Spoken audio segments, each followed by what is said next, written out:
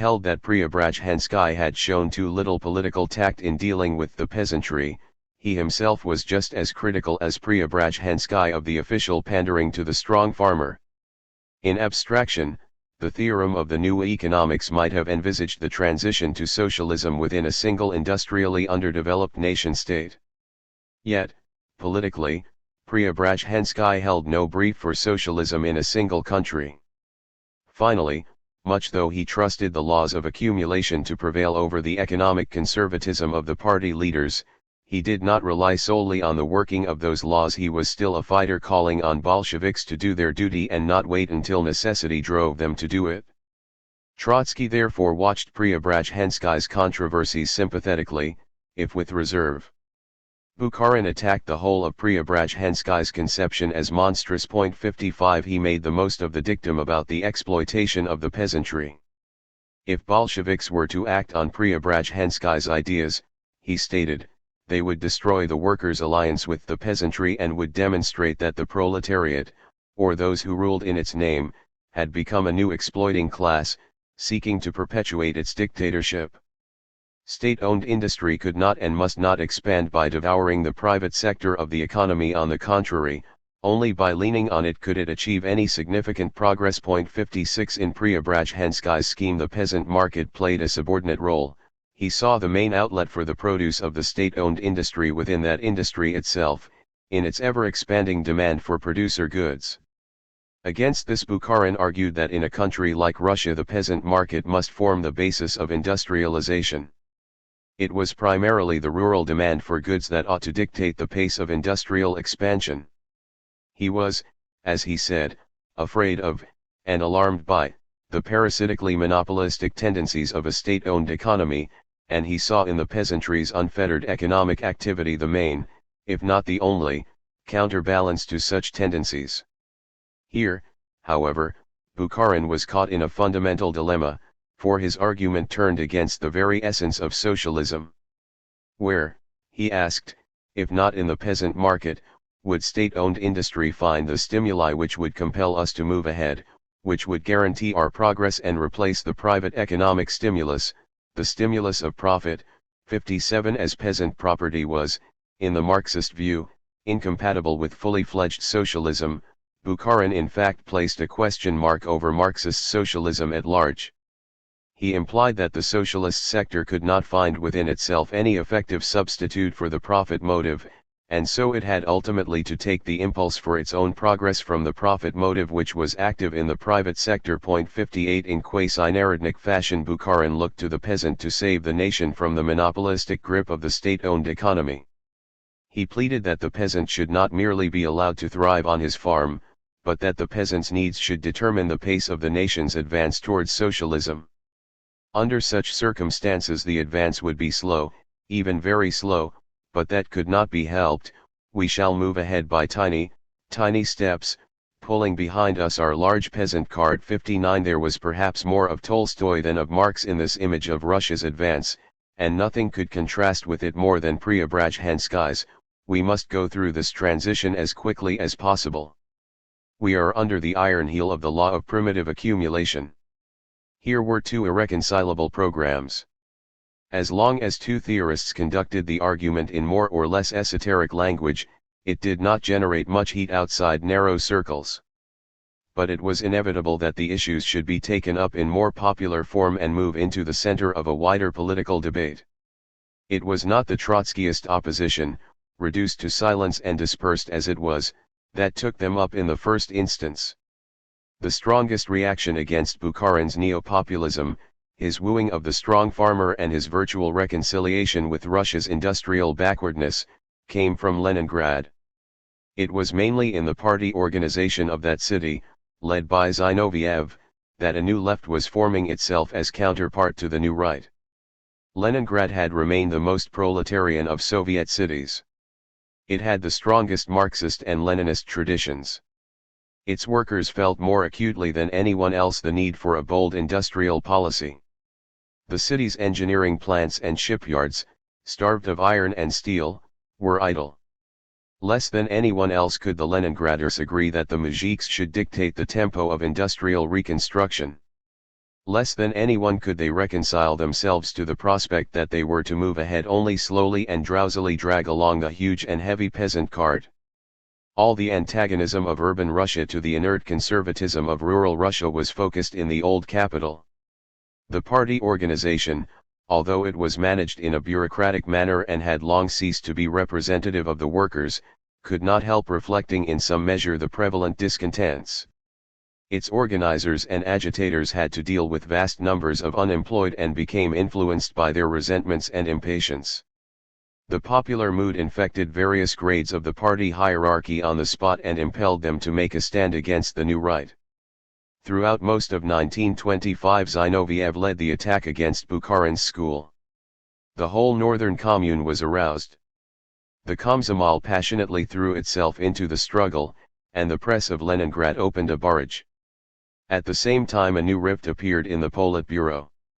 Once the triumvirs had defeated Trotsky and removed him from the commissariat of war, the bonds of their solidarity snapped. Molotov related afterwards that the discord began in January 1925 when Kamenev proposed that Stalin should take Trotsky's place at the commissariat of war. According to Molotov, Kamenev and Zinoviev hoped in this way to oust Stalin from the General Secretariat. 60. Much earlier, as early as October 1923, Zinoviev and Kamenev had toyed with this idea and had even sounded Trotsky. He, however, saw no advantage then in joining hands with Zinoviev, whom he regarded as the most vicious of his adversaries. 61. Stalin himself traces the beginning of this conflict to the end of the year 1924, when Zinoviev proposed Trotsky's expulsion from the party and Stalin replied that he was against chopping off heads and bloodletting. 62. When Trotsky left the commissariat, Zinoviev proposed that he should be assigned to a minor job in the management of the leather industry, and Stalin persuaded the Politburo to make a less humiliating appointment. In a pique, Zinoviev appealed to the Leningrad organization, charging Stalin and other Politburo members with a leaning for Trotsky and with being semi-Trotskyists themselves. In these petty maneuvers, however, no divergencies over policy had as yet shown themselves. Only in the last week of April 1925 did members of the Central Committee notice signs of a political breach between the triumvirs. In the text of a resolution prepared for the forthcoming party conference, Stalin intended to proclaim socialism in a single country. He had formulated the idea some months earlier, but now for the first time he sought to obtain official sanction for it and to incorporate it in party doctrine. Zinoviev and Kamenev objected. None of the triumvirs, however, wished to scandalize the party by revealing their disunion so soon after their showdown with Trotsky. They hushed up the matter and agreed on an ambiguous motion which in its opening passages reminded the party that Lenin had never been a believer in socialism in a single country, and in its conclusion upbraided Trotsky for not having been a believer in it either. 63. With this incongruous text in their hands, the triumvirs presented a common front to the conference. They still maintained it over decisions of immediate practical importance. The conference voted for an enlargement of the freedom of private farming and trade, for a reduction in agricultural taxation, for the abolition of restrictions on the lease of land and on the hiring of farm labor. In these decisions there showed itself a marked influence of Bukharin's school of thought. None of the leaders objected to them, however, in part because all had been alarmed by a bad harvest and all recognized the need to offer new incentives to the farmers, and in part because these resolutions too were framed ambiguously so that any interpreter could make out of them whatever he wished. For another 4 or 5 months, throughout the summer, the dissension among the triumvirs did not come into the open. Zinoviev and the Leningraders campaigned only against Bukharin and Rykov, and against the neo-populist Red professors. By doing so they helped Stalin to consolidate his position. The Politburo still consisted of these 7 members: Stalin, Trotsky, Zinoviev, Kamenev, Bukharin, Rykov, and Tomsky. The leaders of the new right, Bukharin, Rykov, and Tomsky, allied themselves with Stalin and with him formed the majority. The arithmetic of the Politburo vote was so plain that had Zinoviev and Kamenev been eager only to oust Stalin, they would have sought to make common cause with Bukharin rather than attack him. They acted as they did because in this situation matters of conviction and fundamental differences were more important to them than calculations of personal advantage. Meantime the crisis in the country deepened. The concessions made to the strong farmers failed to appease them. In the summer the deliveries of grain fell far below expectation. The government was suddenly compelled to stop the export of grain and to cancel orders placed abroad for machinery and raw materials which were to be paid with the proceeds. Industrial recovery suffered a severe if temporary setback. Food became scarce in the towns and the price of bread went up. The party leaders had to consider anew what should be done to ease the tension between town and country. Bukharin urged the Politburo to offer the farmers further concessions and new incentives. It was at this time that he wound up one of his appeals to the peasants with the call, "Enrich yourselves." He insisted on the need to do away at last with the restrictions that hampered the accumulation of capital in farming. To those who were outraged by his demand and afraid of the kulak, he replied, "As long as we are in tatters, the kulak may defeat us economically. But he will not do so if we enable him to deposit his savings in our banks. We shall assist him, but he will also assist us. Eventually the kulak's grandson will be grateful to us for our having treated his grandfather in this way." 64 Bukharin's disciples again dotted the I's, spoke of the advent of the neo-N.E.P., and elaborated the view that it should be possible to integrate peacefully the well-to-do farmer into socialism. One of them, Bogushevsky, argued in the Bolshevik, the Central Committee's policy paper, that the kulak was no longer a social force to be reckoned with. He was a mere bogey, a phantom, or a decrepit social type of which only a few specimens have survived. 65. Leningrad replied with an outcry of indignation. Its workers were daily finding fresh proof of the kulak's strength and striking power at their bakers. At the Moscow Committee Kamina, showing with fresh statistics how dependent the towns had become for the bare necessities of life on a small minority of the peasantry, sounded an alarm at the Central Committee's inclination to accept this state of affairs and to yield even further to the clamor for a neo-N.E.P. The Leningraders demanded that the party should make a new appeal to the poor peasantry against the rich. They pointed out that by its attempts to propitiate the kulak, the party had antagonized the great mass of the poor and middle peasants and enabled the kulaks to become the virtual leaders of rural Russia.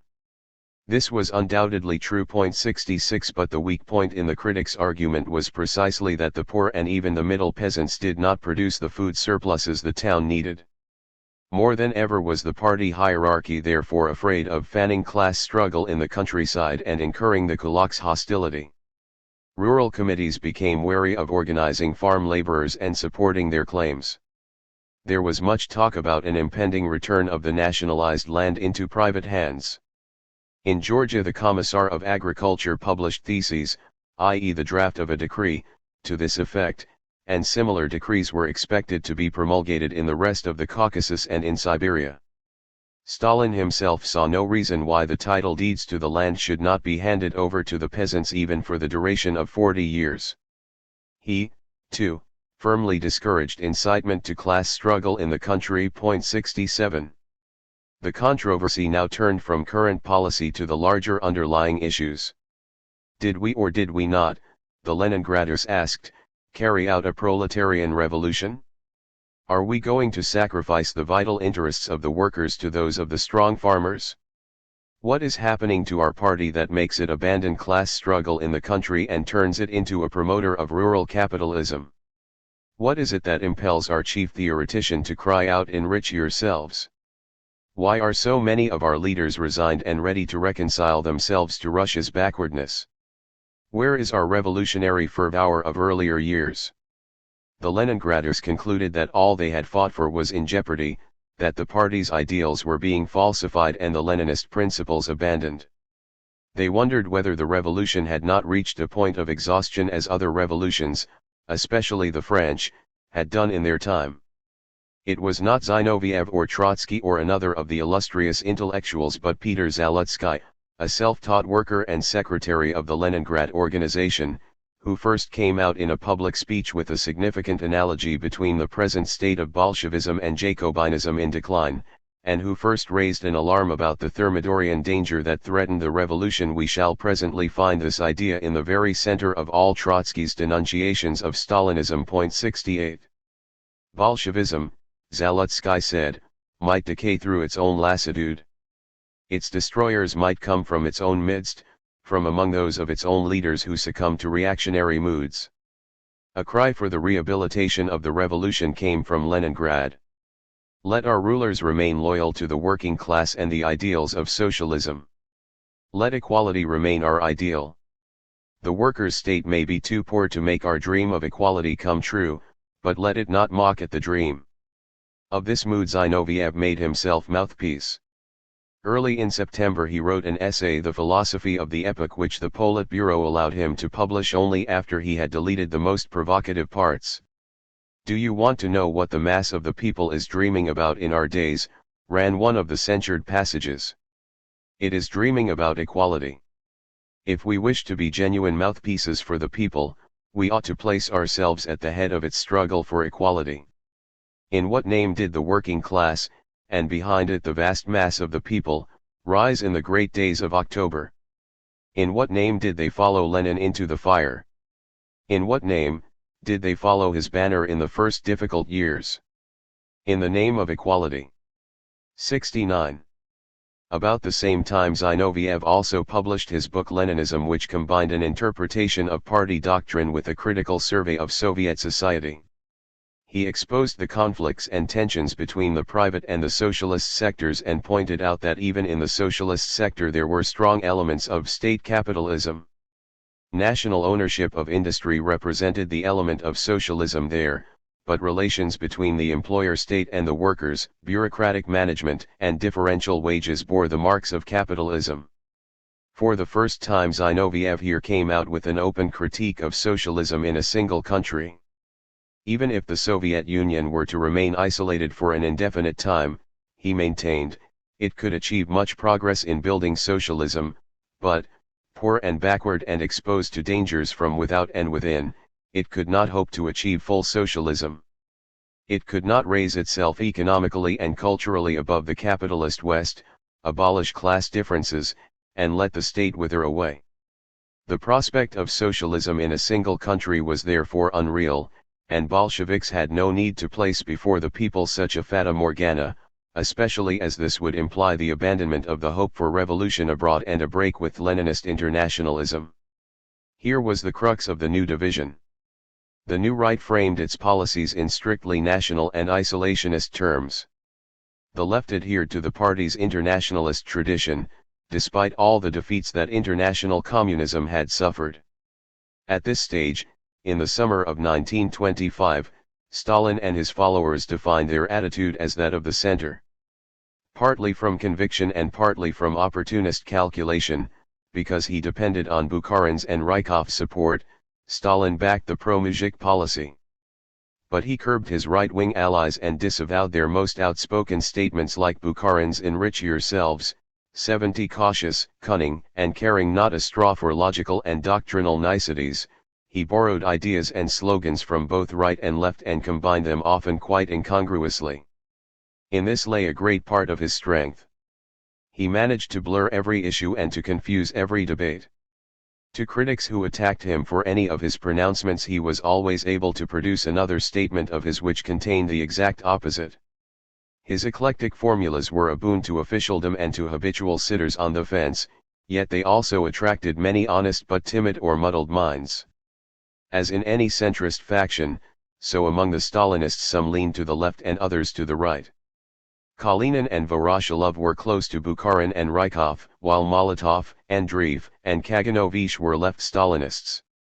The differences among his own supporters also induced Stalin to keep his distance from the right.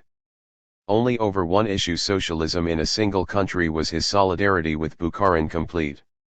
Early in October the Central Committee considered arrangements for the 14th Congress, which was convened for the end of the year. 4 members of the committee, Zinoviev, Kamina, Sokholnikov, and Krupskaya, came out with a joint statement demanding a free debate in which party members could speak their minds on all the controversial issues that had arisen. With this the two triumvirs gave notice of their intention to appeal against Stalin and Bukharin to the rank and file. Sokhonikov did not share all of Zinoviev's and Kamina's views. As Commissar of Finance he had in recent years done his utmost to encourage private enterprise, and many regarded him as a pillar of the right. But he too had become uneasy over the trend of policy and Stalin's growing power, and so he endorsed the demand for a debate. Krupskaya stood firmly behind Zinoviev and Kamina and encouraged them to divulge to the entire party the differences in the Politburo, without mincing matters. She had not yet reconciled herself to the fact that in defiance of her husband's will Stalin had remained general secretary, and she viewed with hostility the growing influence of Bukharin's school of thought. She had tried to speak out against it, but the Politburo had not allowed her to do so. Her voice carried weight with party members who knew how long and how closely she had been associated with Lenin, not only as wife but as secretary and co-thinker. She was now eager to testify in favor of Zinoviev's interpretation of Leninism and against socialism in one country. In asking for an open debate, the four members acted in accordance with statute and custom. The party had never yet held a congress without a preliminary discussion. The Central Committee nevertheless refused to allow a debate, and it obliged Zinoviev and Kamina to refrain from any public criticism of official policy. The two triumvirs were thus placed in the same quandary in which they had previously placed Trotsky. To speak up in public was to act against the principle of cabinet solidarity which bound them as members of the Central Committee and the Politburo. But not to speak up was to act against their own political conscience and interest. While they were silent and their followers attacked only the Bukharinists, Stalin unremittingly worked to dislodge them from power. Kamina had hitherto exercised the dominant influence over the Moscow Committee. In the course of the summer the General Secretariat quietly removed his lieutenants from their posts, and filled the vacancies with reliable supporters of the new majority. In Leningrad, however, Zinoviev and his followers were firmly entrenched, and for the time being Stalin could do nothing against them. Zinoviev himself had to keep up the pretense of the Central Committee's unanimity, but his followers were free to speak. They were all anger and passion, and they were ready to carry their attack on official policy into full Congress. Between October and December Moscow and Leningrad were engaged in an intense, bitter, and barely concealed tug of war. In both capitals the elections of delegates to the Congress were rigged. Moscow elected only Stalin's and Bukharin's nominees, while all of Leningrad's delegates turned out to be Zinoviev's followers. When 3 days before the opening of the Congress the Central Committee met again, it was clear that nothing could avert an open conflict. Zinoviev and Kamina had resolved to challenge publicly the official policy report and to present their own counter-report. On December 18, the day the Congress assembled, Zinoviev opened the attack and in Leningradskaya Pravda thus branded his adversaries. They bandy about loud phrases on international revolution, but they portray Lenin as the inspirer of a nationally limited socialist revolution. They fight against the kulak, but they offer the slogan "Enrich yourselves." They shout about socialism, but they proclaim the Russia of NEP as a socialist country. They believe in the working class, but they call the wealthy farmer to come to their aid. The exchanges between Bukharinists and Zinovievists had gone on for many months now and the conflict between the triumvirs had been simmering for nearly a year. This, it might have seemed, was the realignment for which Trotsky had waited, the opportunity to act. Yet throughout all this time he was aloof, silent about the issues over which the party divided, and as if unaware of them. 13 years later, when he stood before the Dewey Commission in Mexico, he confessed that at the 14th Congress he was astonished to see Zinoviev, Kamina and Stalin clashing as enemies. "The explosion was absolutely unexpected by me," he said. "During the Congress I waited in uncertainty, because the whole situation changed. It appeared absolutely unclear to me." 71. This recollection, so many years after the event, may seem quite incredible, but it is fully borne out by what its author wrote in unpublished diary notes during the Congress itself. 72 To the Dewey Commission he explained that he was taken by surprise because, Although he was a member of the Politburo, the triumvirs had carefully concealed their dissensions from him and had thrashed out their differences in his absence, within the secret caucus that acted as the real Politburo. The explanation, although true, explains little. For one thing, the crucial controversy over socialism in a single country had already been conducted in public. Trotsky could not have missed its significance if he had followed it. He evidently failed to do so. For another, Zinoviev, Kamenev, Krupskaya, and Sokholnikov had raised the demand for an open debate not within a secret caucus but at the plenary session of the Central Committee, in October. But even if they had not done so, and even if the public controversy over socialism in a single country had given no indication of the new cleavage, it would still be something of a puzzle how an observer as close, as interested, and as acute as Trotsky could have remained unaware of the trend and blind to the many omens. How could he have been deaf to the rumblings that had for months been coming from Leningrad? His surprise, we must conclude, resulted from a failure of observation, intuition, and analysis. Moreover, it is implausible that Radek, Preobrazhensky, Smirnov, and his other friends should not have noticed what was happening and that none of them tried to bring matters to Trotsky's attention. Evidently his mind remained closed. He lived as if in another world, wrapped up in himself and his ideas. He was up to his eyes in his scientific and industrial preoccupations and literary work, which protected him to some extent from the frustration to which he was exposed. He shunned inter-party affairs. Full of the sense of his superiority and contempt for his opponents, and disgusted with the polemical methods and tricks, he was not interested in their doings. He submitted to the discipline by which they had shackled him, but he held up his head and ignored them. A few years later his biographer was told in Moscow that he used to appear dutifully at the sessions of the Central Committee, take his seat, open a book, most often a French novel, and become so engrossed as to take no notice of the deliberations. Even if this anecdote was invented, it was well invented, it conveys something of the man's temper. He could turn his back on his adversaries, but he could not view them with detachment. He was too close to them, he saw them as the small men, the rogues and the sharpers that they sometimes were, and he half forgot that they were also the leaders of a great state and party and that what they said and did carried immense historic weight. Had Trotsky kept his ears open to what the Leningraders were saying, he could not have failed to realize at once that they were defending the causes he himself had defended, and attacking the attitudes he himself had attacked. As oppositionists, they started where he had left off. They argued from his premises, they took up his arguments to carry them farther. He had criticized the Politburo's lack of initiative, its neglect of industry, and its excessive solicitude for the private sector of the economy. So did the Leningraders. He had observed with apprehension the spirit of national narrow-mindedness which induced the party hierarchy to frame policy and think of the future in terms of self-sufficiency. Actuated by the same antagonism to national narrow-mindedness, Zinoviev and Kamenev were the first to come out with a critique of socialism in a single country. To Trotsky, Bukharin's and Stalin's ideas on this subject must have at first appeared as dull scholastic dogma-mongering, hardly worthy of his comment, and so he made no comment for nearly a year and a half, while socialism in a single country was becoming the new Bolshevik orthodoxy, the orthodoxy he was to fight to the end of his life. Zinoviev and Kamenev were more alive to the symptomatic meaning of the new doctrine.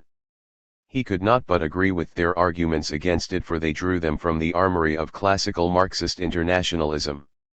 Nor could the cry for equality that went up in Leningrad fail to strike a chord in him. Zinoviev, Kamenev, Sokholnikov, and Krupskaya had only echoed Trotsky when they protested against the stifling of party opinion.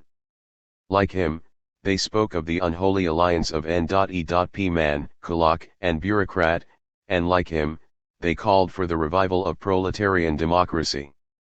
He had warned the party against the degeneration of its leadership, and now the same warning resounded even more poignantly and alarmingly in the Leningraders' outcry against the Thermidorian danger. These were the ideas and the slogans that he was to take up presently and to expound in the years to come. Yet when he heard them expounded by his erstwhile adversaries, he waited in uncertainty for several critical months, and his adherents waited together with him. What contributed to his and his followers' confusion was that they had been accustomed to regard Zinoviev and Kamina as the leaders of the party's right wing. No one had done more than Trotsky to spread this view. In the lessons of October he had reminded the party of Zinoviev's and Kamina's opposition to the October Revolution. He had argued that in 1923 Zinoviev had led the German communists to capitulate because his frame of mind had still been the same as in 1917. And when he told the party that its old guard might, like the hierarchy of the Second International, degenerate into a conservative, bureaucratic apparatus, he almost pointed an accusing finger at Zinoviev and Kamina. No wonder that he looked at them incredulously when they appeared as the spokesmen of a new left. He suspected demagoguery. The suspicion, though not altogether groundless, made it difficult for him to grasp that the change of roles was real and that it formed part of that regroupment of men and ideas to which the extremely critical situation in the country had given rise. Zinoviev's and Kamina's conversion was not less genuine and not less startling than that by which Bukharin, the ex-leader of the left communists, had become the ideologue of the new right. Indeed, the two conversions supplemented each other. Official Bolshevik policy tended at present so strongly towards the right that some of those who only yesterday headed the right wing became frightened of the consequences and found themselves veering far to the left. To be sure, personal ambitions and jealousies played their part. Zinoviev and Kamina sought to strip Stalin of his power. But they might have had a better chance had they chosen to ride, with Bukharin, the mounting tide of isolationism and neo-populism. Instead, they took their stand on the proletarian and internationalist traditions of Leninism, which had become unpopular with the men of the party machine, on whom the outcome of the contest immediately depended. Zinoviev's and Kamina's outlook and habits of mind as well as the moods among their followers set limits to their self-seeking. No matter how timidly or opportunistically they had behaved on important occasions, they had been Lenin's closest disciples, they were constitutionally incapable of shedding the influence that had molded them. Others might turn their backs on the European working class and glorify, sincerely or not, the muzhik, they could not do so. Others might exalt Russia's self-sufficient socialism, to them the very thought was absurd and repugnant.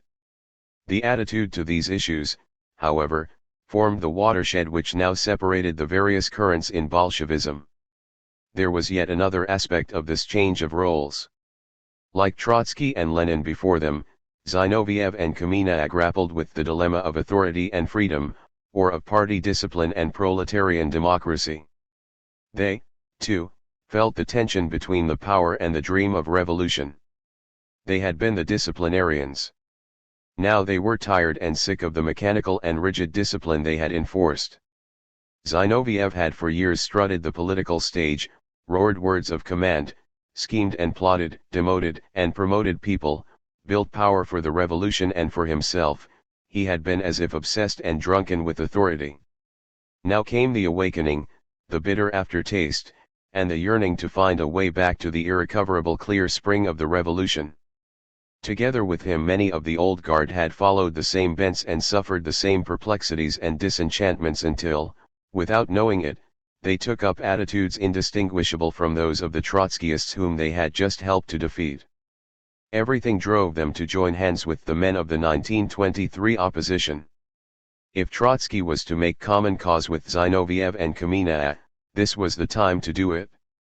Till the beginning of 1926 the base from which the Leningraders operated was still intact. The administrative machinery of the city and the province was in Zinoviev's hands. He had a large body of ardent followers. He controlled influential newspapers. He possessed the material means for a long and sustained political struggle. In a word, he was still in his northern commune the master of a powerful fortress. He was also president of the Communist International, although Stalin was already active at its headquarters, sapping his influence. In some respects Zinoviev's position, when he came in conflict with Stalin, was much stronger than Trotsky's had ever been. Trotsky had never bothered to lay his hands on instruments of personal power, and so after his world-shaking career he began almost empty-handed the fight with the triumvirs.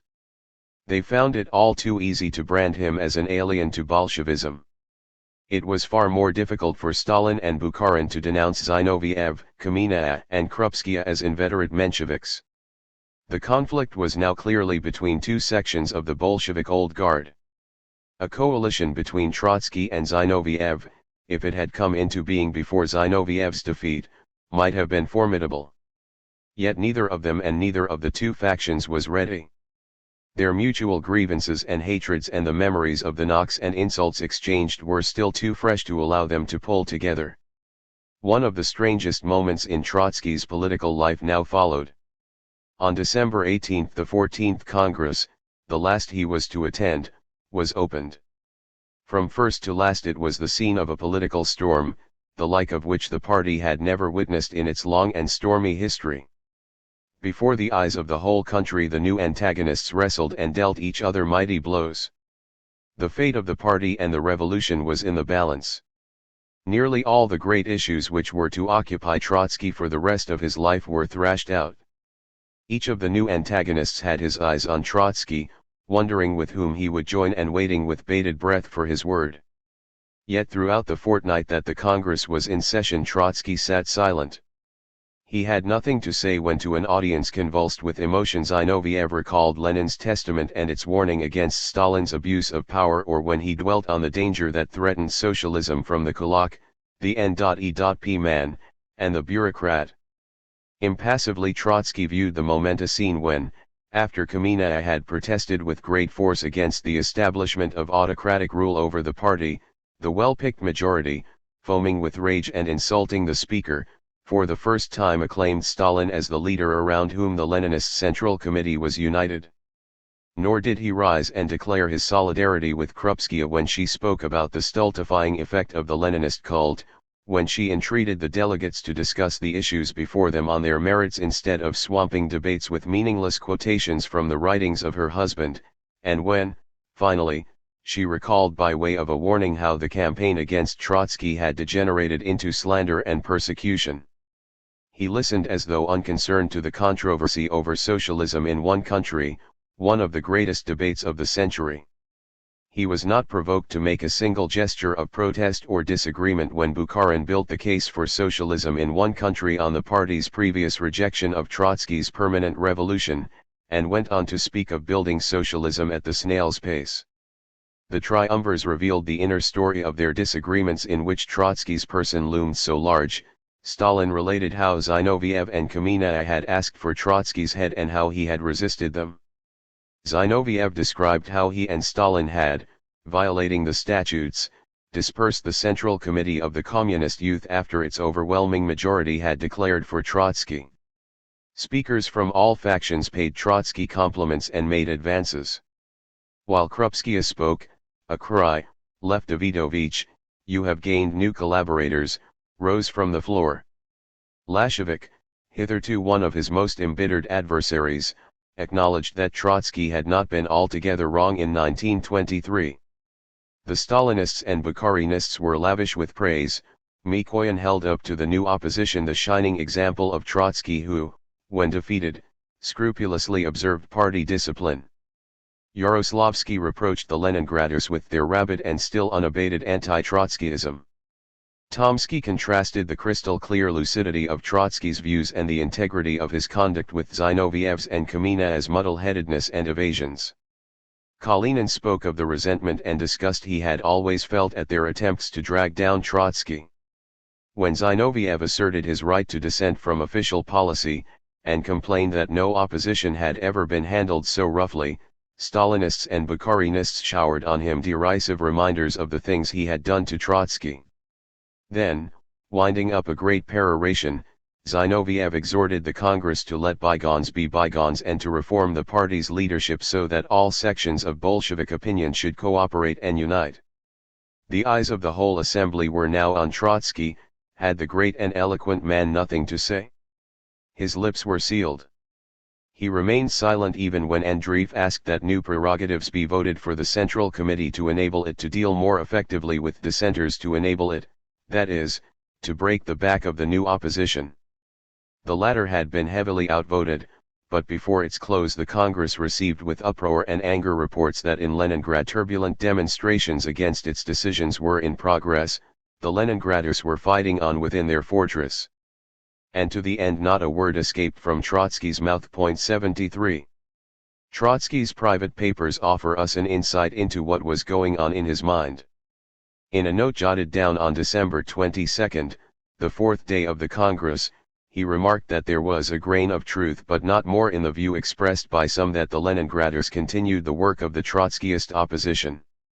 The hue and cry, raised in 1923, about the enmity of Trotskyism towards the peasantry had paved the way for the neo-populism which was now fashionable and against which the Leningraders reacted. It was natural that they should do so, although they had led in the drive against Trotskyism. The intense animosity of the Congress towards Zinoviev's faction reflected often the hostility of the country to the town. This view, one might have thought, should have induced Trotsky to make common cause with the Leningraders at once. But the issues and the divisions did not yet seem to him as clear as they had so far appeared in his own analysis, and he entertained certain hopes which induced him to wait. He wondered why Sokolnikov, of all people, the ultra-moderate who should have been on Bukharin's side, had joined the Leningraders. He was puzzled that the division was between Moscow and Leningrad. The artificially produced antagonism between them, he noted, veiled a deeper underlying conflict. He hoped that the organizations of the two capitals would draw together and reassert jointly the aspirations of the proletarian socialist elements against the pro-Mujik right. He reckoned that all true Bolsheviks would rise against the bureaucracy. Nothing less could free the party organization of Moscow from Stalin's stranglehold. The situation was still in a state of flux. He expected something like a political landslide, of which the breach between the triumvirs was only the beginning, to shake the party and to bring about the final, far wider and far more significant regrouping of forces. Then the lines of division would be less fortuitous and would correspond to the fundamental contradictions between town and country, worker and peasant, socialism and property. Meantime, he was not at all eager to throw in his lot with the vociferous, vulgar and rightly discredited leaders of the Leningrad opposition. There is a whiff of schadenfreude in these diary notes written as he watched Zinoviev's and Kamina's discomfiture, as if he were saying, "Vous élevez-vous, vous élevez-vous." Yet he could not give himself to schadenfreude for any length of time, it was not in his nature to do so. Willy-nilly he had to rush to the rescue of the defeated. No sooner had the Congress dispersed than the Central Committee met to consider measures for taming Leningrad. Stalin proposed to dismiss in the first instance the editorial staff of Leningradskaya Pravda and to turn that newspaper into the mouthpiece of official policy. Next Zinoviev was to be deposed and Kirov was to take his place at the head of the Northern Commune. The whip was to come down on the Leningraders. At this point Trotsky broke his silence. He was against the reprisals. 74. He did not contemplate an alliance with Zinoviev and Kamina, but by trying to shield them, he at once gave offense to Stalin, who had walked around him gingerly seeking to mollify him. There was a curious scene at the session. Bukharin spoke for the course of action proposed by Stalin. Kamina protested. It was strange, he said, that Bukharin, who had always opposed drastic reprisals against the Trotskyists, should now call for the whip. Ah, but he has come to relish the whip, Trotsky interjected. Bukharin, as though caught off guard, cried back, "You think I have come to relish it, but this relishing makes me shudder from head to foot." 75. In this cry of anguish were suddenly revealed the forebodings with which Bukharin backed Stalin. From this incident dates a private contact, which after a long interval Trotsky resumed with Bukharin, a fairly friendly, but politically fruitless and short-lived affair, the traces of which are found in their correspondence. 76. Still shuddering from head to foot, Bukharin did his best to persuade Trotsky not to come to Zinoviev's aid. He tried to impress on him that the party's freedom was not at stake in this case, and that Zinoviev, who himself brooked no opposition, was no defender of inter-party democracy.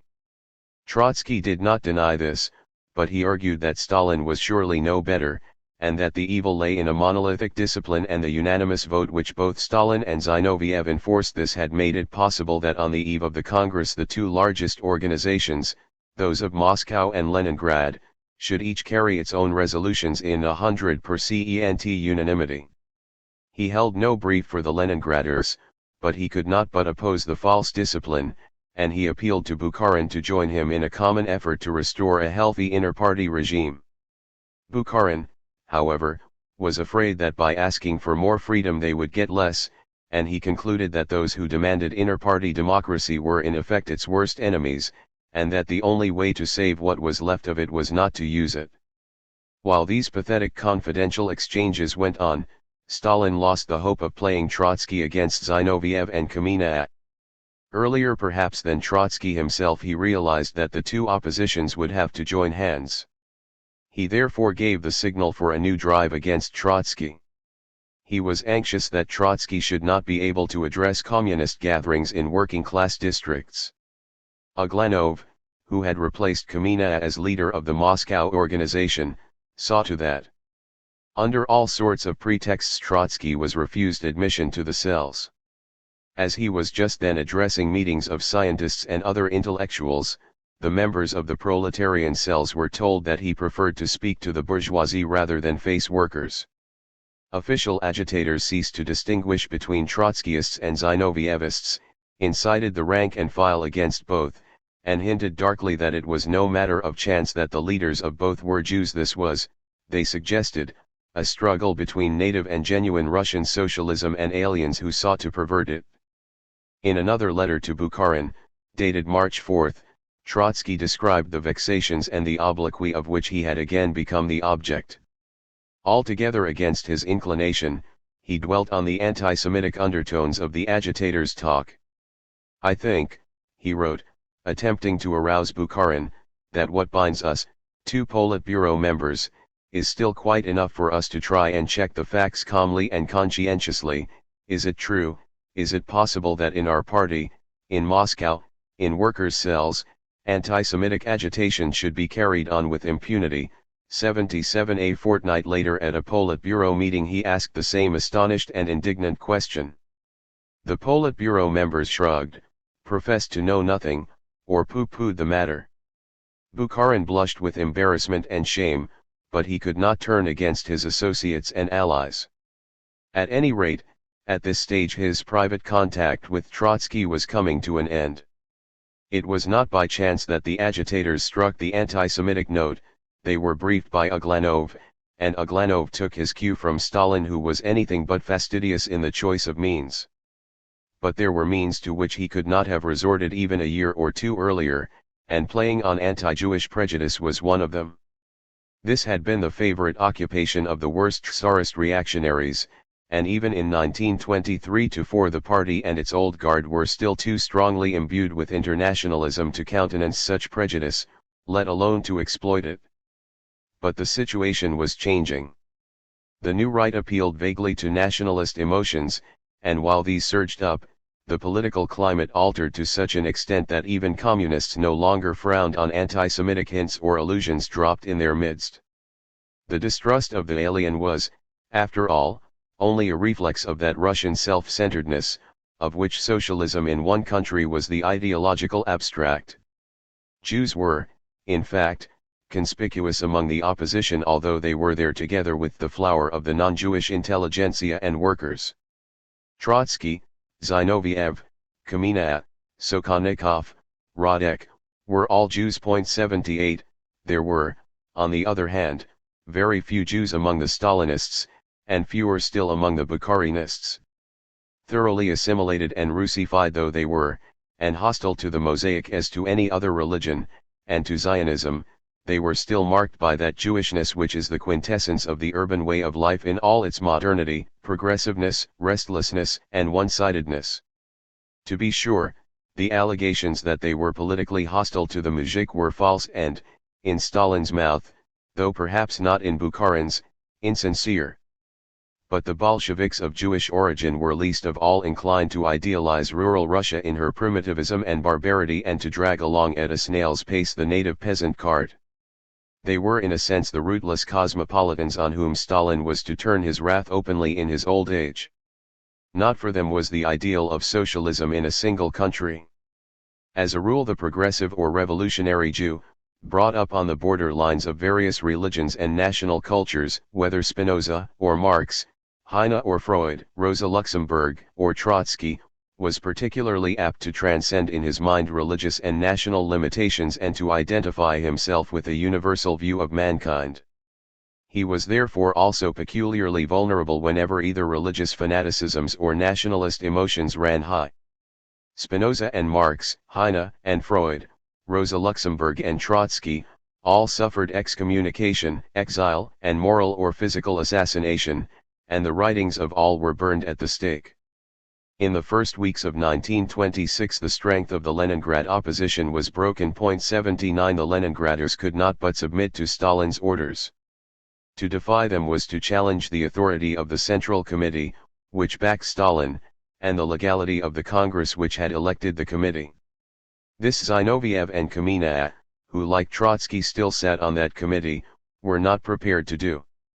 They had openly declared that Stalin had rigged the elections to the Congress and that the Central Committee represented the party machine, not the party. But it was one thing to state this, and quite another to proclaim that the decisions of the Congress and of the Central Committee were invalid and to refuse to submit. For Zinoviev and Kamina in particular it would have been a dangerous undertaking to question the legitimacy of the last Congress, had they not, together with Stalin, rigged the elections and packed the 13th Congress in the same way that Stalin packed the 14th. By challenging the authority of the Central Committee, the Leningraders would have virtually constituted themselves into a separate party, a rival to the official All-Union Communist Party. It was unthinkable that they should do so. They had all accepted the single-party system as a sine qua non. Nobody had shown greater zeal in asserting this principle and drawing from it the most far-reaching and absurd conclusions than Zinoviev had. Leningrad's defiance of Moscow would have amounted almost to a declaration of civil war. And so, when Kirov appeared in Leningrad as Stalin's envoy invested with plenary power and entitled to take command of the Northern Commune, there was nothing left for Zinoviev but to yield.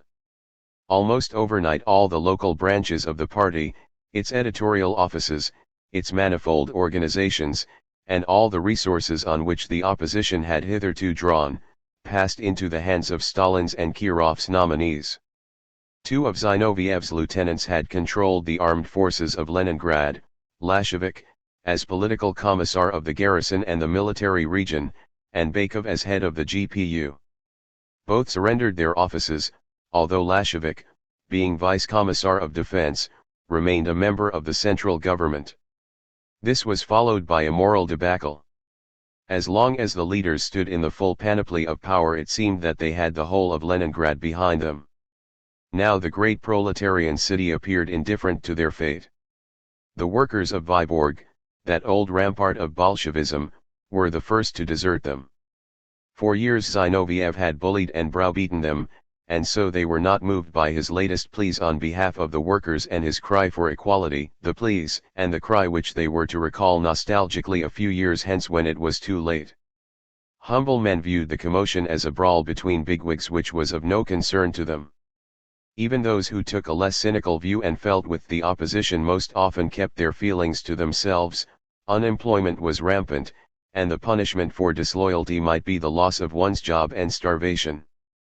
Thus the active following of the Leningrad opposition dwindled to a few hundred veterans of the revolution, a small and closely knit band of men, who were devoted to their ideals and leaders and who gradually found that all doors were shut upon them.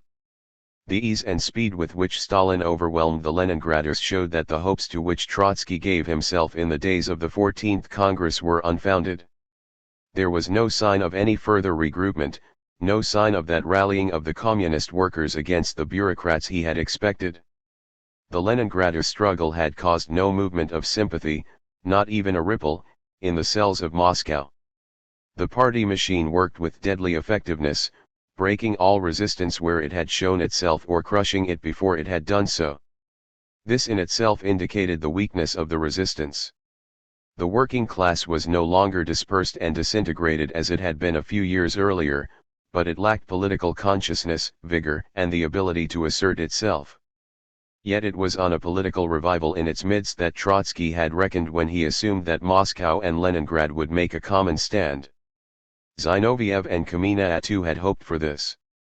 At the 14th Congress they called for a return to proletarian democracy and said that the working class was no longer as splintered and demoralized as it was in the early 1920s, when the party leaders could not rely on the soundness of its political instincts and judgment.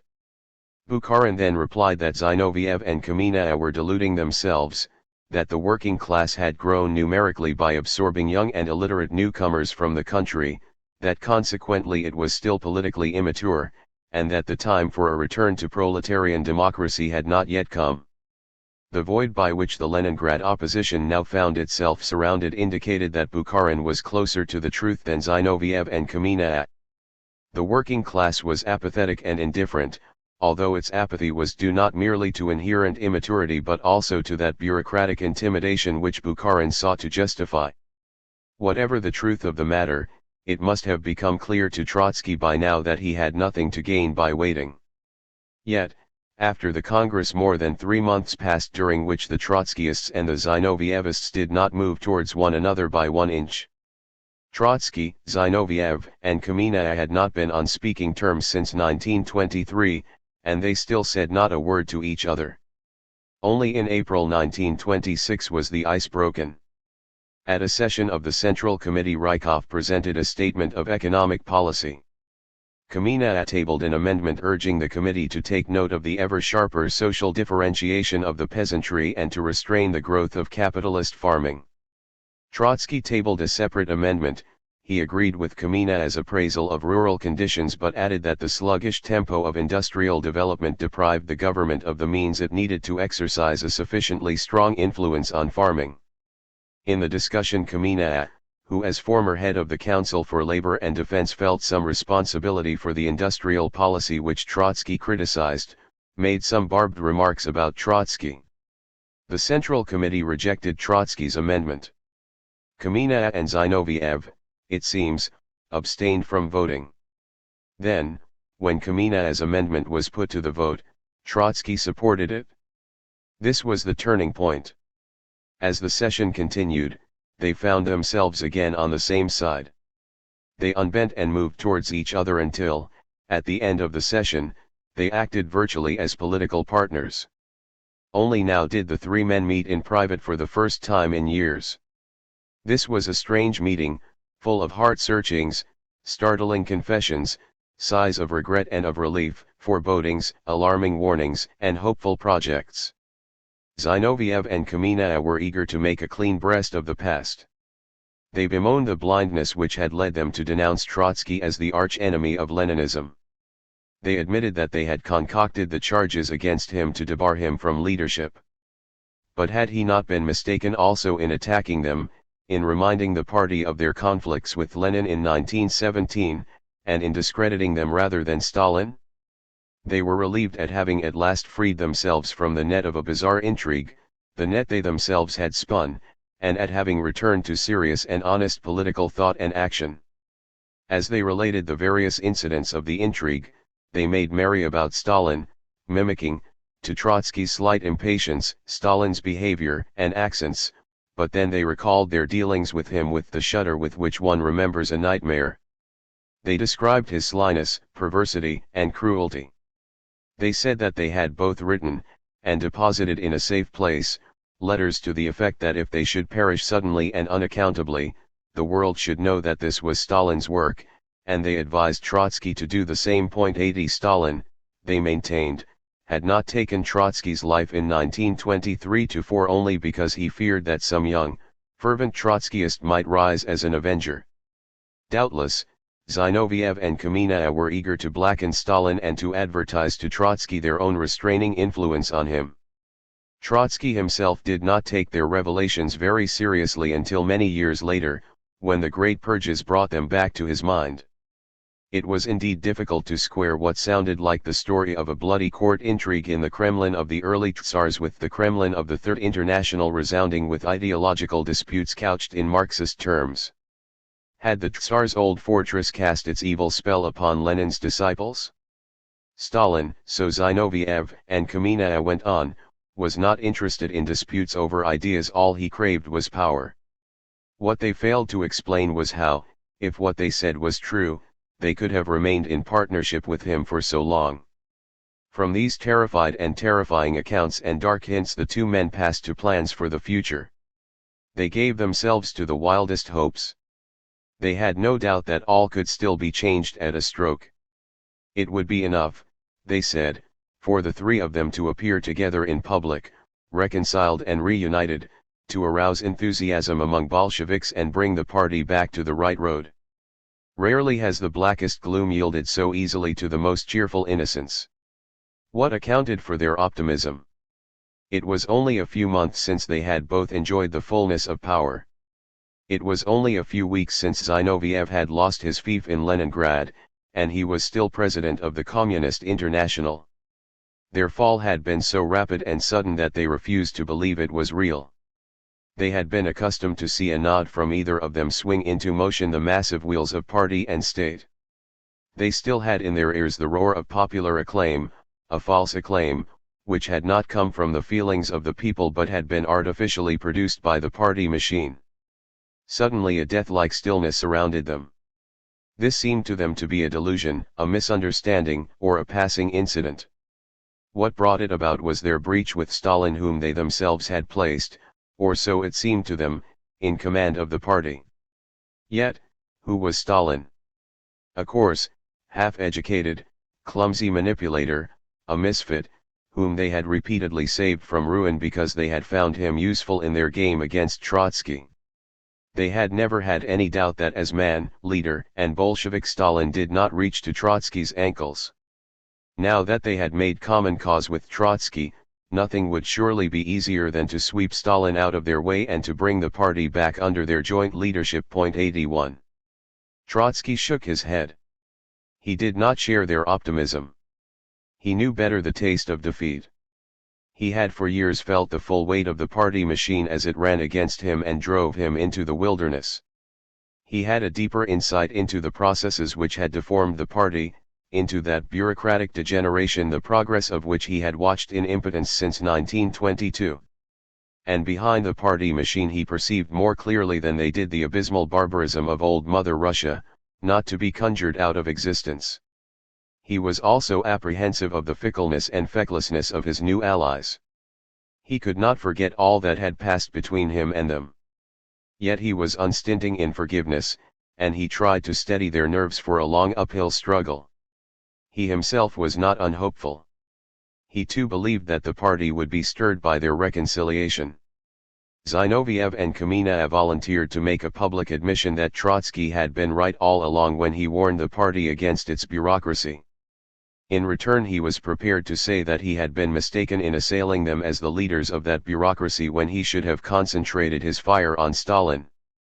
He too hoped that by joining hands the two oppositions would not merely combine their followings but multiply them. The old guard had, after all, looked up to Zinoviev and Kamenev. It was known that Lenin's widow was in sympathy with them. In the team which led the Leningrad opposition, although it was less outstanding than the circle around Trotsky, there were such eminent men as Lashevik, still the deputy commissar of defense, Smilga, one of the most able political commissars in the Civil War and a distinguished economist, Sokhonikov, Bakov, Evdokimov, and others.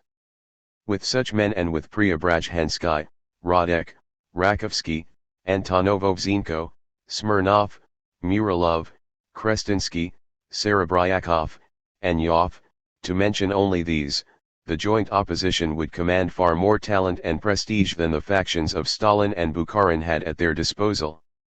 And, despite everything, a political revival in the working class, though delayed, would still come and would put wind into the opposition's sails.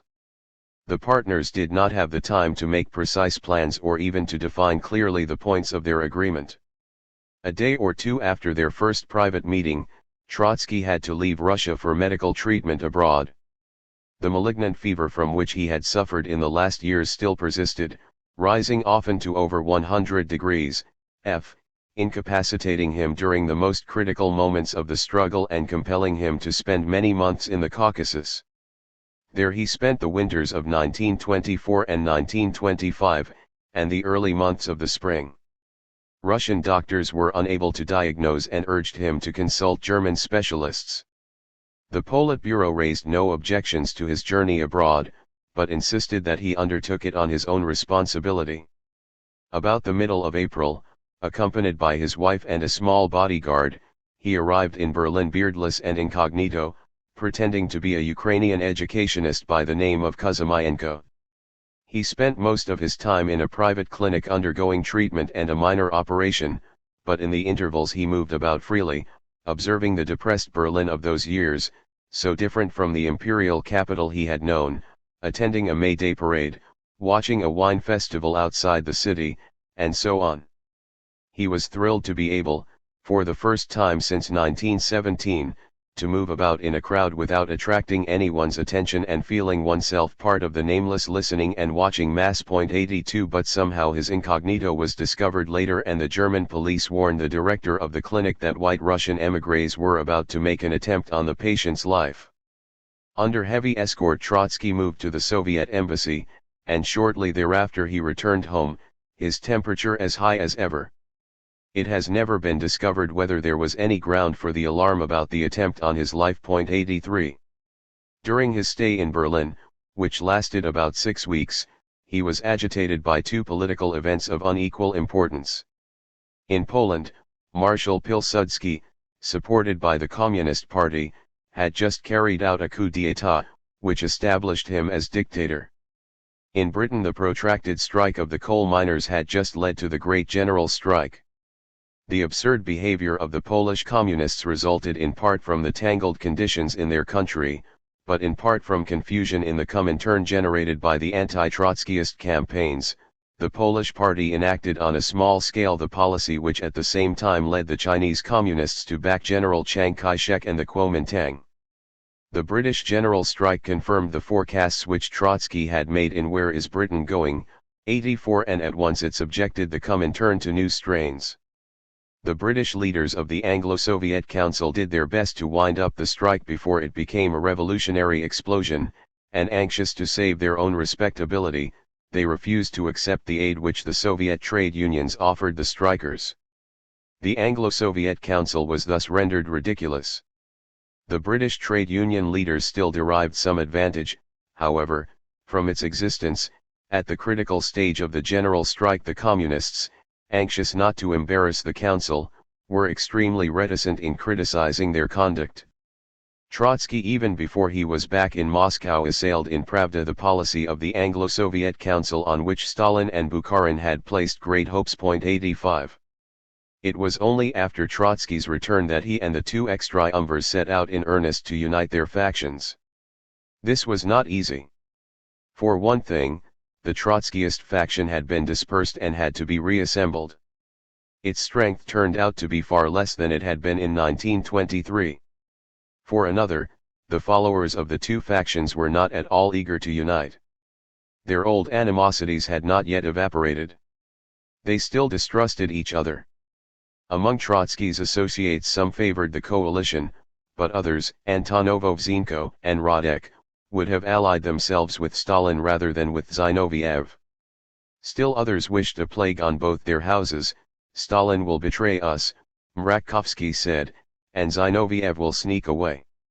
The rank-and-file Trotskyists in Leningrad at first refused even to disclose themselves to the Zinovievists, at whose hands they had suffered persecution and from whom they had been accustomed to conceal their comings and goings almost as much as they had once concealed them from the Tsarist Okhrana. What will happen, they asked, if the Zinovievists change their minds and make peace with Stalin? We shall then have delivered ourselves into the hands of our persecutors. Trotsky had to send Preobrazhensky to Leningrad to allay these fears and persuade his recalcitrant followers to accept the coalition. The Zinovievists were not less bewildered. When the news of the proposed coalition first reached Leningrad, they rushed to Moscow to remonstrate with their leaders for their surrender to Trotskyism. Zinoviev and Lashevik had to explain that Trotskyism was a bogey which they themselves had invented, and that they had no use for it any longer. The admission could not but shock the unfortunate Leningraders, who had taken Zinoviev's accusations against Trotsky seriously and had repeated them after him. But even when the mutual aversions were overcome or subdued and the two factions began to merge, the members of both still felt that they were entering a misalliance. 86. Among the chiefs, too, the first elation had cooled off. Zinoviev and Kamenev began to look over their shoulders. They had no intention of pushing their differences with the ruling factions to the point of an irreparable breach. They felt uneasy at the charge that they surrendered to Trotskyism. Having admitted that they had wronged Trotsky, they still had their record to defend. They were anxious to save for themselves the half-spurious glory of pure Leninism in which they had walked. And so when on his return, surveying the events of the last weeks, Trotsky began to argue that the Polish communists had supported Pilsudski's coup because the Comintern had instructed them to strive for that democratic dictatorship of the workers and the peasants which Lenin had advocated in 1905, and not for proletarian dictatorship. Zinoviev and Kamenev could not agree. That democratic dictatorship was a taboo of their old Bolshevism, and although it was not very important in the case of Poland 87, it was to crop up again and again in the controversy over China next year. They were also taken aback by the bluntness with which Trotsky attacked the Anglo-Soviet Council, saying that it had never served any useful purpose and that it should be disbanded. Zinoviev was willing to criticize the Politburo and the British Communists for hobnobbing with the leaders of the British trade unions, but he would not wreck the council which he had helped to sponsor. Above all, he was wary of alienating those men of the old guard who either backed Stalin with reservations or vacillated and urged moderation on all factions. Briefly, the two ex-triumvirs were willing to join hands with Trotsky, but they were already shrinking from an all-out attack on Stalin and Bukharin. Thus Trotsky had no sooner made the alliance with them than he had to patch up differences and make concessions. He promised Zinoviev and Kamenev to respect the taboo of the democratic dictatorship of workers and peasants and to waive his demand for the disbandment of the Anglo-Soviet Council. This allowed him to establish a fairly wide measure of agreement with them on other questions. The battle was joined, partly on Stalin's initiative, in the first days of June. Immediately after Trotsky's return, Stalin met him at the Politburo with two fresh, incongruous yet damaging, accusations. Trotsky allegedly exhibited an impermissible hostility towards the British Communist Party, and in domestic matters he gave proof of ill will and perverse defeatism when he declared that he was afraid of a good harvest. 88 Trotsky refuted these charges as best he could. Then, on June 6, he addressed a challenging letter to the Politburo, saying that unless the party was reformed thoroughly and honestly, it would awaken one day to find itself under the undisguised rule of an autocrat. Thus he resumed his open struggle with Stalin. He had not chosen the moment all by himself. The action and the plight of the Leningrad opposition induced him to re-enter the fray at this time. In any case, the years of his waiting in silence or reticence were over. He knew that they had given him nothing. All the rotten compromises with Stalin, against which Lenin had warned him, had been in vain. He was willing to compromise with Zinoviev and Kamenev in order to keep them aligned against Stalin, but he was also ready to fight it out without them. He had sized up his implacable enemy, and he knew that there was no retreat. He had lived these last years to fight another day. Now the day had come and the die was cast. Chapter V. The Decisive Contest, 1926-7. The joint opposition contended with the Stalinists and the Bukharinists for about 18 months. During this time Trotsky was engaged in a political battle so intense that by comparison his earlier encounters with all the triumvirs were mere skirmishes. Tireless, unrelenting, straining every nerve, marshalling matchless powers of argument and persuasion, ranging over an exceptionally wide compass of ideas and policies, and at last supported by a large section, probably the majority, of the old guard which had hitherto spurned him, he made a prodigious effort to arouse the Bolshevik Party and to influence the further course of the revolution. As a fighter he may appear to posterity not smaller in the years 1926–7 than he was in 1917, even greater.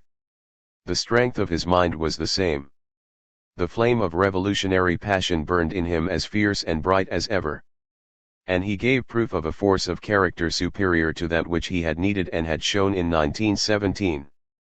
He was fighting adversaries in the camp of the revolution, not class enemies, and for such a struggle courage not merely greater but of a different kind was required.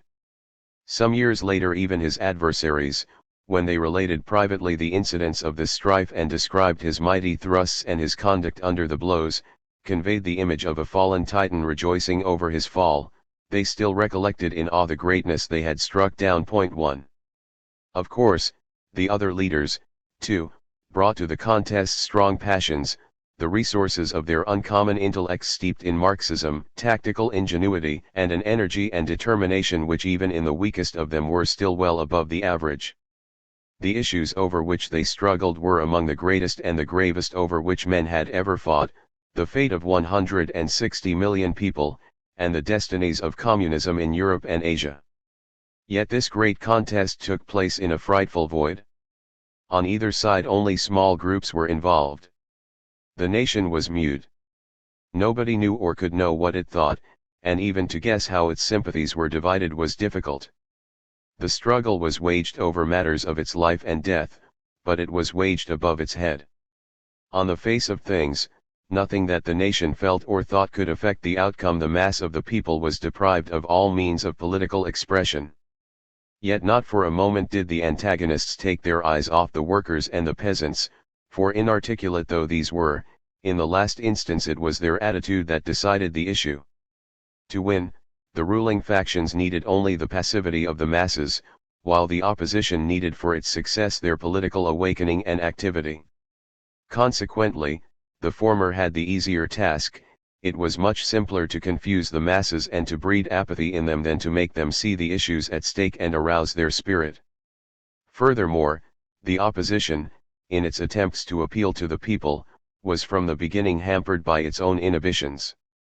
Considering itself a section of the ruling party and continuing to acknowledge the party's unique responsibility for the revolution, the opposition could not with a clear conscience appeal against its adversaries to the working class, the bulk of which was outside the party.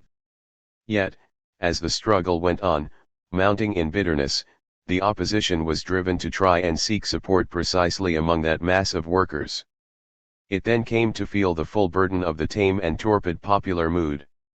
Nobody suffered from this more severely than did Trotsky. He hurled all his thunder and lightning into the void. Nor do all the disputed questions appear in historical retrospect as real as they were to the chief actors.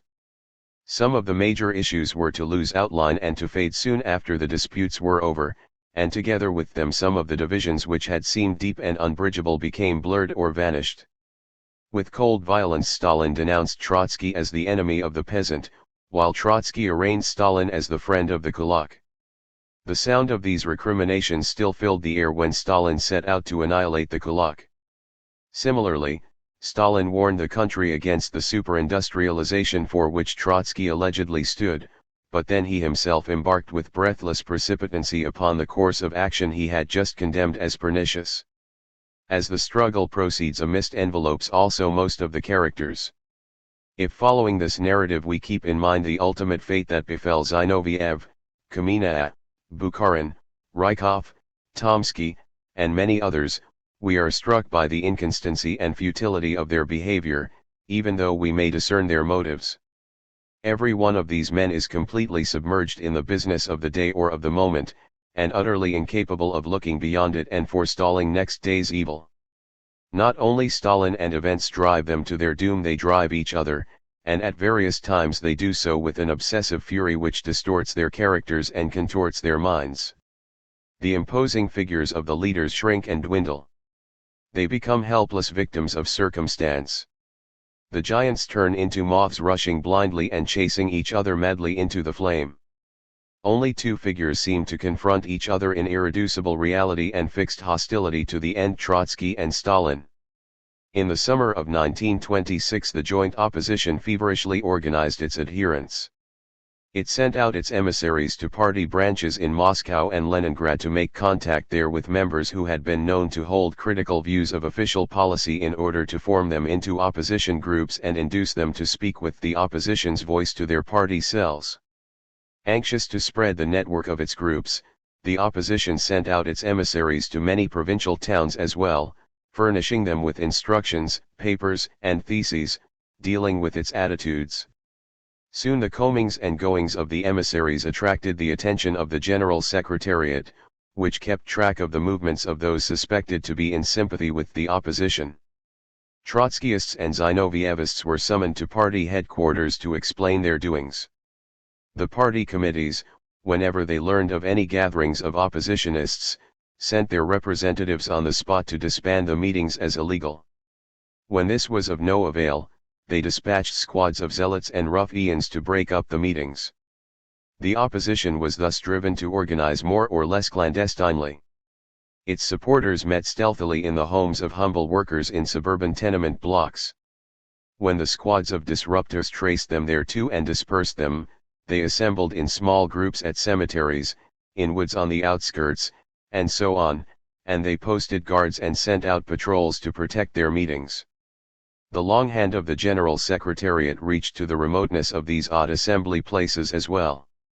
There was no lack of grotesque incidents. One day, for instance, the sleuths of the Moscow Committee discovered a clandestine meeting in a wood outside the city. The meeting was presided over by a high official of the executive of the Comintern, one of Zinoviev's lieutenants, and it was addressed by no less a person than Lashevik, the Deputy Commissar of War.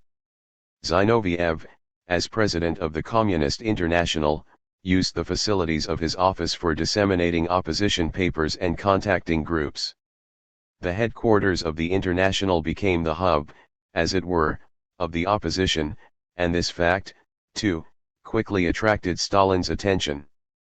Such were the circumstances under which the opposition managed to recruit and organize several thousand regular adherents. The estimates of its actual membership, of which approximately one-half were Trotskyists and the other Zinovievists, vary from 4,000 to 8,000. To the remnants of the workers' opposition, a few hundred men at the most, also declared their accession. The joint opposition was anxious to rally all who were willing to join, regardless of past differences. It aspired to become the great assemblage of all Bolshevik dissenters. It may therefore be held that it suffered a decisive initial defeat when it did not succeed in recruiting a larger following. Compared with the party's total membership, which amounted to about 750,000, a few thousand oppositionists formed a tiny minority. The strength of the factions should not, however, be seen only in the light of these figures. The great majority of the party was a jelly-like mass. It consisted of meek and obedient members, without a mind and a will of their own. It was more than 4 years now since Lenin had declared that the party was virtually worthless as a policy-making body, and that only the old guard, that thin stratum which counted no more than several thousand members, was the repository of Bolshevik traditions and principles. 3. The result of the opposition's recruiting drive ought to be judged in the light of this statement. The opposition drew its support not from the inert mass but from the thoughtful, active, and energetic elements, mostly from the old guard, and partly from young communists. Opportunists and careerists kept aloof. The sight of broken-up meetings and the loud threats, to which Stalinist and Bukharinist zealots treated the adherents of the opposition, frightened away the timid and the cautious. The few trimmers who in 1923 had still put their stakes on the wrong horse and had described themselves as Trotskyists now had the chance to redeem themselves by joining the ruling factions. The several thousand Trotskyists and Zinovievists were, like the professional revolutionaries of old, men and women who felt strongly about the great issues and braved grave personal risks. Most of them had been prominent among the Bolshevik cadres in the most critical times and had had many political ties with the working class. It is doubtful whether the core of the ruling factions was stronger even numerically. For the time being the Bukharinists seemed to be more popular than the Stalinists, yet, 2 years hence they were to be defeated far more easily than the joint opposition had been, although one of their leaders presided over the Council of the People's Commissars, another over the trade unions, and still another over the Communist International. As to the Stalinist faction, its strength lay not in its size, but in its leader's complete mastery of the party machine. This allowed him to draw on all the party's resources, to rig elections, to manufacture majorities, to veil the sectional and personal character of his policy, in a word, to identify his own faction with the party. At the most, only about 20,000 people were of their own choice, directly and actively involved in the momentous inter-party conflict. The joint opposition officially proclaimed its existence at a session of the Central Committee in the middle of July. 4 Shortly after the opening of the session, Trotsky read a statement of policy in which he, Zinoviev, and Kamina, expressing regret over their past quarrels, declared it as their common purpose to free the party from the tyranny of its apparatus and to work for the restoration of inter-party democracy. The opposition defined its attitude as that of the Bolshevik left, defending the interests of the working class against the wealthy peasantry, the NEP bourgeoisie, and the bureaucracy. The first of its desiderata was a demand for the upgrading of industrial wages. The government had decreed a wage stop, authorizing no increase in workers' earnings unless it was justified by a rise in productivity. Against this, the opposition held that the condition of the working class was so wretched, wages were still lower than before the revolution, that in order to achieve a rise in productivity it was necessary first to improve the workers' lot. They should be free to stake out claims through the trade unions and to bargain with the industrial administration, instead of being compelled to submit to dictates and of seeing the trade unions turned into the state's obedient tools. The opposition also demanded a reform in taxation. The government drew its revenue increasingly from indirect taxes, the brunt of which was, as always, borne by the poor. This burden, the opposition argued, ought to be lightened, and the NEP bourgeoisie ought to be made to pay higher tax rates on profits. 5. From a parallel viewpoint, the opposition approached rural affairs. There, too, it urged a reform of taxation, claiming that the single agricultural tax, which was then in force, benefited the rich. It urged that the great mass of bedniaks, 30 to 40% of all smallholders, be exempt from taxation, and that the rest of the peasantry pay a progressive tax which would fall heaviest on the kulaks. The opposition further pressed for the collectivization of farming. It did not advocate forced or wholesale collectivization or the liquidation of the kulak as a class. It envisaged a long-term reform to be carried out gradually, with the peasantry's consent, and to be furthered by the government's credit policy and the use of industrial resources. None of the opposition's proposals went farther than the demands for a 50% rise in tax rates for kulaks and for virtually compulsory grain loans, which would allow the government to step up exports and to proceed with the import of industrial machinery.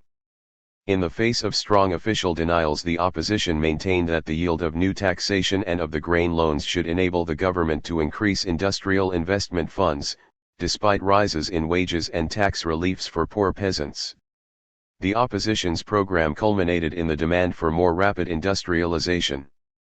Once again Trotsky, this time with Zinoviev's and Kamina as support, charged the government with inability to think ahead and plan.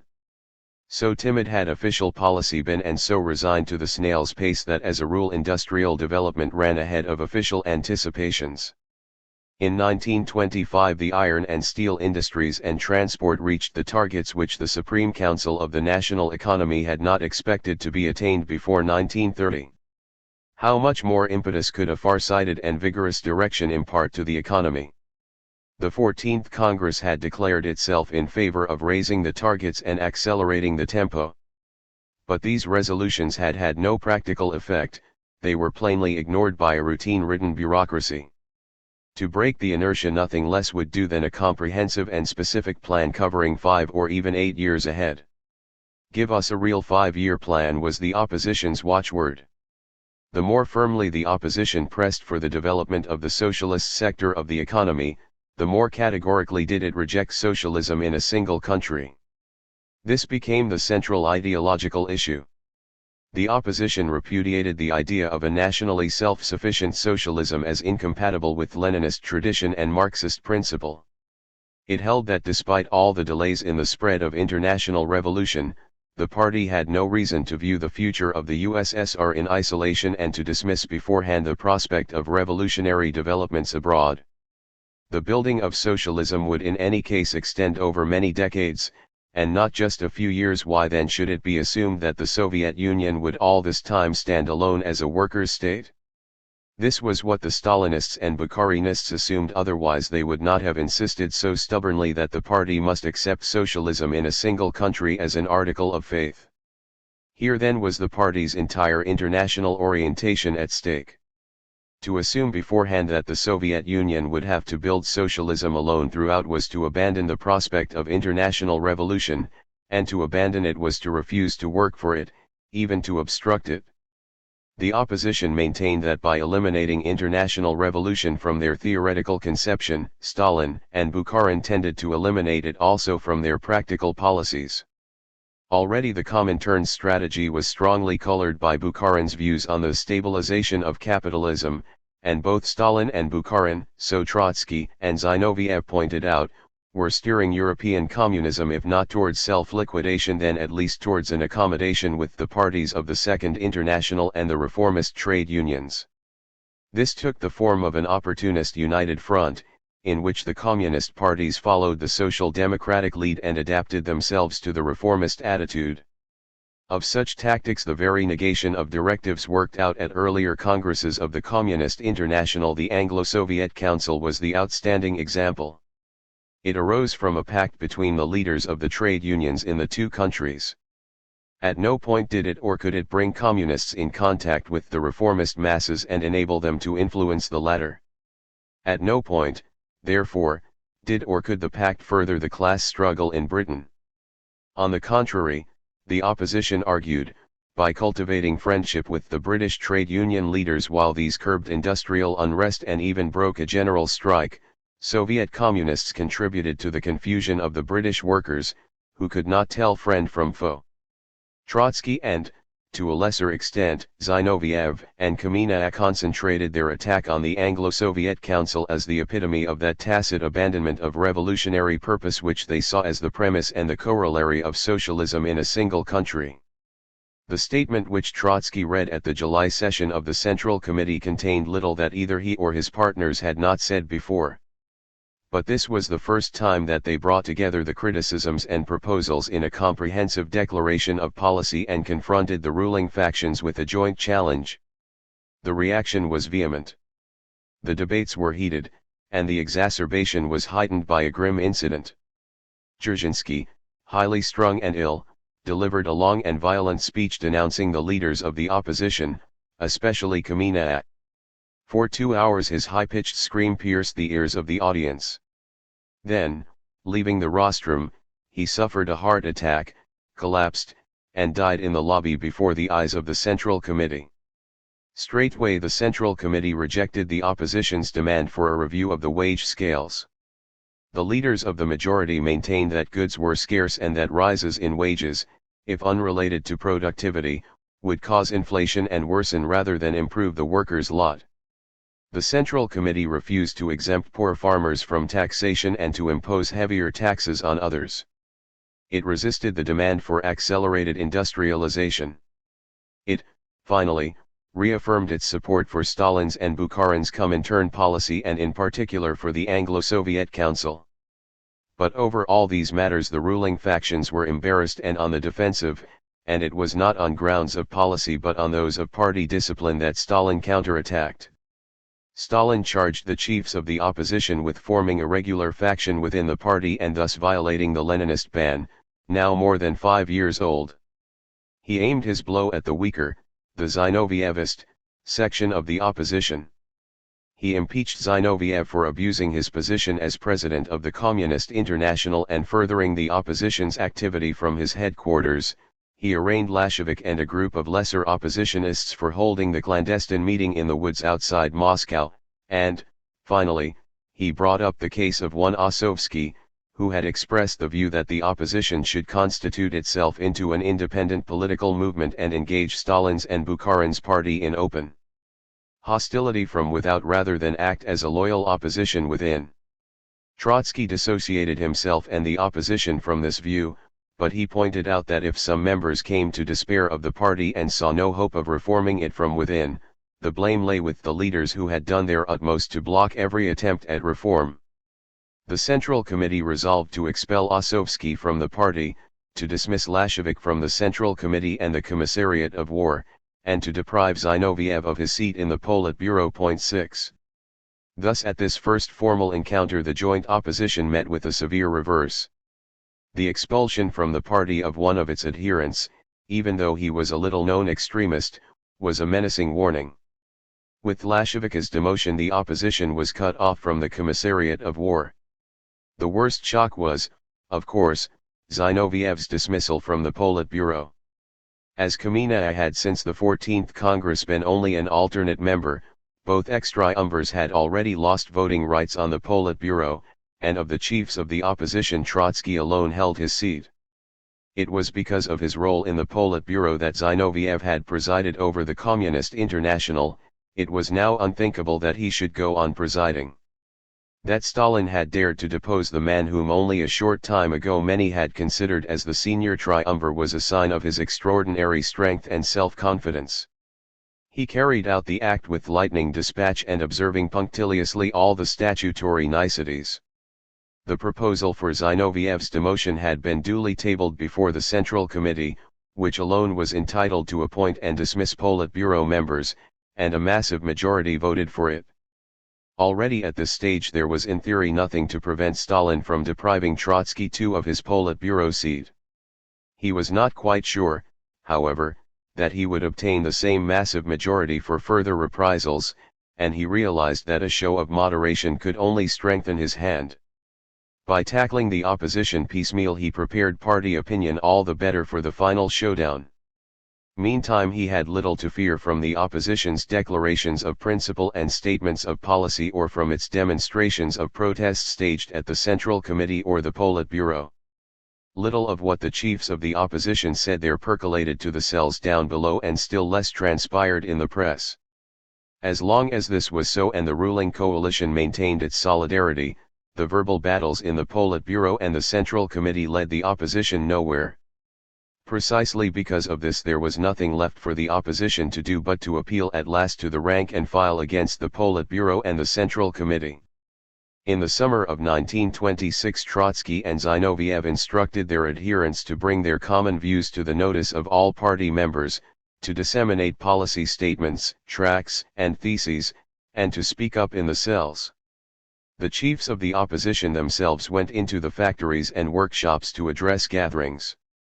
Trotsky made surprise appearances at large meetings held in Moscow's motor car factory and railway workshops. But the leaders of the opposition were no more fortunate in their efforts to shape party opinion from below than they had been in their attempts to influence policy from above.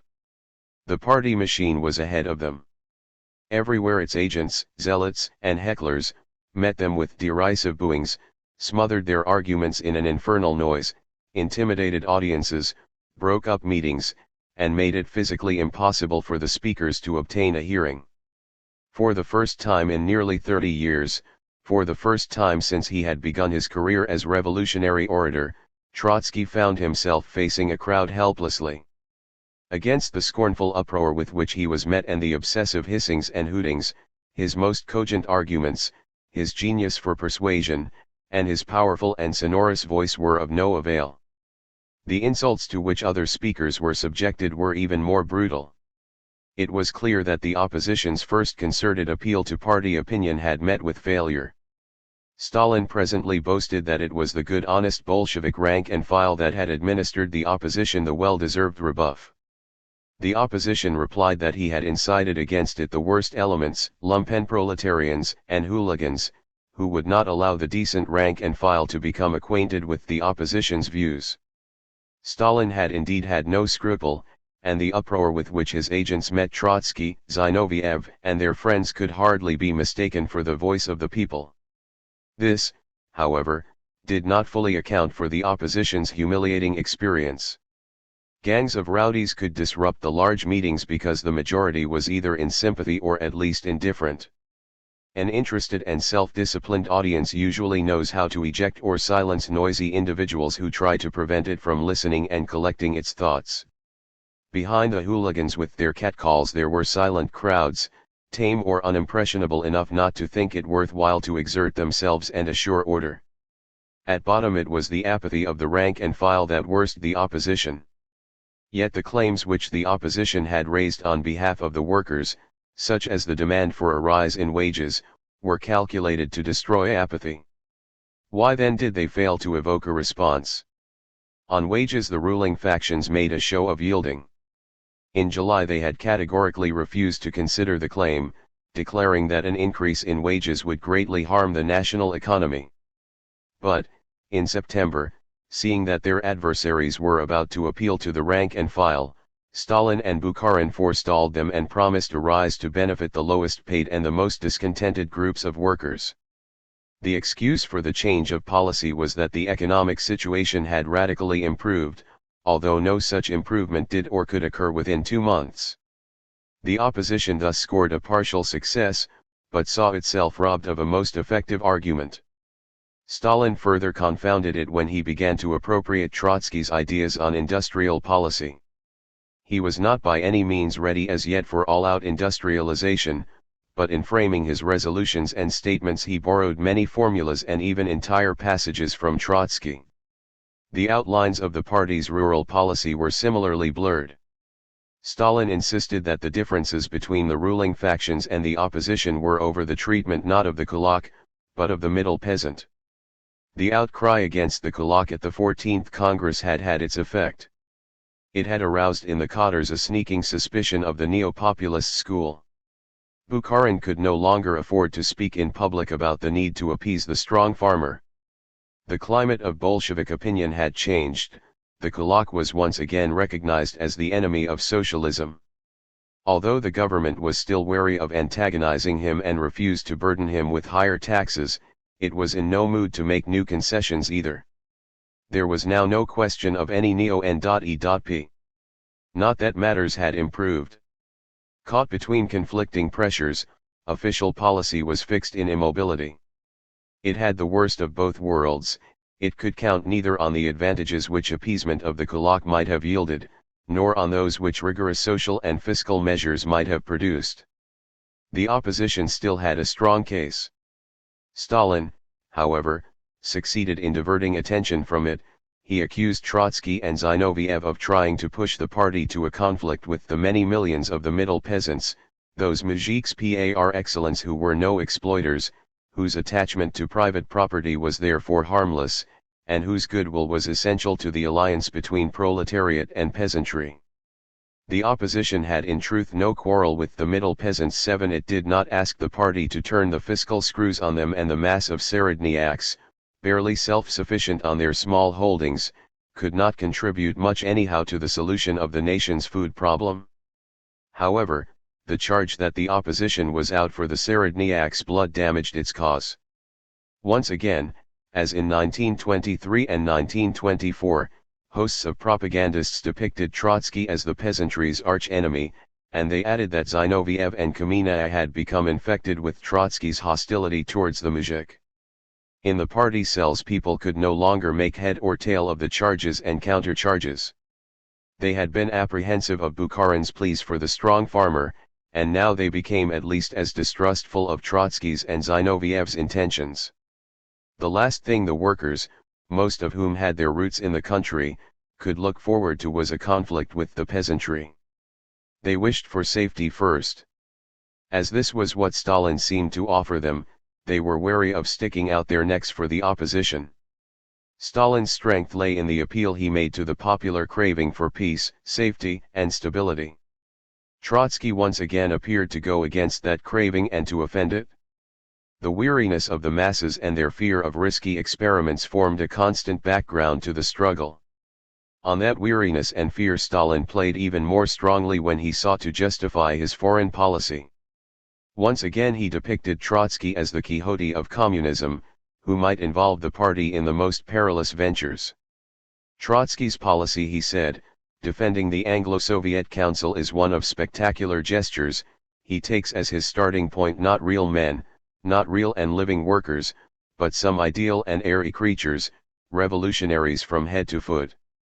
We saw him applying this policy for the first time during the negotiations at Brest-Litovsk, when he refused to sign the peace between Russia and Germany and indulged instead in a spectacular gesture, assuming that this could arouse the workers of all countries against imperialism.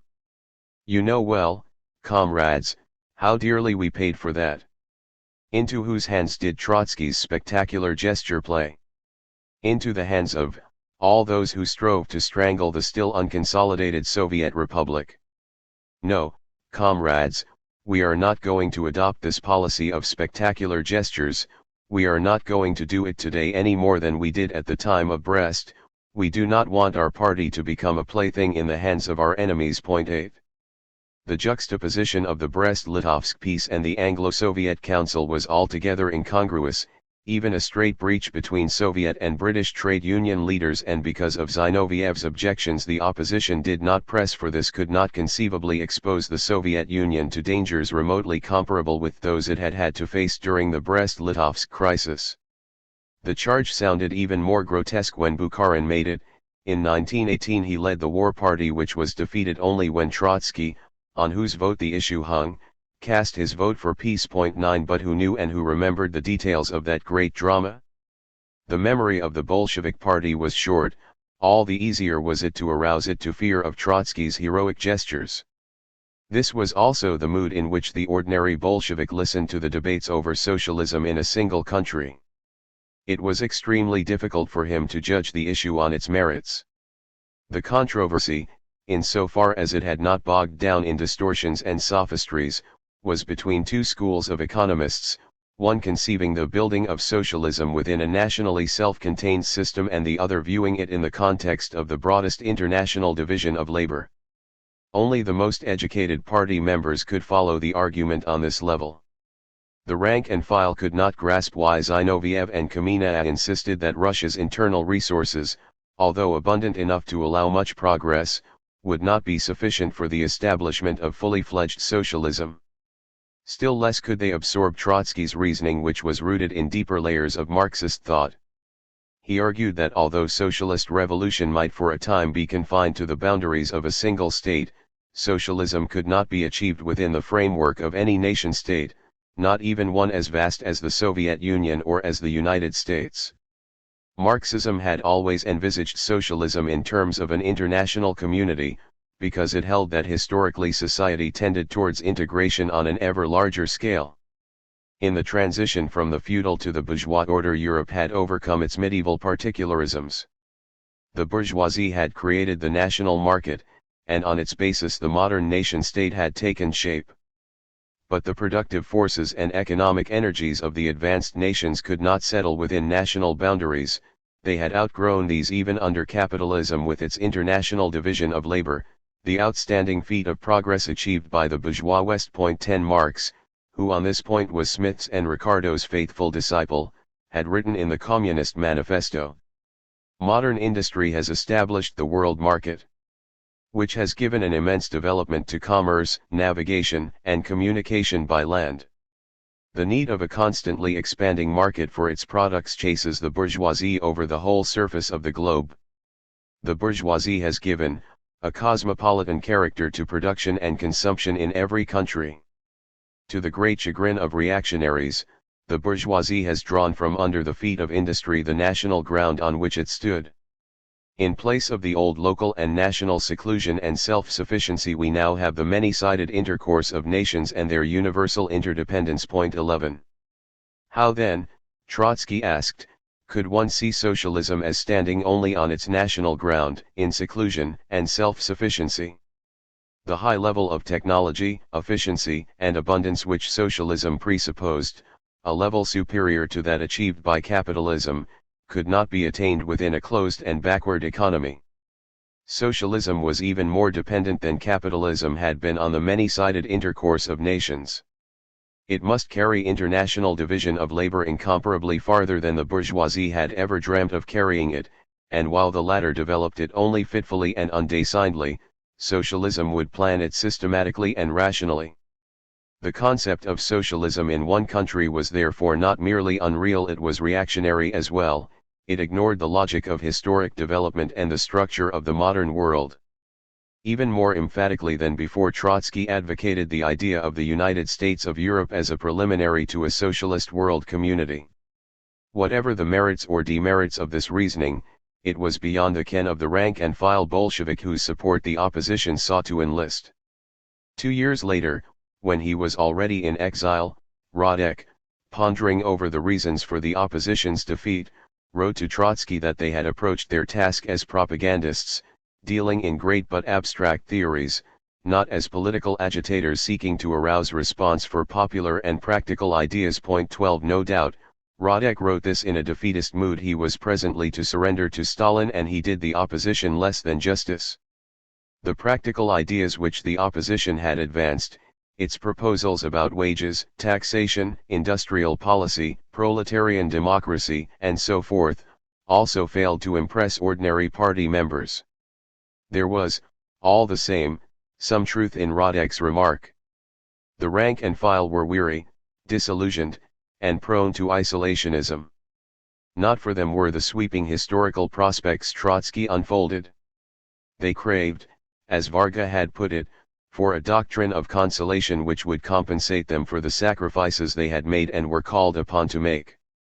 Socialism in one country was a feat of the myth creation which was to mark the whole progress of Stalinism and which sought to conceal the gulf between Bolshevik promise and fulfillment. To Trotsky that myth creation was a new opium for the people which the party should have refused to purvey. Our party, he wrote, in its heroic period looked forward unreservedly to international revolution, not to socialism in one country. Under this banner and with a program which stated frankly that backward Russia alone could not achieve socialism, our communist youth passed through the most strenuous years of civil war, enduring hunger, cold, and epidemics, worked of its own accord weekend shifts of hard labor, subotniki, studied, and paid for every step forward with numberless sacrifices. Party members and komsomoltsi fought at the fronts and on their rest days volunteered to load logs of wood at the railway stations, not because they hoped to build with these logs National Socialism. They served the cause of international revolution, for which it was essential that the Soviet fortress should hold out. Every log went to buttress that fortress. The times have changed, but the principle still retains its full force. The worker, the poor peasant, the partisan, and the young communist have shown by their entire conduct up to 1925 that they have no need of the new gospel. It is the official who looks down on the masses, the petty administrator who does not wish to be disturbed, and the hanger-on of the party machine, who need it. It is they who think that you cannot deal with the people without a doctrine of consolation. The worker who understands that it is impossible to build a socialist paradise as an oasis amid the inferno of world capitalism, and who realizes that the fate of the Soviet Republic and his own fate depend entirely on international revolution, that worker will fulfill his duties towards the Soviet Union much more energetically than the one who is told and believes that we already have a 90% socialism. Point 13. Unfortunately for the opposition and for Trotsky, the weary and disillusioned mass, and not merely the petty official and the hanger-on, responded to the doctrine of consolation more readily than to the heroic evocation of permanent revolution. They deluded themselves that Stalin offered them the safer, the easier, the painless road. Socialism in one country also stirred the people's national pride, while Trotsky's pleas for internationalism suggested to the simple-minded that he held that Russia could not rely on herself, and so he maintained that her salvation would ultimately have to come from a revolutionized West. This could not but hurt the self-confidence of a people that had achieved the greatest of revolutions, a self-confidence which, despite all the miseries of daily life, was real enough even though it was curiously blended with political apathy. Trotsky dwelt on the archaic outlook of Russia as a formidable obstacle to socialism. The Bolshevik-led masses sensed their backwardness, and the October Revolution had been their protest against it. But nations, classes, and parties, like individuals, cannot live indefinitely with an acute awareness of their own inferiority. Sooner or later they seek to suppress it. They begin to feel offended when they are reminded of it too frequently, and they are outraged when they suspect that someone is bent on reminding them of it. The apologists for socialism in one country made light of Russia's backwardness, explained it away, and even denied it. 14 They told the people that unaided they could achieve the consummation of socialism, the supreme miracle of history.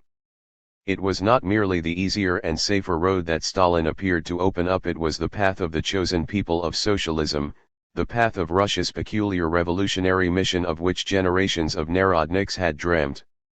Indeed, two rival and quasi-messianic beliefs seemed pitted against one another: Trotskyism with its faith in the revolutionary vocation of the proletariat of the West, and Stalinism with its glorification of Russia's socialist destiny. Since the impotence of Western communism had been repeatedly demonstrated, it was a foregone conclusion which of these beliefs would evoke the greater popular response. However, for all his wishful belief in the proximity of revolution in the West, it was Trotsky rather than his adversaries who took as a rule the more sober view of current world affairs. His revolutionary idealism did not prevent him from approaching in a rigorously realistic manner specific situations either in the diplomatic field or in the communist movement.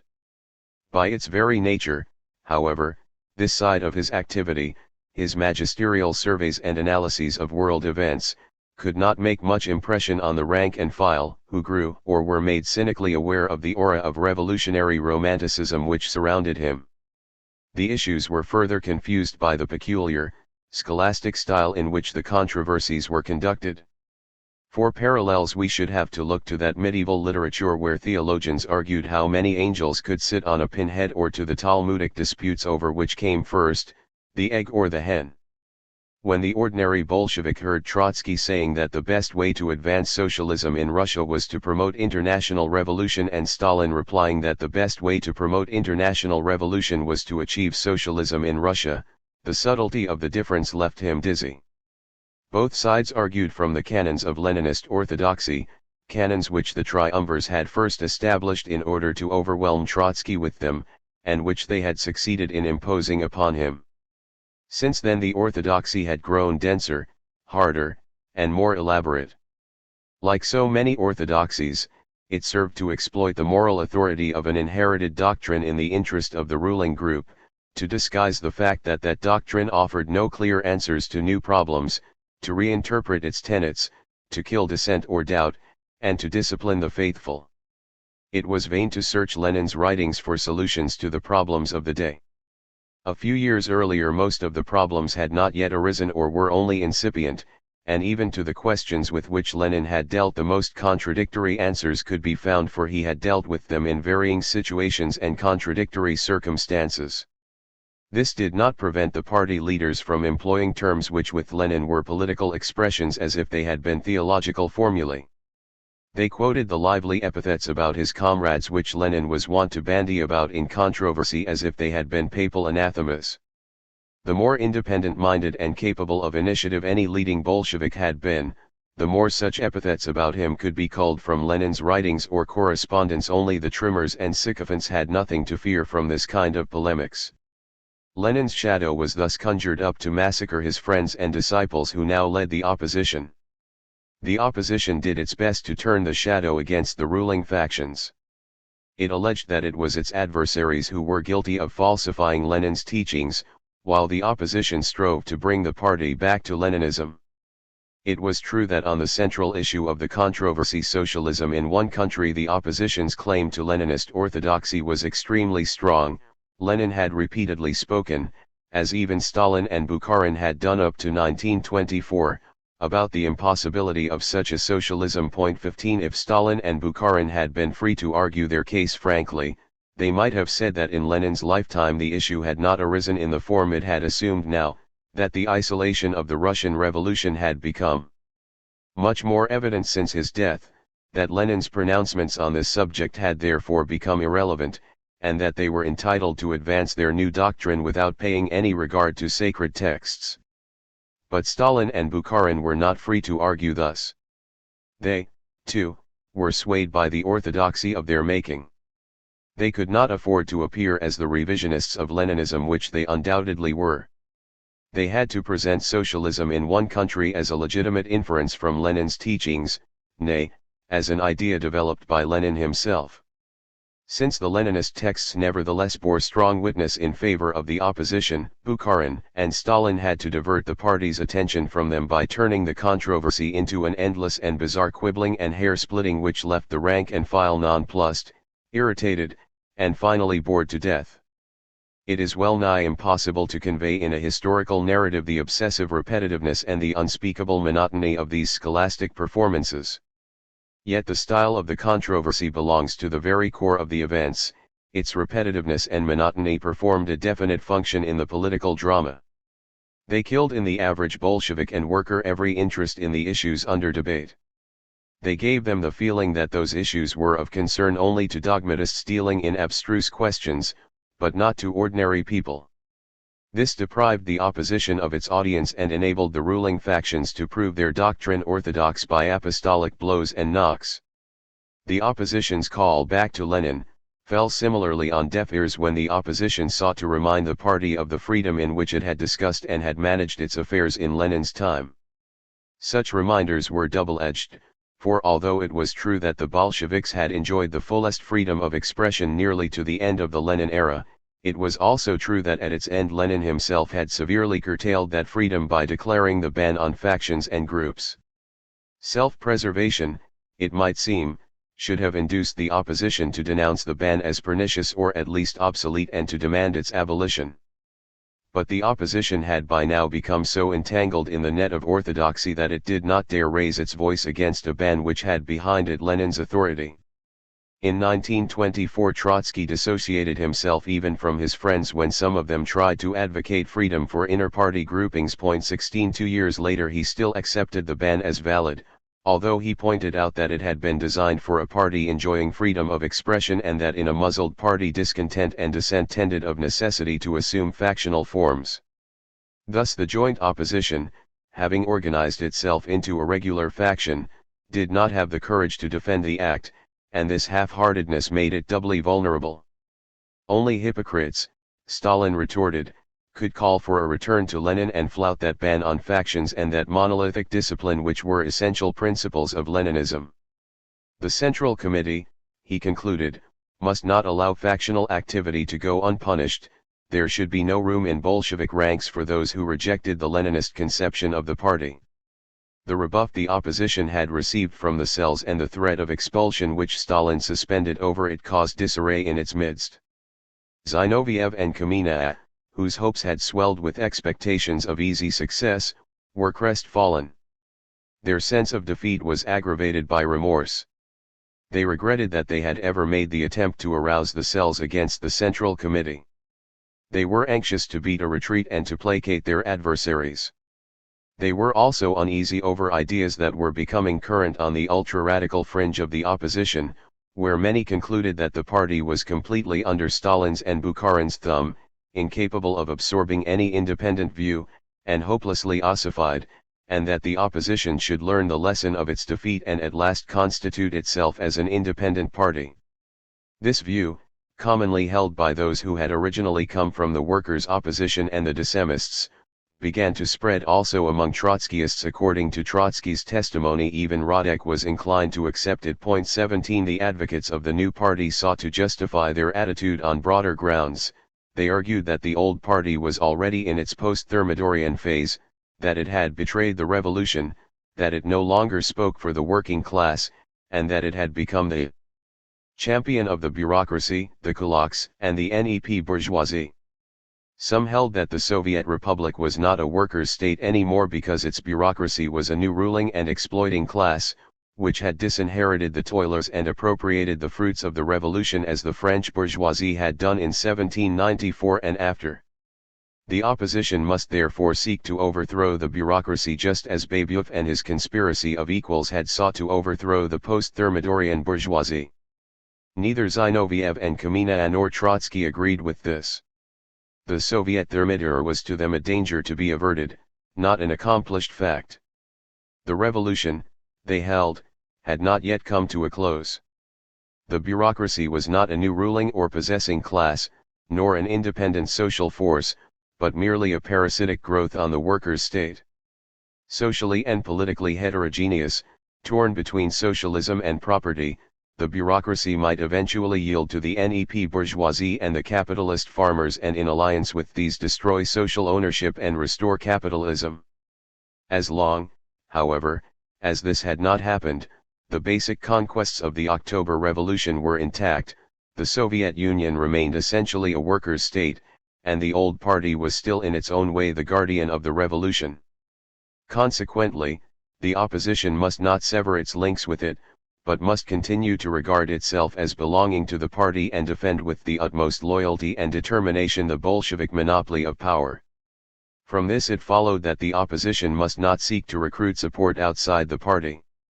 Yet it was not allowed to recruit it inside either. This was an insoluble dilemma.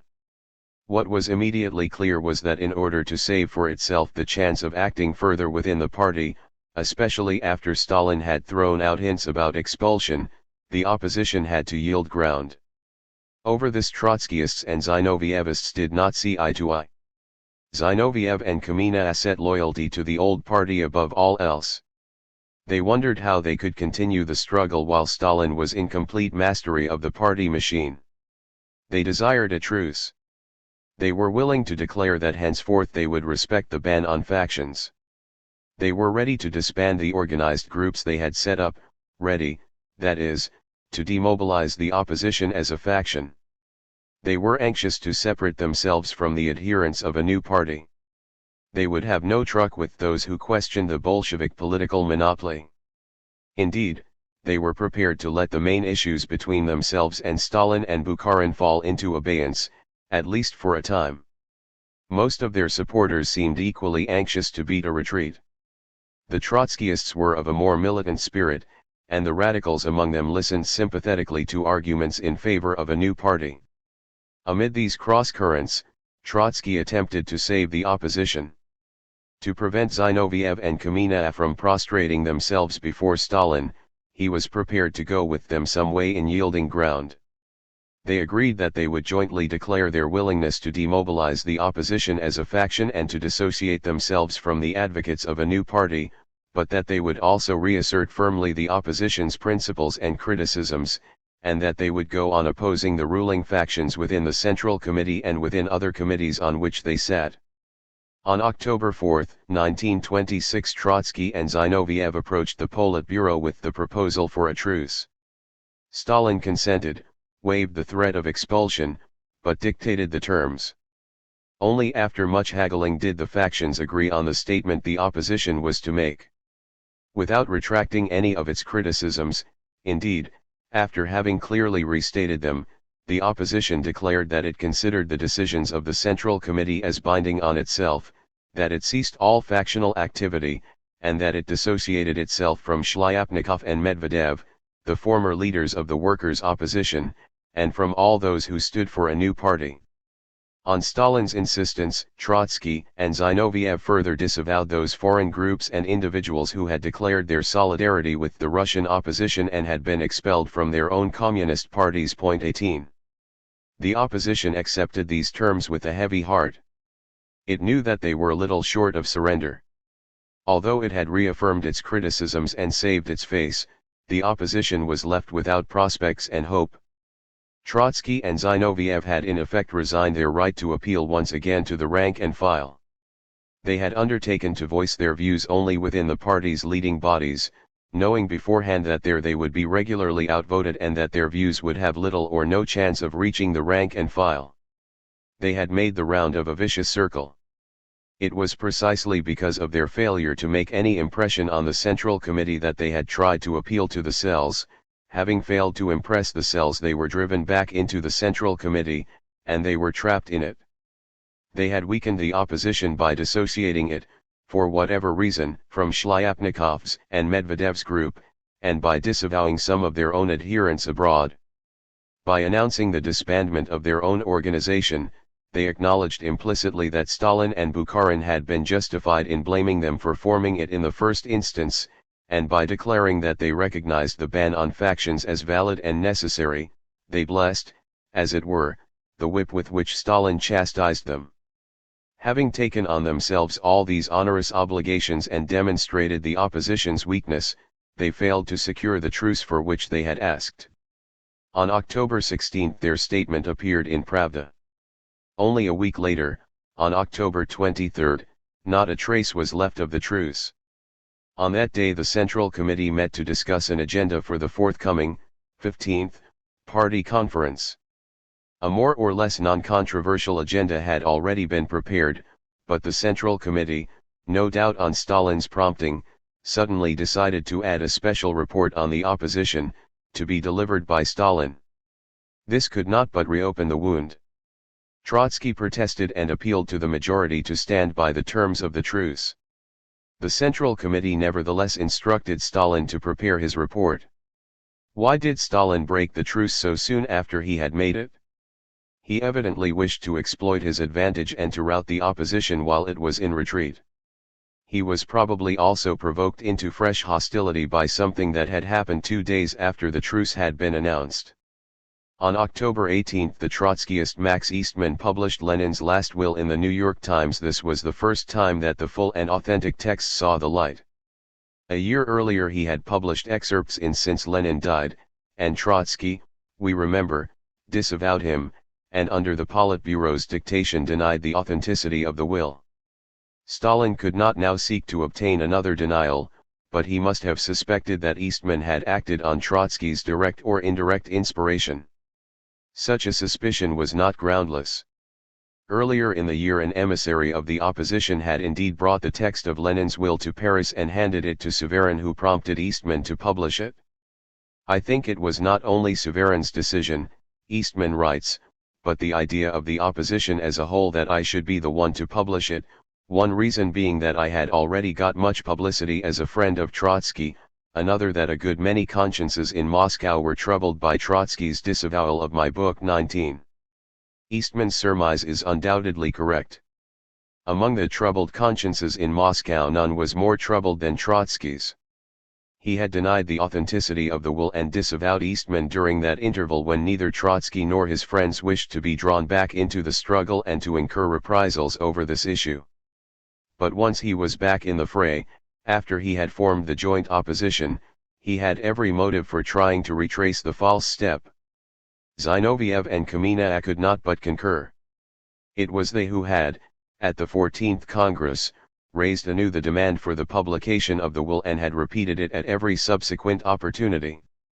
They, like Trotsky, would have preferred Lenin's will to be published in Pravda.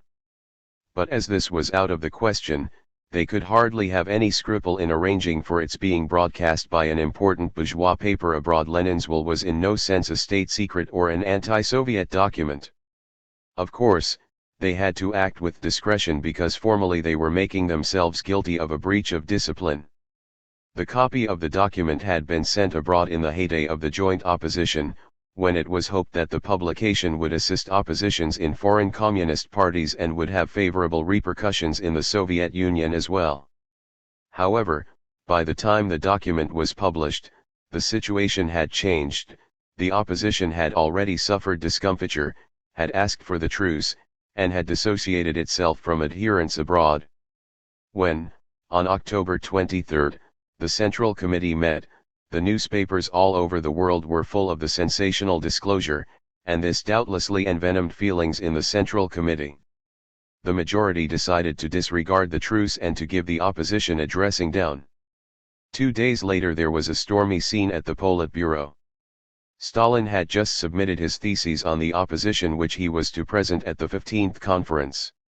He assailed the opposition as a social democratic deviation and demanded that its leaders should admit the errors of their views and recant. 20 Trotsky once again protested against the breach of the truce, spoke of Stalin's faithlessness, warned the majority that they were embarking upon a course of action which, whether they wished it or not, must end in wholesale ostracism.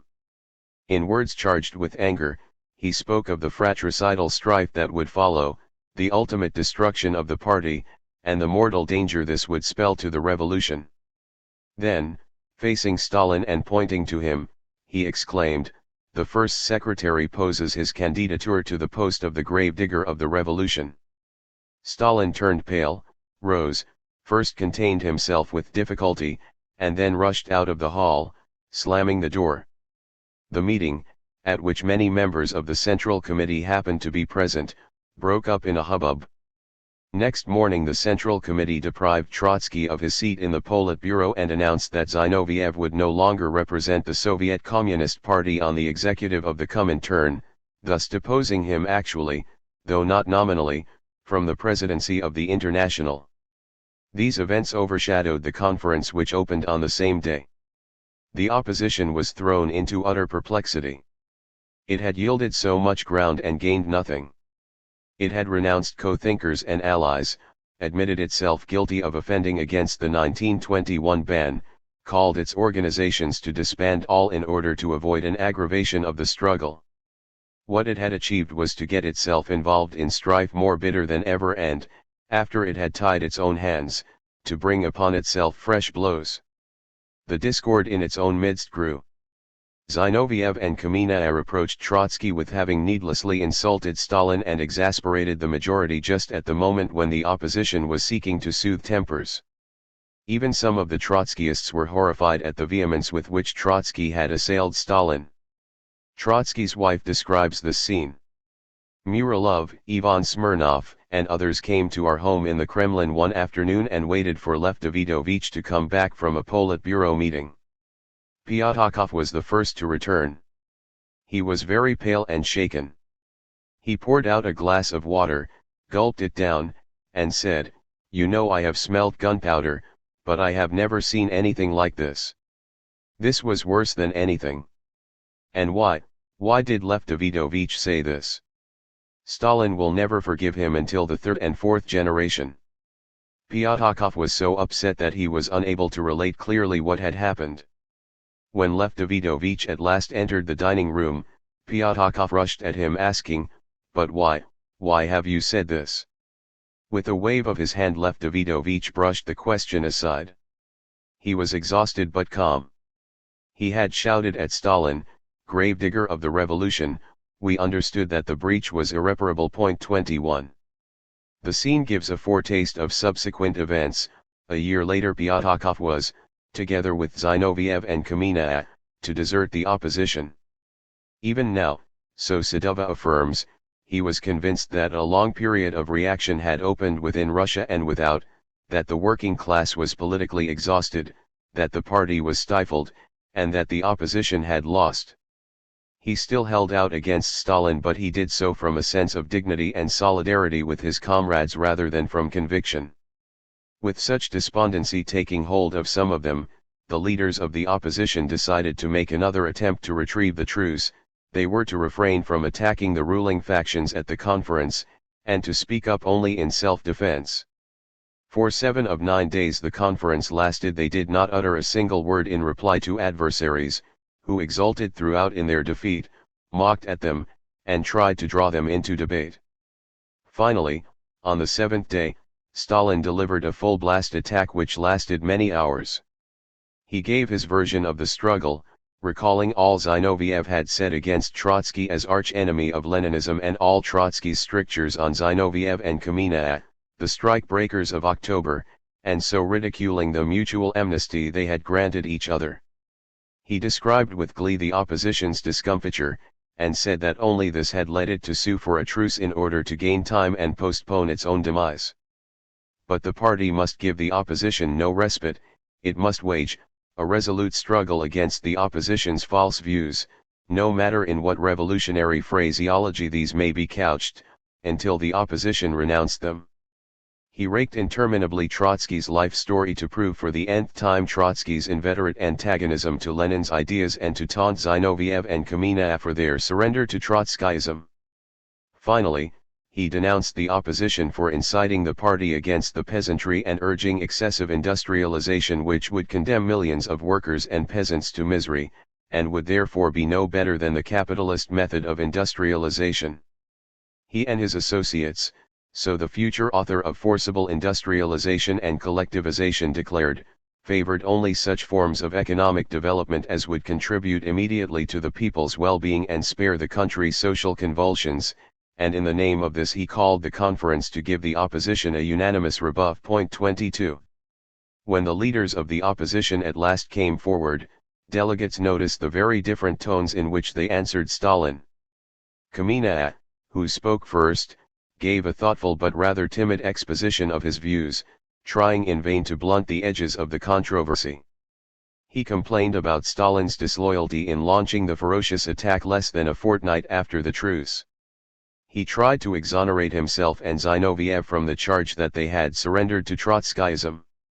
They had united with Trotsky, he said, only for a definite and limited purpose, as Lenin had often done. He recalled once again Lenin's testament and Lenin's fear of a split in the party, but this brought forth a howl from the floor. Then he broke into these words, part warning and part self-consolation: "You may accuse us, comrades, of what you like, but we do not live in the Middle Ages. Which trials cannot be staged now? You cannot accuse us, who call for higher taxes on the kulak and wish to help the poor peasant and together with him to build socialism. You cannot charge us with wishing to rob the peasantry. You cannot burn us at the stake." 23. Exactly 10 years later Kamenev was to sit in the dock at a witch trial.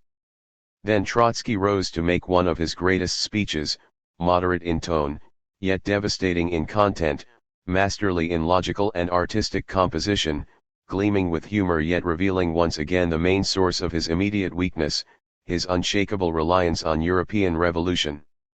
He spoke for the opposition as a whole, but he also pleaded pro domo sua, throwing off, as if with one heave, the mountain of misrepresentation and obloquy with which he had been freshly covered at the conference. He had been accused of panic-mongering, pessimism, defeatism, and social democratic deviationism. Yet he had argued only from facts and figures, and arithmetic knows neither pessimism nor optimism. To speak of the shortage of industrial goods was panic-mongering, but was there no ground for concern in the fact that in the current year industry had underproduced by 25%? Stalin had dubbed him a defeatist and made much play of his fear of a good harvest because he had argued that as long as the nation suffered from a deficit of industrial goods, tension between town and country would persist, no matter whether the harvest was good or bad. Unfortunately, the last harvest was worse than they had all expected. The social differentiation of the peasantry was growing apace. None of these difficulties were as yet disastrous, but the omens had to be noticed in time. The opposition had asked that the well-to-do pay higher taxes and that the poor be granted reliefs. This demand may have been justified or not, but what is there in it that is social democratic? The opposition was against a credit policy which favored the kulak. Was the social democratic? It favored a modest rise in wages. Was the social democratic? It did not share Bukharin's view that capitalism had regained stability. Was that social democratic? Was the opposition's criticism of the Anglo-Soviet Council perhaps social democratic? He recalled his service in the Comintern, his intimate cooperation with Lenin, and especially the support he had given Lenin in the transition to NEP, the NEP he allegedly wished to disrupt. He was charged with disbelief in the building of socialism.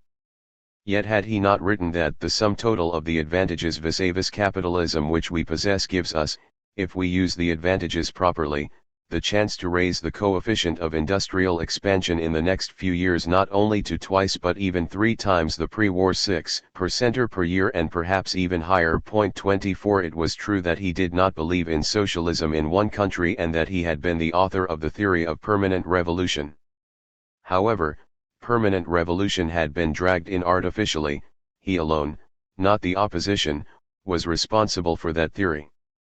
As a sop to Zinoviev and Kamenev he added, and I myself consider this issue to have been deposited in the archives long, long ago.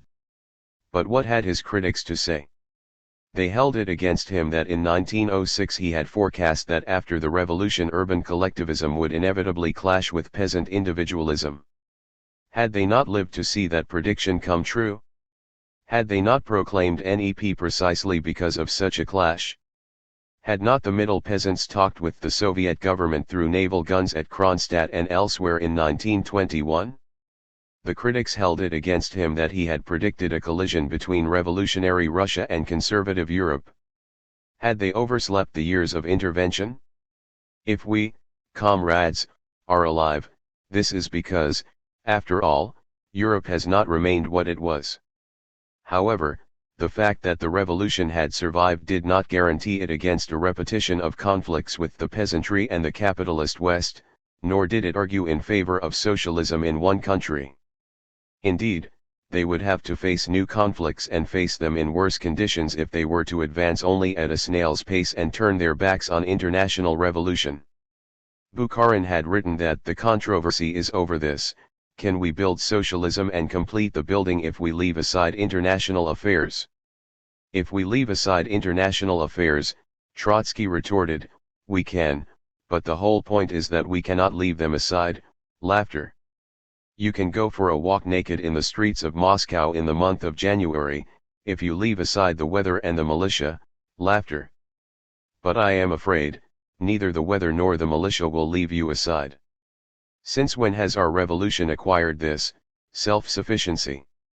Here Trotsky came to the core of the problem: what would happen in Europe while Russia would be building socialism? So far they had all agreed with Lenin in assuming that Russia would need a minimum of 30 to 50 years to achieve socialism. 25 What would the world look like in the course of these years? If within that time revolution were to win in the West, the question over which they argued would lapse. The adherents of socialism in one country evidently presupposed that this would not happen. They must then be starting from one of the following three possible assumptions. Europe, this might be the first assumption, would economically and socially stagnate, its bourgeoisie and proletariat keeping each other in a precarious balance. But such a situation could hardly last 40 or even 20 years. The next assumption might be that European capitalism was capable of a new ascendancy. In that case, if capitalism were to flourish and if its economy and culture were to be on the ascendant, that would mean that we had come too early, that is, that the Russian Revolution was doomed. An advancing capitalism will have the appropriate military, technical, and other means to stifle and crush us. This dark prospect is, in my view, ruled out by the entire condition of the world economy. In any case, one could not base on such an assumption the vista of socialism in Russia. Finally, one might assume that in the course of 30 to 50 years European capitalism would decline, but that the working class would prove incapable of overthrowing it. Can you imagine this? Trotsky asked.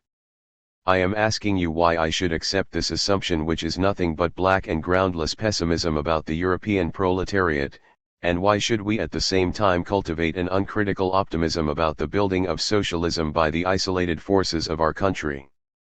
In what sense is it my duty as a communist to assume that the European working class will not be able to take power in the course of 40 or 50 years? I see no theoretical or political reason for thinking that we with our peasantry will find it easier to achieve socialism than the European proletariat will find it to seize power. Even today I believe that the victory of socialism in our country can be safeguarded only together with a victorious revolution of the European proletariat. This is not to say that what we are building is not socialism, or that we cannot or should not go ahead with it full steam. If we did not think that ours is a workers' state, even though it is bureaucratically deformed, if we did not think that we are building socialism, if we did not think that we have enough resources in our country to promote the socialist economy, if we were not convinced of our full and final victory, then, of course, there should be no place for us in the ranks of the Communist Party. Then also the opposition would have to build another party and seek to arouse the working class against the existing state. This, however, was not its purpose.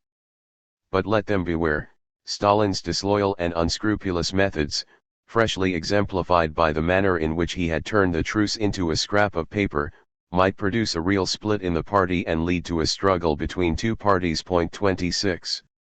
The assembly listened to Trotsky in breathless suspense and respectful hostility, even though repeatedly he had to interrupt his speech at the most dramatic moments and beg to be allowed to go on, Again and again the conference prolonged his speaking time. Restrained and persuasive, he showed no sign of vacillation or weakness. Lenin, who took the platform immediately after Trotsky, thus expressed the mood of the majority: "This was one of the dramatic episodes of our revolution. The revolution is outgrowing some of its leaders." 27. It was in a very different mood that the delegates listened to Zinoviev as he made a plaintive apology and tried to ingratiate himself with them. They treated him with rough contempt and hatred, drove him from the platform, and did not allow him to speak even on the affairs of the Comintern, for which he had been responsible, and this despite the fact that they were about to vote on his withdrawal from the Comintern's executive. 28. As one looks back upon these congresses and conferences and compares the tenor of their debates, one is struck by the venom and the violence with which the ruling factions treated the opposition, and one senses almost palpably how, from assembly to assembly, the coarse brutality rises to an ever higher pitch and turns into a fury.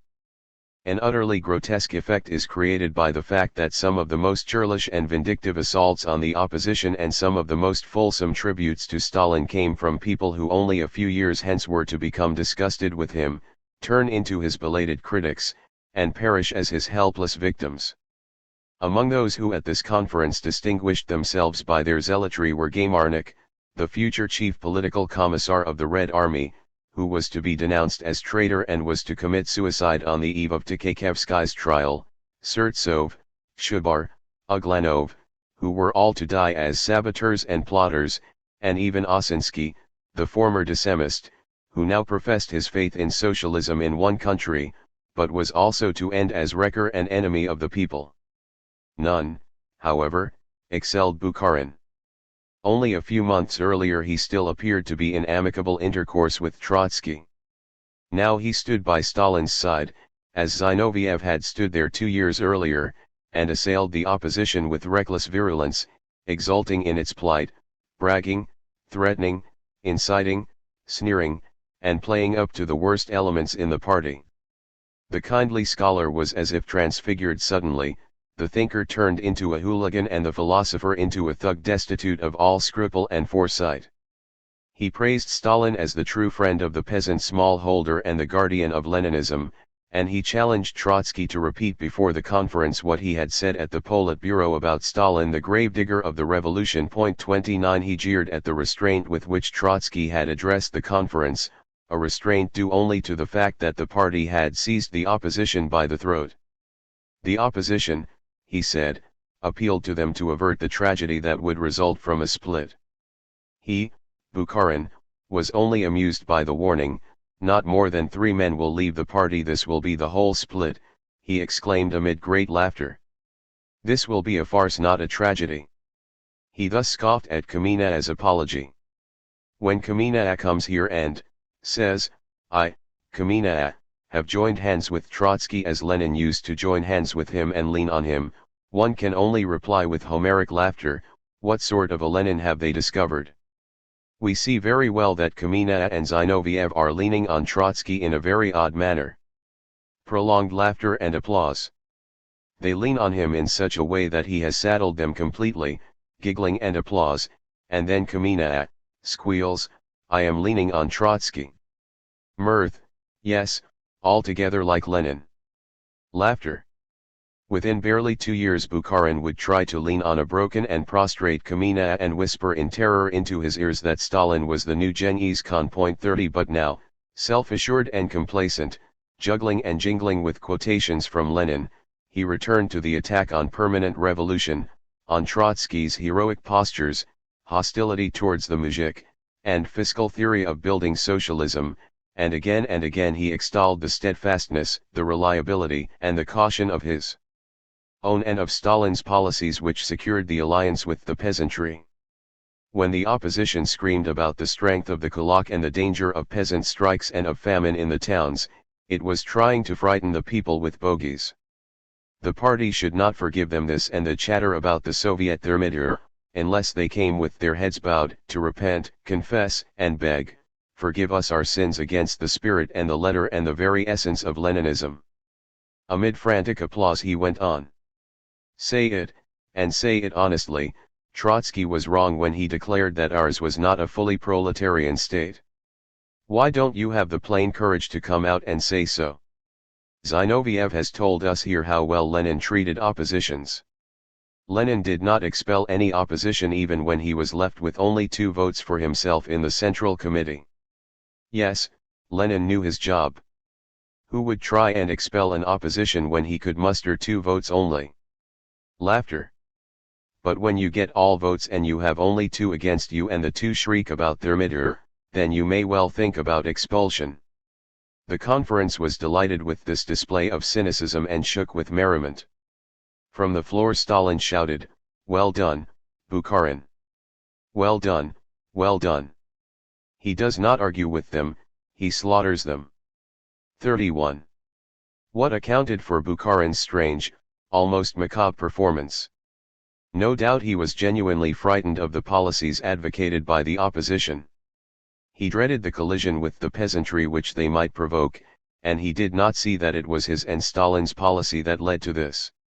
The opposition, although far too weak to replace the ruling group, was strong enough to compel Stalin's faction to shift its ground. True, at this conference it looked as if the Bukharinists had gained the upper hand within the ruling coalition. Bukharin, Rykov, and Tomsky presented the 3 main reports on behalf of the Central Committee.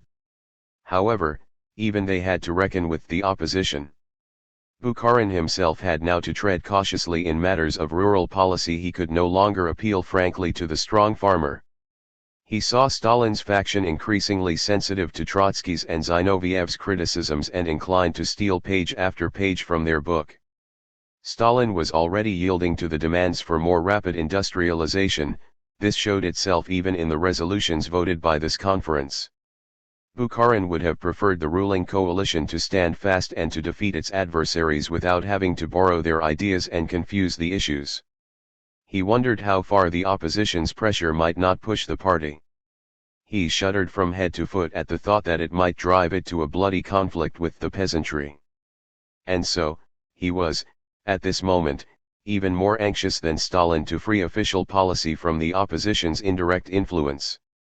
He desperately clung to Stalin so as to keep him from yielding further ground, and he countenanced and instigated Stalin's violence and trickery, hoping that the defeat of the opposition would assure peace in the country. No sacrifice of tact, taste, and decency was for him too high a price to pay for this. The ferocity of the attacks sprang also from embarrassment and perplexity. Stalin's faction shrank from the enormity of the step it was to take 2 years hence. Its speakers, too, imputed to Trotsky and Zinoviev that they were prompting the party to embark upon the forcible collectivization of the peasantry. Kaganovich, for instance, who was to play a very prominent part in the destruction of private farming, exclaimed, "Theirs is the road of plundering the peasantry, a pernicious road." No matter how much Trotsky and Zinoviev may protest against this, such indeed are their slogans. 32. Once more also the opposition had run up against the wall of the single-party system. When it asked for freedom within that system, it was charged with jeopardizing the system itself. Bukharin and Stalin claimed that it tended to constitute itself into another party. Molotov, in his inarticulate manner, hit the mark. Opposition speakers, protesting against suppression, had recalled that even during the Brest-Litovsk crisis Lenin had allowed the left communists to publish their own paper attacking him without fear or favor, and to this Molotov replied, "But in 1918, the Mensheviks and the social revolutionaries too had their newspapers. Even the cadets had theirs. Somehow the present position is not at all like that." 33. Once again, the Bolsheviks could not enjoy the freedom they had denied to others. Kaganovich recalled the words Trotsky had spoken at the 11th Congress when he presented the case against the workers' opposition. It was inadmissible, Trotsky then said, for party members to speak about their comrades and leaders in terms of we and they, for if they did, they would, whatever their intentions, oppose themselves to the party, seek to exploit its difficulties, and assist those who had raised the banner of Kronstadt. Why then, Kaganovich asked, did you, Comrade Trotsky, have the right to say this to Medvedev and Shlyapnikov when they made a mistake, and these comrades had been old Bolsheviks, And why can we not tell you that you are going on the Kronstadt road? 34. It was not only the ghosts of Kronstadt and of the workers' opposition that were pressed into the onslaught on Trotsky. Shlyapnikov and Medvedev joined it in their own persons.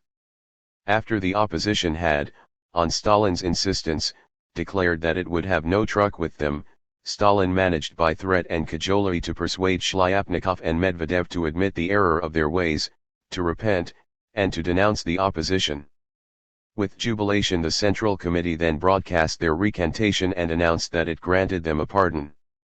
The two men had urged the joint opposition to give up allegiance to the single-party system, to form itself from a faction within the old party into a new party. But confronted with the threat of their own expulsion from the old party and incensed by the fact that the joint opposition had disavowed them, they surrendered to Stalin. Theirs was the first recantation. Stalin succeeded in extorting a precedent and an example for many others. Before the end of the conference, Stalin surprised the opposition by yet another stroke. He announced that Krupskaya had severed her connection with Trotsky and Zinoviev. 35 It was whispered in Moscow that Stalin had blackmailed her with hints of indiscretions about Lenin's private life. I shall appoint, he allegedly said, someone else to be Lenin's widow. It is more plausible that Krupskaya withdrew from the opposition because she was horrified to see the party founded by her husband split and torn asunder. As she had been among Stalin's and Bukharin's most outspoken critics, her defection did the opposition much harm. Finally, Stalin played against Trotsky and Zinoviev, the leaders of foreign communist parties. On their behalf Clara Zetkin, the veteran German communist, who had at the Fourth Comintern Congress, when Lenin was already ill, paid in the name of the whole International a great and solemn tribute to Trotsky, now dissociated herself from him and Zinoviev, charging them with provoking a crisis in the International and supplying grist to the mills of all enemies of communism. Even the luster which attaches to the names of the leaders of the opposition, she declared with a show of dignity, is not enough to redeem them. The merits of these comrades are imperishable. They will not be forgotten. Their deeds have entered into the history of the revolution. I am not forgetting them. However, there exists something greater than deeds and merits of individuals. 36. The opposition was rooted, and the conference sanctioned the expulsion of the three chiefs of the opposition from the Politburo, threatening them with further reprisals if they dared to reopen the controversy. Thus the joint opposition reached a point similar to that at which the 1923 opposition had arrived after its defeat. The formal verdicts having gone against it, it had to decide what to do next, whether to go on with the struggle and risk wholesale and final expulsion, or accept defeat, at least temporarily. Each of the two sets of the opposition reacted in a different manner. The Zinovievists were inclined to lie low. This was no easy matter, because the official attacks on them went on unabated, despite the formal closing of the controversy. The newspapers, purporting merely to comment on the resolutions of the conference, filled pages with the most virulent polemics, and gave the attacked no chance to answer. Rank-and-file oppositionists paid for the courage of their convictions, they lost jobs, were subjected to ostracism, and were treated as little better than outcasts. Zinoviev and Kamenev resigned themselves to the mildest forms of passive resistance. Anxious to protect their adherents, they advised them to keep their views to themselves and, if need be, even to deny their association with the opposition. Such advice could not but discredit the opposition and demoralize those to whom it was given. They began to desert and recant.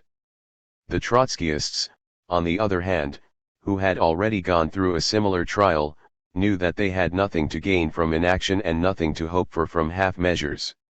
Trotsky himself reviewed the recent experience in diary notes written towards the end of November. 37 For himself he defined the opposition's predicament with greater candor than he could afford to use in public or in the Central Committee. He acknowledged defeat. He attributed it not merely to Stalin's disloyalty and to bureaucratic intimidation, but to the lassitude and disillusionment of the masses, who had expected too much from the revolution, had found their hopes cruelly deceived, and reacted against the spirit and the idea of early Bolshevism.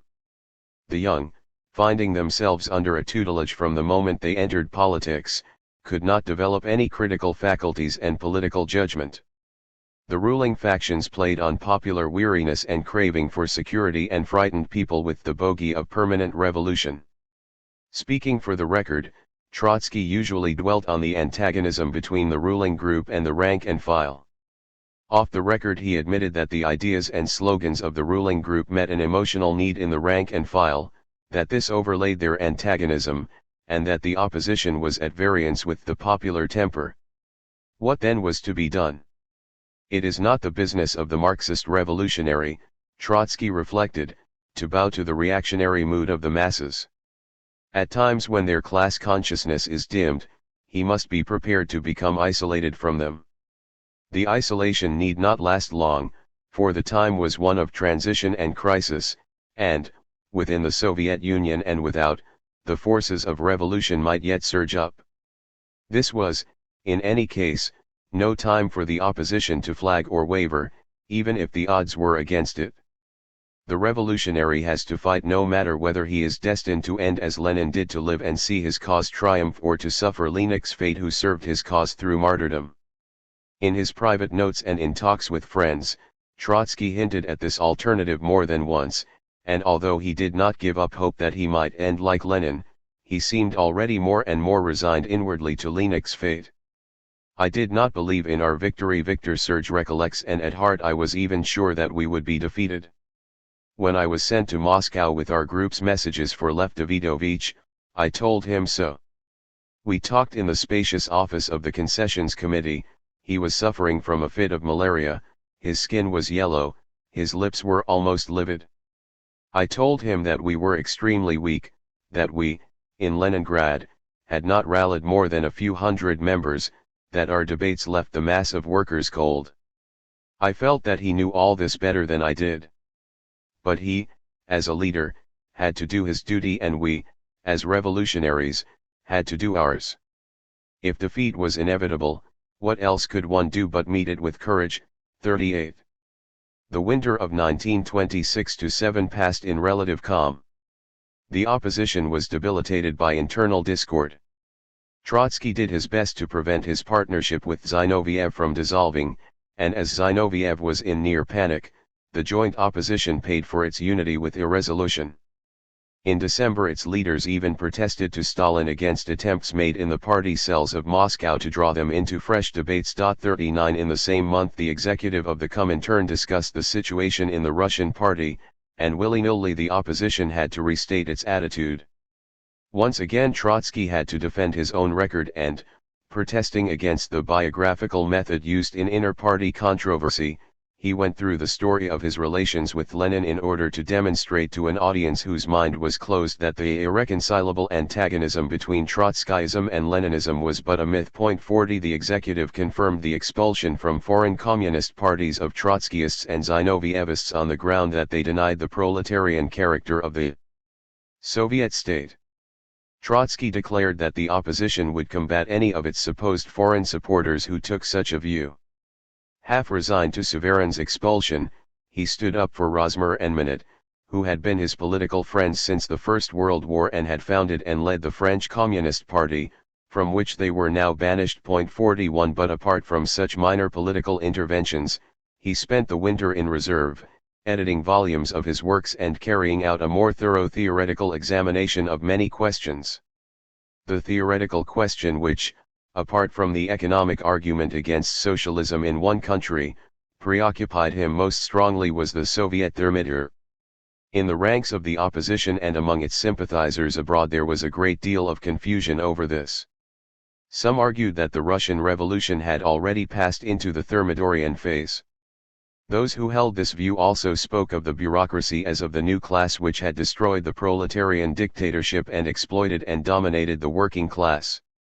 Others, and Trotsky most of all, hotly contested this opinion. As often happens when an historical analogy becomes a political shibboleth, neither of the disputants had a clear view of the precedent to which they referred, and Trotsky was to revise repeatedly his own interpretation of it. At this stage he defined the Soviet thermometer as a decisive shift to the right which might occur within the Bolshevik Party against the background of general apathy and disillusionment with the revolution, and result in the destruction of Bolshevism and the restoration of capitalism. From this definition Trotsky concluded that it was at least premature to speak of a Soviet thermometer, but that the opposition was justified in raising an alarm. One element of a thermidorian situation had been in evidence all too strongly: the masses were weary and disillusioned. But the decisive shift to the right leading to restoration had not occurred, although the thermidorian forces working towards it had gathered strength and momentum. There would be no compelling need to go here into this rather abstruse argument if it were not that the view which Trotsky now formulated determined in part his own behavior and the opposition's fate in subsequent years, and that the controversy over it generated indescribable heat and passion in all factions. This was indeed one of the seemingly most irrational phenomena in the struggle. It was enough for an oppositionist to utter the word thermometer at any party meeting, and at once tempers flared up and the audience fumed and raged, although many had only the faintest idea what it was about. It was enough that they knew that the thermidorians had been the grave diggers of Jacobinism, and that the opposition charged the ruling group with being engaged in some deep plot against the revolution. This curious historical slogan enraged even educated Bukharinists and Stalinists, who knew that its meaning was far less simple. The opposition argued that the men of the thermometer had not been out to destroy Jacobinism and to put an end to the First Republic. They had done this unwittingly from weariness and confusion. In the same manner the Soviet thermidorians, not knowing what they were doing, might do the same. The analogy preyed on the thoughts of many a Stalinist and Bukharinist and sapped their confidence. It brought to their minds the uncontrollable element in revolution, of which they were increasingly if dimly aware. It made them feel that they were or might become playthings in the hands of vast, hostile, and unmanageable social forces. Uneasily many a Bolshevik felt that this might be true.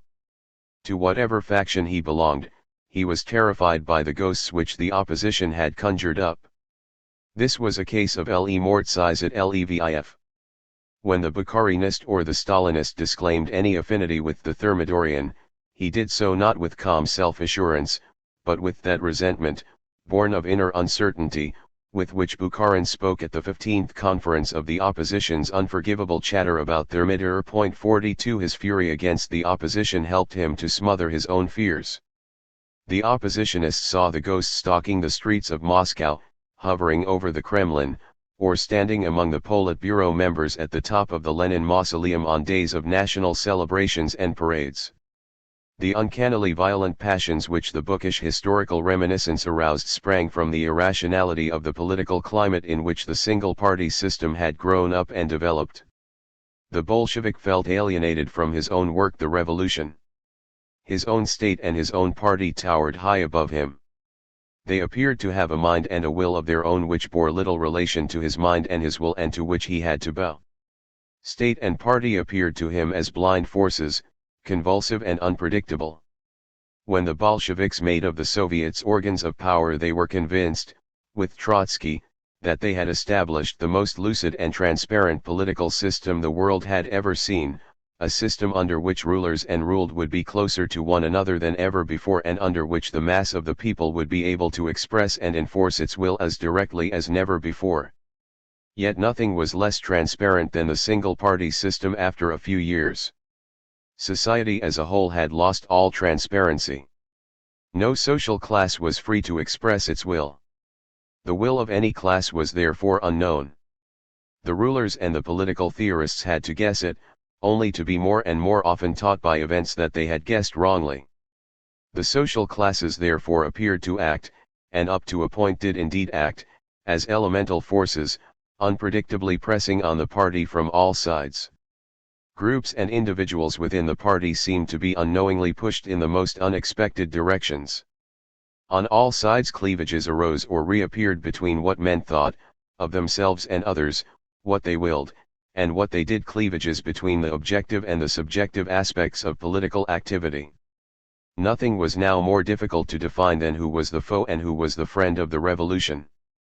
Both the ruling group and the opposition moved in the dark, fighting against real dangers and against apparitions, and chasing one another and one another's shadows. They ceased to see one another as they were and saw each other as mysterious social entities with hidden and sinister potentialities which had to be deciphered and rendered harmless. It was this alienation from society and from one another that prompted the ruling factions to declare that the opposition worked as an agency of alien social elements, and the opposition to claim that behind the ruling men stood Thermidorian forces. Which then were those forces? The wealthy peasants, the NEP bourgeoisie, and sections of the bureaucracy. Trotsky replied briefly, all those classes and groups which were interested in a bourgeois restoration. The working class remained attached to the conquests of October and was implicitly hostile to the Thermidorians. As for the bureaucracy, Trotsky expected that in a critical situation it would split, one section would back the counter-revolution, another would defend the revolution. He saw the divisions within the party as an indirect reflection of that cleavage. The right wing stood closest to the Thermidorians, but it was not necessarily identical with them. Bukharin's defense of the men of property savored of a Thermidorian aspiration, but it was not clear whether the Bukharinists were the actual Thermidorians or merely their unwitting auxiliaries, who would in danger rally to the revolution. The left, i.e. the joint opposition, alone, according to this view, represented within the party the proletarian class interest and the undiluted program of socialism. It acted as the vanguard of the anti-Thermidorians. The center, the Stalinist faction, had no program, and although it controlled the party machine, it had no broad social backing. It balanced between right and left and spawned on the programs of both. As long as the center was in coalition with the right, it helped to pave the way for the Thermidorians. But it had nothing to gain from a Thermidor which would be its own undoing, and so, when faced with the menace of counter-revolution, the center or a large section of it would rally to the left in order to oppose, under the left's leadership, the Soviet Thermidor. There is no need to run ahead of our story and to point out to what extent events confirmed or falsified this viewpoint. 43 Here it will be enough to indicate one important practical conclusion which Trotsky drew from it. This was, briefly, that under no conditions must he and his associates enter into an alliance with Bukharin's faction against Stalin. In certain circumstances and under certain conditions, Trotsky urged, the opposition must even be prepared to form a united front with Stalin against Bukharin. The conditions were those that applied in any united front: the opposition must not give up its independence, its right of criticism, and its insistence on inter-party freedom. According to a well-known tactical formula, left and center should march separately and strike jointly. True, for the time being the opposition had no opportunity to apply this rule. The Stalinists and the Bukharinists shared power and maintained unity. But Trotsky had no doubt that they would fall out presently. His tactical rule was designed to drive a wedge between them and assist in bringing about a realignment which would allow the opposition to take command of all anti-Thermidorians, including the Stalinists. In the next few years the whole conduct of the opposition was to be governed by this principle, with Stalin against Bukharin, yes. With Bukharin against Stalin, never. When this tactical decision, for which Trotsky was mainly responsible, is viewed in the grim light of the end which befell all anti-Stalinist factions and groups, it cannot but appear as an act of suicidal folly. The Thermidorian spirit which Trotsky saw as if embodied in the ineffectual Bukharin appears to have been the figment of an imagination overfed with history. And as one ponders, with the full knowledge of the after events, Trotsky's many anxious alarms about the danger from the right, i.e. from Bukharin's faction, and his evident underestimation of Stalin's power, one may marvel at the short-sightedness or blindness which in this instance characterized the man so often distinguished by prophetic foresight. However, a view taken only from the angle of the denouement would be one-sided. Trotsky's decision has to be seen also against the background of the circumstances in which he took it. NEP was at its height, the forces interested in a bourgeois restoration were still alive and active, and nobody dreamt as yet of the forcible suppression of NEP capitalism and of the liquidation of the kulaks as a class. Trotsky could not take for granted the outcome of the contest between the antagonistic forces of Soviet society. The phantom of Thermidor, as he saw it, was still half real. 8 or even 10 years after 1917, the possibility of a restoration could not be ruled out. As Marxist and Bolshevik, he naturally felt it to be his prime duty to strain all strength and to mobilize all energies against it. This determined his inter-party tactics. If anything at all could still pave the way for restoration, then it was Bukharin's rather than Stalin's policy. Within this context, Trotsky could not but conclude that the opposition must lend conditional support to the latter against the former. Such a conclusion was in line with Marxist tradition, which approved alliances between left and center against the right, but considered any combination of left and right directed against the center as unprincipled and inadmissible. Thus, seen in its contemporary setting and judged in Marxist terms, Trotsky's attitude had its logic. It was his misfortune that subsequent events were to transcend that logic and to show it up as the logic of the opposition's self-effacement. It was Trotsky's tragedy indeed that in the very process by which he defended the revolution he also committed political suicide. In the spring of 1927 the inter-party struggle flared up again in connection with an issue which had hitherto played almost no part in it, but which was to remain at its center to the end, until the final expulsion and the dissolution of the joint opposition. That issue was the Chinese Revolution. It was about this time that the Chinese Revolution entered upon a grave crisis which had been prepared by developments dating back to the close of the Lenin era. The Bolsheviks had very early set their eyes on the anti-imperialist movements among the colonial and semi-colonial nations, believing that these movements constituted a major strategic reserve for proletarian revolution in Europe. Both Lenin and Trotsky were convinced that Western capitalism would be decisively weakened if it were cut off from the colonial hinterland which supplied it with cheap labor, raw materials, and opportunities for exceptionally profitable investment. In 1920 the Comintern proclaimed the alliance of Western communism and the emancipatory movements of the East.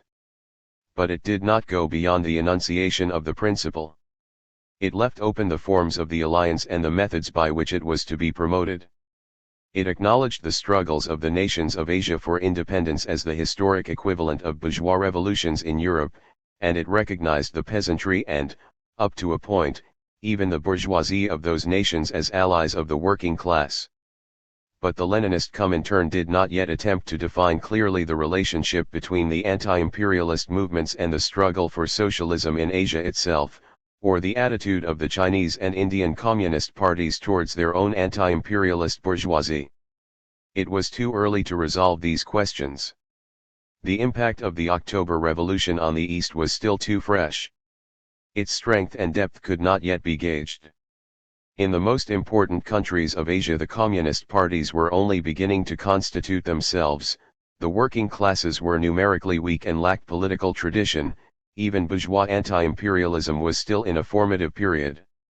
Only in 1921 did the Chinese Communist Party, based on small propagandist circles, hold its first Congress. But no sooner had it done so and set out to formulate its program and shape its organization than Moscow began to urge it to seek a rapprochement with the Kuomintang.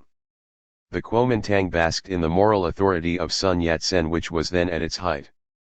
Sun Yat-sen himself was eager for an agreement with Russia which would strengthen his hands against Western imperialism, and in his vague, classless, populist socialism, he was prepared to cooperate with the Chinese communists as well, but only if they accepted his leadership unreservedly and supported the Kuomintang. He signed a pact of friendship with Lenin's government, but found it more difficult to get the Chinese communists to cooperate with him on his terms. 44. The communists were led by Chen Tuxiu, one of the intellectual pioneers of Marxism in Asia, its first great propagandist in China, and the most outstanding figure of the Chinese Revolution up to the advent of Mao Zedong, to whom he was inferior as tactician, practical leader and organizer, but superior, it seems, as thinker and theorist. Chen Tuxiu had been the initiator of the great campaign against the privileges the Western powers enjoyed in China, the campaign starting from Peking University, of which Chen Tuxiu was a professor, assumed such power that under its pressure the Chinese government refused to sign the Versailles Treaty which sanctioned the privileges. It was largely under Chen Tusio's influence that the Marxist propagandist circles had developed which formed the Communist Party. He remained the party's undisputed leader from the moment of its foundation till late in 1927, throughout the crucial phases of the revolution.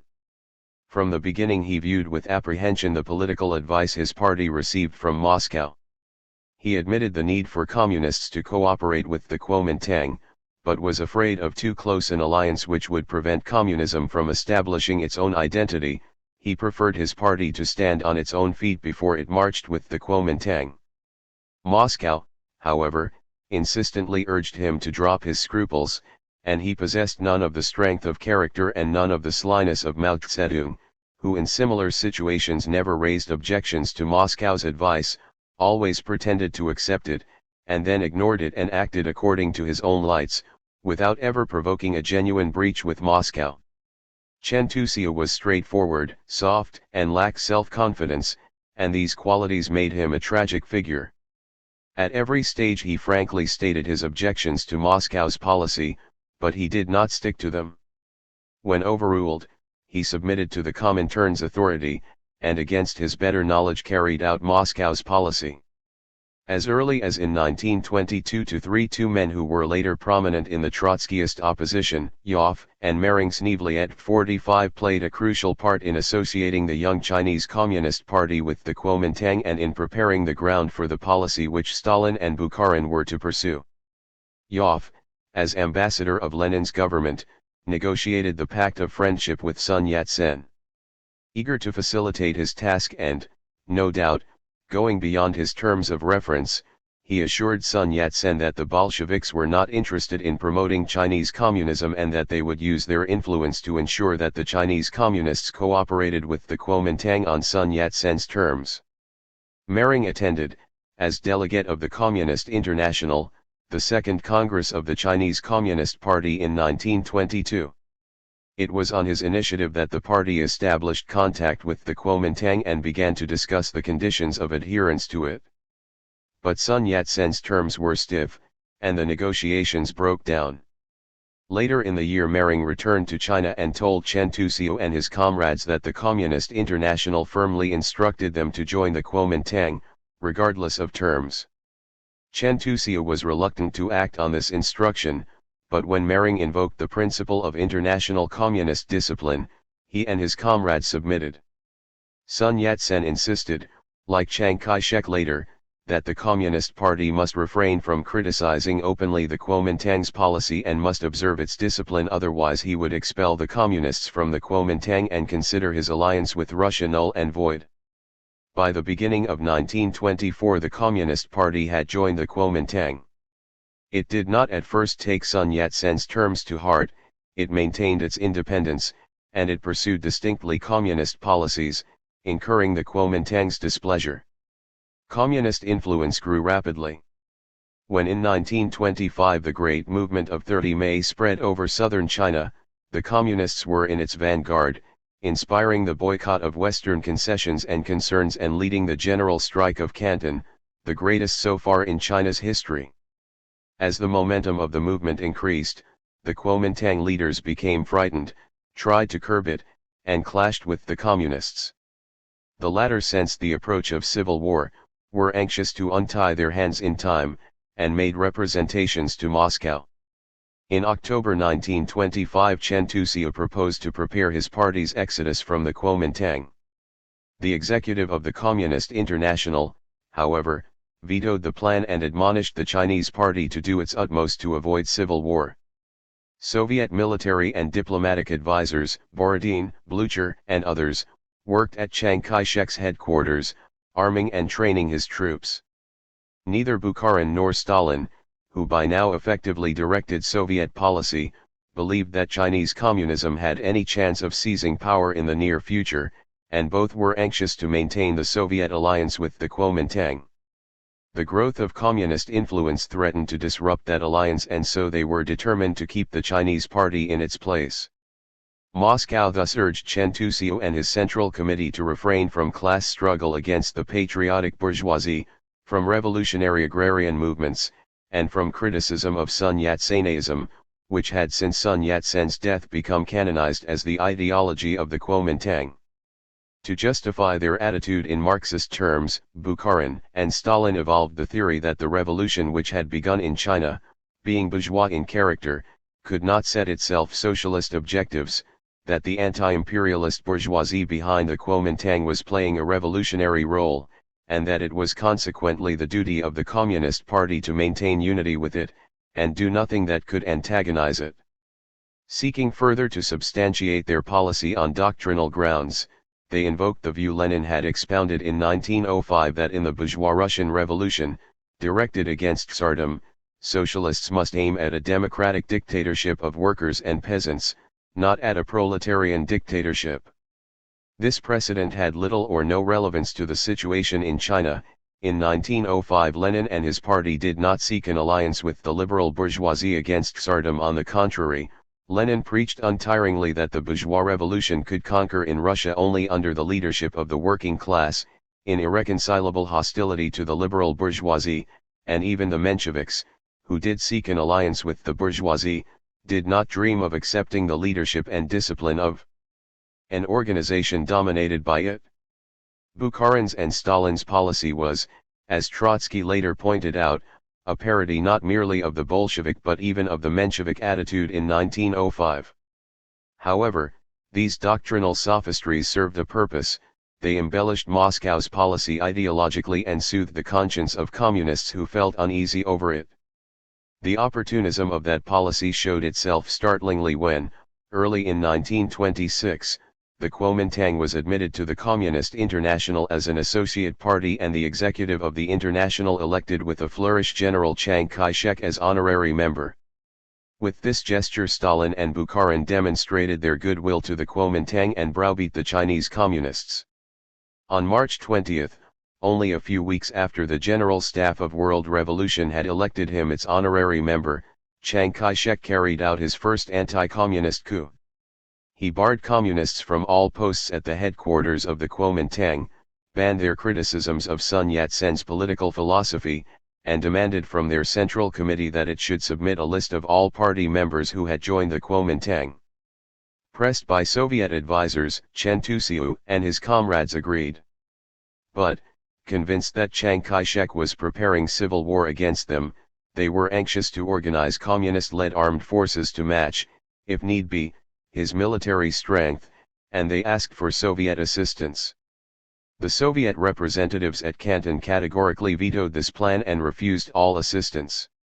Once again Chen Tusiu bowed to the Comintern's authority. 46 The newspapers of Moscow made no comment on Jiang's coup. They did not even report the event.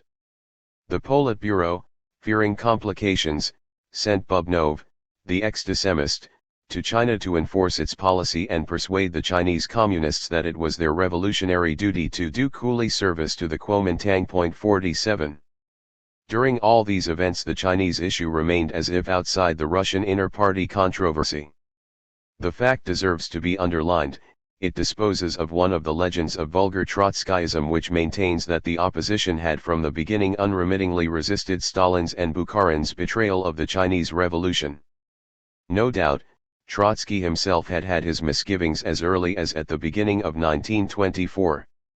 He had then expressed at the Politburo a critical view of the adherence of the Chinese Communists to the Kuomintang, and in the following 2 years he restated his view on a few occasions. But he did it almost casually. He did not dwell on the matter and did not go to its heart. When he found that at the Politburo he stood alone, all other members backed the Chinese policy, he did not try to repeat his objections before the wider forum of the Central Committee. Not once, it seems, in these years, 1924–6, did he speak about China in the executive or the commissions of the Comintern. Not once, at any rate, did he allude in public to any difference of opinion in this matter. He appears to have given to it far less attention and far less weight than he gave British or even Polish communist policies. He was evidently not clearly aware of the force of the tempest breaking over China and of the magnitude and gravity of the approaching crisis in communist policy. Early in 1926 he was still concerned more closely with the conduct of Soviet diplomacy towards China than with the direction of communist affairs there. He presided over a special commission. Chicherin, Dzerzhinsky, and Voroshilov were its members, which was to prepare recommendations for the Politburo on the line that Soviet diplomacy ought to pursue in China. Of the Commission's work little is known, apart from its report which Trotsky submitted to the Politburo on March 25, 1926.48. As he did not dissociate himself from the report, it must be assumed that he was in basic agreement with it.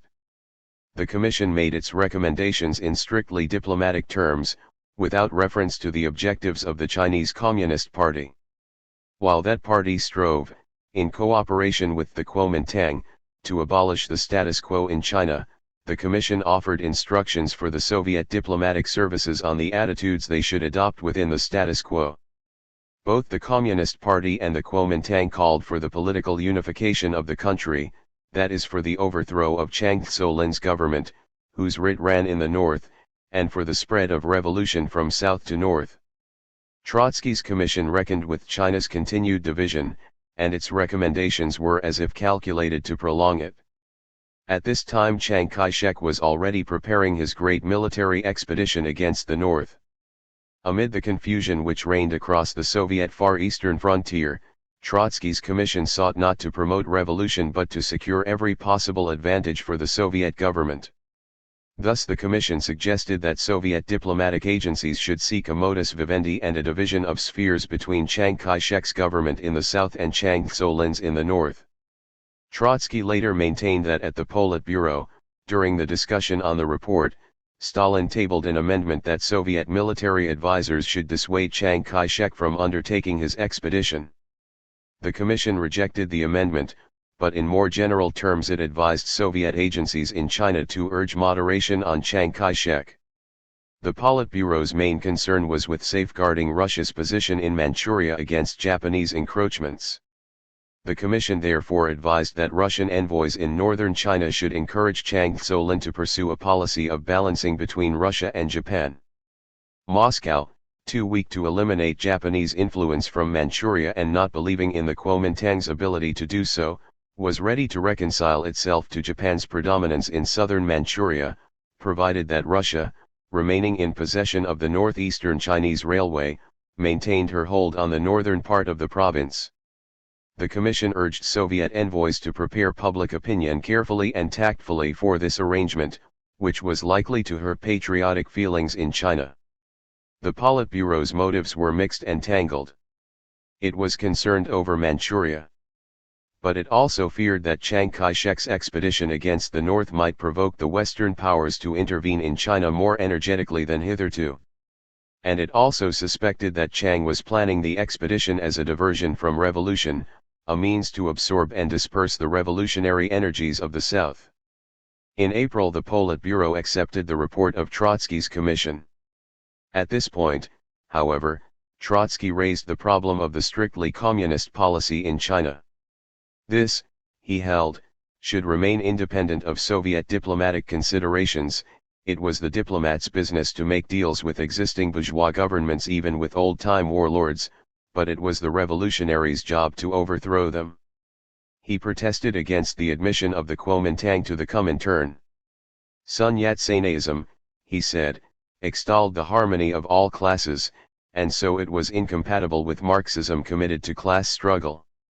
In electing Chiang Kai-shek an honorary member, the executive of the Comintern had played a bad joke. Finally, he repeated his old objections to the adherence of the Chinese Communists to the Kuomintang. 49 Once more, all members of the Politburo, including Zinoviev and Kamenev, who were now on the point of forming the joint opposition, defended the official conduct of Chinese Communist affairs. This exchange, too, was incidental. It occurred within the closed doors of the Politburo, and it had no consequences. Then, for a whole year, from April 1926 till the end of March 1927, neither Trotsky nor the other leaders of the opposition took up the issue. Only Radek, who since May 1925 had headed the Sun Yat-sen University in Moscow and had to expound party policy to perplex Chinese students, pestered the Politburo for guidance. This he failed to obtain, and he expressed mild misgivings. Yet this was the most crucial and critical year in the history of the Chinese Revolution. On July 26, 4 months after the Politburo had discussed the report of Trotsky's commission, Chiang Kai-shek, ignoring Soviet counsels of moderation, issued his marching orders for the northern expedition. His troops advanced rapidly. Against Moscow's expectation, their appearance in central China acted as a tremendous stimulus to a nationwide revolutionary movement. The northern and central provinces were astir with risings against Chiang Kai-shek's administration and the corrupt warlords who supported it. The urban workers were the most active element in the political movement. The Communist Party was in the ascendant. It led and inspired the risings. Its members stood at the head of the trade unions, which had sprung into being overnight and found enthusiastic mass support in liberated cities and towns. All along the route of Chiang Kai-shek's advance the peasantry welcomed his troops and, counting on their support, rose against warlords, landlords, and usurers, ready to dispossess them. Chiang Kai-shek was frightened by the tide of revolution and sought to contain it. He forbade strikes and demonstrations, suppressed trade unions, and sent out punitive expeditions to subdue the peasants and to requisition food. Intense hostility developed between his headquarters and the Communist Party. Chen Tuxiu, reporting these events to Moscow, demanded that his party should at last be authorized to make its exodus from the Kuomintang. He was still for a united front of communists and Kuomintang against the northern warlords and the agencies of the Western powers, but he held that it was imperative for his party to shake off the Kuomintang's discipline, regain freedom of maneuver, encourage the proletarian movement in the towns, back the peasantry's struggle for land, and get ready for open conflict with Chiang Kai-shek. A rebuff was once again the answer Chen Tuxiu received from the executive of the International. Bukharin rejected his demand as dangerous ultra-left heresy. As the Central Committee's rapporteur at the party conference in October, Bukharin reasserted the need to maintain a single national revolutionary front in China where the commercial industrial bourgeoisie was at present playing an objectively revolutionary role. 50 It might be difficult, he went on, for communists to satisfy in these circumstances the peasantry's clamor for land. The Chinese party had to keep a balance between the interests of the peasantry and those of the anti-imperialist bourgeoisie which was opposed to agrarian upheaval. The communists' overriding duty was to safeguard the unity of all anti-imperialist forces, and they must repudiate all attempts at disrupting the Kuomintang. 51 Patience and circumspection were the watchwords, all the more so as the revolutionary atmosphere was affecting the Kuomintang too, bringing about its radicalization, and reducing its right wing to impotence. Somewhat later Stalin also, speaking at the Comintern's Chinese Commission, extolled Chiang Kai-shek's revolutionary armies, demanded from the Communists complete submission to the Kuomintang, and warned them against any attempts at setting up Soviets at the height of a bourgeois revolution. 52. On the face of it, Stalin's and Bukharin's predictions about a leftward shift in the Kuomintang presently came true. In November the Kuomintang government was reconstructed into a broad coalition, in which leftish groupings led by Wang Qingwei, Jiang's rival, came to the fore, and which included 2 communist ministers in charge of agriculture and labor. The new government moved from Canton to Wuhan. The Kuomintang right, however, was far from being reduced to impotence. Chiang Kai-shek remained in supreme command of the armed forces and was busy setting the stage for his dictatorship. It was rather the communists within the government who were reduced to impotence.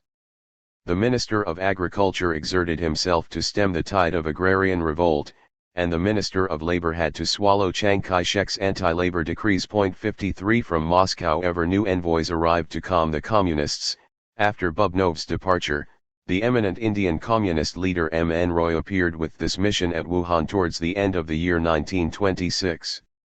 The Politburo was still preaching unity with the Kuomintang when in the spring of 1927 Chiang Kai-shek, still honorary member of the executive of the Comintern, carried out another coup by which he initiated open counter-revolution. The scene was Shanghai, China's largest city and commercial center, dominated by the extraterritorial enclaves of the Western powers and their warships anchored in the harbor. Shortly before Chiang Kai-shek's troops had entered, the workers of Shanghai rose, overthrew the old administration, and took control of the city. Once again the hapless Chen Tuxiu appealed to Comintern headquarters seeking to impress them with the significance of the event, the greatest proletarian rising Asia had seen, and to disentangle his party from its commitments to the Kuomintang. Once again he and his comrades were pressed to reaffirm their allegiance to the Kuomintang and also to yield control over Shanghai to Chiang Kai-shek. Bewildered but disciplined, rejecting assistance offered them by Jiang's own detachments, the communists on the spot accepted these instructions, laid down arms, and surrendered. Then, on April 12, only 3 weeks after their victorious rising, Chiang Kai-shek ordered a massacre in which tens of thousands of communists and of workers who had followed them were slaughtered. Thus the Chinese communists were made to pay their tribute to the sacred egoism of the first workers' state, the egoism that the doctrine of socialism in one country had elevated to a principle. The hidden implications of the doctrine were brought out and written in blood on the pavements of Shanghai. Stalin and Bukharin considered themselves entitled to sacrifice the Chinese Revolution in what they believed to be the interest of the consolidation of the Soviet Union. They sought desperately to avoid any course of action which might turn the capitalist powers against the Soviet Union and disturb its hard-won and precarious peace and equilibrium. They conceived their Chinese policy in the same mood in which they shaped their present domestic policies, believing that it was wisdom's first commandment to keep to the safe side and to proceed cautiously, step by step, in the conduct of all affairs of state. The same logic which had induced them to placate the strong farmer at home led them to woo so excessively the Kuomintang. They had indeed expected the Chinese Revolution to develop at the snail's pace at which Bukharin thought that socialism could progress in Russia. As so often in history, this kind of weary and seemingly practical realism was but a pipe dream. It was impossible to ride the dragons of revolution and counter-revolution at the snail's pace. But the Bolsheviks had for years exerted themselves to gain a breathing space for the Soviet Union. Having gained it, they sought to draw it out indefinitely, and they reacted with sore resentment against anything which might conceivably interrupt it or shorten it. At home a policy risking conflict with the peasantry might interrupt it. Abroad a forward communist policy might interrupt it. The ruling factions were determined that this should not happen, and so, almost without turning a hair, they made the Chinese Revolution prolong with its dying breath the breathing space for the workers' first state. 54. It was only on March 31, 1927, after a year's silence and barely a fortnight before the Shanghai massacre, that Trotsky attacked the Politburo's Chinese policy. 55 That he had been implicitly opposed to that policy and its premises cannot be doubted. His earlier protests against the entry of the Chinese party into the Kuomintang and against the honor the Comintern had bestowed on Chiang Kai-shek had shown it. His own conceptions, developed consistently over more than 20 years, made it impossible for him to accept even for a moment the ideological arguments with which Stalin and Bukharin endeavored to justify their political strategy. Nothing was farther from the exponent of permanent revolution than their view that because the upheaval in China was bourgeois in character, the communists there must forego their socialist aspirations for the sake of an alliance with the Kuomintang bourgeoisie. It was inherent in Trotsky's whole way of thinking that he should take the view that the bourgeois and the socialist phases of the revolution would merge, as they had merged in Russia, that the working class would be the chief driving force throughout, and that the revolution would either win as a proletarian movement ushering in a proletarian dictatorship or would not win at all. Why then did he keep silent during the decisive year? He was, of course, ill much of the time. He was up to his neck in domestic issues and the affairs of European communism, he was engaged in an unequal struggle, and he had to reckon with the opposition's delicate tactical situation. His attention, so his private papers suggest, did not become focused on the Chinese problem before the early months of 1927. He had not been aware how far the Politburo's opportunism and cynicism had gone. He had no knowledge of the reluctance with which the Chinese communists had acted on its instructions. He had no inkling of Chen Tuxiu's many appeals and protests. Stalin and Bukharin had locked them up in secret files, nor was he acquainted with other confidential communications that had passed between Moscow and Canton or Wuhan. When at last, having little more to go by than news generally accessible, he became alarmed and raised the issue within the opposition's leading circle, he found that even there he was almost isolated. Up to the end of 1926 Zinoviev and Kamenev had had little with which to reproach official policy. Sticking to the old Bolshevik ideas of 1905, they too held that the Chinese Revolution must of necessity limit itself to its bourgeois and anti-imperialist objectives. They approved the party's entry into the Kuomintang. In his heyday at the Comintern, Zinoviev himself must have played his part in implementing this policy and in overruling Chen Tusio's objections. But even the most important Trotskyists, Preobrazhensky, Radek, and also, it seems, Pyatakov and Rakovsky, were taken aback when Trotsky applied the scheme of permanent revolution to China. 56 They did not think that proletarian dictatorship could be established and that the Communist Party could seize power in a country even more retarded socially than Russia had been.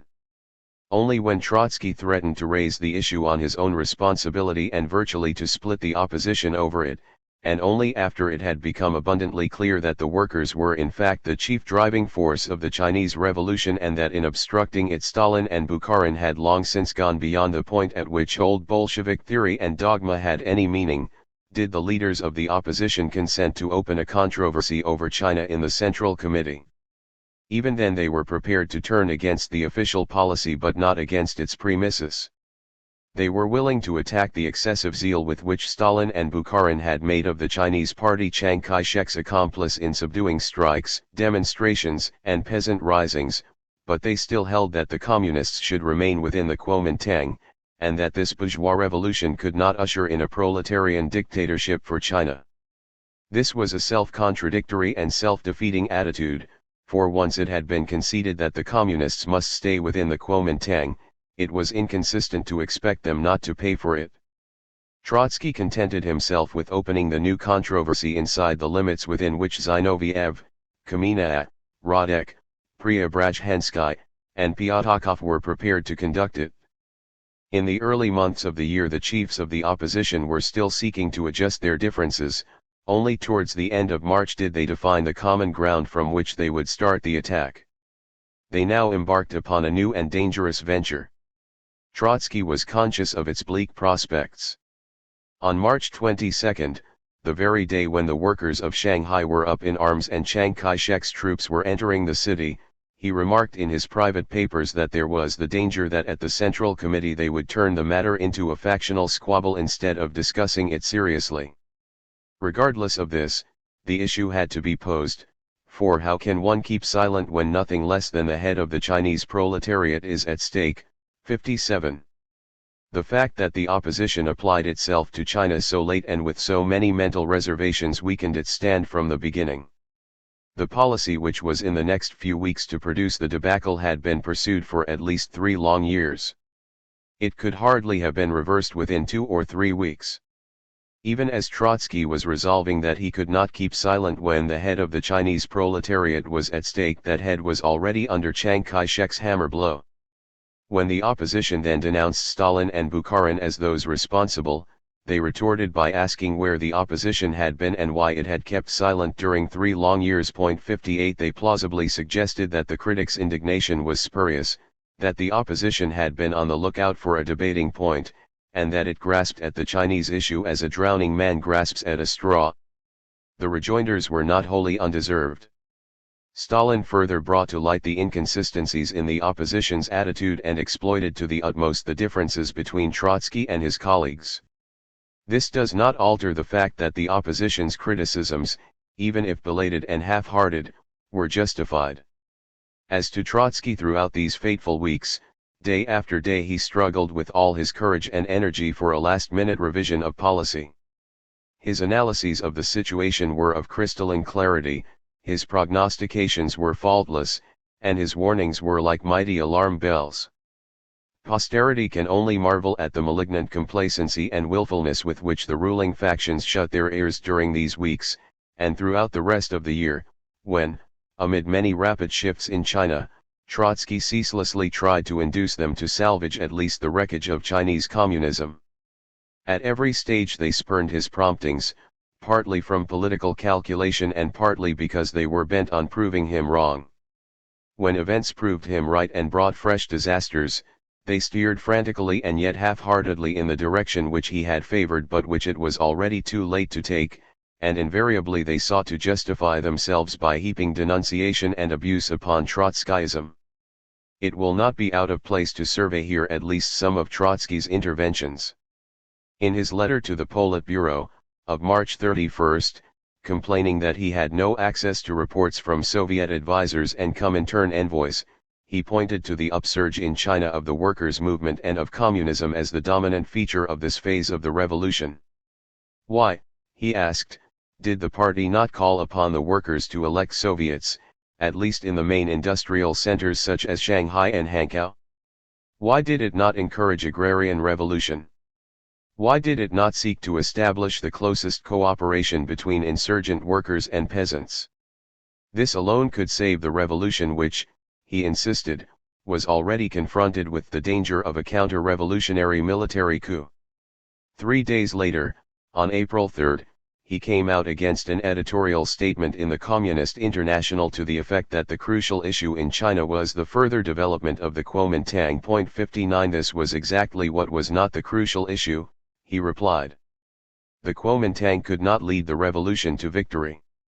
Workers and peasants must be urgently organized in councils. Day in, day out, he protested against speeches by Kalinin, Rudzutak, and others, who asserted that all classes of Chinese society look upon the Kuomintang as upon their party and should give the Kuomintang government their wholehearted support. On April 5, a week before the Shanghai crisis, he wrote emphatically that Chiang Kai-shek was preparing a quasi-Bonapartist or fascist coup and that only workers' councils could frustrate him.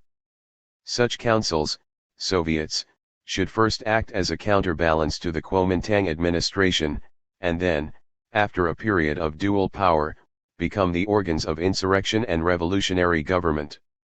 On April 12, the day of the Shanghai massacre, he wrote a scathing refutation of a eulogy of the Kuomintang which had appeared in Pravda. Its author, Martynov, had for 20 years been the most right-wing Menshevik, had joined the Communist Party only some years after the Civil War, and was now a leading light in the Comintern. In the next few days Trotsky wrote to Stalin, once more asking in vain to be shown the confidential reports from China. Grotesquely, on April 18, a week after the Shanghai massacre, the Eastern Secretariat of the Comintern invited him to autograph, as other Soviet leaders did, a picture for Chiang Kai-shek as a token of friendship. He refused and rebuked with angry contempt the Comintern officials and their inspirers. 60. By this time reports about the Shanghai butchery had reached Moscow. Stalin's and Bukharin's pleadings were still fresh in everyone's memory. Fortunately for them, the criticisms of the opposition had not become public knowledge. Only some party cadres, Comintern officials, and Chinese students in Moscow were aware of the controversy.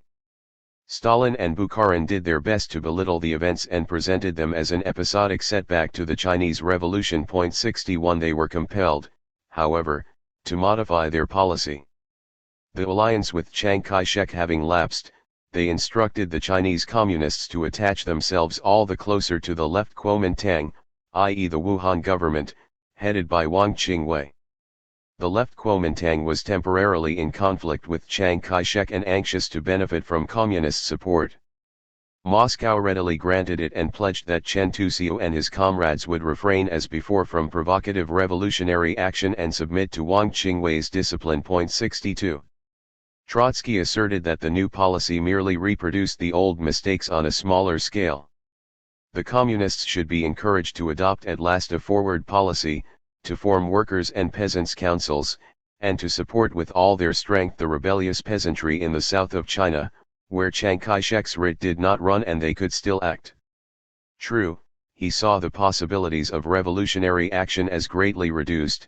Chiang Kai-shek's coup was, despite official attempts to belittle it, a basic shift from revolution to counter-revolution and a crushing blow to the urban revolutionary forces.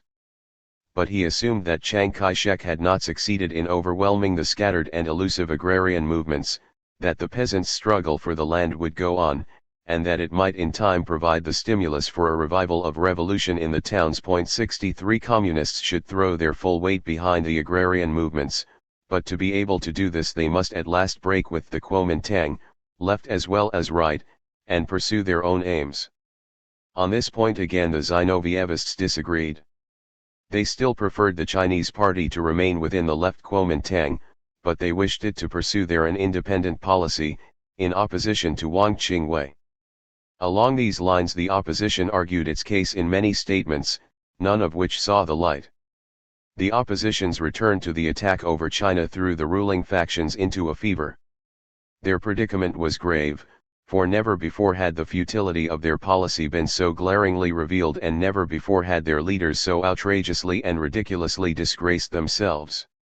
About the same time another setback, minor by comparison, added to their embarrassment. The Anglo-Soviet Council broke up, the leaders of the British trade unions contracted out. In the diplomatic field, there was high tension between Britain and the Soviet Union. Yet another of the great hopes of official policy had vanished into thin air. The ruling factions made the most of this circumstance, however, precisely to divert attention from China and to block all discussion. They raised an outcry about the danger of war and intervention and created a state of public nervousness and national alarm, in which it was all too easy to damn the opposition as unpatriotic. Stalin cracked the whip, threw out fresh threats of expulsion, and used every means of moral pressure to silence his critics. At his prompting Krupskaya begged Zinoviev and Kamina not to make a row over China and to remember that they might find themselves criticizing the party from the outside. The opposition wished to avoid the row. Trotsky and Zinoviev proposed that the Central Committee should meet and thrash out the differences in private so that the discussion should not be reported even in the confidential bulletin which the Central Committee issued for the activists. Stalin, however, would have no debate even off the record, and the Politburo refused to call the meeting. 64. Then, in the last week of May, Trotsky forced a debate at a session of the executive of the Comintern. He appealed from the Russian party to the International. In doing so he acted within his rights. The executive of the International was nominally the court of appeal before which any communist was entitled to lodge a complaint against his own party. Pravda, however, denounced the appeal beforehand as an act of disloyalty and a breach of discipline. The opposition, nevertheless, used the opportunity to subject to criticism the whole of the official policy at home as well as abroad, in Asia as well as in Europe. To strengthen its hands and protect itself against reprisals, or, as Trotsky put it, to spread the expected blow over many shoulders, the opposition staged a political demonstration similar to that the 46 had made in 1923. On the eve of the session a group of 84 prominent party men declared their solidarity with Trotsky's and Zinoviev's views. 65 Stalin could not indeed apply disciplinary measures immediately against Trotsky and Zinoviev without applying them also to the 84 and then to the 300, who signed the statement of solidarity. But their joint démarche enabled Stalin to claim that the opposition had broken its pledge and reconstituted itself as a faction. 66. On May 24 Trotsky addressed the Comintern executive. Ironically, he had to begin with a protest against the executive's treatment of Zinoviev, its erstwhile president who not so long ago had indicted him before this very executive. Zinoviev was now not even admitted to the session. Trotsky spoke of the intellectual weakness and uncertainty which led Stalin and Bukharin to conceal from the International the truth about China and to denounce the opposition's appeal as a crime. The executive should publish its proceedings. The problems of the Chinese Revolution could not be stuck in a bottle and sealed up. It should beware of the grave dangers lurking in the regime of the International modeled on that of the Russian party. Some foreign communist leaders were impatient with the opposition and imagined that the Russian party and the International would resume normal life once Trotsky and Zinoviev had been disposed of. They were deluding themselves. The contrary will happen. On this road there will be only further difficulties and further convulsions. No one in the International trusted himself to speak up for fear that criticism might harm the Soviet Union. But nothing was as harmful as lack of criticism. The Chinese debacle had proved it. Stalin and Bukharin were concerned mainly with self-justification and with covering up their disastrous mistakes. They claimed that they had foreseen it all and provided for all. Yet only a week before the crisis in Shanghai, Stalin had boasted at a party meeting that we would use the Chinese bourgeoisie and then throw it away like a squeezed lemon. This speech was never made public because a few days later the squeezed lemon seized power. Soviet advisors and Comintern envoys, especially Borodin, behaved as if they represented some sort of a Comintern. They hindered the independent policy of the proletariat, its independent organization, and especially the arming of the workers. Heaven forbid that arms in hand the workers should frighten away that great chimera of a national revolution which should embrace all classes of Chinese society. The Communist Party of China is a shackled party. Why has it not had and why does it not have to this day its own daily newspaper? Because the Kuomintang does not want it? But in this way the working class has been kept politically disarmed. 67. While the executive was in session, the tension between Britain and the Soviet Union reached a critical point. The British police had raided the offices of the Soviet Trade Mission in London and the British government broke off relations with Russia.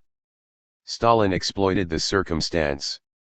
I must state, comrades, he told the executive, in conclusion of his speech, that Trotsky has chosen for his attacks an all too inopportune moment.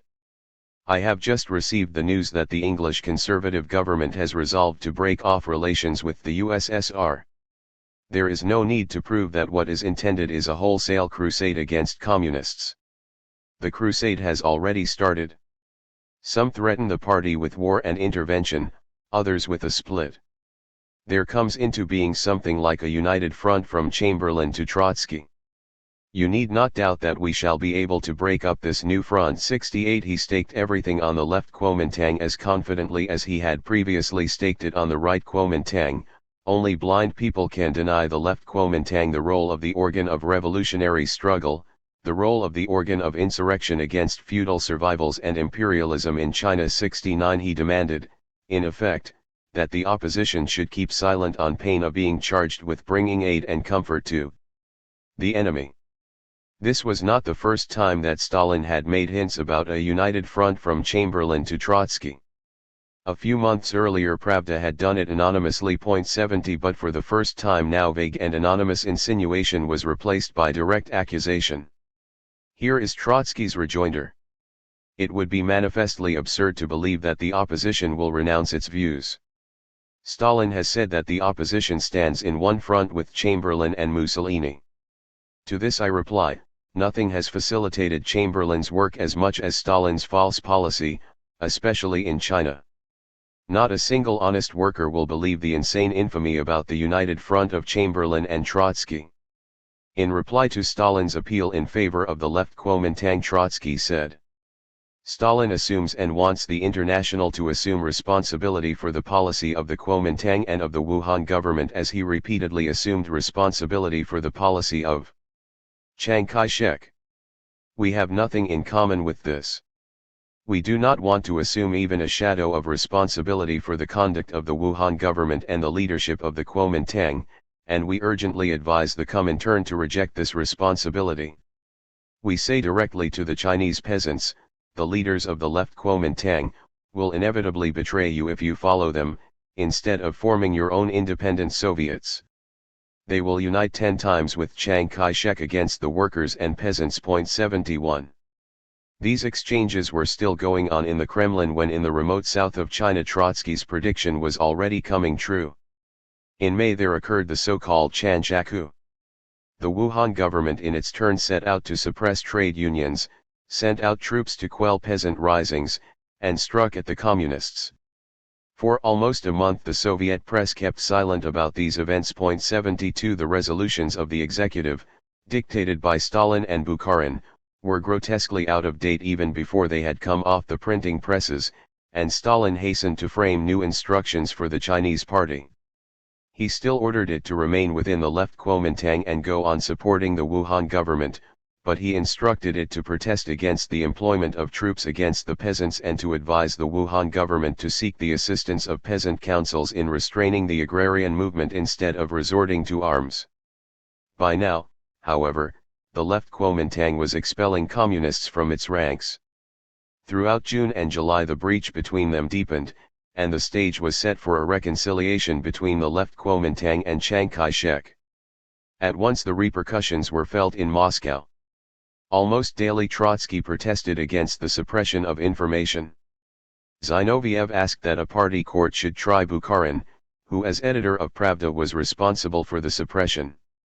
At last Zinoviev and Radek agreed to demand with Trotsky that the communists should contract out of the left Kuomintang. This was now pointless, for since the left Kuomintang had broken with the communists, there was nothing that even Stalin could do but to advise them to break with it. Stalin was in fact already preparing to carry out one of his major turns of policy and switch over to that ultra-left course which, towards the end of the year, was to lead the Chinese communists to stage, at the ebb of the revolution, the futile and bloody rising of Canton. In July he withdrew Borodin and Roy from China and sent out Lomanids, a secretary of the Soviet Komsomol, and Heinz Neumann, a German communist, both without an inkling of Chinese affairs and both with a bent for putschism, to carry out a coup in the Chinese party. They branded Chen Tusiu, the reluctant but loyal executor of Stalin's and Bukharin's orders, as the opportunist villain of the peace and made him the scapegoat for all failures. At home Stalin went on playing up the danger of war and of an anti-communist crusade, and he intensified the drive against the opposition. He sent many chiefs of the opposition abroad on the pretext that they were needed for various diplomatic missions. Pyatakov, Preobrazhensky, and Vladimir Kossier had joined Rakovsky at the embassy in Paris. Kamenev was appointed ambassador to Mussolini. There could be no more frustrating and humiliating assignment for the former chairman of the Politburo. Antonovov-Zinko was in Prague. Safarov, the Zinovievist leader of the Komsomol, was posted to Constantinople. Others were detailed to Austria, Germany, Persia, and Latin America. Thus the leading group of the opposition was largely dispersed. One after another the 84 were demoted, penalized, and, on the pretext of administrative appointments, shifted to remote provinces. Repression was all the less disguised and blunter the lower down it reached. Men of the rank and file were sacked and dispatched into the wilderness without any pretext. The opposition was exasperated and tried to defend itself, protesting against the veiled forms of deportation and exile. This was of no avail. The ruling factions saw in every one of the opposition's attempts at self-defense a new offense justifying fresh reprisals. Every complaint was received as another sign of malignant insubordination, and every cry or even whimper of protest as a call to revolt. So persistent were the Stalinists and Bukharinists in twisting the opposition's intentions and in making even its most timorous gestures appear as acts of unheard of defiance that in the end every such gesture did become an act of defiance, that the oppositionist had to be full of stubborn insubordination to lodge any complaint whatsoever, and that even a whimper of protest resounded like the clarion call of rebellion. Any incident, however trivial in itself, was now liable to arouse furious passions in the factions, to make their blood boil, and to shake party and government. One such incident was the meeting at the Yaroslavl station. About the middle of June Smilga was ordered to leave Moscow and to take up a post at Khabarovsk, on the Manchurian frontier. The leader of the Baltic Fleet in the October Revolution, a distinguished political commissar in the Civil War, and an economist, Smilga was one of the most respected and popular chiefs of the Zinovievist faction. On the day of his departure from Moscow several thousand oppositionists and their friends gathered at the Yaroslavl railway station to see him off and to demonstrate against the surreptitious victimization. The crowd was angry. The demonstration was unprecedented. It was staged in a public place, amid all the traffic normal at a great railway junction. Travelers and passers-by, non-party men, mingled with the demonstrators, overheard their unflattering remarks about the party leaders, and picked up their agitated exclamations. They also listened to Trotsky and Zinoviev, who made speeches. Because of these circumstances, the farewell to Smilga became the opposition's first public, though only half premeditated, demonstration against the ruling group. Trotsky, aware of the delicacy of the situation, addressed the crowd in a restrained manner. He made no reference to the inter-party conflict. He did not, it seems, even allude to the cause of the manifestation. Instead, he spoke gravely about the international tension and the threat of war, and about the allegiance which all good Bolsheviks and citizens owed the party. The ruling group nevertheless charged Trotsky and Zinoviev with making an attempt to carry the inter-party controversy beyond the party. Humble oppositionists who were found to have been present at the Yaroslavl station were expelled from the cells without ado. The excitement over the incident lasted throughout the summer against the background of a continuing war scare which led to a run on food shops. "This is the worst crisis since the revolution," Trotsky declared in a letter to the Central Committee on 27 June. 73. He referred to the war scare and its adverse effects, and he pointed out that if the Central Committee believed the danger to be as imminent as its agitators made it out, then this was one reason more why the committee should review its policy and restore normal relations, the Leninist regime, within the party. The opportunity for this, he pointed out, was close at hand. The Central Committee was preparing a new Congress of the party. Let it then open a free pre-Congress debate and bring back all the virtually banished adherents of the opposition and allow them to take part. Even before his appeal had reached its destination, the press spoke again about the opposition's collusion with foreign imperialists. On the next day Trotsky again addressed himself to the Central Committee, saying inter alia that Stalin evidently aimed at the physical annihilation of the opposition. The further road of the Stalinist group is mechanically predetermined. Today they falsify our words, tomorrow they will falsify our deeds. The Stalinist group will be compelled, and it will be compelled very soon, to use against the opposition all those means that the class enemy used against the Bolsheviks in July 1917, during the month of the Great Slander, when Lenin had to flee from Petrograd. They would speak about sealed cars, foreign gold, conspiracies, and see. This is whither Stalin's course is leading, to this and all the consequences. Only the blind do not see it, only the Pharisee will not admit it. 74. Stalin indignantly denied that he was out to annihilate his critics.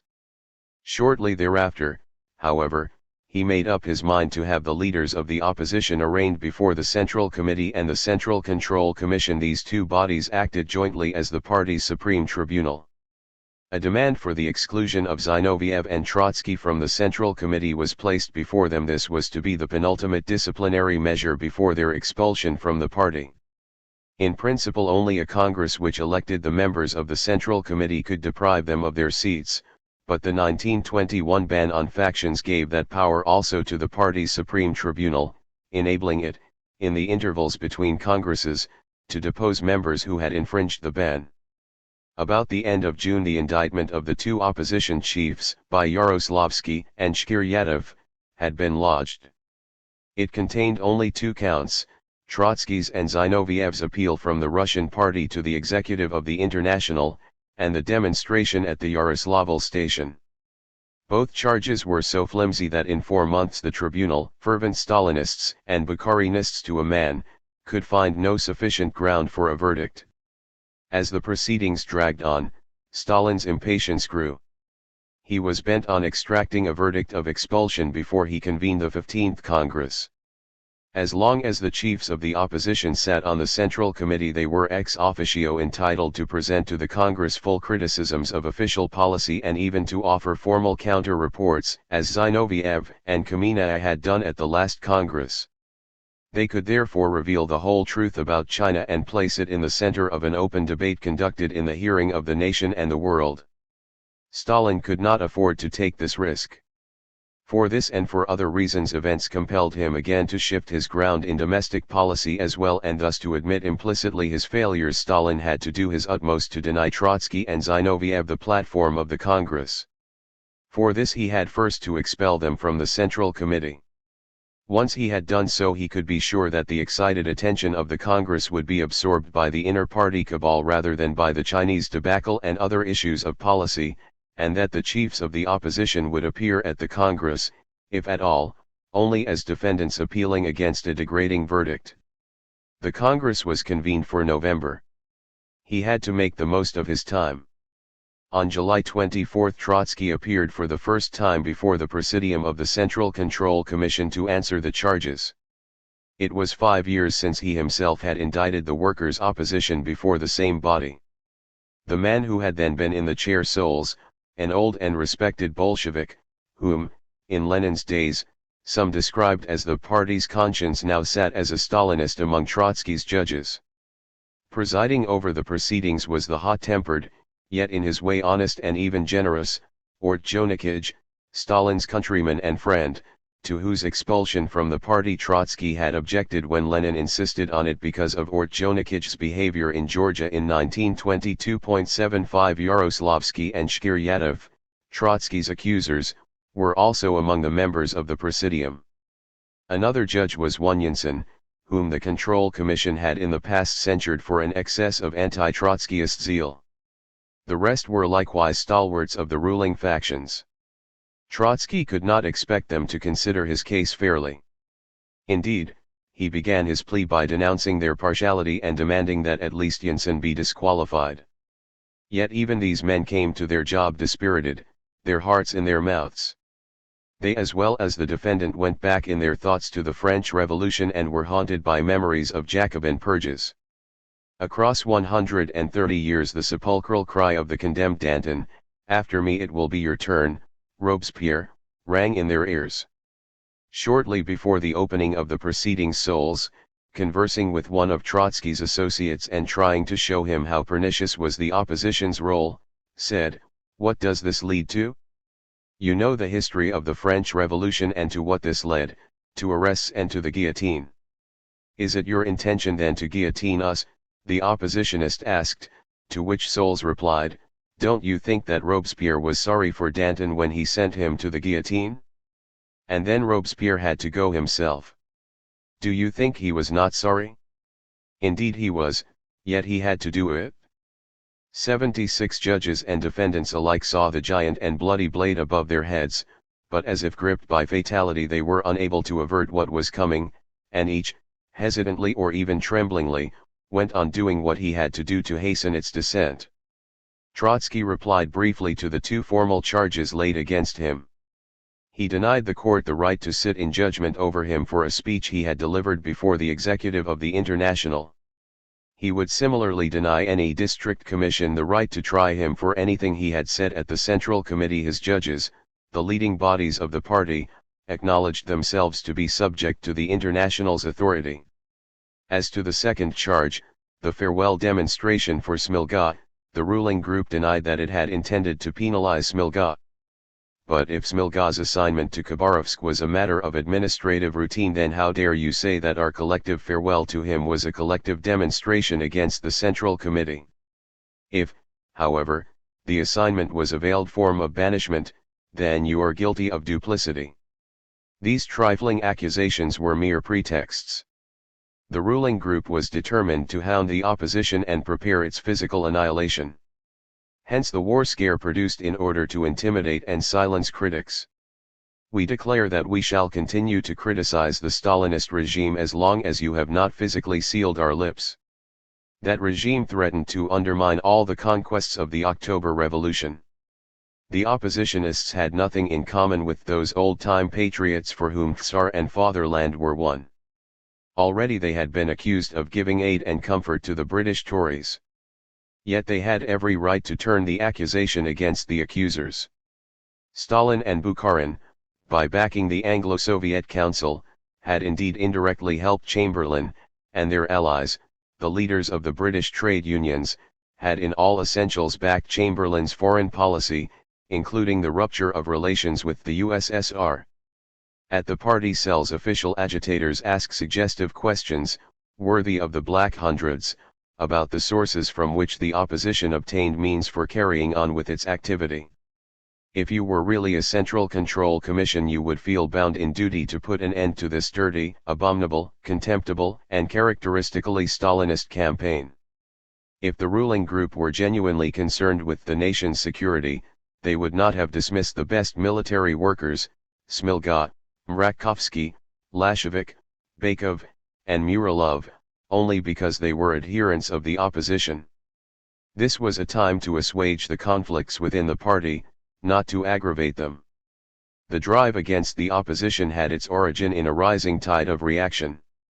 Having surveyed the major questions at issue, Trotsky wound up with a forceful evocation of the French Revolution.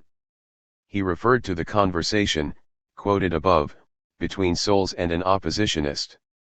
He said that he agreed with Soles that they all ought to consult anew the annals of the French Revolution, but it was necessary to use the historical analogy correctly. During the Great French Revolution many were guillotined.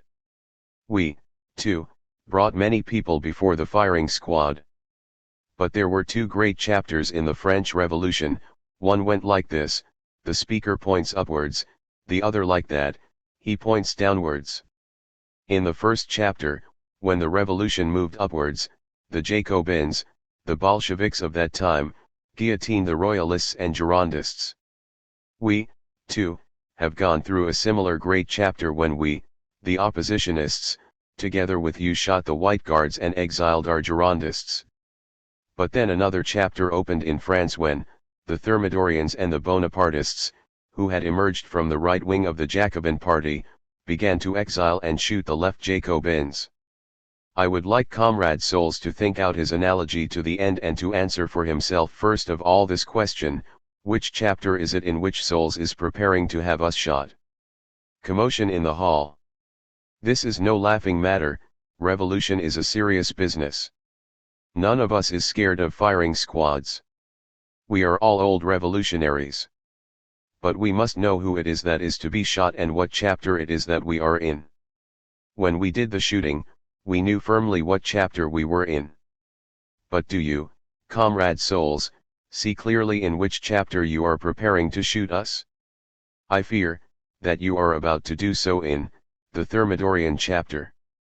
He went on to explain that his adversaries were mistaken in imagining that he called them names. The Thermidorians were not deliberate counter-revolutionaries, they were Jacobins, but Jacobins who had moved to the right. Do you think that on the very next day after 9 Thermidor they said to themselves, we have now transferred power into the hands of the bourgeoisie? Nothing of the kind. Look up the newspapers of that time. They said, we have destroyed a handful of people who disturbed the peace in the party, and now after their destruction the revolution will triumph completely. If Comrade Soles has any doubts about it? Soles, you are practically repeating my own words. Trotsky. I shall read to you what was said by Brivel, a right Jacobin and Thermidorian, when he reported on that session of the convention which had resolved to hand over Robespierre and his associates to the Revolutionary Tribunal, intriguers and counter-revolutionaries draping themselves with the togas of patriotism, they had sought the destruction of liberty, and the convention decreed to place them under arrest. They were, Robespierre, Couthon, Saint-Just, Lebas, and Robespierre the Younger. The chairman asked what my opinion was. I replied, those who had always voted in accordance with the principles of the Mountain, voted for imprisonment. I did more. I am one of those who proposed this measure. Moreover, as secretary, I hasten to sign and to transmit to you this decree of the convention. That is how the report was made by a Soles, of that time. Robespierre and his associates, these were the counter-revolutionaries. Those who had always voted in accordance with the principles of the Mountain meant in the language of that time those who had always been Bolsheviks. Brivel considered himself an old Bolshevik. As secretary I hasten to sign and to transmit to you this decree of the convention. Today, too, there are secretaries who hasten to sign and transmit. Today, too, there are such secretaries, 77. The Thermidorians too, Trotsky went on, had struck at the left Jacobins amid cries of La Patrie and danger. Convinced that Robespierre and his friends were only isolated individuals, they did not understand that they struck against the deepest revolutionary forces of their age, forces opposed to the Jacobin neo-N.E.P. and Bonapartism. They branded Robespierre and his friends as aristocrats, and did we not hear today the same cry aristocrat from the lips of Janssen addressed to me? They stigmatized the left Jacobins as Pitt's agents, just as the Stalinists denounced the opposition as the agents of Chamberlain, that modern pocket edition of Pitt. The odor of the second chapter now assails one's nostrils. The party regime stifles everyone who struggles against their mitre. The worker, the man of the mass, has been stifled in the party. The rank and file is silent. Such had also been the condition of the Jacobin clubs in their decay. An anonymous reign of terror was instituted there, silence was compulsory, the 100%er vote and abstention from all criticism were demanded, it was obligatory to think in accordance with orders received from above. Men were compelled to stop thinking that the party was a living and independent organism, not a self-sufficient machine of power. The Jacobin clubs, the crucibles of revolution, became the nurseries of Napoleon's future bureaucracy. We should learn from the French Revolution. But is it really necessary to repeat it? Shouts. Not all was lost yet, however. Despite grave differences, a split could still be avoided. There was still a gigantic revolutionary potential in our party, the stock of ideas and traditions inherited from Lenin. You have squandered a great deal of this capital, you have replaced much of it with cheap substitutes, but a good deal of pure gold still remains. This was an age of stupendous shifts, of sharp and rapid turns, and the scene might yet suddenly become transformed. But you dare not hide the facts, for sooner or later they will become known anyway. You cannot hide the victories and the defeats of the working class. If only the party were allowed to ponder the facts and to form its opinion freely, the present crisis could be overcome. Let the ruling group therefore take no rash and irreparable decision. Beware, lest you should find yourself saying later, we parted company with those whom we should have preserved, and we preserved those from whom we should have parted. It is impossible to read these words without recalling the cold shiver running down one's spine of which the young Trotsky spoke in 1904 when, at the threshold of his career, he thought of the future of Lenin's party and compared it with the fate of the Jacobins. The same cold shiver ran down his spine 23 years later. In 1904 he had written that a Jacobin tribunal would have tried under the charge of Moderantism the whole international labor movement, and Marx's lion head would have been the first to roll under the guillotine. Now he himself fought with a lion's courage for his own head before the Bolshevik tribunal.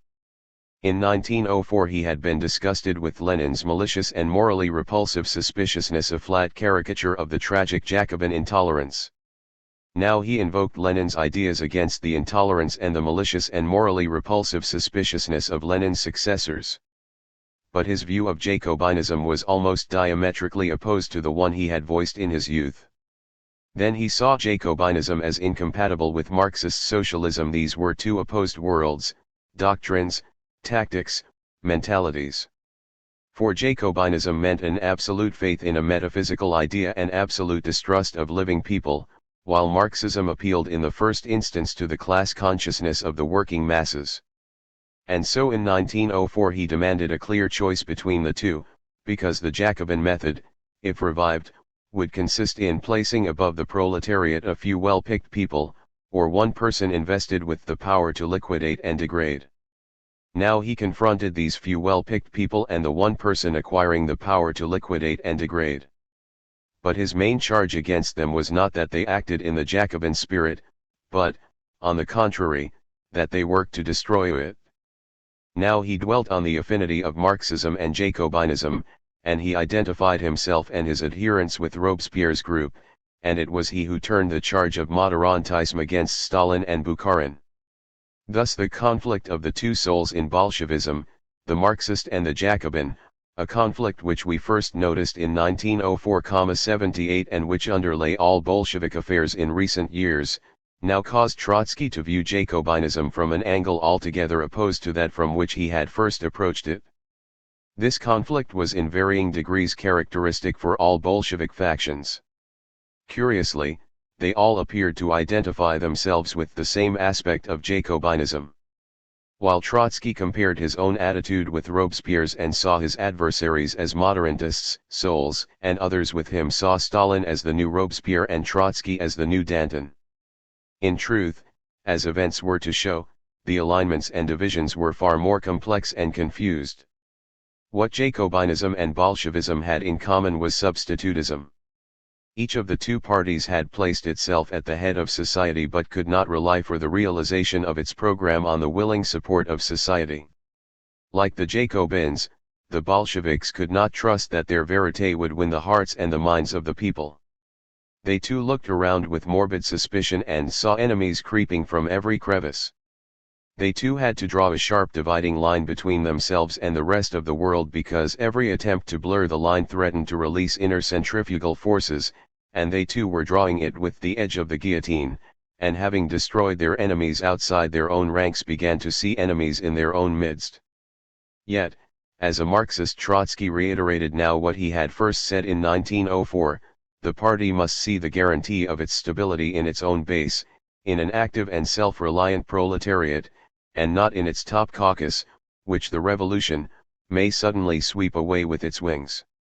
He cried out again that any serious group, when it is confronted by the dilemma whether it should, from a sense of discipline, silently efface itself, or, regardless of discipline, struggle for survival, will undoubtedly choose the latter course, and say, perish that discipline which suppresses the vital interests of the movement. Before the end of July the party tribunal dispersed without passing a verdict on Trotsky and Zinoviev. The majority of the judges still appeared to be as sorry for them as Robespierre had been sorry for Danton. Stalin, however, pressed for a decision. With every day the consequences of his colossal blunders were becoming clearer. The final collapse of the Chinese Revolution threatened to discredit him. The Anglo-Soviet Council had finally ceased to exist. Its British members had not uttered even a word of protest against the rupture of relations between Britain and Russia. At home the war scare and the run on shops had led to another goods famine. The peasantry was restless. There was reason to fear that it would not deliver enough food to the towns in the autumn. So far Stalin had been able to conceal his responsibility, he had managed to suppress all the warnings and predictions made by his opponents. Almost every one of Trotsky's recent speeches might have exploded his laboriously acquired and still precarious authority, but he had not allowed Trotsky's voice to penetrate through the thick walls of the Kremlin and gain resonance outside. However, the date of the 15th Congress was approaching, and with it Trotsky's and Zinoviev's opportunity to state their case. The whole country would listen. It would be impossible to suppress speeches made at a Congress in the way criticisms uttered at the Central Committee were concealed. At any cost Stalin had to deprive them of this opportunity. He had yet another reason for haste. He had to reckon with strains within the ruling coalition. The rightist policy of recent years was nearing exhaustion. It was increasingly difficult to maintain it abroad, in the Comintern. At home also everything pointed to the need for a change of policy, and although its possible scope was far from evident, it was clear that the change would require of the party a more radical attitude towards the peasantry and a bolder course in industry. On all these issues Stalinists and Bukharinists had hitherto patched up their differences so as to be able to present a common front to the opposition. But the moment was drawing close when it might become difficult to patch them up any longer and a breach might follow. Yet Stalin could not turn against Bukharin, Rykov, and Tomsky as long as he had not concluded his struggle against Trotsky and Zinoviev. He could not confront two oppositions simultaneously, especially as a change of policy would appear to many a vindication of Trotsky's and Zinoviev's views. He had to crush the joint opposition and free his hands as soon as possible. He lashed out with redoubled vehemence after Trotsky had made his so-called Clemenceau statements, first on July 11, in a letter to Ordzhonikij, and then again, before the end of the month, in an article which he submitted to Pravda. Referring to the war scare, Trotsky had repeatedly declared that if war came the leaders of the ruling factions would prove themselves incompetent and unequal to their task and that the opposition would in the interest of defense continue to oppose them and seek to take over the direction of the war. These declarations brought on Trotsky charges of disloyalty and defeatism. In refutation he explained that the opposition stood for the unconditional defense of the USSR and that in war it would seek to replace the ruling factions precisely in order to pursue hostilities with the utmost vigor and clear-headedness which could not be expected from those who now led the party. Only ignoramuses and scoundrels could from their rubbish heaps blame this attitude as defeatist. This was, on the contrary, an attitude dictated by genuine concern over defense. Victory is not obtained from the rubbish heap. And here came the much disputed Clemenceau statement. One may find examples, and quite instructive ones, in the history of other social classes. Trotsky wrote to Ortjonikij.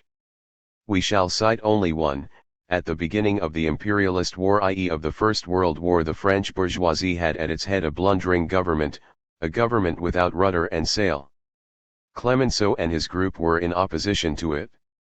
Regardless of war and military censorship, regardless even of the fact that the Germans stood 80 kilometers from Paris, Clemenceau said, precisely because of this, he waged a furious struggle against the government's petty bourgeois irresolution and flabbiness for the prosecution of the war with truly imperialist ferocity and ruthlessness. Clemenceau did not betray his class, the bourgeoisie. On the contrary, he served it more faithfully, firmly, resolutely, and wisely than did Viviani, Painlove and company. The further course of events proved this. Clemenceau's group took office, and by means of a more consistent policy, his was a policy of imperialist robbery, secured victory. Did any French journalistic scribes label Clemenceau's group defeatist? Of course, they did. Fools and slanderers trail along in the camp of every social class. Not always, however, do they have the same opportunity to play important roles. Point 79. This then was the example which Trotsky declared he would follow, an example, it may be added, which early in the Second World War Churchill followed in his opposition to Chamberlain. The retort came at once. The Stalinists and Bukharinists raised an outcry that Trotsky threatened to stage a coup d'état in the middle of war, while the enemy might be standing less than 80 kilometers from the Kremlin. What other proof of his disloyalty was needed? About the same time, a group of army leaders addressed to the Politburo a secret statement expressing solidarity with the opposition and criticizing Voroshilov, the Commissar of War, for military incompetence. Among the signatories were, apart from Muralov, until recently Chief Army Inspector, Putna, Yakir, and other generals, who were to perish in the Tukhachevsky purge 10 years later. 80. The ruling factions took the démarche of the military as an earnest of the opposition's intentions. The hue and cry about the Clemenceau statement lasted till the end of the year, till Trotsky's banishment, and it was to echo for many years afterwards. It was cited whenever Trotsky's treachery was to be shown up. Very few were those party men who knew what the Clemenceau statement was about. Most understood it in fact as Trotsky's threat to turn the next war into civil war, if not as an actual prelude to a coup. That he had meant to utter no such threat, and that the precedent he invoked had not implied one, did not matter. Few, very few, Bolsheviks had any idea what it was that the French tiger had done and by what means he had seized power. To Trotsky the reference to Clemenceau occurred naturally. It was in Paris he himself had watched Clemenceau's struggle 10 years earlier. But the precedent was remote, obscure, and therefore sinister to the public, to the great majority of the Central Committee, and even to the members of the new Politburo, among whom hardly anyone, apart from Bukharin, had any knowledge of French affairs. This is how Trotsky himself describes satirically the dazed nescience with which the Central Committee received his analogy. From my article. Molotov had first learned many things which he then reported to the Central Committee as terrible prima facie evidence of these insurrectionist designs.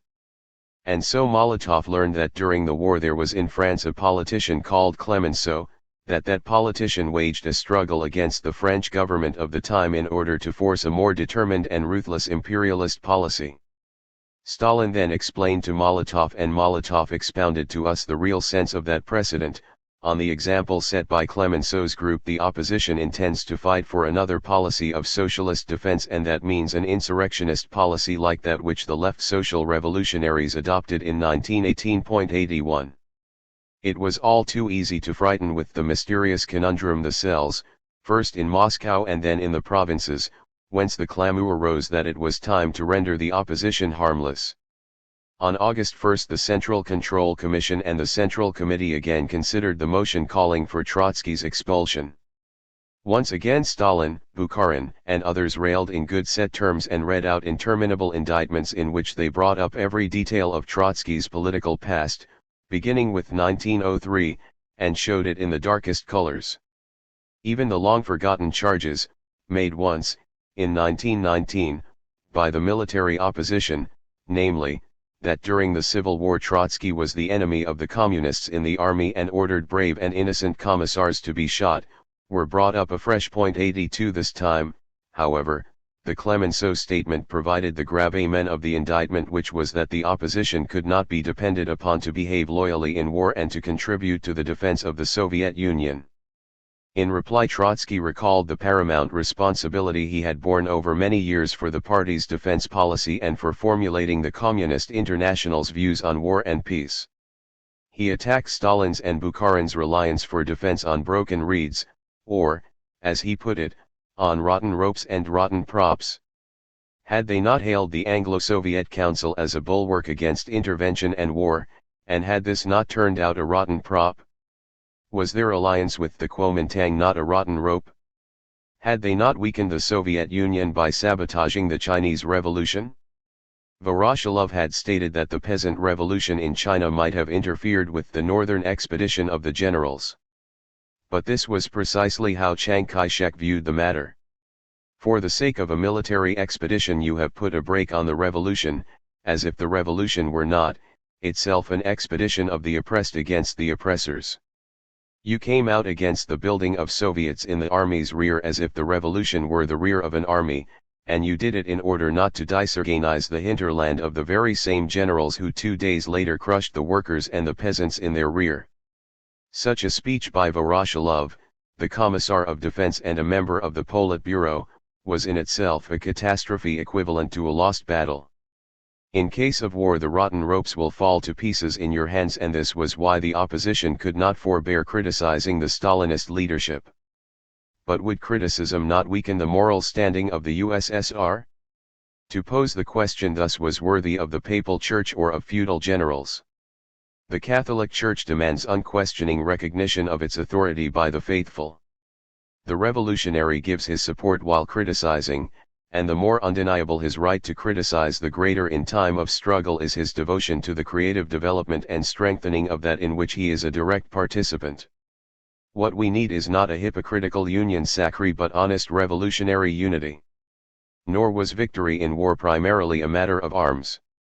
Men had to wield the arms and men were inspired by ideas. What then was the idea underlying Bolshevik defense policy? It might be possible to secure victory in one of two ways, either by waging war in a spirit of revolutionary internationalism, as the opposition proposed to do, or by waging it in the Thermidorian style, but this meant victory for the kulak, further suppression of the worker, and capitalism on the installment plan. Stalin's policy was neither the one nor the other, he vacillated between the alternatives. But war would brook no irresolution. It would force the Stalinist group to make a choice. In any case, the Stalinist group, itself not knowing whither it was going, could not secure victory. At this point of Trotsky's speech the record notes that an exclamation of eager assent came from Zinoviev, but that Trotsky stopped to correct himself. Instead of saying that Stalin's leadership was incapable of assuring victory, he stated that it would make victory more difficult. But where would the party be? Molotov interjected. You have strangled the party, Trotsky thundered back, and he repeated again with deliberation that under Stalin victory would prove more difficult. The opposition, therefore, could not identify the defense of the USSR with the defense of Stalinism. Not a single oppositionist will renounce his right and duty to fight for the correction of the party's course on the eve of war or during war. Therein lies the most important prerequisite of victory. To sum up, for the socialist fatherland? Yes. For the Stalinist course? No. 83. After the Second World War, these prophecies were as if lost in the blaze of Stalin's triumphs. Stalin did, after all, secure Russia's victory, and the sequel showed no similarity to capitalism on the installment plan. However, Trotsky spoke at the height of NEP when Russia was still one of the industrially most backward nations, when private farming predominated in the country, when the kulak was growing in strength, and when the party was still a whirlpool of conflicting trends, and he spoke conditionally about a danger of war which the ruling factions claimed to be imminent. One can only speculate about the course which a war fought against this background might have taken and how Stalin might have fared in it. At any rate, against such a background, Trotsky's assessment of the prospects was far more plausible than it appears when it is related to the Soviet Union of the years 1941–5. Yet, even after the Second World War, Stalinism endeavored to overcome the tensions inside the Soviet Union by a forcible expansion of its rule into Eastern and Central Europe. It might be argued that the alternative to expansion was precisely that capitalism on the installment plan inside the Soviet Union of which Trotsky had spoken. And even in the light of victory, Trotsky's strictures on Stalin's and Voroshilov's incompetence do not appear altogether groundless. In 1941, in the very first months of Russo-German hostilities, Voroshilov fumbled and bungled so badly that as a general he could never raise his head again. As to Stalin, the General Secretary of 1927 had as yet little of that empirical military knowledge and experience that the dictator of the later period had gathered in long years of absolute rule. And, although Stalin's role in the Second World War is, and will for a long time to come remain, the subject of historical controversy, it seems nevertheless established that victory was indeed more difficult under Stalin than it need perhaps have been, that under a leadership more far-sighted than his the Soviet Union might not have suffered as severe initial defeats as those of 1941–2, and that it might not have needed to pay for its final triumph the prodigious price in human life and wealth which it did pay. 84. The weakness of Trotsky's attitude lay not in what he said against his adversaries. It lay elsewhere in the manner in which he envisaged the opposition's action in war. That there was not a shred of defeatism in it is obvious. But how did he imagine himself acting the Soviet Clemenceau? He returned to this question on August 6, when the Central Committee and the Central Control Commission continued to debate the motion for his expulsion. It was preposterous, he said, to charge him with incitement to insurrection. Clemenceau had not staged any insurrection or coup, or acted in any unconstitutional manner. He overthrew the government he opposed and himself assumed office in a most lawful way, using for this purpose the machinery of parliament. But the Soviet Union, it might be said, had no such parliamentary machinery. Yes, Trotsky rejoined, fortunately, we do not have it. How then could any opposition overthrow any government constitutionally? But we do have, Trotsky went on, we do have the machinery of our party. The opposition, in other words, would act within the party statutes and seek to overthrow Stalin by a vote at the Central Committee or perhaps at a Congress. But had not Trotsky himself repeatedly said and demonstrated that the party's nominal constitution was a sham and that its real constitution was Stalin's bureaucratic absolutism? Did not events daily prove this to be true? That, Trotsky replied, was why the opposition strove to reform the inter-party regime. In case of war, too, the party ought to preserve or rather to restore a more supple, a sounder and a healthier inner regime, which would make it possible to criticize in time, to warn in time, to change policy in time. The ruling factions, however, made no bones about it. They would allow no such reform and permit no change in the leadership by any constitutional method. With this in mind they viewed Trotsky's declaration, and they concluded that as he would not be able to overthrow Stalin by means of any parliamentary procedure or vote, he would have to resort to a coup d'état. From their viewpoint they were in a sense consistent in regarding his Clemenceau statement as a proclamation of the opposition's right to insurrection. Even though he had not in fact proclaimed that right, he was to do it in exile 8 or 9 years hence, and the ruling factions realized that it was inherent in the situation, which they had created, that he should proclaim it. With even greater logic, Trotsky charged that it was they who threatened to perpetuate their hold on the party and maintain themselves in power by measures of civil war, and that they were preparing to use such measures against the opposition. And indeed, in raising the clamor against the Clemenceau statement, Stalin was out to establish indirectly the principle, which Bolshevik tradition did not allow him to proclaim openly, that his rule was inviolable and inalienable, and that any attempt to replace it was tantamount to counter-revolution.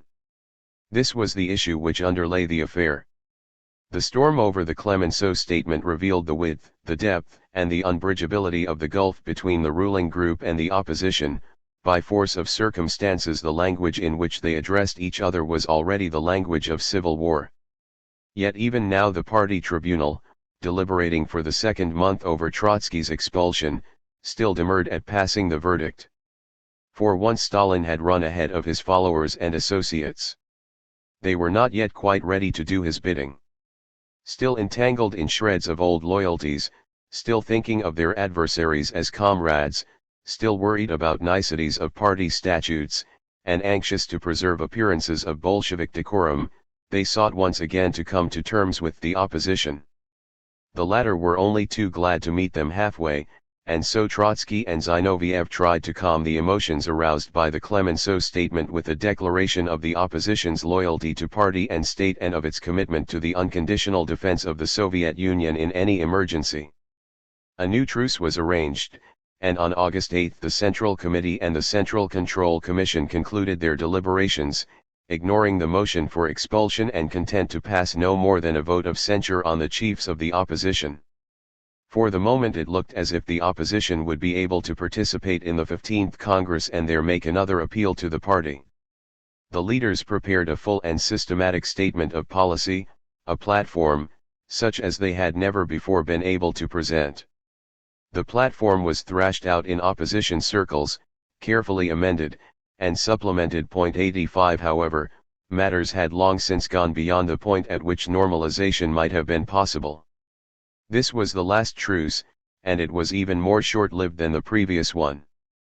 The ruling factions had hesitantly agreed to it on the tacit understanding that the leaders of the opposition, having narrowly escaped punishment, would hold their fire. This was not how the latter understood their obligation.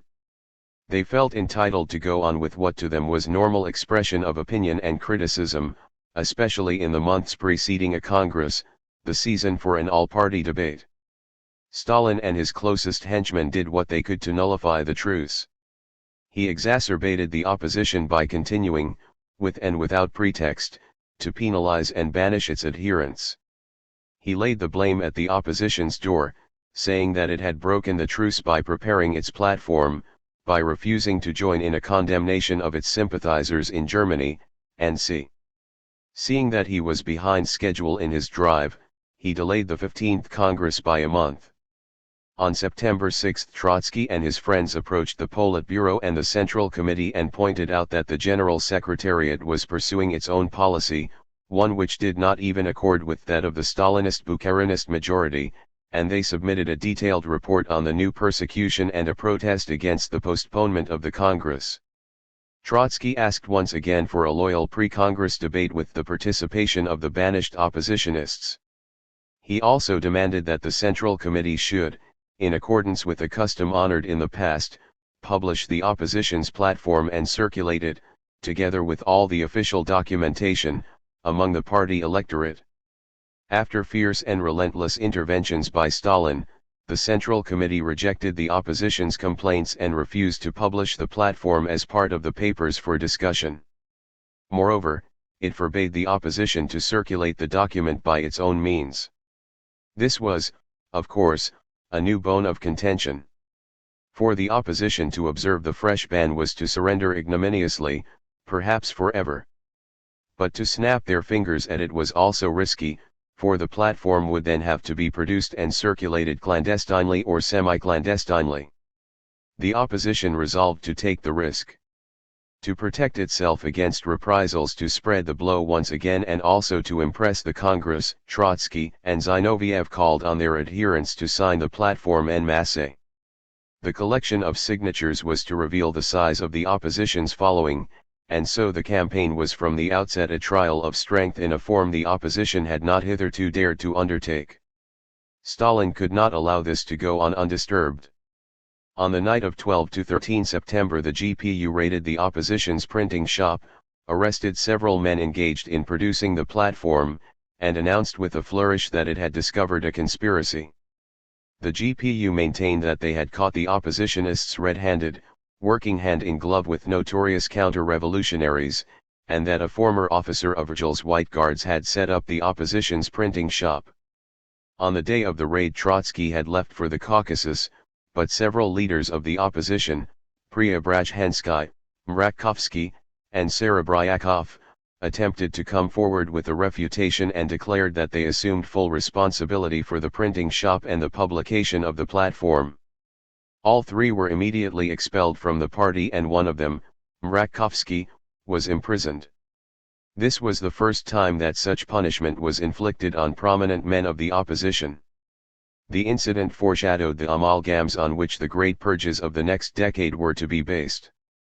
The GPU revelations were calculated to impress all those who had listened incredulously to Stalin's asseverations about the united front from Chamberlain to Trotsky. If the consciences of such people were uneasy and if they wondered whether that united front was not a figment of Stalin's imagination, the story of the uncovered plot was there to reassure them. The native figure of the Virgil officer appeared as a link between the opposition and the dark forces of world imperialism.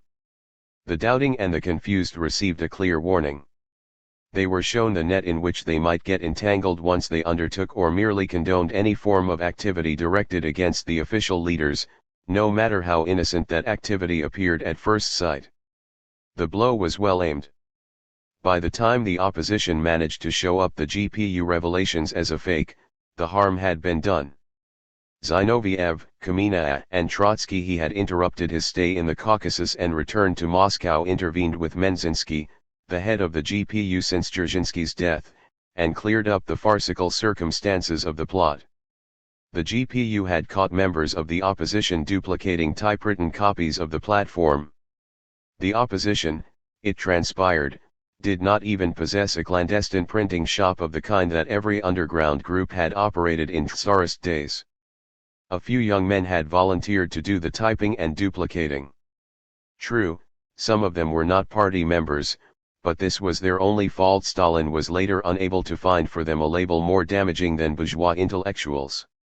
A former Virgil officer had indeed helped in the work and promised to assist in circulating the platform, but Menzinsky admitted, first to Trotsky and Kamina and then to the Central Committee, that the GPU had employed the officer as an agent provocateur, and that his particular job had been to spy on the opposition. Stalin himself confirmed the disclosure and said, "But what is wrong with this former Virgil officer helping the Soviet government to unearth counter-revolutionary plots? Who can deny Soviet authorities the right to win over ex-officers and use them to uncover counter-revolutionary organizations?" 86 Thus Stalin first pointed to the Virgil officer as proof positive of the counter-revolutionary character of the opposition's activity, and then went on to say that he saw no reason why he should not have used the officer to provide the proof. The opposition cried out, "Our enemies, persecutors, and slanderers." But it did not recover from the effects of the slander. Trotsky had returned in haste to Moscow not only because of this affair. While he was in the Caucasus, the Presidium of the Comintern unexpectedly announced that it was due to meet before the end of September and that it had placed on its agenda Trotsky's expulsion from the executive of the International. He appeared before the executive on September 27 to speak for the last time with scorn and passion to the envoys of all communist parties. These were grotesque assizes.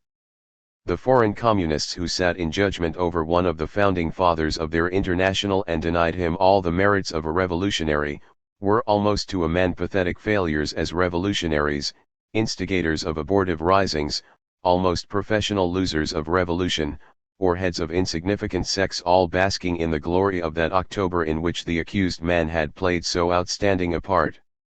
Among them were Marcel Kakin, who had during the First World War, while Trotsky was being expelled from France as the author of the Zimmerwald Manifesto, gone as agent of the French government to Italy to back Mussolini's pro-war campaign, Doriot, the future fascist and Hitler's puppet, 87 Thalmann, who was to lead German communism in its capitulation to Hitler in 1933 and then perish in Hitler's concentration camp, and Roy, who had just returned from China where he had done his best to induce the Chinese party to lick the dust before Chiang Kai-shek. J.T. Murphy, an insignificant envoy of one of the most insignificant foreign communist parties, the British, was chosen to table the motion of expulsion. The disdain which Trotsky hurled at this conventicle was proportionate to the insult they inflicted on him. "You are accusing me," he told the executive, "of a breach of discipline. I have no doubt that even your verdict is ready." 88 None of the members of the executive dared to make up his mind for himself. They were all only carrying out orders. Such was their servility that the General Secretary of the Russian party had the insolence to assign an envoy of a foreign communist party to the job of a minor official in a remote Russian province. The reference was to Vujovic, the Yugoslav representative with the Comintern, a Zinovievist, who was now also to be expelled. He, Trotsky, had been called to account for having appealed from the Russian party to the International just as in Tsarist days, so now the Pristav, the bailiff, still beats up anyone who dares to complain against him higher up. The supposed leaders of international communism did not even have the dignity to try and save appearances. In their sycophancy they had forgotten to expel Chiang Kai-shek and Wang Qingwei from their executive, and the Kuomintang was still affiliated to the International, but they sat in judgment over those who were of the flesh and the blood of the Russian Revolution. 89. In the course of 4 fateful years, Trotsky went on, they had convened no Congress of the International. In Lenin's days a Congress was held every year, even during civil war and blockade. There had been no discussion of any of the grave issues that had emerged, for all these issues were taboo. In all of them Stalin's policy had suffered shipwreck. Why does the press of the communist parties keep silent? Why does the press of the International keep silent? The executive trampled almost daily on the statutes of their organization, and then they charged the Russian opposition with breaches of discipline. The opposition's only guilt, he confessed, is that it has been too amenable to the schemes of the Stalinist Secretariat which have been calamitous to the revolution. The manner in which the Congress of the Russian party is being prepared is a mockery. Stalin's favorite weapon is slander. Whoever knows history knows that every step on the usurper's road is always marked by such false accusations. The opposition could not give up the right to speak out against a regime which was the deadliest danger to the revolution. When a soldier's hands are tied, the chief danger is not the enemy but the rope which ties the soldier's hands. He launched the attack, so Murphy, the author of the motion for expulsion, recollects, with all the vigor and power of which he was capable. He challenged us on every aspect of the problems that had been under discussion during the last 3 years, a forensic effort such as only he could make, and, turning his back on the executive of the organization on which he had once placed his highest hopes, he marched out with head erect. 90 The executive was not troubled even by such scruples as still beset the Russian Central Committee. Its verdict had indeed been ready.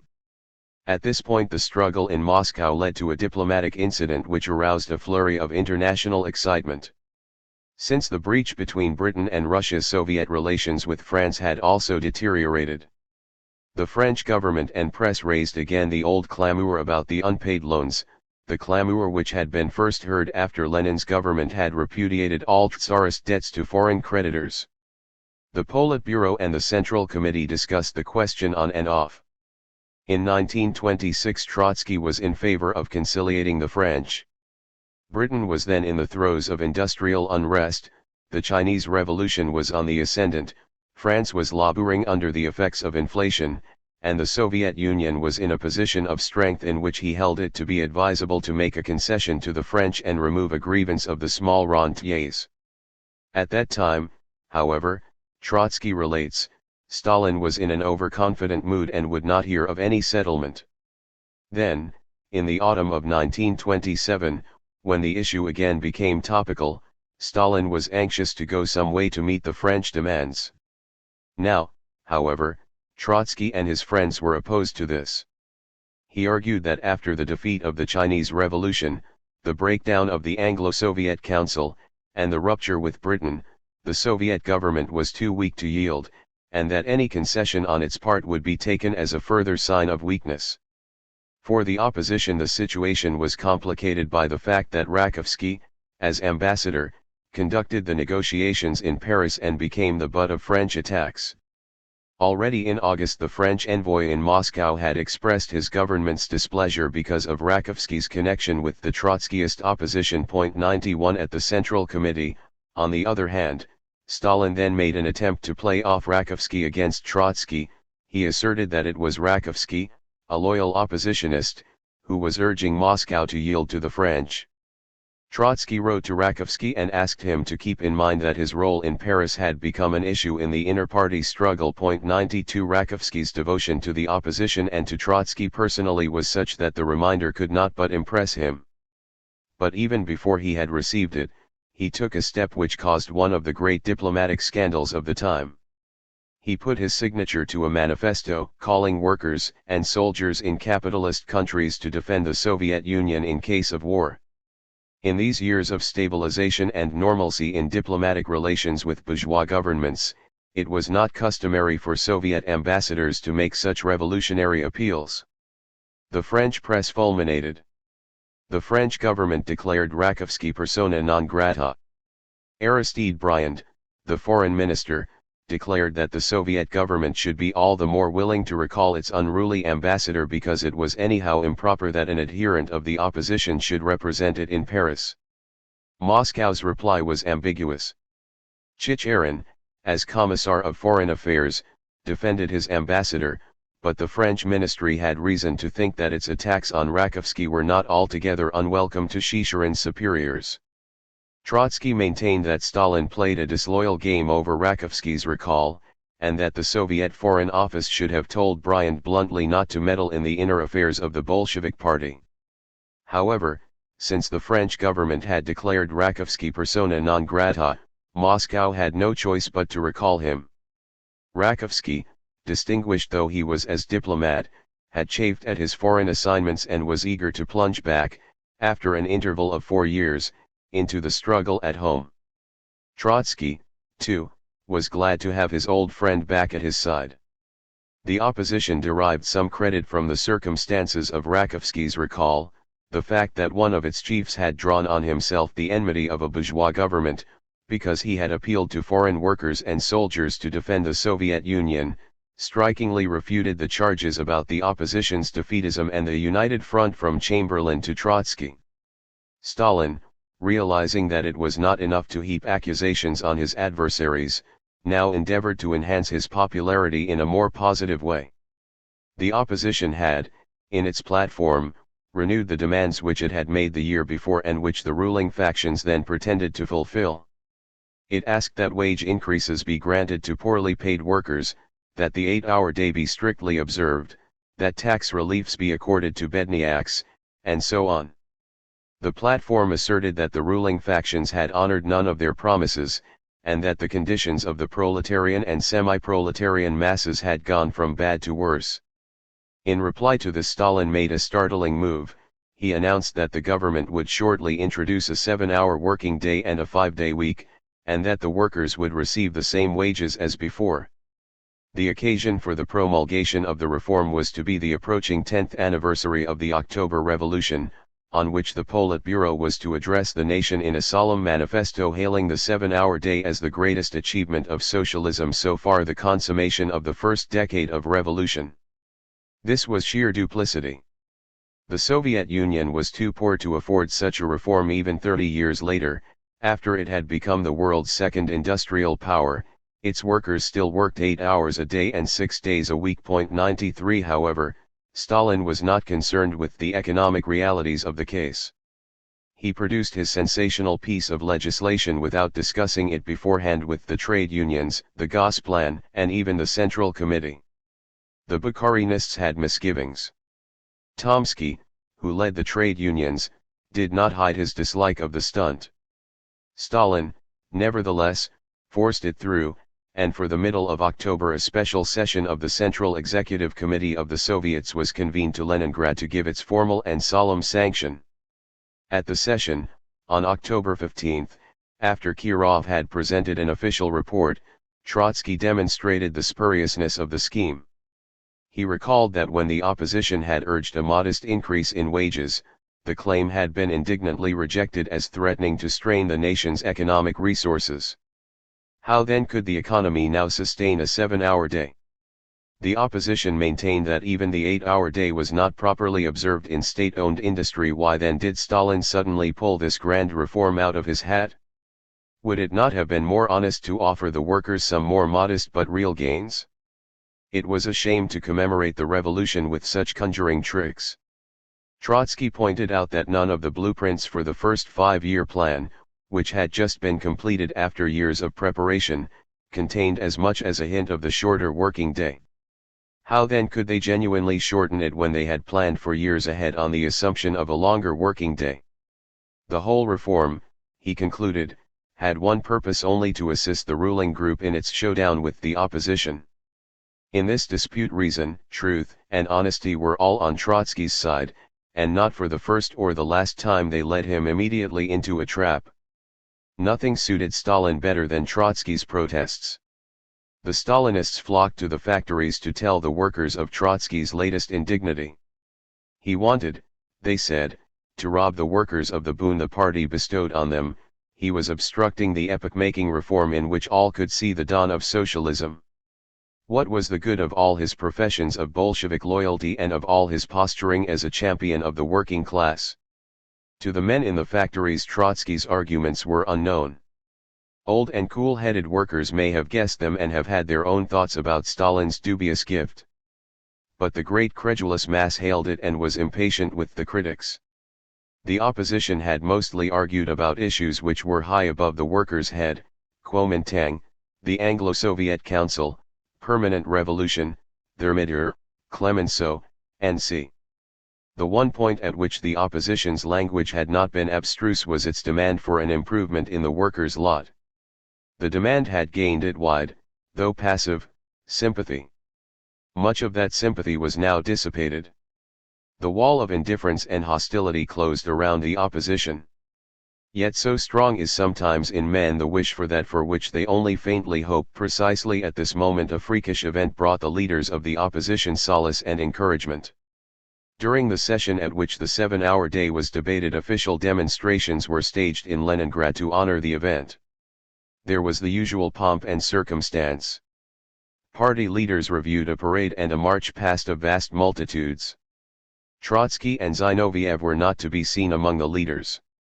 By chance or choice, as if to demonstrate their divorce from officialdom, they stood on a lorry some distance away from the official stands, in a place where the demonstrators were due to pass on the way from the parade. Behind Trotsky's back was the Tauride Palace, where 10 years ago he had thundered against Kerensky and stirred the workers of the capital to enthusiasm, action, revolt. The columns of demonstrators, having marched past the official stands, approached. They recognized the two chiefs of the opposition, halted, moved on, and halted again, stared mutely, raised hands, gesticulated, waved caps and handkerchiefs, moved on, and stopped again. The throngs around the lorry grew and traffic was blocked, while the space around the official stands became empty. It was as if an echo of the enthusiastic acclaim and clamor of the crowds of 1917 had come back. In truth, the crowd in front of Trotsky and Zinoviev, although visibly agitated, was subdued and timid. Its behavior was ambiguous. If it intended to demonstrate sympathy with the opposition, the demonstration was little more than a dumb show. It expressed the crowd's respect or pity for the defeated, not any readiness to fight on their side. But the chiefs of the opposition mistook the temper of the demonstrators. This was a silent, vanquished, stirring acclamation, so an eyewitness describes the scene. But Zinoviev and Trotsky received it with definite joy, as a manifestation of strength. "The masses are with us," they said the same evening. 94 The incident had a sequel quite out of proportion to its importance. It was largely under its impression, hoping that the masses were indeed with them at last, that the leaders of the opposition decided to make a direct appeal to the masses on the anniversary of the revolution, 3 weeks later. The ruling factions, on the other hand, saw in the ambiguous behavior of the crowd a warning. They realized that they must take no chances with the temper of the people. Stalin presently returned to the attack. On October 23 he once again asked for Trotsky's and Zinoviev's expulsion from the Central Committee. At length, after 4 months, he had worn down hesitation and resistance in the men who constituted the party's supreme tribunal. At last they were ready to do his bidding. But their fears and misgivings were still with them and showed in an extraordinary nervousness and the violence of the proceedings. There was a morbid tenseness in the air, such as might be felt at an execution where hangmen and accomplices view their victim with deep hatred but also with deep awe and with gnawing uncertainty about the justice of the deed and the consequences. Whatever the victim says or does stirs in them these contradictory emotions which rise to a pitch of fury. All are convinced that the victim must die if they are to live, and all shudder at the thought of the horrors which may follow. They try to rout their own qualms by urging on the hangman, demanding haste, and hurling shameless abuse and heavy stones at the condemned. Such was the behavior of the Stalinists and the Bukharinists at this session. They constantly interrupted Trotsky's last pleas with bursts of hatred and vulgar vituperation. They shut their ears to his arguments, and they urged the chairman to shut his mouth. From the chairman's table inkpots, heavy volumes, and a glass were flung at Trotsky's head while he spoke. Yaroslavsky, Shvernik, Petrovsky, president of the Ukraine, and others loudly incited Stalin and prompted him to get on with the job. There was no end to the threats, jibes, and curses, which made this assembly look like a meeting of damned souls. 95. Of the ruling group Stalin alone spoke with self-possession, with coarse and cold hatred, and without a trace of any qualm. He went over the familiar list of charges, and his speech it was in it that he justified the employment of agents provocateurs. The RGL officer, against party members was a feat of cynicism even for him. 96 Only Trotsky spoke with equal self-possession. His voice rose above the delirium for a last challenge before his departure. He warned the factions that Stalin's aim was nothing less than the extermination of all opposition, and, amid cries of mockery, he forecast the long series of bloody purges in which not only his adherents but many Bukharinists and even Stalinists would be engulfed. He expressed the wishful assurance that Stalin's triumph would be short-lived and that the collapse of the Stalinist regime would come suddenly, with a crash. The victors of the moment, he said, relied on violence too much. True, the Bolsheviks had achieved gigantic results when they had used violence against the old ruling classes and the Mensheviks and social revolutionaries who all stood for lost or reactionary causes. But they could not destroy in this way an opposition which stood for historic progress. "Expel us, you will not prevent our victory," these were the last words the party's Supreme Council heard from Trotsky's mouth. Weeks of intensive activity followed. The opposition still collected signatures for the platform in the hope of impressing party opinion by the number of its adherents. Zinoviev was confident that 20,000 or 30,000 signatures would be obtained, that Stalin, confronted with evidence of such massive support, would have to stop short of further reprisals, and that the opposition might even stage a comeback.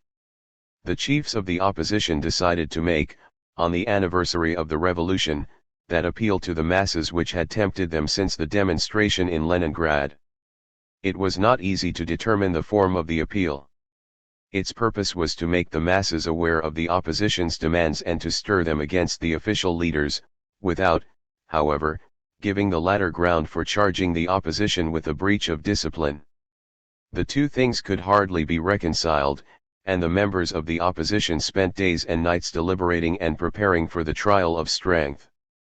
Trotsky, like his comrades, now spent most of his time in the suburban homes of humble workers, as he used to do when he was a young and unknown revolutionary, arguing, explaining principles and viewpoints, and instructing small groups of ardent and anxious adherents. At this moment he little resembled the Robespierre of the eve of the Thermidor with whom he had compared himself. Two different characters seemed to have blended in him, Danton's and Babeuf's, but at this moment he looked more like the latter, the hunted leader of the conspiracy of equals, raising the cry for the regeneration of the revolution and defying the implacable builders of the new Leviathan state, and the tide of history ran against him as powerfully as it had run against Babeuf. About 50 people filled a poor dining room. Thus Victor Serge describes a typical meeting, listening to Zinoviev, who had grown fat, pale, disheveled, and spoke with a low voice. There was about him something flabby yet also something very appealing. At the other end of the table sat Trotsky. Aging before our eyes, graying, great, stooping, his features drawn, he was friendly and always found the right answer. A woman worker, sitting cross-legged on the floor, asks him suddenly, "And what if we are expelled from the party?" "Nothing can prevent communist proletarians from being communists," Trotsky answers. "Nothing can really cut us off from our party." Half-smilingly, Zinoviev explains that we are entering an epoch when around the party there will be many expelled and semi-expelled people more worthy than the party secretaries of the name of a Bolshevik. It was simple and moving to see the men of proletarian dictatorship, yesterday still powerful, returning thus to the quarters of the poor and speaking here as men to men and looking for support and for comrades. On the staircase outside volunteers stood guard, watching passages and approaches. The GPU might raid us any moment. Once I accompanied Trotsky when he left such a meeting held in a dilapidated and poverty-stricken dwelling. In the street left Davidovich put up the collar of his coat and pulled his cap over his eyes so that he should not be recognized. He now looked an old intellectual still erect after 20 years of wear and tear. We approached a cabman. "Please do the bargaining over the fare," Lev Davidovich said to me, "I have very little money on me." The cabman, a bearded peasant of the old type, leaned towards him and said, "There is no fare for you to pay. Go on, comrade. You're Trotsky, aren't you?" The cap had not concealed sufficiently the man of the battles of Sviazhsk, Kazan, Pulkovo, and Tsaritsyn. A faint cheerful smile lit Trotsky's face. "Don't tell anyone about this. Everyone knows that cabmen belong to the petty bourgeoisie whose favor can only discredit us." 97. When he told the woman worker sitting cross-legged on the floor, "Nothing can really cut us off from our party," Trotsky did not offer a mere half-hearted consolation. He reckoned, as Zinoviev did, with mass expulsion, but he hoped against hope that this would come as a salutary shock, that the party's conscience would be aroused, that people would wish to see the platform in order to find out for themselves what the opposition stood for, and that then the great debate for which the opposition had so many times asked in vain would begin for good. He imagined that Stalin would overreach himself. If thousands of party members were to be expelled as counter-revolutionaries, they would also have to be imprisoned. This could not but dismay the party and make it realize that such an act of suppression might well mean the end of the proletarian dictatorship. For the moment, indeed, many Stalinists and Bukharinists were uneasy at the thought of becoming the persecutors and jailers of their own comrades and comrades in arms. Stalin and Molotov had to assure them that things would not come to such a pass and that there would be no need for wholesale expulsion, because the Politburo would so handle the opposition as to induce it to halt before it was too late and to surrender. On November 2 Trotsky, quoting these assurances, appealed to the opposition to remain as aggressive as ever. Only then would the mass of Stalinists and Bukharinists, seeing that their leaders' boasts were deceptive, exert themselves to stop the persecution, and force the persecutors themselves to falter and surrender. 98 However, Stalin's and Molotov's boasts were not at all groundless. They sized up the weakness of the opposition and foresaw that at the critical moment at least the Zinovievists would stumble. Meantime, the assurances that there would be no need for wholesale expulsion lulled disquiet and alarm and induced the party to await events passively and thus to reconcile itself to what was coming. On the other hand, the torrents of abuse and threats let loose on the opposition hampered the opposition's efforts. Few were those who dared to put their signatures to the platform daily denounced as a subversive document. Instead of the 20,000 or 30,000 signatures for which Zinoviev had hoped, the opposition managed to collect only 5,000 to 6,000 at the most. 99 And the dread of the consequences for those who signed was such that, in order to protect their followers, the chiefs of the opposition disclosed only several hundred names. The campaign over the platform was thus yet another demonstration of the opposition's weakness. Trotsky was at this time, to quote Sedova, overworked, tense, and suffering from ill health, fever, and sleeplessness. To enemies he presented an unyielding front, and to followers he gave an example of self-control and heroic strength. But in domestic privacy human frailty came back into its own. In vain did he struggle with insomnia, drugs brought no relief. He complained more and more often of headaches and dizziness. He was depressed and disgusted. At moments his sensitivity was almost deadened by the stupendous venom and molly goodnighty that flooded in from all sides. At breakfast we would see him opening the newspapers, his wife writes, he glanced at them and disheartened scattered them over the table. All they contained was stupid lies, distortions of the plainest facts, the most vulgar abuse, hideous threats and telegrams, from all over the world, repeating zealously and with boundless servility the same infamies. What have they made of the revolution, of the party, of Marxism, of the International, 100? With Trotsky his next of kin drained the cup of defeat. Tense and expecting the worst, the whole family suffered from insomnia and through many a waking night awaited next day's blow when day broke and friends came in, all put on a brave face and struggled on.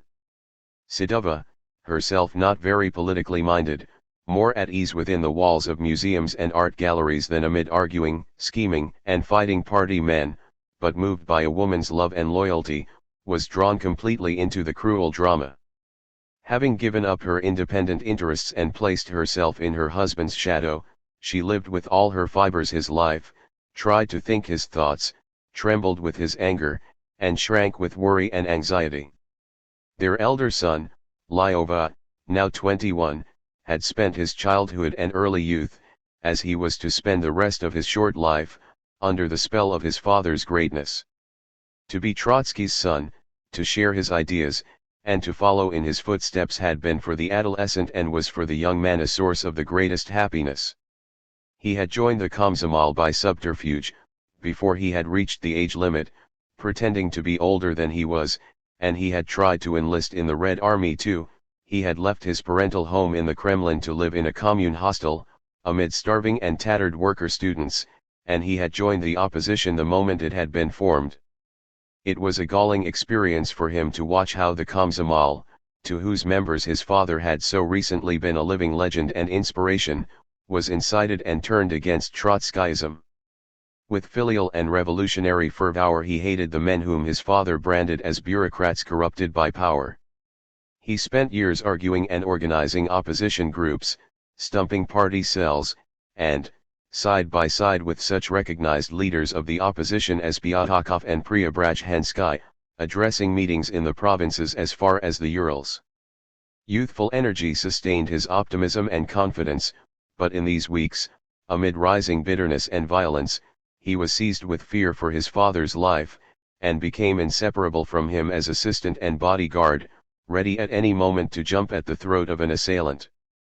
Unlike Lyova, Sergei, who was 2 years younger, had throughout adolescence rebelled against paternal authority and refused to be thrown in the shade by paternal greatness.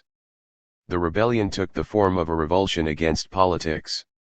He did not join the Komsomol, he would not hear of party affairs, and he would have nothing to do with the opposition. Strong, brave, and adventurous, or, as his father and brother thought light-minded, he revelled in games, sport, and the arts. Attracted by the circus, which in Russia then aspired to the dignity of an art in its own right, and, it seems, by a circus girl, he left his home in the Kremlin and spent a year or two with a troupe of performers. Having sown his wild oats, the prodigal was now back at home, still insisting on his independence and being sceptical about politics, but taking eagerly to mathematics and science, for which he showed the outstanding ability that the father had shown at the same age. Yet a new sentiment began to break through the antagonism towards father and politics. The youth was moved by parental courage and sacrifice, outraged by the things done to father and his co-thinkers, and anxiously preoccupied with the uncertainties and dangers of the day. The other branch of the family, the one which had sprung from Trotsky's first marriage, was also deeply involved.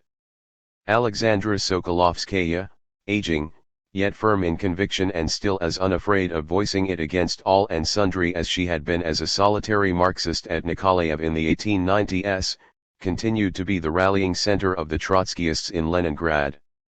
Her two daughters, Zina and Nina, both in their middle 20s, lived in Moscow and were ardent oppositionists.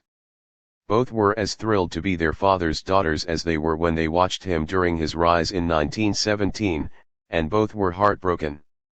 Both had married, each had 2 children, and the husbands of both, active Trotskyists, had lost jobs and livelihood and were already either expelled or on the point of being expelled from the party and deported to Siberia. Sunk into poverty, helpless, and tormented by anxiety about children, husbands, and parents, both women were ill with consumption, and were marked to be the first victims of a fate which was to destroy all of Trotsky's children. As the 10th anniversary of the revolution approached, the opposition got ready to make the appeal to the masses. It instructed its adherents to take part in the official celebrations of November 7, but in such a way as to bring the opposition's ideas and demands to the notice of the millions of people who would then fill the streets and squares of Soviet cities and towns. There was to be not a hint of incitement to insurrection or even disobedience. All that the members of the opposition were to do was to march in closed ranks and as distinct groups within the official processions and to carry their own banners and slogans.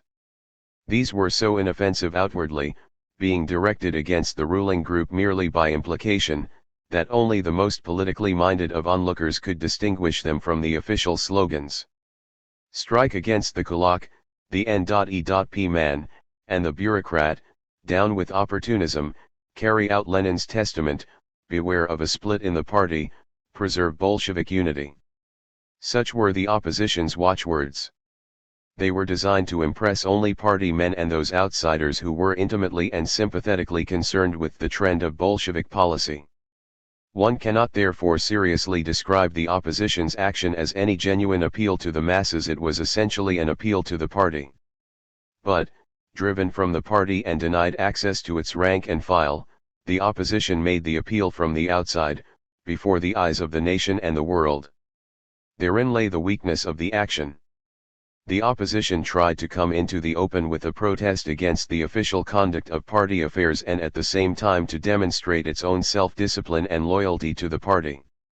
The protest, as it was planned, could therefore hardly become audible, and the show of self-discipline was to remain ineffective. On the dogmatically strictest interpretation of the rules and no other interpretation could be expected from Stalin, a public demonstration against the party leaders did constitute a breach of discipline. In a word, the opposition went either too far or not far enough. Yet such was its attitude and such were its circumstances that it had to go as far as it went and that it could go no farther. The November 7th brought the opposition a crushing defeat.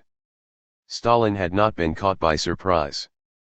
He had issued strict orders for the swift suppression of any attempt at demonstration, no matter how innocuous.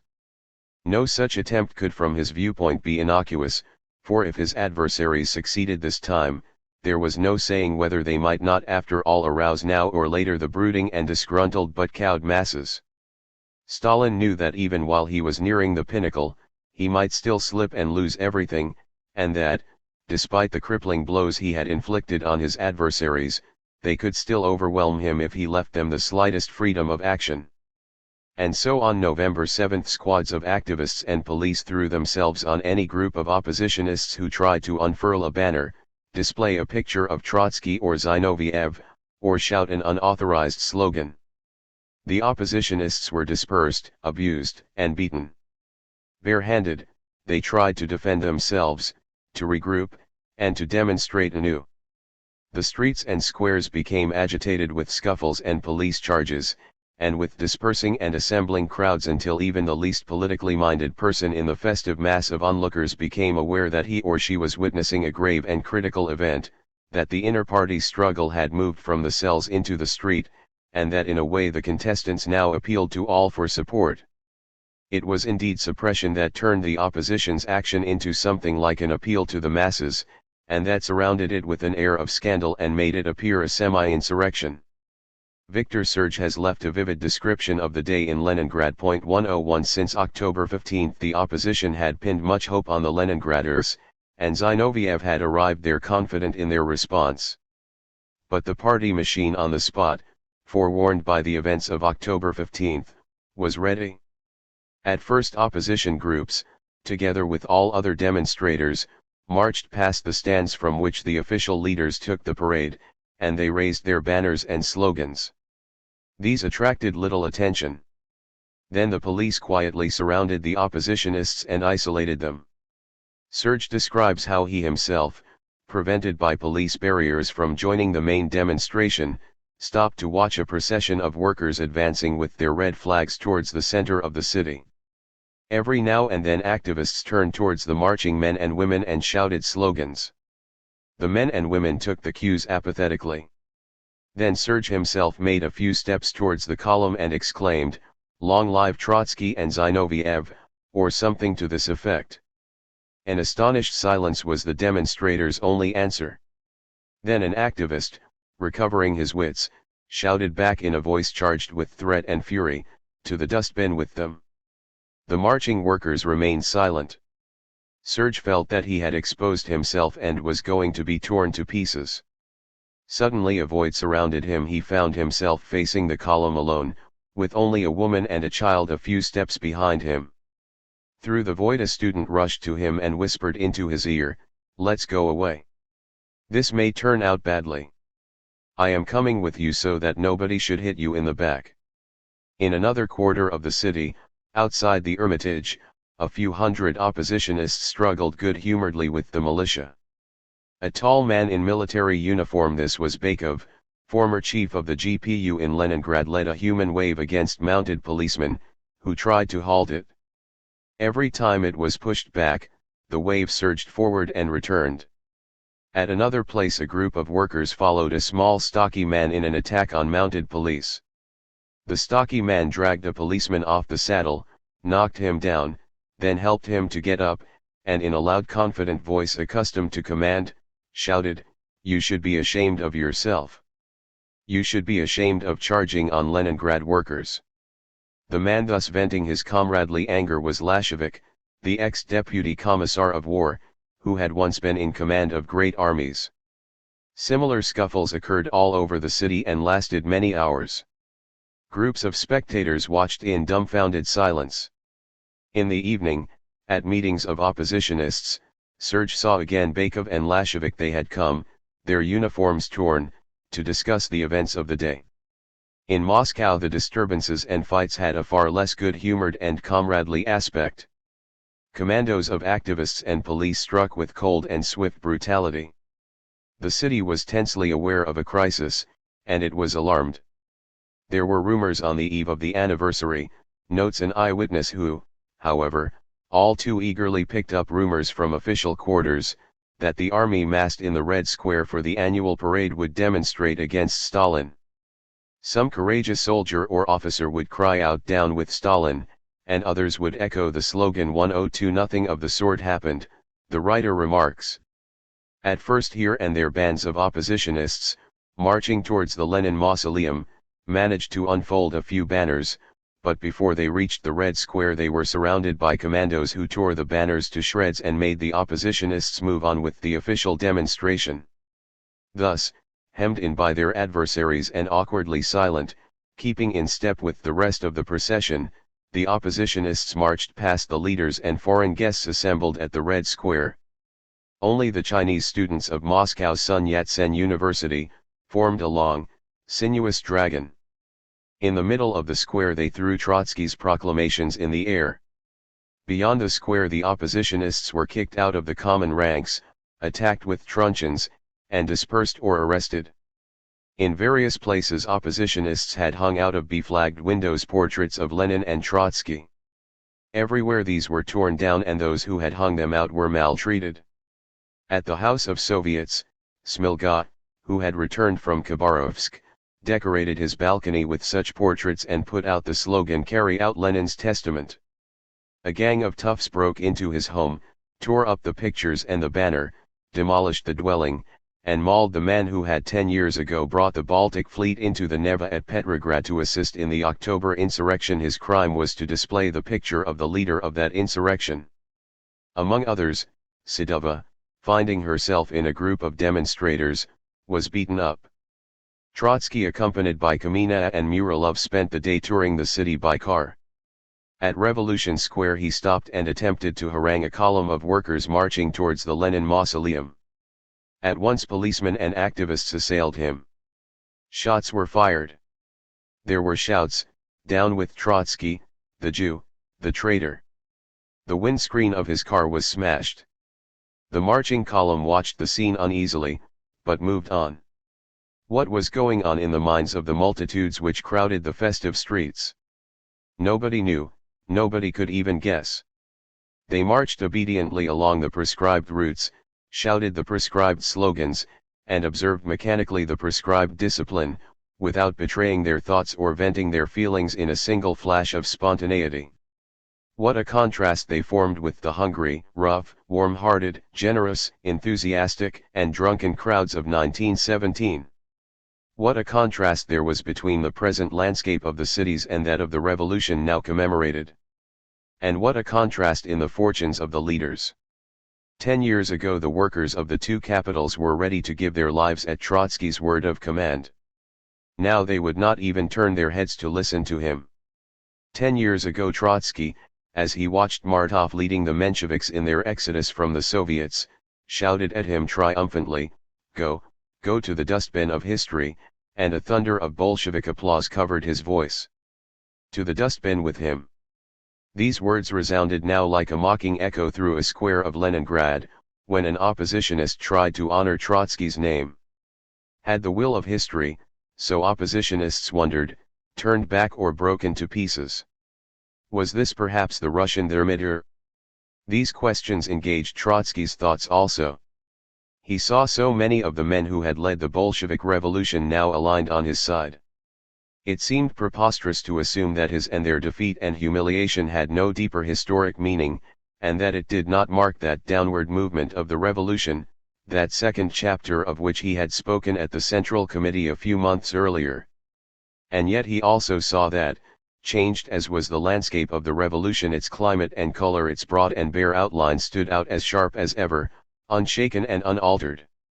It was still the Bolshevik party that ruled the republic, the party to which the opposition still swore undying allegiance. He still regarded the republic, for all its bureaucratic degeneration, as a proletarian dictatorship, and he still resolutely dissociated himself and the opposition from all those who branded it as a new police state, ruled by a new class which had severed all ties with the working class and socialism. He refused to consider the bureaucracy as a new exploiting class. He viewed it as a morbid outgrowth on the body of the working class.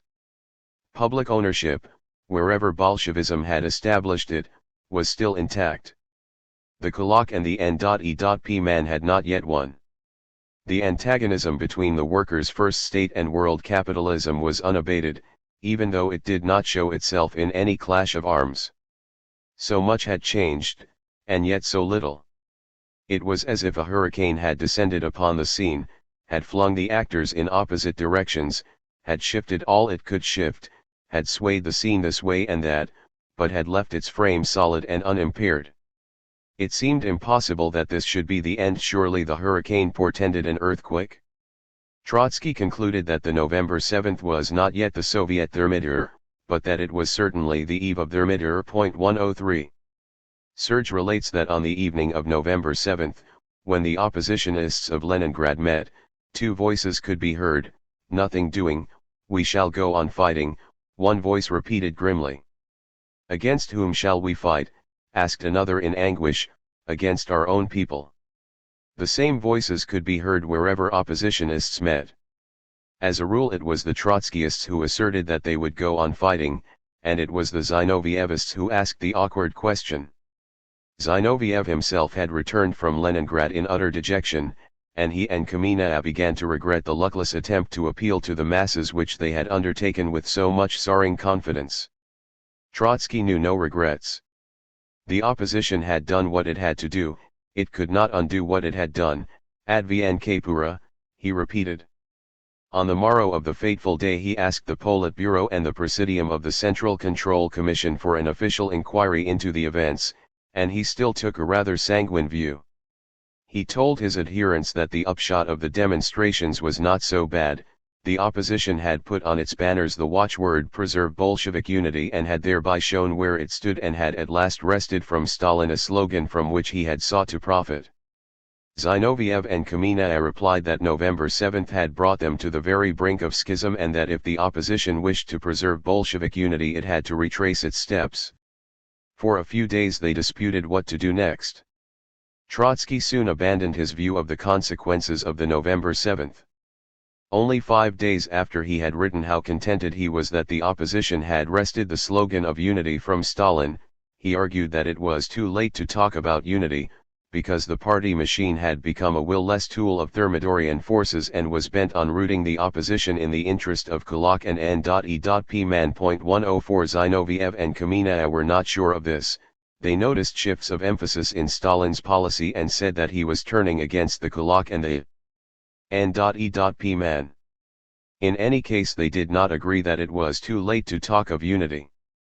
On November 14 the Central Committee and the Central Control Commission, convened for an extraordinary session, expelled from the party Trotsky and Zinoviev as guilty of incitement to counter-revolutionary demonstrations and virtually to insurrection. 105 Rakovsky, Kamenev, Smilga, and Evdokimov were expelled from the Central Committee, Bakov, Muralov, and others, from the Central Control Commission. From the party cells hundreds of members were ejected. Thus, after months and years in the course of which all factions hesitated and maneuvered, advanced, retreated, and went on contending, the schism was accomplished. On the evening of November 7 Trotsky returned home and told his family that they must vacate their lodgings in the Kremlin. He himself moved out at once. He felt safer outside the Kremlin, and more than ever out of place in the residence of the ruling group. He took, provisionally, a tiny room at Granovsky Street 3, at the home of Beloborodov, an oppositionist who was still Commissar of Home Affairs in the Russian Federal Republic, the man who, in 1918, had ordered the execution of Nicholas II at Ekaterinburg. For a few days Trotsky's whereabouts were unknown. The ruling group, somewhat alarmed, wondered what he might be up to and whether he had not gone underground. He had no such intention, and for so well known a man it was impossible to go underground. On the day after his expulsion he gave his new address to the Secretary of the Central Executive of the Soviets of which he was nominally still a member. 106 Leaving the Kremlin he saved himself a humiliation to which the other opposition leaders were subjected. On November 16 they were all evicted. A friend describes their strange exodus from the Kremlin. Zinoviev left carrying only Lenin's death mask under his arm, a mask which was so depressing that the censorship had never allowed any reproduction of it to be published and so it remained Zinoviev's property. Then Kamenev came out, who in his early 40s had grown suddenly white-haired and looked a handsome old man with very clear eyes. Radek packed his books, with the intention of selling them, and handing out to those around him volumes of German poetry as souvenirs, muttered sarcastically, "Haven't we been idiots? We are left penniless when we could have prepared a nice war chest. Lack of money is killing us. With our famous revolutionary probity we have been but feckless intellectuals full of scruples." 107. Simultaneously another man made his exit in a different manner. In the evening of November 16 a revolver shot suddenly broke the stillness of the Kremlin. Adolf Abramovich had committed suicide. He left a letter to Trotsky explaining that this was the only way in which he could protest against Trotsky's and Zinoviev's expulsion and express his horror at the indifference with which the party had received it. He had been Trotsky's disciple and friend since before 1910 when, a neurotic student, he helped Trotsky to edit the Viennese Pravda. With Trotsky he had joined the Bolshevik Party in 1917, and was a member of the Central Committee at the time of the October insurrection. Soft-hearted, soft-smiling, and soft-spoken, he was one of the most determined advocates and organizers of the rising. He soon became one of the great Bolshevik diplomats. he led the first Soviet delegation to Brest-Litovsk and was the first Soviet ambassador in Berlin. He negotiated the peace treaty with Poland in 1921, and the Pact of Friendship between Lenin's and Sun Yat-sen's governments a year later, and he was ambassador in Vienna and Tokyo.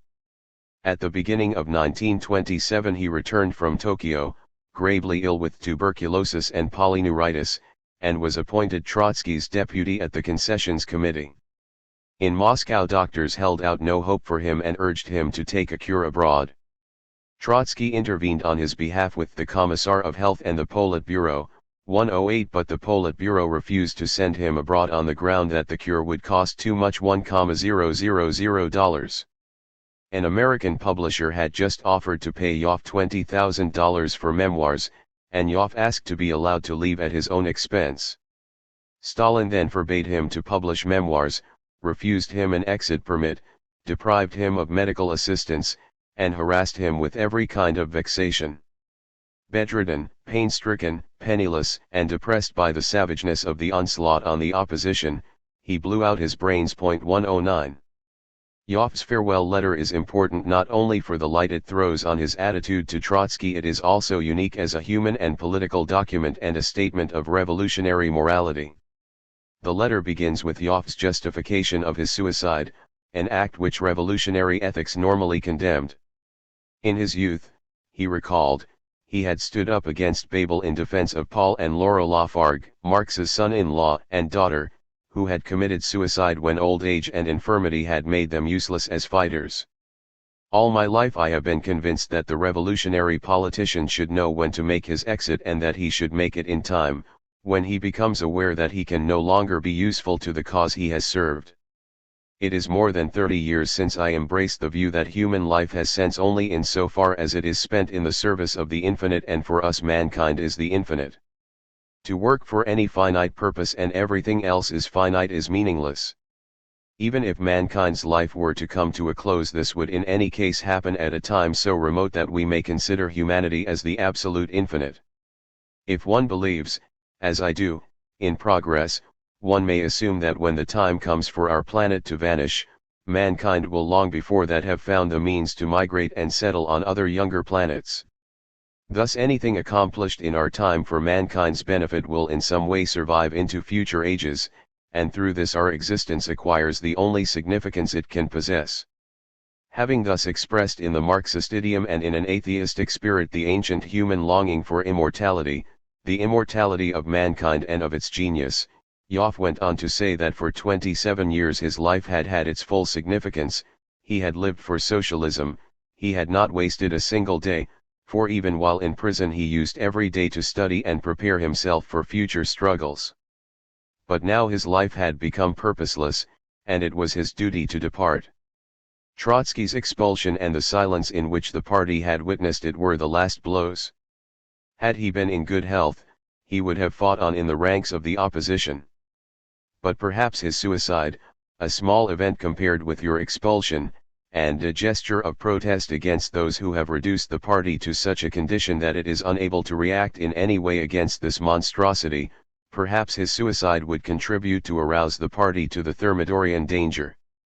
He feared that the hour of the party's awakening had not yet come. All the same, his death would be more useful than his life.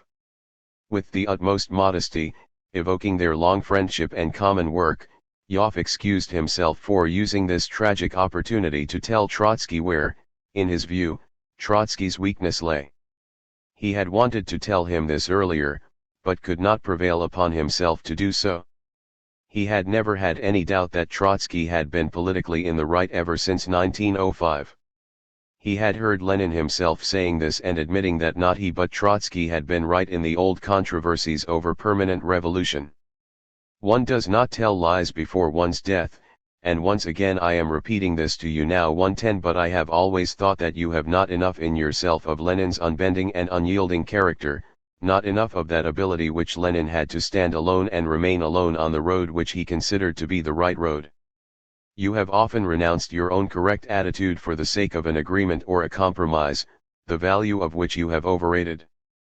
In this, his last word, therefore, he wished that Trotsky should find in himself that unyielding strength which would help their common cause to eventual even if delayed triumph.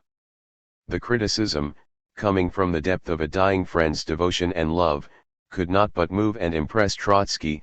He was to stand almost alone, unbending and unyielding, for the rest of his life. Politically, however, Yoff's suicide made no impact at all.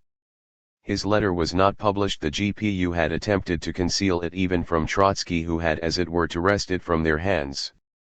In the ranks of the opposition the event spread depression. It was received as an act of despair. Trotsky feared that the example might be infectious. After the defeat of the 1923 opposition, several of its adherents, Eugene Bosch, a legendary heroine of the civil war in the Ukraine, Lutavinov, a prominent trade unionist and veteran of the workers' opposition, and Glasman, one of Trotsky's secretaries, took their lives. Now, when the opposition was under an incomparably more brutal attack and saw no clear road ahead, there was even more ground for an outbreak of panic.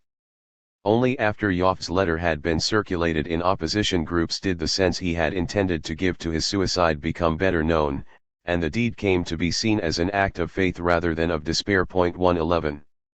On November 19 a long procession, headed by Trotsky, Rakovsky, and Ivan Smirnov, followed Yoff's coffin through the streets and squares of Moscow to the cemetery of the Novodevichy monastery on the outskirts. It was the early afternoon of an ordinary working day. The authorities had arranged the funeral at this time in order to make it inconspicuous, but many thousands of people joined in the cortege and marched singing mournful tunes and revolutionary hymns. Representatives of the Central Committee and of the Commissariat for Foreign Affairs mingled with the oppositionists, anxious to hush up the scandal. They had come to pay official homage to their dead adversary. When the cortege reached the monastery where Peter the Great once held his sister Sophia behind bars, and ordered several hundreds of her adherents to be slain under the window of her cell, police and GPU tried to stop the procession outside the cemetery. The crowd forced its way into the alleys and gathered around the open grave. It received with an angry murmur an official spokesman who rose to make an oration. Then Trotsky and Rakovsky spoke. Yoff left us, Trotsky said, not because he did not wish to fight, but because he lacked the physical strength for fighting. He feared to become a burden on those engaged in the struggle. His life, not his suicide, should serve as a model to those who are left behind. The struggle goes on. Everyone remains at his post. Let nobody leave. This gathering at a cemetery haunted by Russia's fearful past was the opposition's last public meeting and demonstration. This was also Trotsky's last public appearance, and this his cry for courage resounding amid graves, his last public speech in Russia. 112. Everyone remains at his post. Let nobody leave. How often had not these words appeared in Trotsky's orders of the day at the worst moments of the Civil War, and how many times had they not led back into battle-rooted and disheartened divisions, making them fight till victory. Now, however, the words had lost their power. Zinoviev, Kamina, and their followers were already leaving their posts and casting round in desperation for an avenue of retreat. On the eve of Yoff's funeral, Moscow was already astir with rumors about their surrender to Stalin. In a note, dated November 18, Trotsky dismissed the rumors, declaring that Stalin had put them out in order to confound the opposition.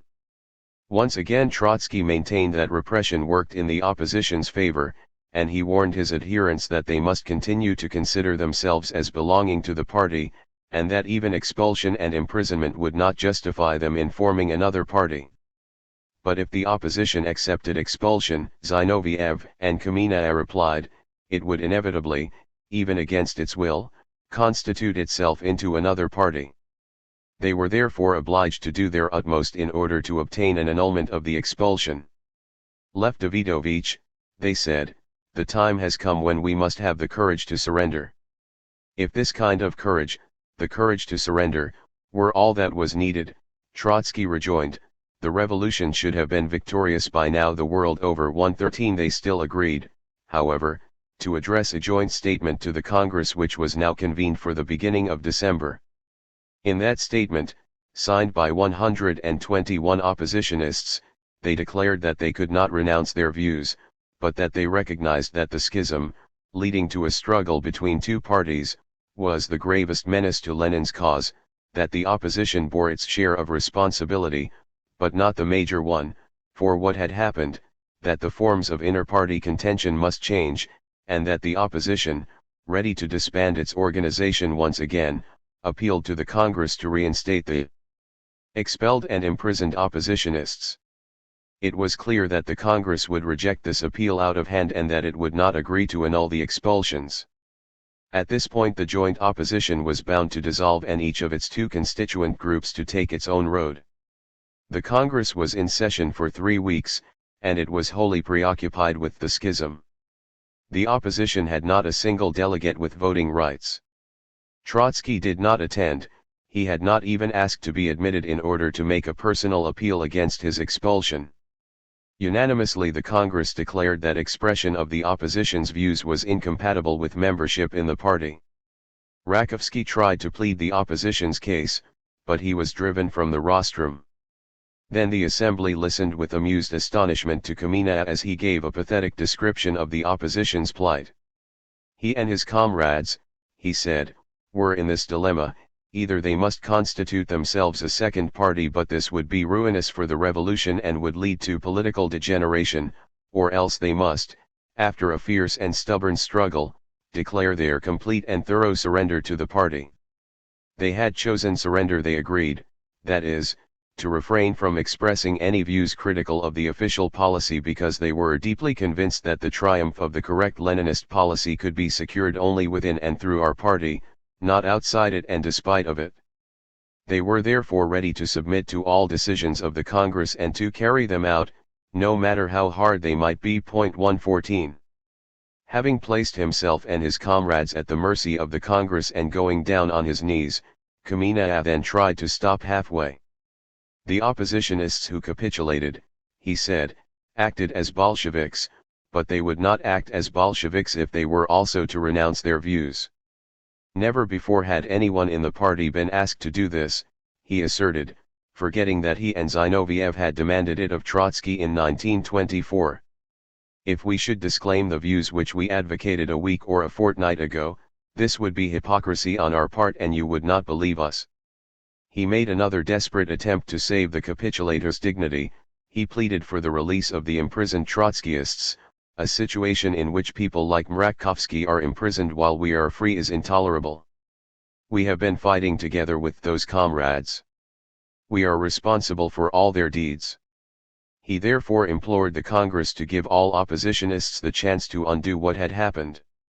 We beg you, if you wish this assembly to go down in history, as a Congress of conciliation, give us a helping hand. 115.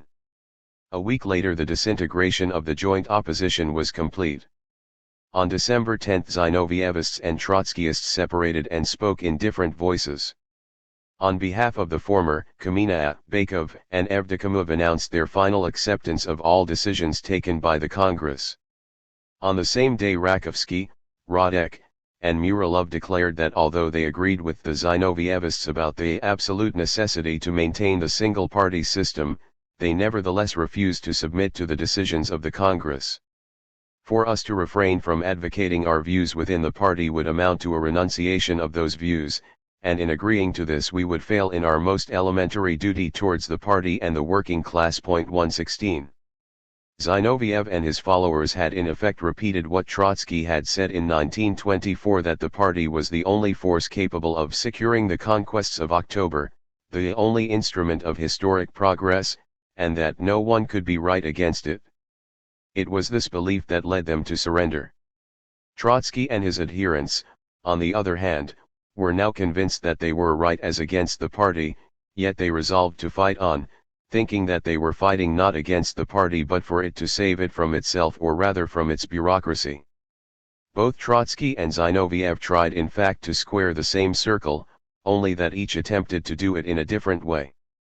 The Zinovievists hoped that by remaining within the party they might be able, circumstances permitting, to regenerate it. The Trotskyists were convinced that this could be done only from without. Both repeated in the same words that any attempt to set up another party would be disastrous to the revolution, and both thereby implicitly admitted that the working class was, in their view, politically immature, that it could not be relied upon to support two communist parties, that as yet it was therefore futile to appeal to the workers against the party bureaucracy, which, despite all its faults and vices, still acted as guardian of the proletarian interest, as trustee of the revolution and agent of socialism. If they had not thought so, the horror with which both Trotsky and Zinoviev spoke about another party would have been inexplicable and ridiculous.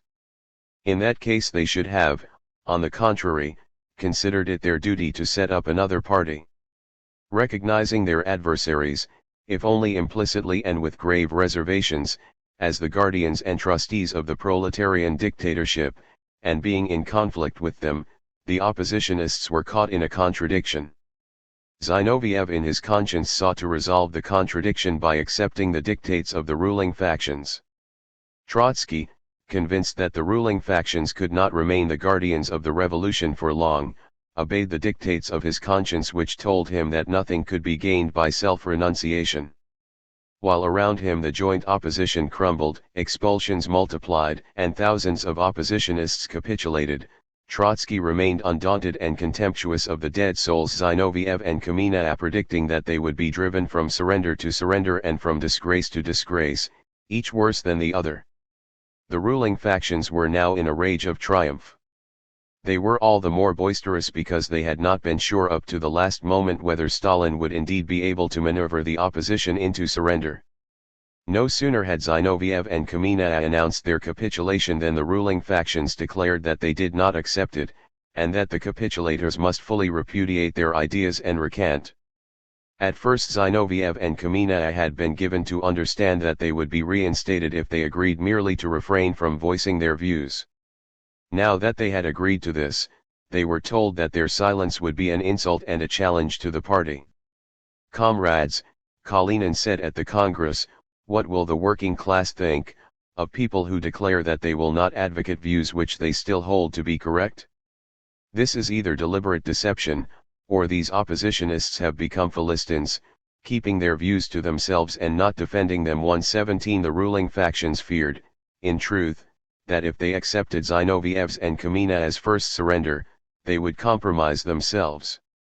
What sort of a party is it, people would wonder, that allows its members to hold certain views but not to express them? The victors could not stop halfway. To hold the ground they had just gained, they had to gain more and drive their defeated opponents even farther. Having forbidden them to express heresy, the Congress had to forbid them to profess it even by silence. Having deprived them of their voice, it had to rob them of their thought, and it had to give them back a voice so that they should use it to abjure their ideas. Another week was filled with haggling over terms, a week during which the Zinovievists strained and struggled in the trap. They could not go back on their first capitulation, and in order to save its sense and to achieve what they had hoped to achieve through it, they stumbled into another capitulation. On December 18 Zinoviev and Kamenev returned and knocked at the doors of the Congress to say that they condemned their own views as wrong and anti-Leninist. Bukharin, it is related, received them with these words: "You have done well to make up your mind. This was the last minute. The Iron Curtain of history is just coming down." The Iron Curtain which, we may add, was to crush Bukharin as well. Bukharin was undoubtedly relieved to see Zinoviev and Kamenev return and submit, for he, like some other members of the ruling factions, had wondered anxiously what would happen if Zinoviev and Kamenev refused to recant and rejoined Trotsky. Even Ortjonikij, who on behalf of the Central Control Commission presented the report and moved the motion for expulsion, showed his uneasiness when he said that the repressive measures hit men who have brought a good deal of benefit to our party and have fought in our ranks for many years. But Stalin and the majority, drunk with jubilation, went on to kick the prostrate. They refused to reinstate them even after the recantation. By a strange quirk it was Rykov, one day to share Zinoviev's and Kamenev's fate, who went out to see them as they waited at the door and to slam the door on them. He told them that they were not readmitted into the party, that they were to remain on probation for at least 6 months, and that only afterwards would the Central Committee decide whether to reinstate them. The defection of the Zinovievists left Trotsky and his adherents isolated. It soothed the none too sensitive consciences of many Stalinists and Bukharinists who saw in it the final vindication of Stalin's action. Surely Trotsky must be absolutely in the wrong, they reflected, if even his erstwhile allies turned their backs on him. The party and the nation had their eyes glued to the Congress and the astounding spectacle of capitulation enacted there. They were not greatly concerned with that section of the opposition which was not involved in the spectacle. The Trotskyists themselves were stunned. They were overcome by a sense of the finality of their break with the party. They viewed with incredulity the gulf which had opened between themselves and the Zinovievists. They wondered whether they themselves had not acted foolhardily. Should they have conducted their semi-clandestine propaganda? Should they have appealed to the masses on November 7? Should they have precipitated the schism? Such qualms induced them to receive the verdicts of expulsion with unending and exalted declarations of their undiminished fidelity to the party. A few went in the footsteps of the Zinovievists, others wavered. The majority remained determined to fight on and face persecution. Yet no one knew who was and who was not a capitulator. Immediately after the Congress 1,500 oppositionists were expelled and 2,500 signed statements of recantation. 118 But among those who signed a few withdrew, when they saw that one act of surrender entailed another, and among those who had refused to sign some weakened in their resolve when they were subjected to further intimidation, temptation, and persuasion. Those of one set viewed those of another as blacklegs or traitors. As it was not known where one set ended and the other began, confusion and suspicion spread all through the whole of the former joint opposition. Trotsky, seeing the futility of Zinoviev's surrender, was confirmed in his conviction that he had chosen the right road. He worked feverishly to impart his belief to his disheartened followers. He told them that no prudence or procrastination would have helped them, because Stalin would in any case have found the excuses needed for driving them out. What mattered was to rally those who stood fast, to draw a sharp line of division between them and the renegades, to avoid ambiguous attitudes, and to make the causes of the breach clear for contemporaries and posterity alike. Moreover, the opposition could no longer work as it had worked hitherto. It must go underground for good, find new forms of contacts between its groups and new methods of work, and establish links with its co-thinkers abroad. Very little time was left for all this. Even before the year was out, Stalin arranged to deport the oppositionists. Yet the remorseless master of the bloody purges to come was still curiously concerned with his alibi and with appearances. He wished to avoid the scandal of an undisguised and forcible deportation, and he tried so to stage the banishment of his enemies that it should look like a voluntary departure. Through the Central Committee he offered the leading Trotskyists minor administrative posts in the far corners of the immense country. Trotsky himself was to leave of his own free will for Astrakhan, on the Caspian Sea. Early in January 1928 Rakovsky and Radek, delegated by the opposition, and Ortjonikij were engaged in fantastic bargaining over these proposals. Radek and Rakovsky protested against Trotsky's assignment to Astrakhan, saying that his health, sapped by malaria, would not stand the vaporous and hot climate of the Caspian port. The game was cut short when Trotsky and his friends declared that they were ready to accept any provincial appointments provided that these were no mere excuses for deportation, that the opposition's consent was obtained for every appointment, and that the assignments were fixed with an eye to the health and safety of those concerned and of their families. 119. On January 3, while the bargaining was still on, the GPU summoned Trotsky to appear before it. He ignored the summons. The farce then came to an end, and a few days later, on the 12th, the GPU informed Trotsky that under Article 58 of the Criminal Code, i.e. under the charge of counter-revolutionary activity, he would be deported to Alma-Ata, in Turkestan, near the Chinese frontier. The date of the deportation was set for January 16. Two writers, one a complete outsider, the other a Trotskyist, have given their impression of Trotsky during his last days in Moscow. Paul Scheffer, correspondent of the Berliner Tageblatt, interviewed him on January 15. At a superficial glance he could see nothing indicating that a police watch was kept over Trotsky. It may be assumed that the eye of the German journalist was not very skilled in detecting such indications. He noticed excitement at Trotsky's home, the comings, goings, and leave-takings of men who were all about to be exiled, and the packing off for a long journey. In all corridors and passages there were piles of books, and once again books, the nourishment of revolutionaries, as ox blood used to be the nourishment of the Spartans.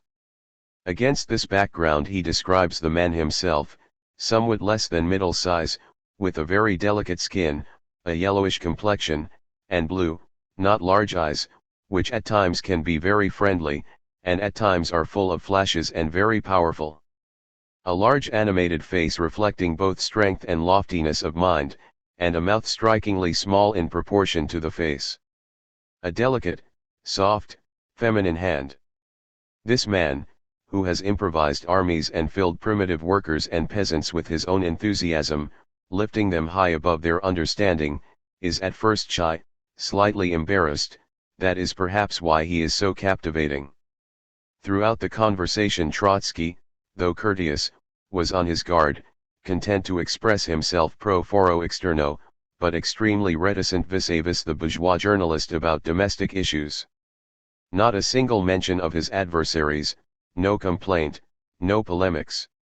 Only once did the talk skirt inter-party affairs, when the interviewer remarked that Lloyd George had prophesied a Napoleonic future for Trotsky. This was the nearest that Schoeffer came to alluding to the deportation, to Trotsky's plans for the future, and so on. Trotsky, however, seized a different facet of the comparison. It is a strange idea, he answered somewhat amused, that I should be the man to put an end to a revolution. This is not the first of Lloyd George's blunders.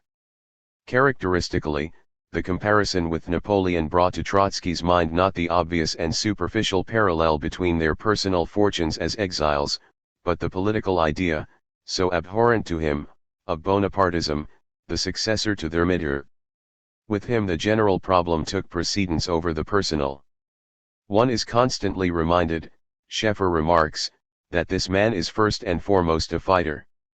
He spoke mainly about the decay of capitalism and the prospects of revolution in Europe, prospects with which as always he linked the future of Bolshevik Russia.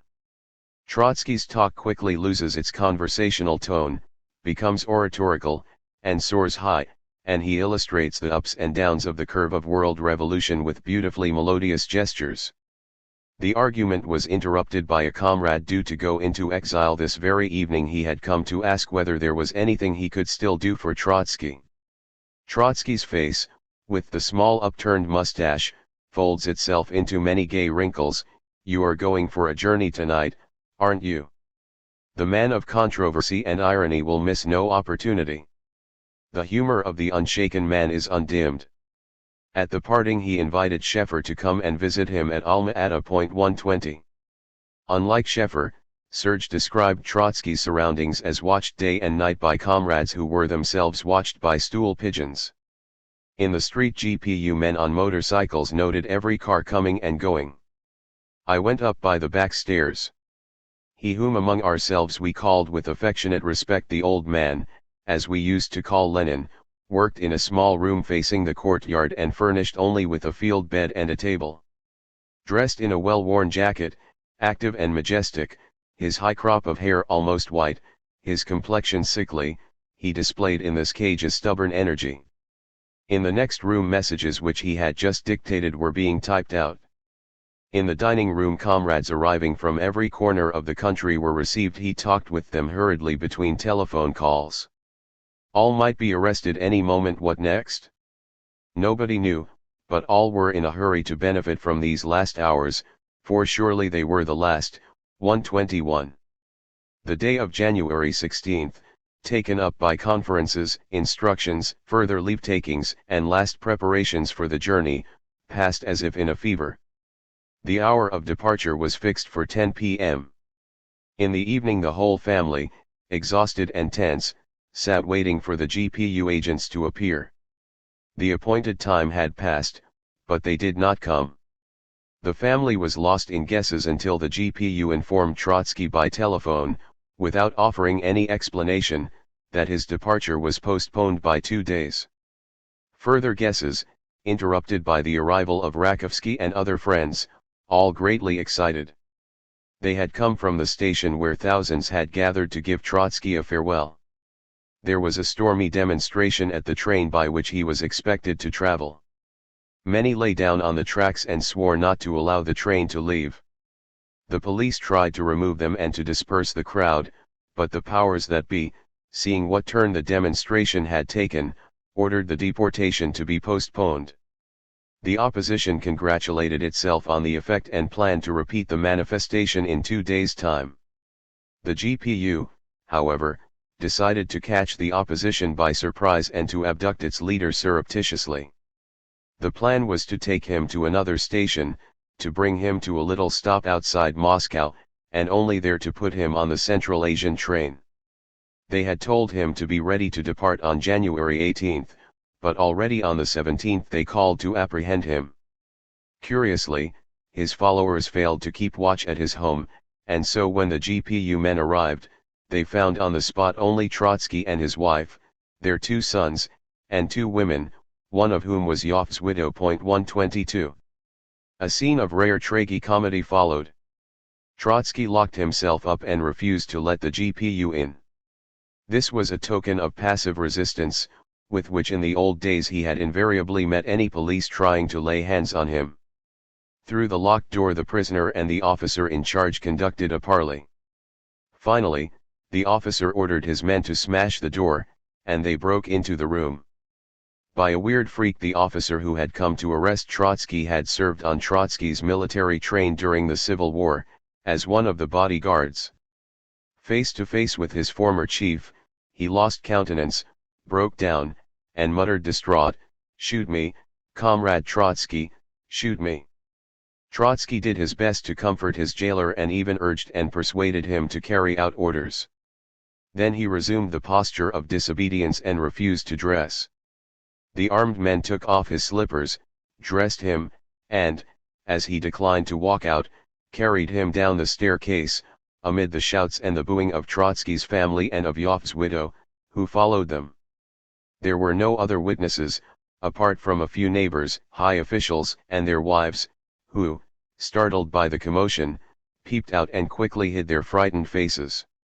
The deportee and his family were bundled into a police car which then, in broad daylight, rushed through the streets of Moscow carrying away unnoticed the leader of the October Revolution and the founder of the Red Army. At the Kazan station it was there that the escort took him. He refused to walk to the train, and armed men dragged him to a solitary carriage waiting for him at a shunting yard. The station was cordoned off and emptied of passengers, only a few busy railway men moved around. Behind the escort there followed the deportee's family. His younger son, Sergei, exchanged blows with the GPU man, and the elder, Lyova, tried to arouse the railway workers.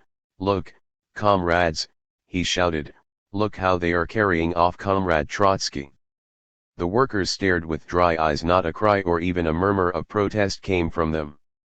Nearly 30 years had passed from the moment when the young Trotsky saw the towers and the walls of Moscow for the first time. He was then being transported from a jail in Odessa to a place of exile in Siberia, and it was from behind the bars of a prison van that he had his first glimpse of the village of the Tsars, the future capital of the Communist International. It was from behind such bars also that he now had his last glimpse of Moscow, for he was never to return to the city of his triumphs and defeats. He entered it a persecuted revolutionary, and so he left it. Chapter 6. A year at Alma-Ata. At a deserted little station, about 50 kilometers from Moscow, the single railway carriage in which Trotsky and his family had been taken away from the capital stopped, and it was hitched to a train bound for Central Asia. Sergei, anxious to continue his academic curriculum, alighted and returned to Moscow. Sidova, ill with fever, and Lyova accompanied Trotsky into exile. A guard of about a dozen men escorted them. From the corridor through a half-open door the guardsmen kept watch on the prisoner and his wife slumped on the wooden benches inside a dark compartment dimly lit by a candle. The officer who had come to arrest Trotsky was still in command. His presence on this train was a grotesque reminder of that other and famous train, the Predrevoyen S1 field headquarters, on which he had served as Trotsky's bodyguard. "We were tired out," Sedova recalls, "by the surprises, uncertainties, and tension of these last days, and we were resting." As he lay in the dark or watched the endless white plain through which the train moved eastwards, Trotsky began to adjust his mind to his new circumstances.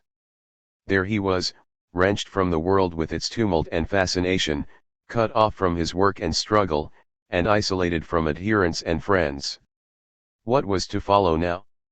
And what was he to do?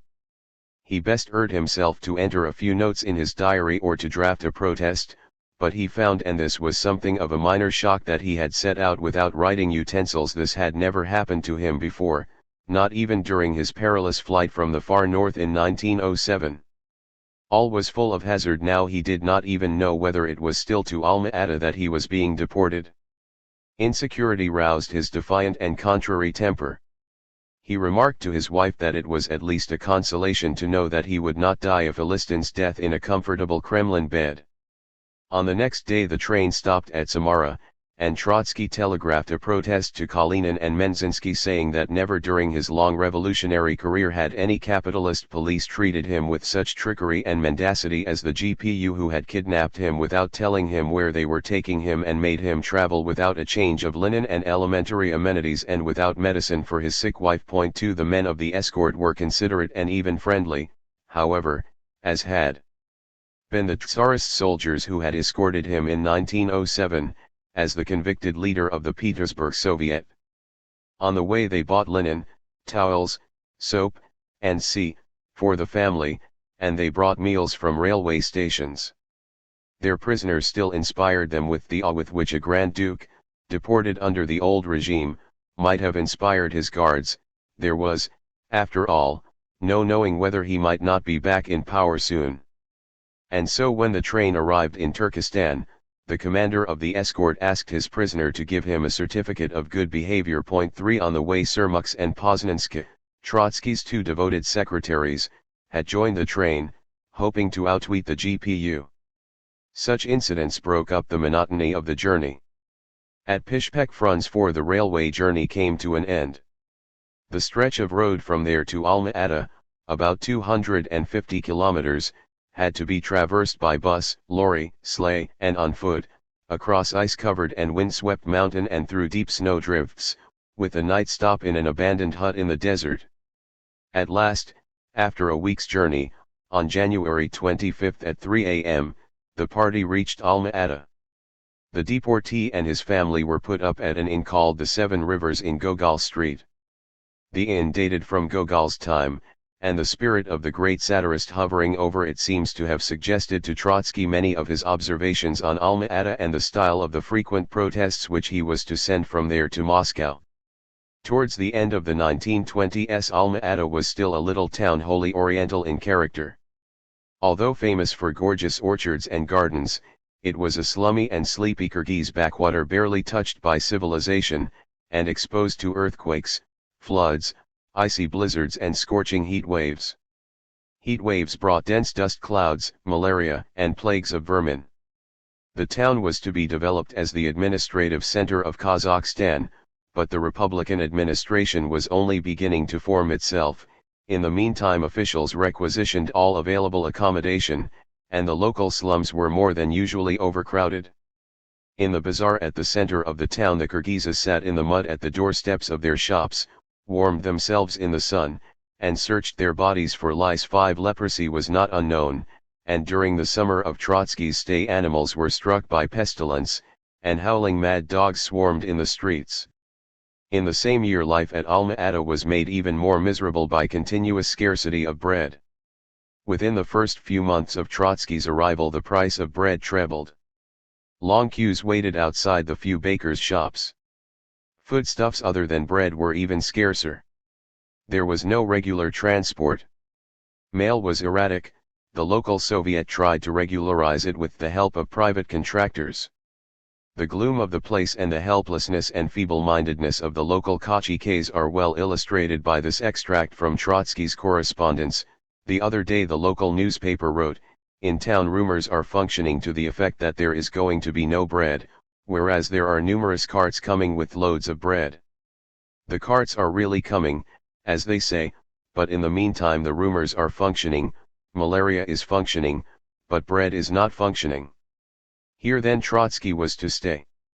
Stalin was eager to keep him as far from Moscow as possible and to reduce him to his own resources. Trotsky's 2 secretaries were arrested, one en route from Moscow, the other at Alma-Ata, and deported elsewhere. For the moment, however, Stalin appeared to have no further designs on his enemy, and the GPU still treated Trotsky with consideration that would have been unthinkable later. It took care that his enormous library and archives, containing important state and party documents, should reach him. A lorryful of these presently arrived at Alma-Ata.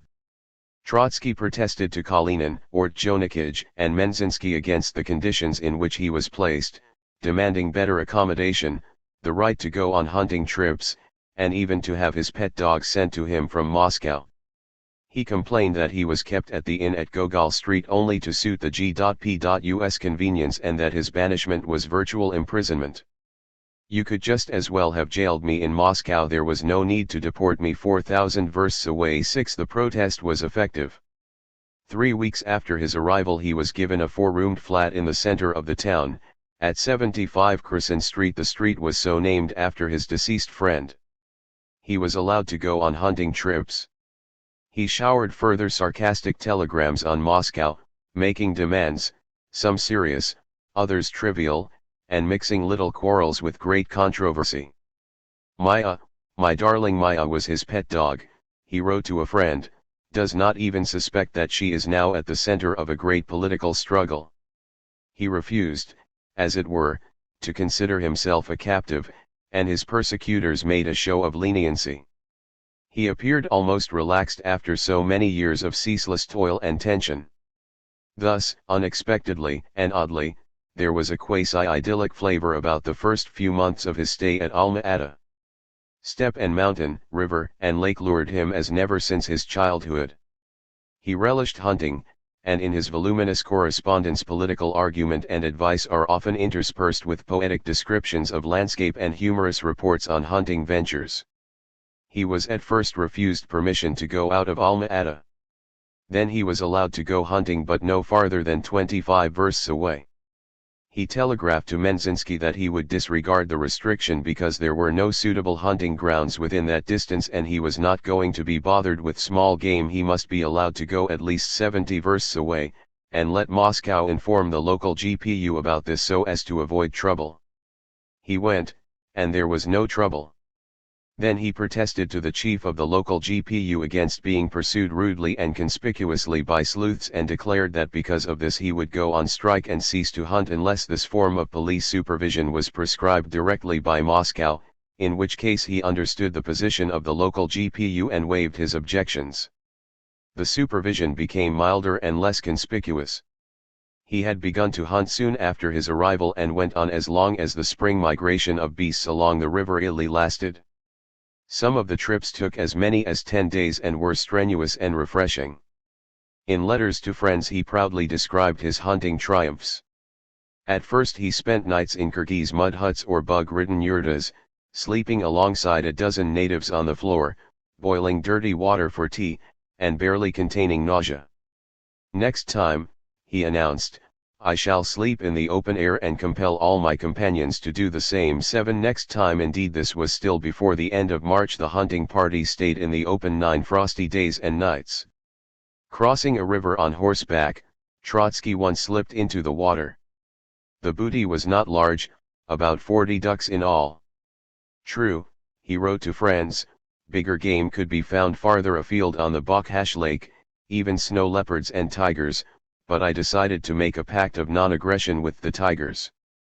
I enjoyed enormously this temporary relapse into barbarity. One does not often have such experiences as spending 9 days and nights in the open, without having to wash, dress, and undress, eating venison cooked in a pail, falling from a horse into the river. This was the only time I had to undress, and staying days and nights on a small log in the midst of water, stone and reed. 8. The hunting season over, fishing began, and then even Natalia Ivanovna joined in, although the fishing was no townsman's lazy weekend playing with tackle, for every trip was a long and arduous job with large boats, heavy loads, and elaborate tacking about. Early in June, when the heat waves hit Alma-Ata, the family moved to a dacha in the foothills of the mountains just outside the town, where they had rented a reed-thatched farmhouse surrounded by a large apple orchard. From the house they could see the town below and the steppe beyond on one side and snow-capped mountain ranges on the other. During heavy downpours the thatched roof leaked and everyone rushed to the loft with pails and pots and pans. In the orchard a wooden hut was put up, Trotsky's study and workroom. It was soon crammed with books, newspapers, and manuscripts, and it shook with the pounding of a well-worn typewriter, which resounded through the orchard. At his writing table Trotsky watched a shrub as it pushed through a chink in the floor and in no time shot up to his knees. All this underlined the ephemeral character of the abode, but it was a relief to have escaped from the town where through the dust clouds people now chased and shot mad dogs in the street. Throughout the earlier months both Trotsky and Sadova had suffered from malaria and lived on a quinine diet. Now the attacks of fever had almost ceased. 9. The deportee had to earn a living.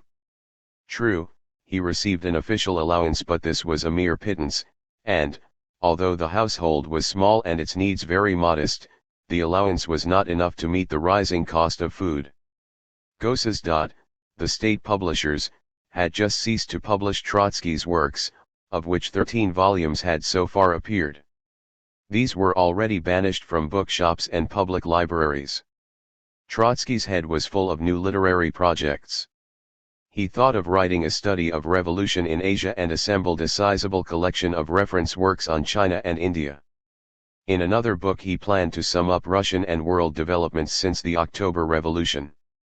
Immediately after his arrival at Alma-Ata he set to work on a full-scale statement of the opposition's principles, which was to be addressed to the 6th Congress of the Communist International convened for the summer. His friends, especially Preobrazhensky, urged him to write his memoirs. In April he was already at work on these, recapturing, with the help of old southern newspapers and maps of Nikolaev and Odessa, the image of his childhood and youth with which he was to open my life. None of these writings, however, could bring him any earnings, for there was no chance of their being published. Yet even a man deported under Article 58, for counter-revolutionary activities, could still try to earn a living as translator, sub-editor, and proofreader. When it turned out that the authors whom Trotsky would be allowed to translate, or the translations of whose works he was to supervise, were Marx and Engels, he took to the job eagerly. Ryazanov, his old friend, at present director of the Marx-Engels Institute in Moscow, was preparing the complete edition in Russian of the works of Marx and Engels, and he asked Trotsky to translate Herr Voigt. In this long and little-known pamphlet Marx had replied to slanders thrown at him by Karl Voigt, who, as it turned out later, was an agent of Napoleon III. Reading this broadside for the first time, Trotsky remarked that it took Marx several hundred pages to refute Voigt's charges, whereas it would take his translator a whole encyclopedia to refute Stalin's slanders. Ryazanov then asked Trotsky to edit the translations and read the proofs of the other volumes of Marx and Engels, which he did. 10. Trotsky's correspondence with Ryazanov shows the modesty and conscientiousness with which Trotsky applied himself to the work. It contains detailed, almost pedantic, criticisms of the style of the translations and minute suggestions for improvements. The correspondence is wholly non-political and studiously businesslike. There is no hint of any irony on Trotsky's part about the only gainful occupation now left open to him in the Soviet Union. The fees paid him by Ryazanov supplied the family's needs and covered the cost of Trotsky's huge correspondence. 11. From the moment of his arrival at Alma-Ata, Trotsky worked hard to establish contact with friends and followers scattered all over the country and reduced to isolation and silence. At the beginning this could be done only by normal mail, and it had to be done in the most primitive conditions, when it was sometimes a feat to obtain on the spot a pen, a pencil, a few sheets of rough paper, or a few candles.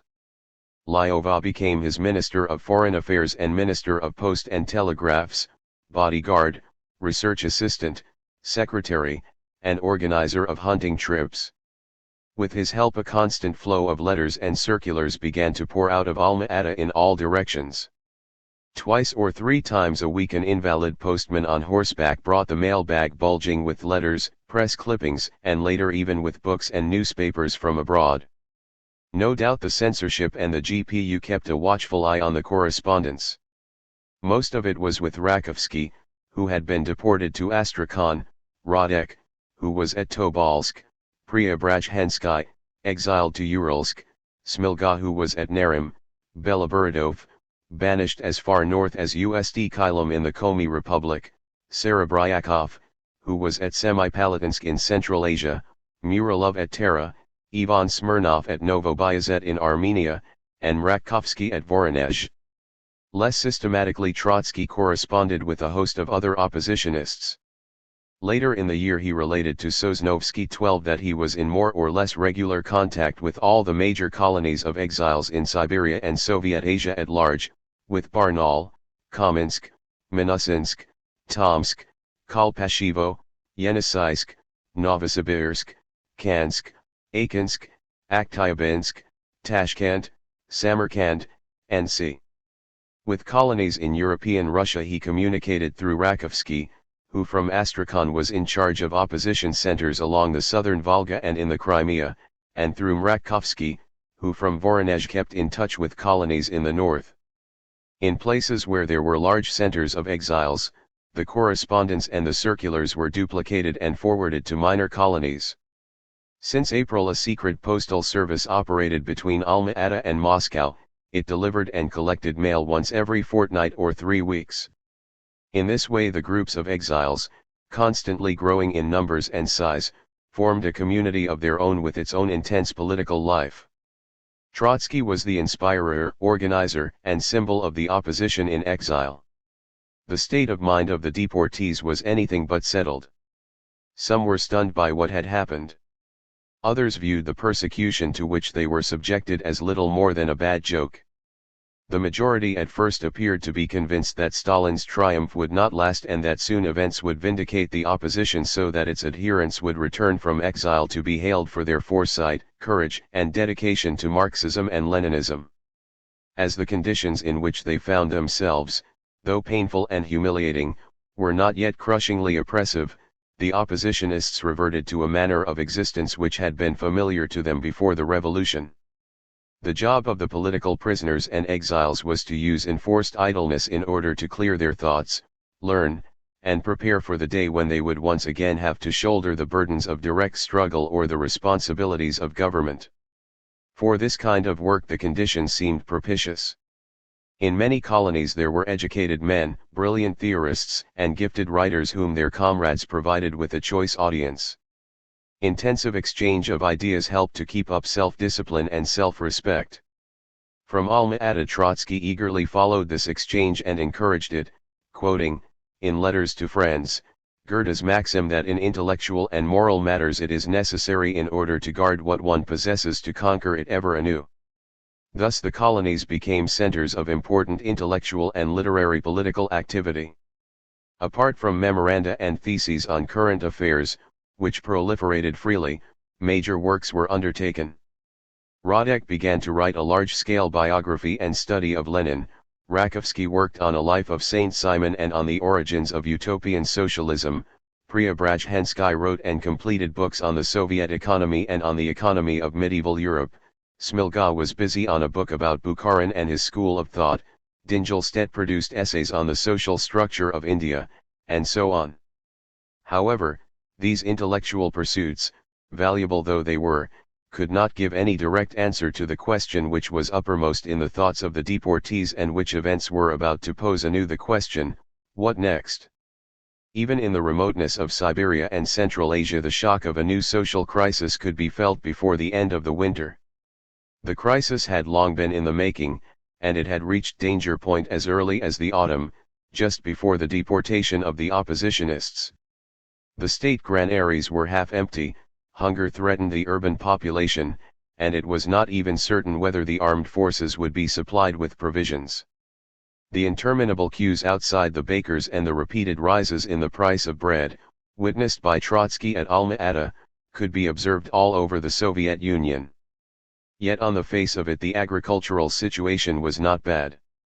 Almost as much land had been sown as in the best of times, and there had been a succession of 3 excellent harvests. But once again the link between town and country was broken. The peasants refused to deliver bread and to sell it at fixed prices.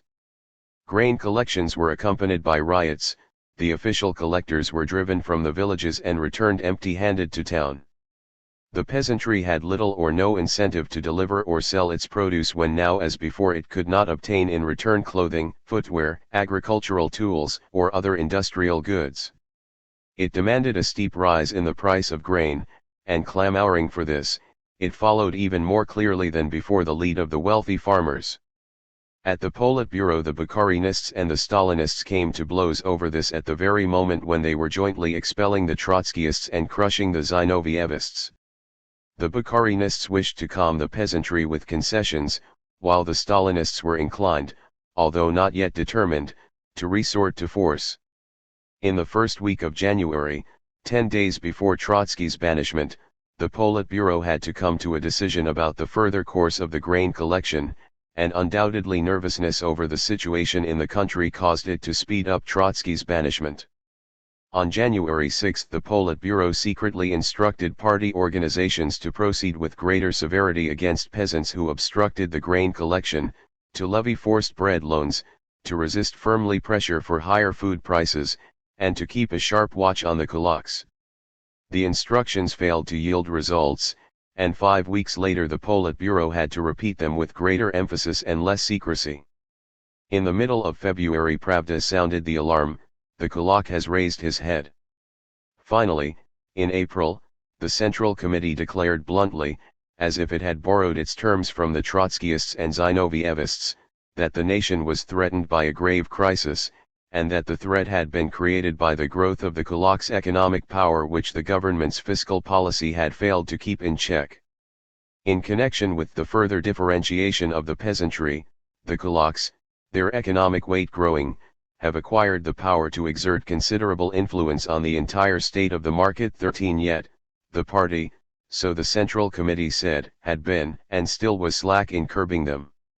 Emergency measures were decreed, under which compulsory loans were to be levied on kulaks to reduce their purchasing power, grain stocks were to be requisitioned, the fixed bread price was to be enforced, and finally, officials and party members inclined to treat the kulak indulgently were to be removed from their posts.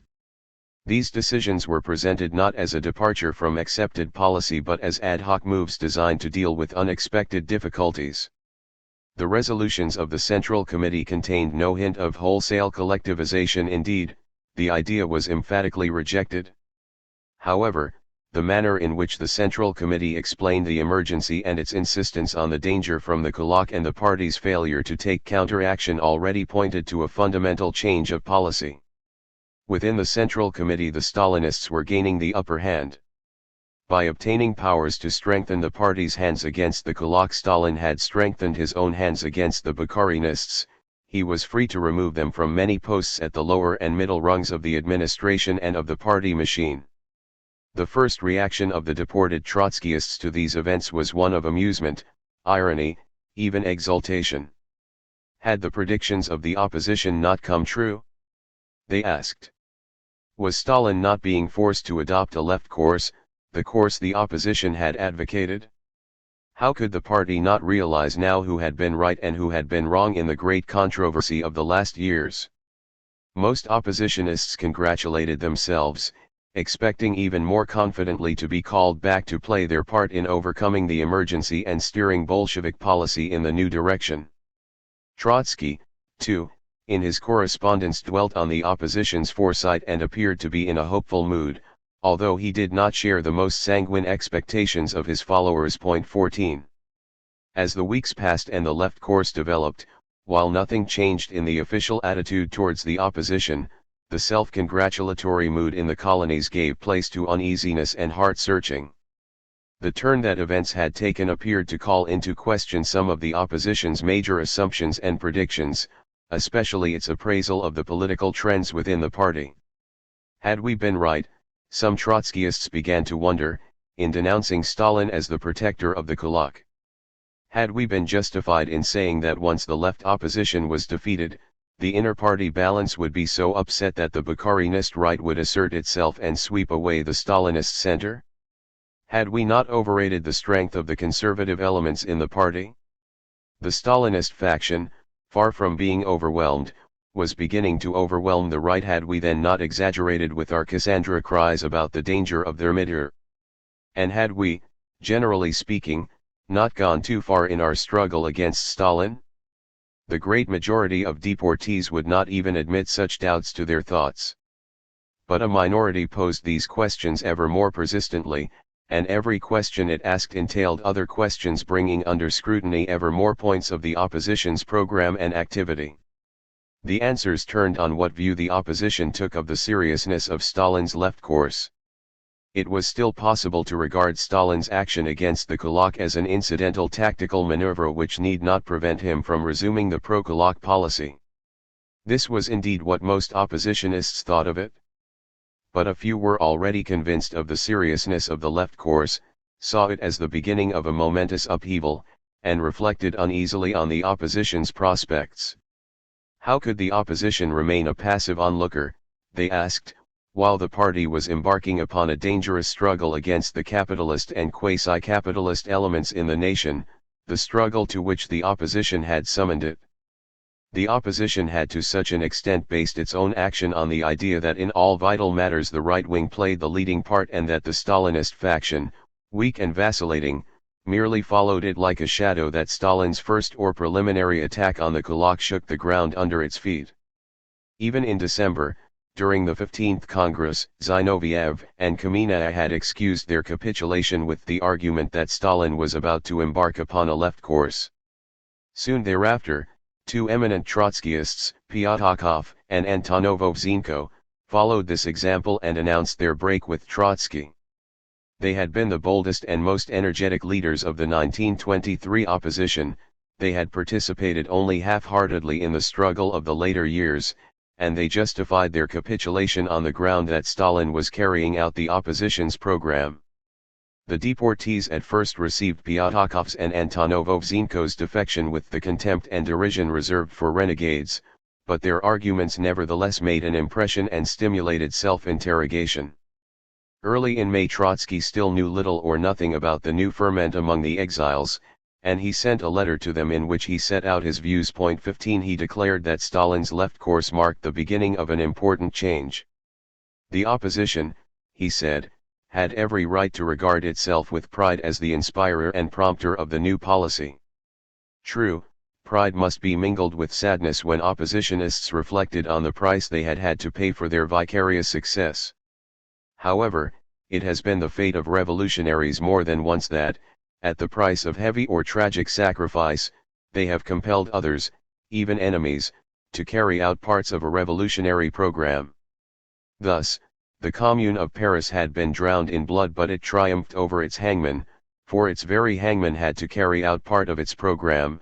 Although the Commune had failed as a proletarian revolution, it made the restoration of the monarchy impossible in France and secured the establishment at least of a parliamentary republic. Such might be, mutatis mutandis, the opposition's relation to Stalin's left course. The opposition might be defeated, it might not see its full program carried into effect, but at least its struggle had made it impossible for the ruling group to continue the retreat before the capitalist elements and to inaugurate a neo-N.E.P. What was the opposition to do? We were in duty bound, Trotsky replied, to lend critical support to Stalin's left course. Under no circumstances must we make common cause with Bukharin and Rykov against it.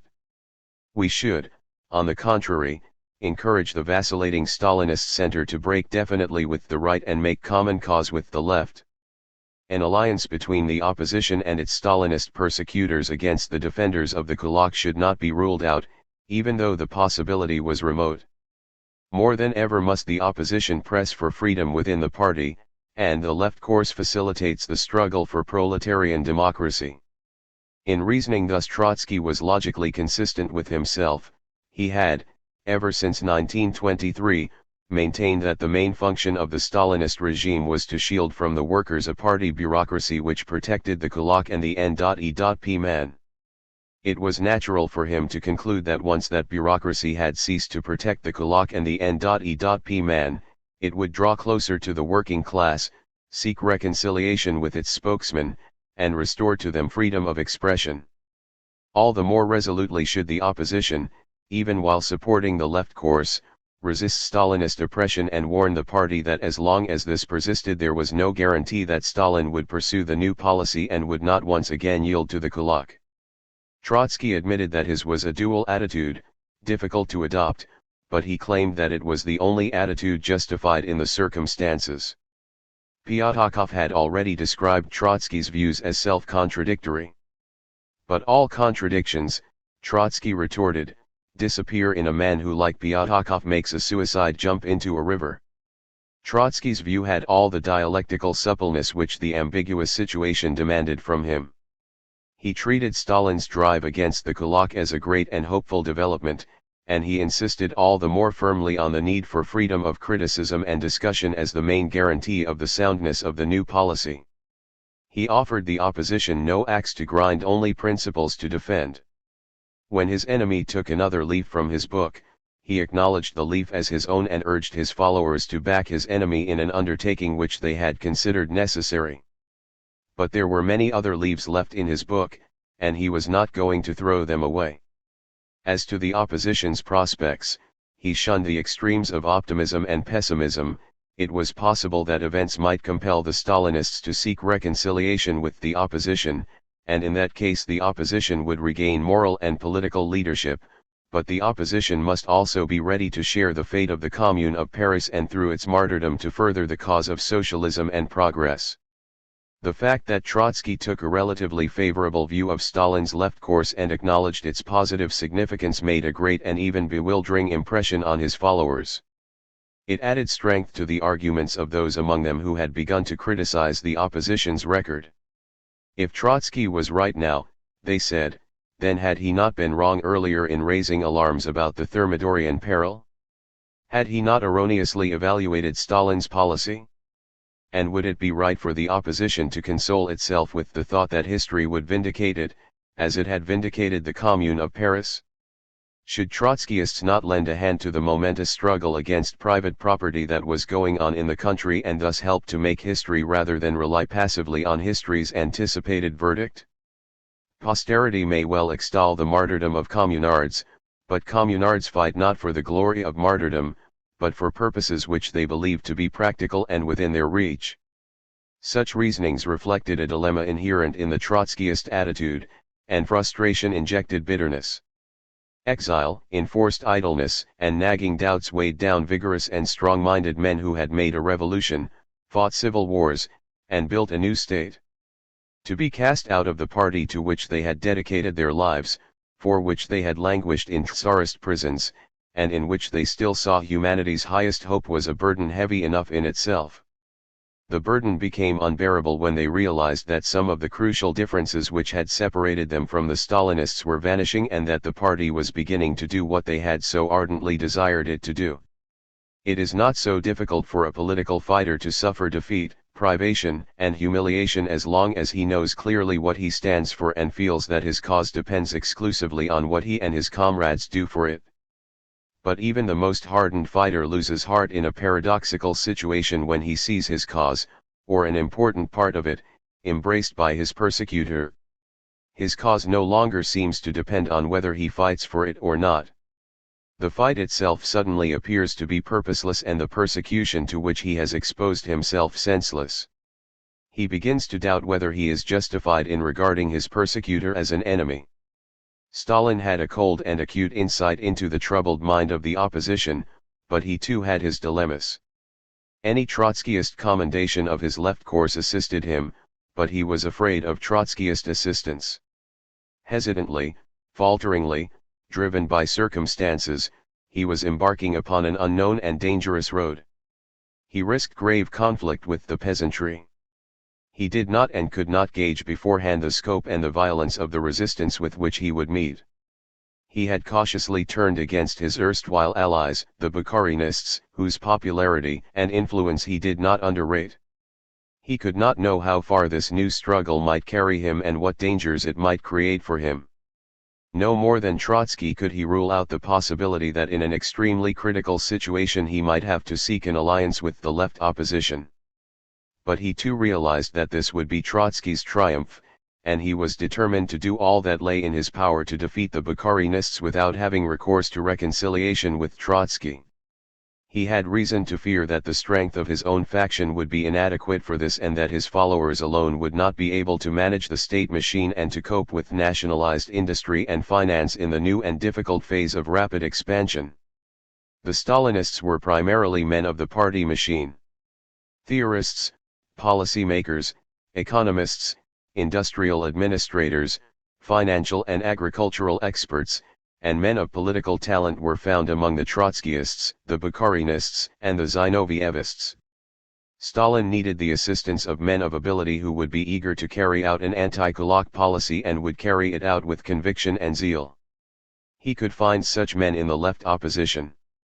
He was therefore anxious to win to his side as much Trotskyist and Zinovievist talent as he could without yielding ground to Trotsky and Zinoviev.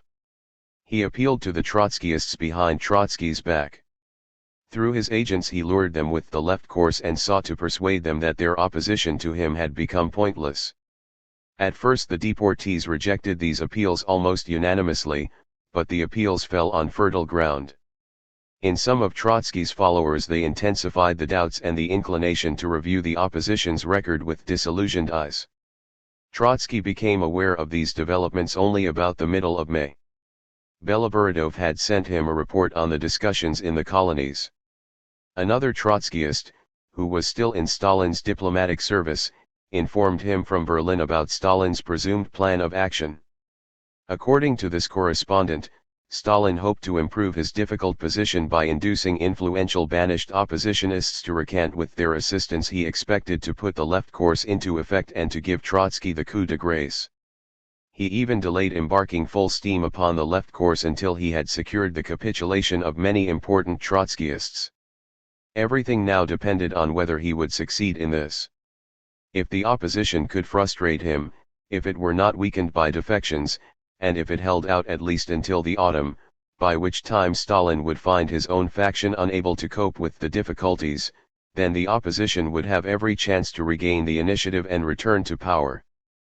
But should Stalin succeed in sapping the opposition's morale and should Trotskyist capitulators come to his succor, then he would maintain himself in power, crush the Bukharinists, and carry on with the left course without having to conciliate Trotsky and Trotsky's impenitent adherents. The correspondent feared that Stalin was about to succeed, the opposition's morale was dangerously sagging, and all too many oppositionists were ready to give up the fight. 16. Trotsky, it appears, did not believe that the opposition's morale was so low. There had been very few capitulations among the deportees. One notorious case was that of Safarov, the former leader of the Komsomol who had signed a formula of recantation and was recalled to Moscow. However, Safarov's case was exceptional in that he was not a Trotskyist. He had belonged to Zinoviev's faction but had at first refused to capitulate with his leader, had gone with the Trotskyists into exile, and only then, on second thoughts, capitulated. His behavior, it seemed, was not related to the mood among the Trotskyists. Yet Safarov, as he tried to justify himself, expressed something that struck a chord in them as well. "Everything is now going to be carried out without us," he exclaimed. Everything meant the drive against the kulak and the N.E.P. man, the expansion of the socialist sector of the economy, accelerated industrialization and possibly collectivization of farming, for all these aspects of the left course hung together. It was a galling thought for the Trotskyists also that the great change, this second revolution, might be carried out without them. The more disinterestedly Trotsky stressed the desirability and the progressive character of Stalin's latest moves and the more he insisted on the opposition's duty to support them, the greater was the frustration among his followers, the more anxiously did they reflect over the rights and wrongs of the opposition's policy, and the more poignantly did they feel that cast out of the party, in the wilderness where they were, they could not possibly lend any practical support to the left course. Before the end of May, Trotsky again in several statements addressed his followers. 17 He defended the record of the opposition and sought to outline new prospects. His argument may be summed up in these 3 points. Firstly, it was not true that he had overrated the strength of the Bukharinist right. This was still formidable. Nor had the opposition been wrong in seeking to arouse the party against the danger of Thermidor. In doing so it had helped to keep the Thermidorian forces at bay. The opposition's action and pressure from the working class had compelled the Stalinists to break with the Bukharinists, otherwise the present bread crisis might have induced them to make far-reaching concessions to capitalist farming, and might thus have provoked, instead of the left course, a powerful shift to the right. He feared that those who maintained that the opposition had magnified the danger from the right would in the end surrender to Stalin. Secondly, the opposition had no reason to reproach itself with having gone too far in its struggle. On the contrary, because of Zinoviev's and Kamina's timidity, it had not gone far enough. All our activities had a propagandist and only a propagandist character. The opposition had hardly ever appealed to the rank and file strongly and boldly enough. When at last it sought to do so, on November 7, Stalin tried to provoke it into civil war, and then it had to retreat. Finally, the fact that Stalin was stealing the opposition's thunder should not dishearten the opposition. The Stalinist faction had initiated a left policy when it could do nothing else, but it would not be able to see it through to the end. Consequently, Trotsky assured his followers, the party is still going to need us. These arguments and assurances did not satisfy many of Trotsky's adherents. He offered them no clear perspective. They continued to ask whether Stalin had turned against the Kulak for good or whether his left course was mere pretense, and they expected a plain answer. Trotsky did not possess it, and probably Stalin himself did not yet know definitely where he stood. Nor did Trotsky tell his followers how, in the position in which they were placed, they could act on his advice and how, in what manner, they could support and oppose Stalin at the same time. Already in the spring of 1928 two distinct currents of opinion had formed themselves in the Trotskyist colonies.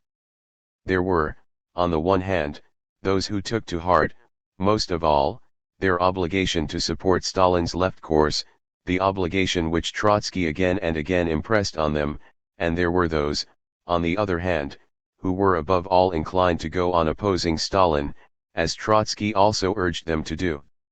Thus the differences that had existed within the joint opposition between Trotskyists and Zinovievists were now reproduced within the ranks of the Trotskyists themselves, splitting them into conciliators and irreconcilables. The conciliators were still far from the thought of surrendering to Stalin, but they wished the opposition to mitigate its hostility towards his faction and to prepare for a dignified reconciliation with it on the basis of the left course. They held that integrity and the opposition's own interest demanded from them that they should review critically, and modify in the light of events, the opposition's accepted views. To this attitude rallied oppositionists of the older generation, men of the reflective and sedate type, and those in whom the nostalgic feeling for their old party was extremely strong, and also the enlightened bureaucrats, economists, and administrators, who had been interested more in the opposition's program of industrialization and economic planning than in its demands for inter-party freedom and proletarian democracy, and finally, people whose will to go on resisting the ruling group was already weakened by the ordeal they had undergone. As individuals were often moved by mixed impulses, it was in many cases well nigh impossible to disentangle their motives. The irreconcilable Trotskyists were mostly young men, to whom expulsion from the party had been less of a break in life than it had been to their elders, people whom the opposition attracted by its call for proletarian democracy rather than by its economic and social desiderata, and the zealots of the opposition, the doctrinaire enemies of bureaucracy, and the fanatics of anti-Stalinism. In this group too the motives of individuals could not be easily distinguished. Most often the young, those for whom the break with the party was no great moral upset, were also relatively indifferent to the complex economic and social issues, but responded ardently to the opposition's call for freedom of expression, and viewed all bureaucracy with a fierce hostility, rendered even fiercer by persecution and exile. Both wings of the Trotskyist opposition tended to overlap with other groups outside it. The conciliators moved closer and closer towards the Zinovievists whom they had hitherto despised. They began to see them in a new light, and even if they were not ready to follow them, they began to appreciate the reasons for their surrender, to listen eagerly to their arguments, and to watch sympathetically their doings. The most extreme irreconcilables, on the other hand, found that they had much in common with the unrepentant Mohicans of the workers' opposition and of the Decemists, who were led by Sapronov and Vladimir Smirnov, and had been exiled together with the Trotskyists. In their enmity towards the bureaucracy they had been far less inhibited than the Trotskyists. More or less openly they had renounced all allegiance to the existing state and party. They proclaimed that the revolution and Bolshevism were dead, and that the working class had to begin from the beginning, that is to start a new revolutionary struggle in order to free itself from exploitation by the new state capitalism, the NEP bourgeoisie, and the kulaks. To many a young Trotskyist this plain and single-minded message sounded more convincing than did Trotsky's carefully balanced analyses and dual policy. It was easier to digest it, for in it yes was yes and no was no, without any dialectical complication. To denounce Stalin as the gravedigger of the revolution, the Decemists said, and to dwell, as Trotsky did, on the progressive implications of the left course was absurd. To fight Stalin meant to fight him and not to support him. Both sets of Trotskyists looked to Trotsky for guidance, although each was inclined to accept only that part of his advice that suited it. Both sets evoked the opposition's first principles and common interests. But as the differences widened, the sense of comradeship wore thin and mutual suspicions grew until the two sets had little more for each other than black looks and harsh words. To the irreconcilables their more moderate comrades were men of small faith, if not yet deserters. The moderates looked down on the irreconcilables as ultra-lefts or crude anarchisants, devoid of Marxist intellectual discipline and responsibility for the fortunes of the revolution. The irreconcilables suspected that knowingly or unknowingly the conciliators worked for Stalin, while the conciliators held that nothing compromised the opposition and assisted Stalin more effectively than the exaggerations and the excesses of the doctrinaires and the zealots of Trotskyism. The spokesmen for each of the two sets were oppositionists of long standing and Trotsky's trusted and respected friends. Preobrazhensky was the first to speak of the need for a more conciliatory attitude towards Stalinism. He had never faltered as an oppositionist, and not the slightest taint of self-regard or opportunism attached to his character. His weakness, if weakness it be, lay rather in his utter disregard of expediency and popularity and in the theoretical consistency of his views. He began to preach conciliation from deep conviction, which can be traced back to his writings of 1924-5. He had been, we know, the chief theoretical exponent of primitive socialist accumulation. The period of primitive socialist accumulation, he had written in the New Economics, constitutes the most critical era in the life of the socialist state after the conclusion of civil war. To go through this period as rapidly as possible and to reach as soon as possible the stage at which the socialist system develops all its advantages vis-a-vis capitalism is for the socialist economy a matter of life and death. During that period the socialist state was bound to get the worst of both worlds. It would benefit neither from the advantages of capitalism nor from those of socialism. It would have to exploit the peasantry in order to finance accumulation in the socialist sector. On this point, it will be remembered, Preobrazhensky had clashed with Bukharin and the neo-populist school, our Soviet Manchester school of thought, as he dubbed it. The pressure of foreign, mainly American capitalist monopolism, he argued then, can find a barrier only in socialist monopolism. This must subordinate to itself, by means of fiscal policy and through a state-regulated price mechanism, the private sector of the economy, especially farming. To Bukharin's outcry of indignation Preobrazhensky replied, but can it be otherwise?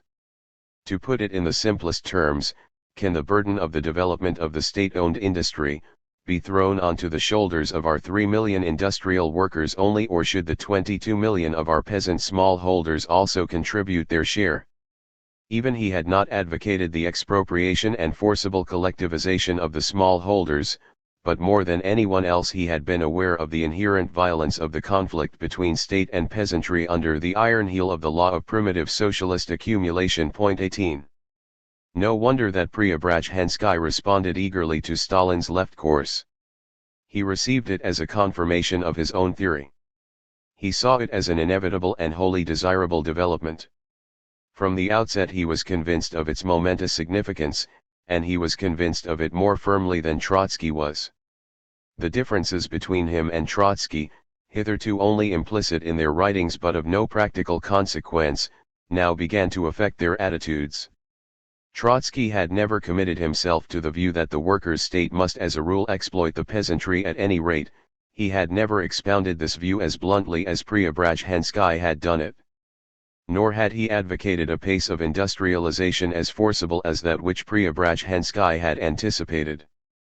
Preobrazhensky's theorem of the new economics had not been incompatible with socialism in one country. It had implied that primitive accumulation, the most difficult part of the transition from capitalism to socialism, might be accomplished within a single and industrially underdeveloped nation-state.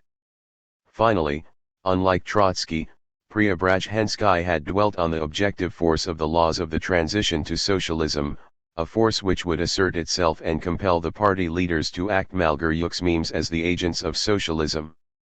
Nationalization of all large-scale industry, he held, led ineluctably to planned economy and rapid industrialization. In opposing these, the Stalinists and Bukharinists opposed a historic necessity, a necessity which the opposition alone saw in time and of which it sought to make the Bolsheviks aware.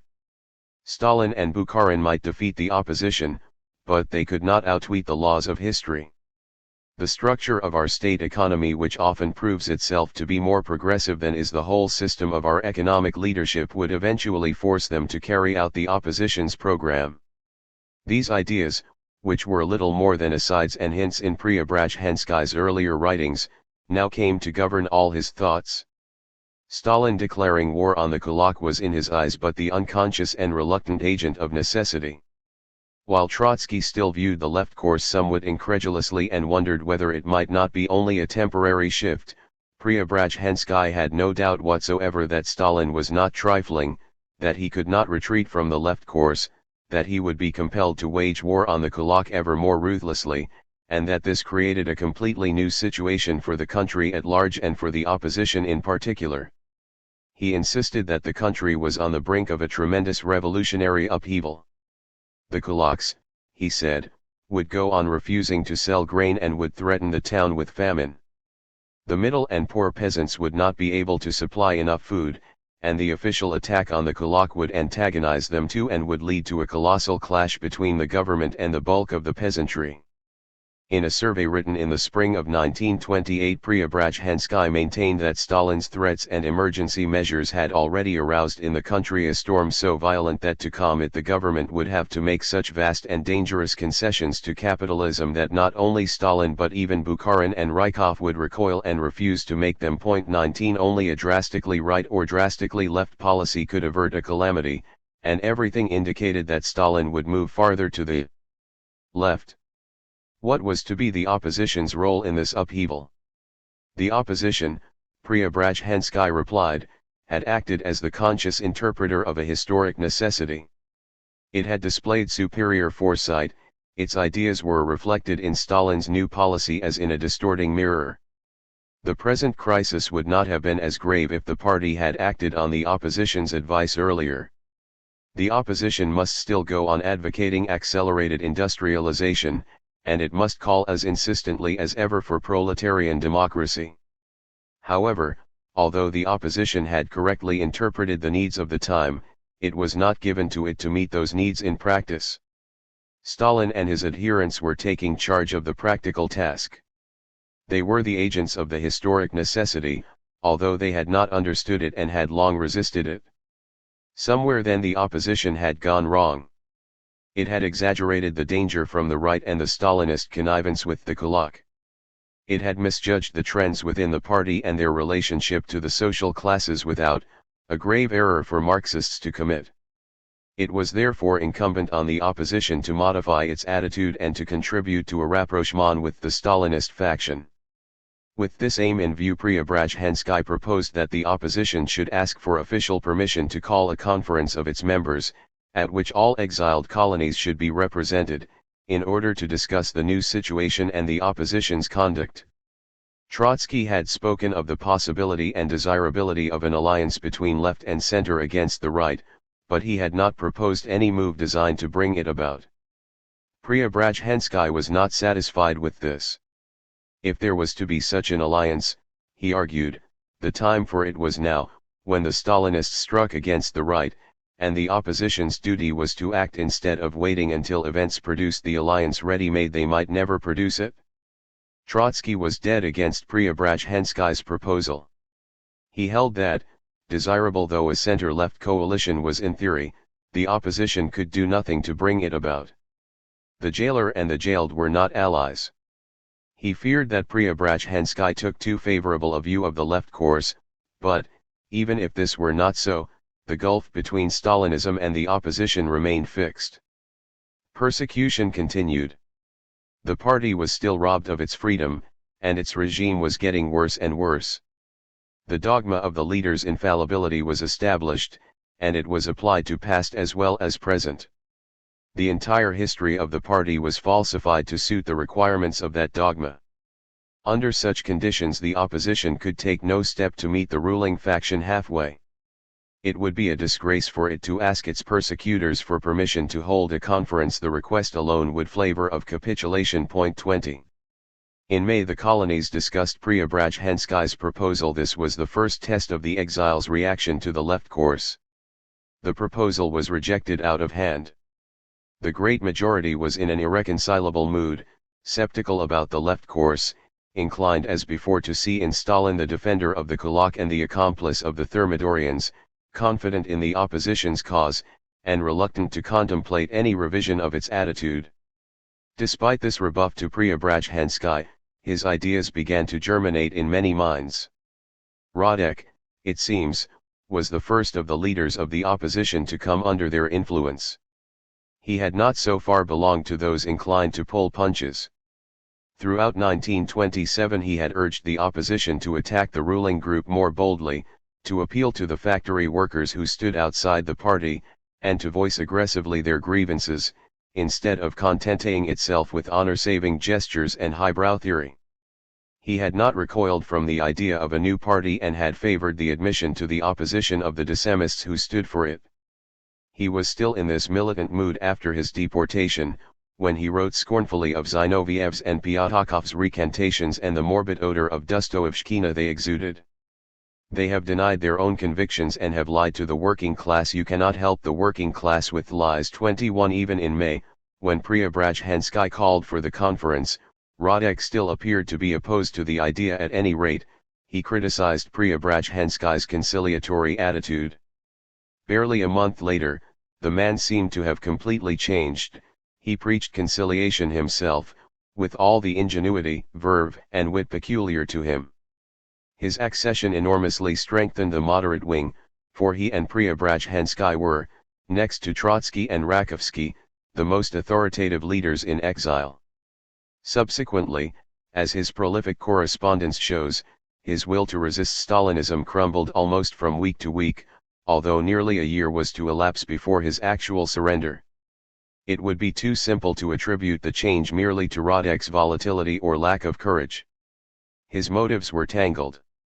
No doubt he did not possess all the Bolshevik hardihood that others had gained in underground politics, in Tsarist prisons, and through years of Siberian exile. His spells of underground work had been brief. Up to 1917 he had spent his political life mainly in the open socialist movements of Austro-Hungary and Germany. He was essentially a Western European and a Bohemian, sociable, accustomed to breathe the air and the excitement of great cities and to be at the center of public affairs. In the course of more than 25 years he had held famous central committees and great editorial offices spellbound by his views and witticisms. For 10 years he had been one of the leading lights of the Bolshevik Party and the Communist International. As long as he was surrounded by the bustle of political life, his confidence and mettle had not abandoned him. He had remained bold and active and had still been at the center of affairs even in the Moabit prison of Berlin in 1919. But cast out suddenly into the empty, bleak, and severe wilderness of northern Siberia, his spirit began to sink. Solitude oppressed him.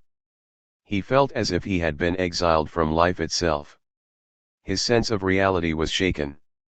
Had all the years he had spent at Lenin's side, as valued comrade and advisor, helping to direct the affairs of a worldwide movement, been but a dream? Men of far greater resilience were beset by similar feelings. This, for instance, is what Ivan Smirnov, hero of the Civil War, wrote to Radek, from southern Armenia to northern Siberia. You, dear Karlyusha 22, are pained that we have found ourselves outside the party. To me, too, and to all the others this is agony indeed. At the beginning I was haunted by nightmares. I would suddenly awake at night and could not believe that I was a deportee, who had worked for the party ever since 1899, without a day's break, not like some of those scoundrels of the Society of Old Bolsheviks who after 1906 deserted the party for full 10 years. 23. But it was not only this predicament that troubled Radek and his friends. They brooded over the fate of the revolution. They were accustomed to regard themselves as the true guardians of the conquests of October and as the sole depositaries of Marxism and Leninism, which the Stalinists and Bukharinists had diluted and falsified. They were accustomed to think that whatever was beneficial to Marxism and the revolution was beneficial to the opposition too, and that the opposition's defeats were the revolution's defeats. They now saw the opposition reduced to a small group, almost a sect, utterly impotent and estranged from the great state and party with which they had identified themselves. Was it possible, they wondered, that a movement claiming for itself so high a mission should be reduced to so low a state? They were confronted with this dilemma: if they really were the sole reliable and legitimate guardians of October, then their cruel defeat could not but bring irretrievable disaster to the revolution, and the heritage of October was lost. But if this was not so, if the conquests of October were more or less intact and the Soviet Union, despite all that had happened, was still a workers' state, then had the opposition not been wrong and guilty of arrogance in regarding itself as the sole depositary of Marxism-Leninism and in denying its adversaries all revolutionary virtue? Were the few thousand oppositionists all that was left of the great and world-shaking Bolshevik movement? Had the mountain of revolution brought forth a mouse? I cannot believe, Radek wrote to Sosnovsky, that Lenin's entire work and the entire work of the revolution should have left behind only 5,000 communists in the whole of Russia. 24. Yet, if one were to take literally some of the opposition's claims and if one were to believe that the other Bolshevik factions merely paved the way for counter-revolution, then one could not escape this conclusion, from which both realism and the Marxist sense of history recoiled. Surely, the Bolshevik epic with all its heroism, sacrifice, hope, blood, and toil, could not have been mere sound and fury, signifying nothing. As long as Stalinists and Bukharinists had jointly protected the kulaks and the N.E.P. men, there was substance in the opposition's claims and charges. But the left course, bringing the Stalinist faction into mortal conflict with private property, demonstrated that the work of Lenin and the October Revolution had left behind something more than a handful of righteous men, something more than 5,000 communists in the whole of Russia. The volcano of the revolution, far from having given birth to a mouse and becoming extinguished, was still active. Preobrazhensky argued that it was the objective force of social ownership that provided the impulse for Russia's further revolutionary and socialist transformation. The objective force asserted itself through men, its subjective representatives. The Stalinist faction was the agent of historic necessity, and despite confusion, mistakes, and even crimes committed, it acted as guardian of the heritage of October and champion of socialism. The Stalinists, Radek discovered, had proved themselves worthier than the opposition had thought them to be. The opposition should and could admit this without any self-depreciation. In the new advance towards socialism, the opposition had acted as the vanguard while the Stalinist faction had formed the rearguard. The conflict between them had not been a clash of hostile class interests, but a breach between two sections of the same class, for both vanguard and rearguard belonged to the same camp. It was time to heal the breach. Many oppositionists were startled by the idea of a reconciliation between Stalinists and Trotskyists, but, Radek remarked, such a regrouping would not be stranger than had been earlier reversals of inter-party alliances. There was a time when we thought that Stalin was a good revolutionary and that Zinoviev was hopeless. Then things changed. They may change once again. There was an unmistakable note of despair in these pleadings, but it was a despair which sought to escape from itself and to change into hope. The conciliator's mood was nurtured in the deepening isolationism of Bolshevik Russia. It was within the Soviet Union, not without, that Radek and Preobrazhensky and many others looked for a great and promising change in the fortunes of communism. And this fact accounts for much that was to follow. This was the aftermath of the Chinese Revolution. In December 1927, the communist rising of Canton had been suppressed. The rising had been the last act, or rather the epilogue, of the drama of 1925-7. The shock of the defeat was making itself felt in all Bolshevik thinking. It sapped even further and submerged the internationalist tradition of Leninism, and it enhanced Russian self-centeredness. More than ever, socialism in one country appeared to offer the only way out and the only consolation. This time, however, the tide of isolationism affected the opposition as well. It reached the remote colonies of deportees and worked on the thoughts of the conciliators.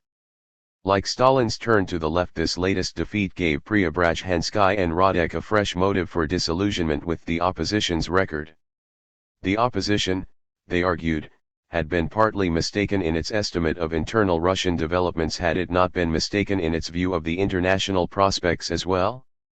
Trotsky had erred over the Soviet thermometer. Was not his permanent revolution, too, a fallacy? Barely a few weeks after their deportation, Trotsky and Preobrazhensky were already in correspondence over the Canton Rising. Knowing little about the actual circumstances of the event and trying to form an opinion from Pravda's belated and scanty reports, Trotsky resumed an exchange of views which he had had with Preobrazhensky in Moscow. Like many an old Bolshevik in opposition, Preobrazhensky had not accepted the idea of permanent revolution and its corollary that the Chinese Revolution could conquer only as a proletarian dictatorship. Like Zinoviev and Kamenev, he held that China could not go beyond a bourgeois revolution. From their places of exile, Trotsky and Preobrazhensky discussed the bearing of the Canton Rising on this difference. Pravda had reported that the insurgents of Canton had formed a council of workers' deputies and had set out to socialize industry. Although the rising had been crushed, so Trotsky wrote to Preobrazhensky on 2 March, it left a message and a significant pointer to the course of the next Chinese Revolution, which would not be arrested in its bourgeois phase but would establish Soviets and aim at socialism.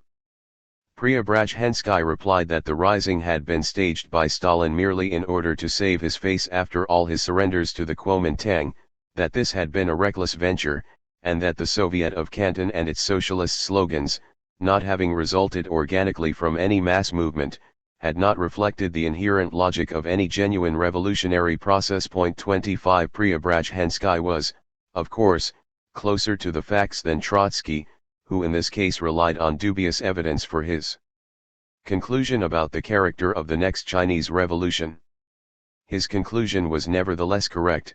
The revolution of 1948-9 was to transcend its bourgeois limits, and to this extent it was to be a permanent revolution, even if its course and the alignment of social classes in it were to prove very different from what the Trotskyist and indeed the Marxist and Leninist theories of revolution had envisaged.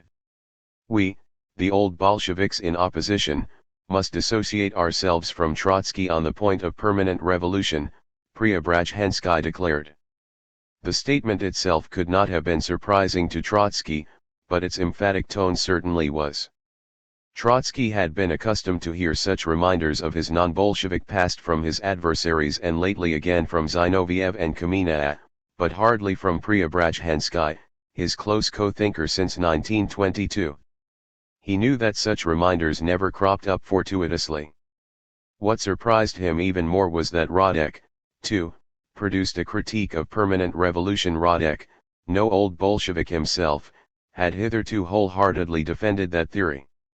Even now he acknowledged that Trotsky had in 1906 anticipated the course of the Russian Revolution more correctly than Lenin, but he added that it did not follow that the scheme of permanent revolution was valid in other countries. In China, Radek maintained, Lenin's democratic dictatorship of the proletariat and the peasantry was preferable because it allowed for a possible hiatus between the bourgeois revolution and the socialist one. Apparently this controversy had no direct bearing on the issues of the day, and Trotsky was drawn into it reluctantly. He replied that China had freshly demonstrated that any contemporary revolution which did not find its consummation in a socialist upheaval was bound to suffer defeat even as a bourgeois revolution. Whatever the pros and the cons, the fact that the two conciliators attacked permanent revolution was all the more symptomatic because Trotsky had not attempted to make of his theory the opposition's canon. This was not the first time that frustration with defeats of communism abroad and isolationist propensities induced Bolsheviks to turn against the theory which in its very title challenged their isolationism. The result of all the dogmatic battles fought over permanent revolution since 1924 had been to make of it in the party's eyes the symbol of Trotskyism, Trotsky's master heresy, and the intellectual fount of all his political vices. To Stalin's and Bukharin's followers, permanent revolution had become a horror-inspiring taboo. An oppositionist beset by doubts and second thoughts and looking for a way back to the party his lost paradise sought instinctively to rid himself of any association with that taboo. It will be remembered that Trotsky, anxious to render it easier for Zinoviev and Kamina to make common cause with him, had declared that his old writings on permanent revolution had their place in the historical archives and that he would not defend them on every point, even though for himself he was convinced that his idea had stood the test of time.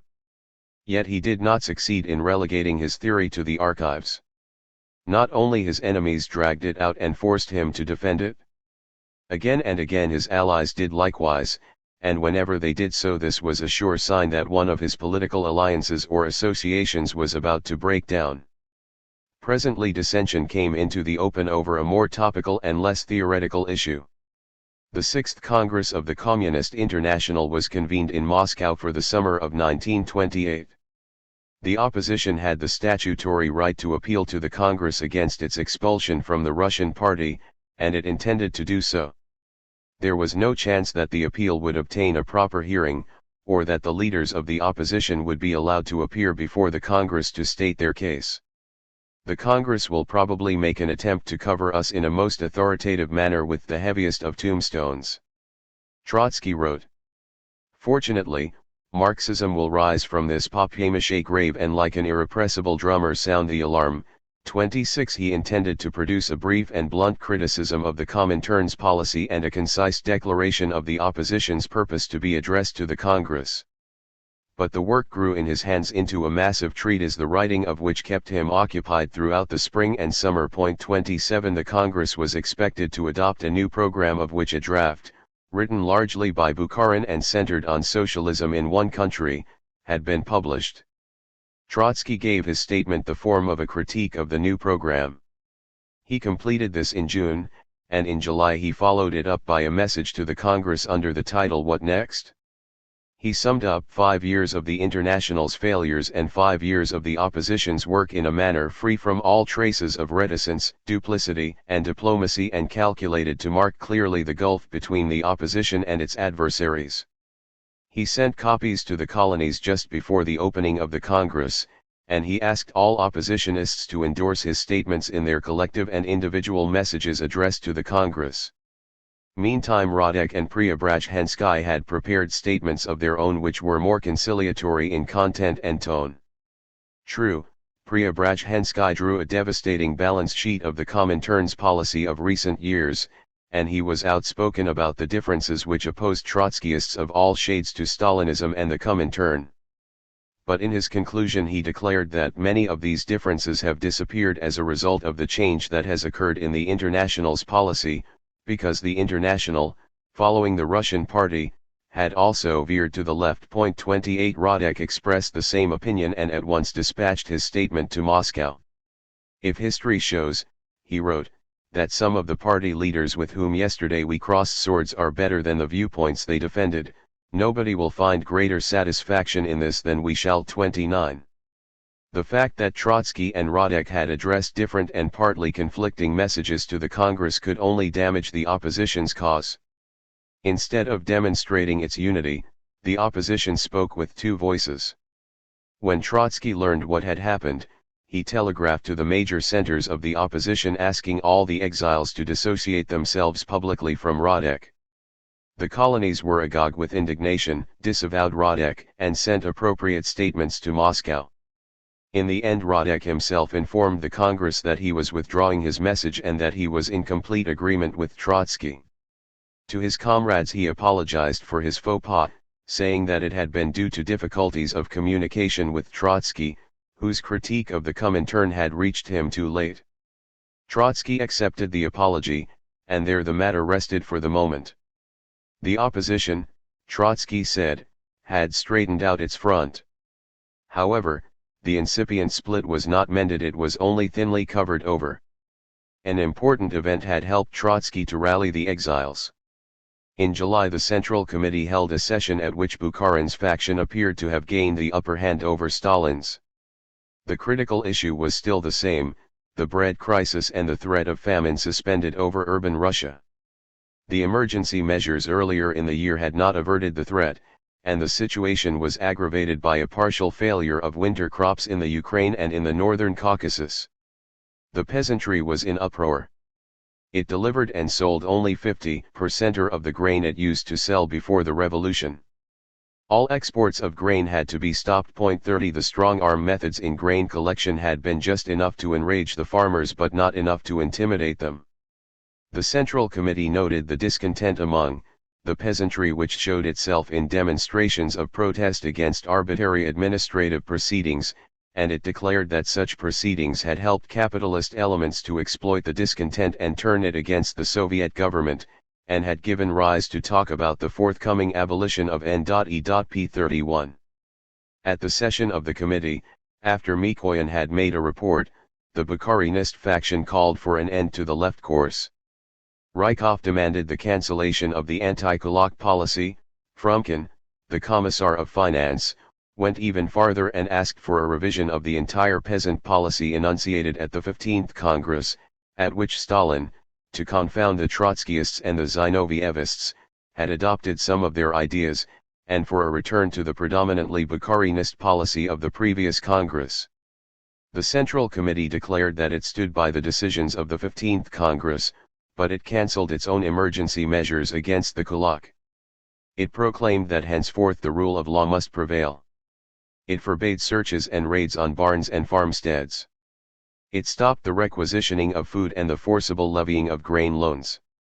Last but not least, it authorized a 20% rise in the price of bread, the rise it had so categorically prohibited 3 months earlier. 32 Seen in retrospect, this was the Central Committee's last attempt to appease the peasants, the last before it proceeded to suppress private farming. At the time, however, it looked as if the Kulak had won a round, as if Stalin had abandoned the left course, and as if Bukharin and Rykov had dictated policy. It may be imagined how the Trotskyist deportees received this. They were back on familiar ground. The old scheme of things, within which they had been accustomed to think and to argue, seemed re-established. They saw the defenders of the Kulak reasserting themselves. They saw Stalin's vacillating center yielding as always. Authorizing the higher bread price, the Central Committee had hit the industrial workers and had acted in the interests of the wealthy farmers. This was surely not yet the end. The struggle was on, the right wing would resume its offensive, and the Stalinists would continue to retreat. The Thermidorian danger was closer than ever. The Thermidorians were on the move. Trotsky thought likewise, in Rykov's speech. He declared, "The right wing has thrown its challenge at the October Revolution. The challenge must be taken up. The rise of the price of bread was only the beginning of a neo-N.E.P. To appease the Kulak, the right wing would soon make a determined attempt to undermine the state monopoly of foreign trade. He saw Rykov and Bukharin as the victors who would soon hunt down Stalin as a Trotskyist, just as Stalin had hunted down Zinoviev. Rykov had said at the Central Committee that the Trotskyists regarded it as their main task to prevent a victory of the right wing. Trotsky replied that this was indeed the opposition's main task. 33. Among the Trotskyists, the conciliators were completely isolated for the moment. Where is Stalin's left course? The deportees exultantly demanded of Radek and Preobrazhensky. It was all a flash in the pan. But this was enough for you to try and throw overboard our old and well-tested ideas and views and to urge us to conciliate the Stalinists. Once again they saw Stalin's ascendancy as a mere incident in the fundamental struggle between themselves and the Bukharinists, and they believed even more ardently than before that all Bolsheviks who had remained faithful to the revolution would soon see the issues in this light, as a conflict essentially between right and left, and would opt for the left. Stalin's apparent discomfiture raised their hopes sky high. The day is not far off, wrote as eminent a Trotskyist as Sosnovsky, when the call for Trotsky's return will resound throughout the world. 34. In the middle of all this political excitement, tragedy visited Trotsky's family. Both his daughters, Zina and Nina, had been ill with consumption. The health of Nina, the younger of the two, she was 26, broke down after the imprisonment and deportation of Nevelson, her husband. The news reached Trotsky in the spring, during a fishing expedition. He was not yet fully aware of the gravity of Nina's illness, but he spent the next weeks in anxiety and worry. He knew that both his daughters and their children lived in utter poverty, that they could not count on the help of friends, and that Zina, herself wasted by consumptive fever, spent her days and nights at Nina's bed. "Am aggrieved," he telegraphed her, "that cannot be with Ninushka to help her. Communicate her condition. Kisses for both of you. Papa." Again and again he asked for news but received no answer. He wrote to Rakovsky begging him to make inquiries in Moscow. Finally, he learned that Nina had died on June 9. Much later he received the last letter she had written him. It had been on the way and held up by the censors for over 10 weeks. It was a painful thought for Trotsky that on her deathbed she had waited for his answer in vain. He mourned her as an ardent revolutionary and member of the opposition as well as a daughter, and to her memory he devoted the critique of the Comintern's program on which he had been working at the time of her death. Messages of condolence from many deportees were still arriving at Alma-Ata when another blow caused Trotsky much sorrow and grief. After Nina's death, Zina had intended to go to Alma-Ata. Her husband too had been deported and she had strained her health in nursing her sister. From week to week she delayed the journey until news reached Alma-Ata that she was dangerously ill and unable to travel. Her malady was aggravated by a severe and protracted nervous disorder, and she was not to rejoin her father before his banishment from Russia.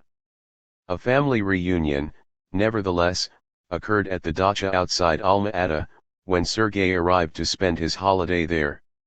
With him came Lyova's wife and child. They stayed only a few weeks, and this was an anxious and mournful reunion.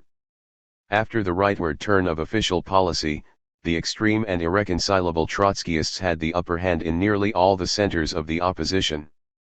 The mass of deportees would not even hear of any attempt at narrowing the gulf between themselves and the Stalinists.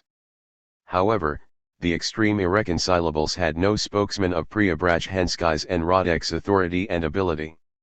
Their views were formulated by men like Sosnovsky, Dingelstedt, Elzin, and a few others who expressed a mood rather than any definite political ideas.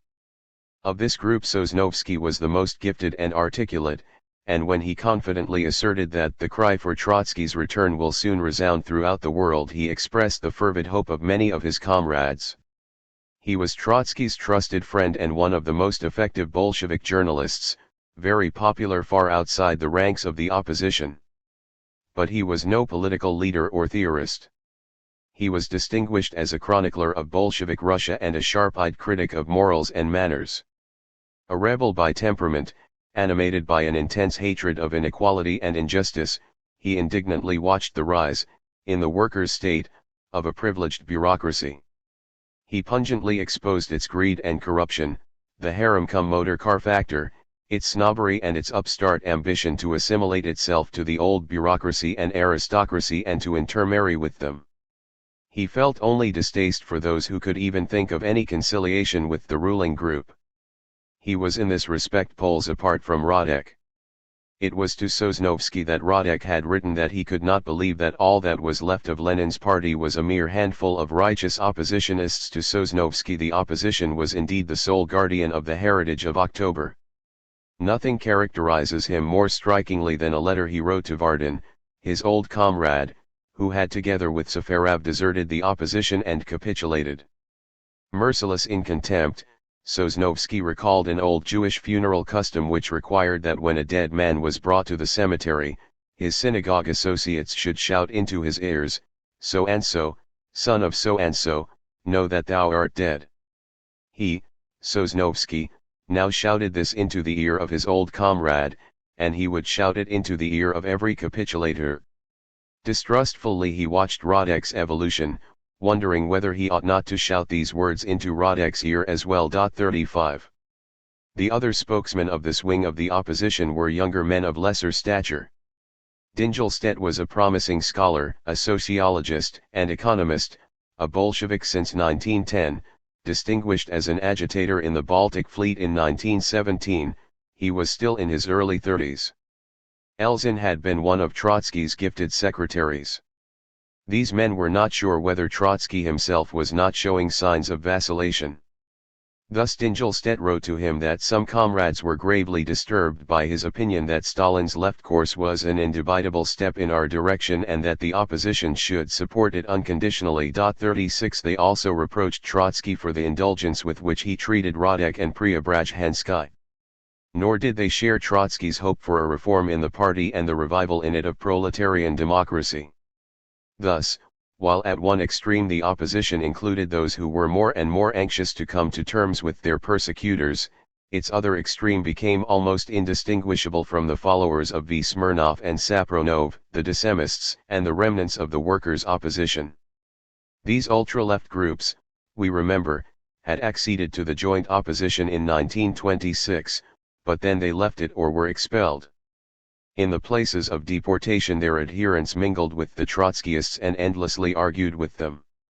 They carried the ideas of the Trotskyists to extreme conclusions, which were sometimes logical, sometimes absurd, and sometimes absurd in their very logicality. In an exaggerated manner they expressed all the emotions that stirred in Trotskyist hearts, even if many of Trotsky's reasonings were above their heads.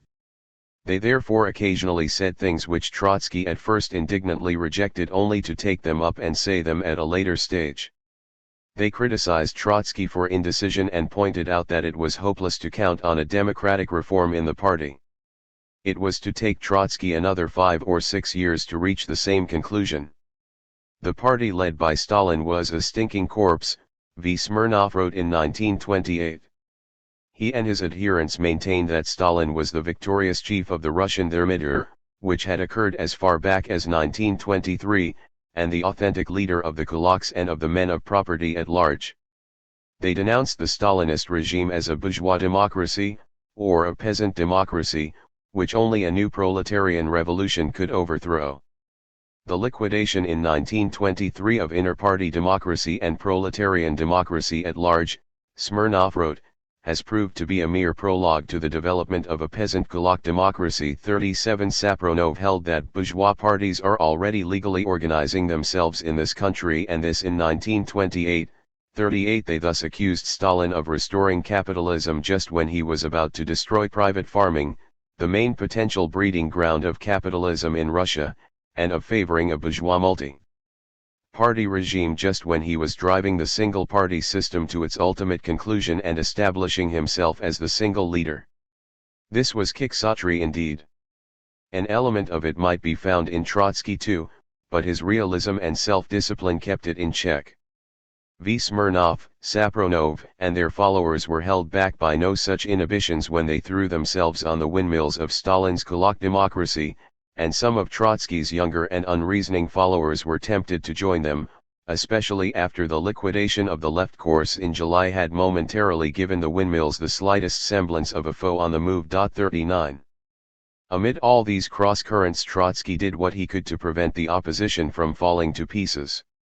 He saw its dissensions as a conflict between two generations of oppositionists, a clash between fathers and sons, the former overripe and weary with knowledge and experience, the latter full of innocent ardor and audacity. He himself felt with both, understood both, and was apprehensive of both. He had forebodings about Radek and Preobrazhensky. In their mood and reasonings he discerned the impulses that were to lead them to capitulation.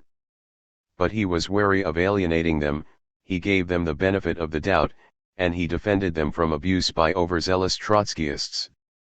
Patiently but firmly he argued with the two men, he granted them that there was truth in what they said about the left course and the changing outlook of the country, but he begged them not to draw rash conclusions and not to exaggerate the chances of any genuine conciliation with Stalinism.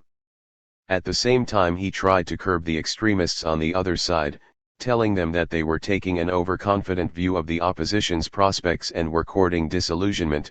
They should not imagine that the latest attempt at appeasing the kulaks was Stalin's last word, which could be followed only by the inevitable collapse of the Stalinist regime.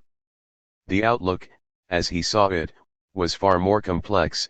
It was impossible to be sure what might emerge from the cauldron.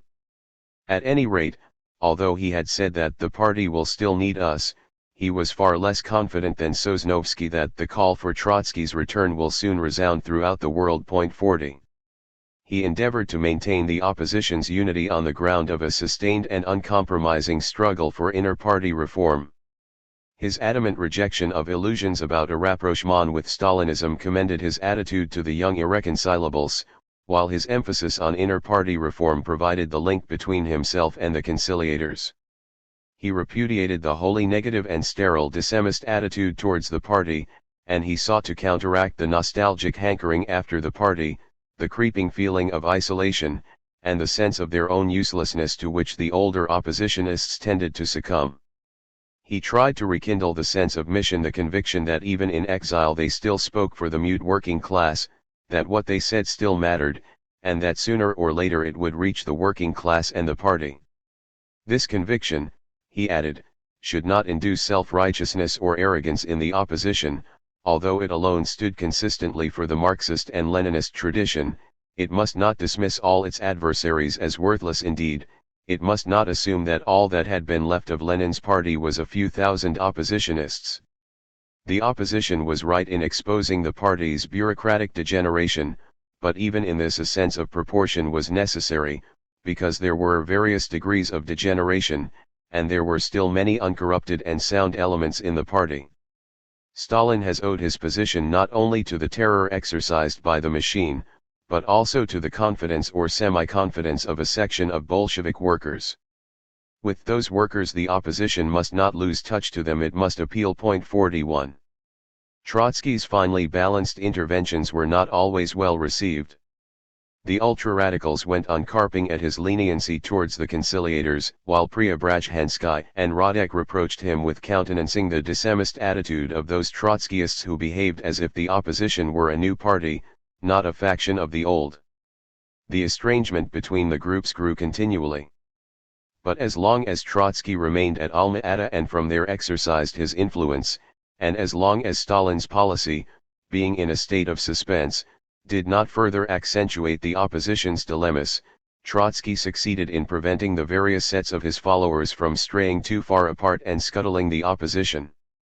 In these trying circumstances he found the strongest moral support in Rakovsky. Their old and close friendship had now acquired a new depth of affection, intimacy, and intellectual concord.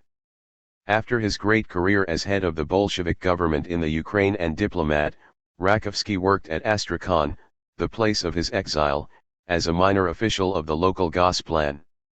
His correspondence with Trotsky and eyewitness accounts give impressive evidence of the stoical calm with which he bore his fortune and of the intensity and range of his intellectual work in exile. 42 In the Wanderer's bag he had brought to Astrakhan the works of Saint Simon and Enfantin, of many French historians of the Revolution, and of Marx and Engels, Dickens's novels, and classics of Russian literature.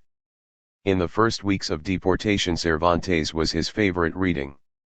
In a situation like this, he wrote to Trotsky, "I go back to Don Quixote and find enormous satisfaction." Longing for his native Dobruja, he reread Ovid.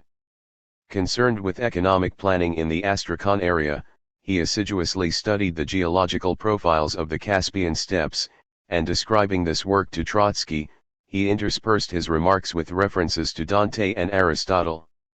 Above all, he was eagerly studying the French Revolution, 43, and he wrote a life of Saint Simon.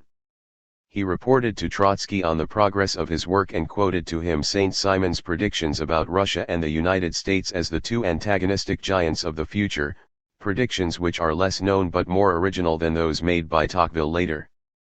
Grumbling about the effect of age on his memory and imagination, he was 55 at the time of deportation. He nevertheless worked with enormous zest avec ardeur. With a hint of paternal tenderness, he urged Trotsky not to spend his energy and talents on current affairs only.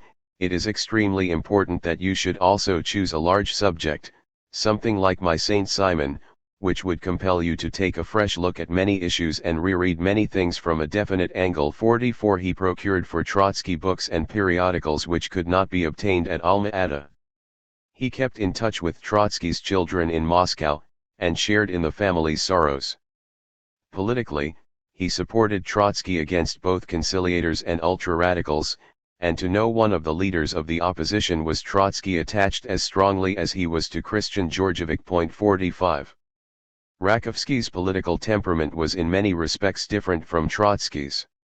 He did not, of course, possess Trotsky's powers of thought, passion, and expression, nor his tempestuous energy.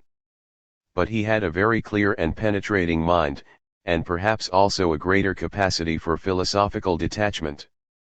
For all his devotion to the opposition, he was less of a partisan, at least in the sense that his views transcended in their largeness the opposition's immediate aims and tactics. Convinced of the opposition's rightness and its ultimate vindication, he was far less confident about its chances of political success. He stood back and took in the immense picture of the revolution and grasped clearly the tragic motif that ran through it and affected all the warring factions. That motif was the inevitable disintegration of the party of revolution after its victory. He developed this idea in his letter to Valentinov, an essay which caused a stir in the Trotskyist colonies in the summer of 1928. 46. How is one to account, Rakovsky asked, for the abysmal wickedness and moral depravity which had revealed itself in the Bolshevik party, a party that had consisted of honest, dedicated, and courageous revolutionaries? It was not enough to blame the ruling group or the bureaucracy. The deeper cause was the apathy of the masses and the indifference of the victorious working class after the revolution. Trotsky had pointed to Russia's backwardness, the numerical weakness of the working class, isolation, and capitalist encirclement as the factors responsible for the bureaucratic degeneration of state and party.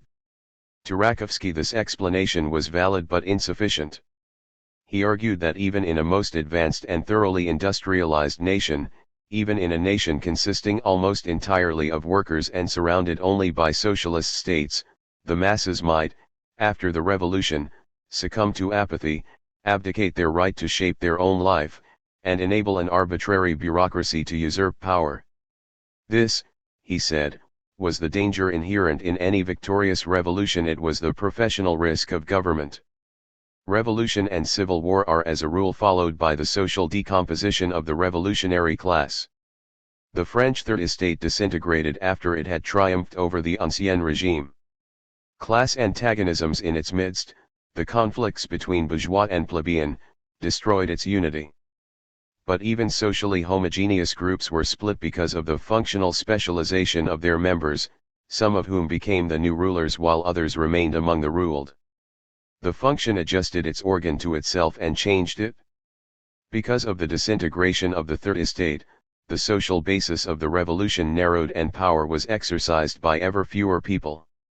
Election was replaced by nomination. This process had been well advanced even before the Thermidorian coup. It was Robespierre who had furthered it and then became its victim. First, it was the exasperation of the people with hunger and misery that did not allow the Jacobins to trust the fate of the revolution to the popular vote. Then Jacobin arbitrary and terroristic rule drove the people into political indifference, and this enabled the Thermidorians to destroy Robespierre and the Jacobin party. In Russia, similar changes had occurred in the anatomy and physiology of the working class and had led to similar results: the abolition of the elective system, the concentration of power in very few hands, and the replacement of representative bodies by hierarchies of nominees. The Bolshevik party was split between rulers and ruled, it disintegrated, and it changed its character so much that the Bolshevik of 1917 would hardly recognize himself in the Bolshevik of 1928. A deep and shocking apathy still paralysed the working class. Unlike Trotsky, Rakovsky did not think that it was the workers' pressure that had forced Stalin to embark upon the left course. This was a bureaucratic operation carried out exclusively from above.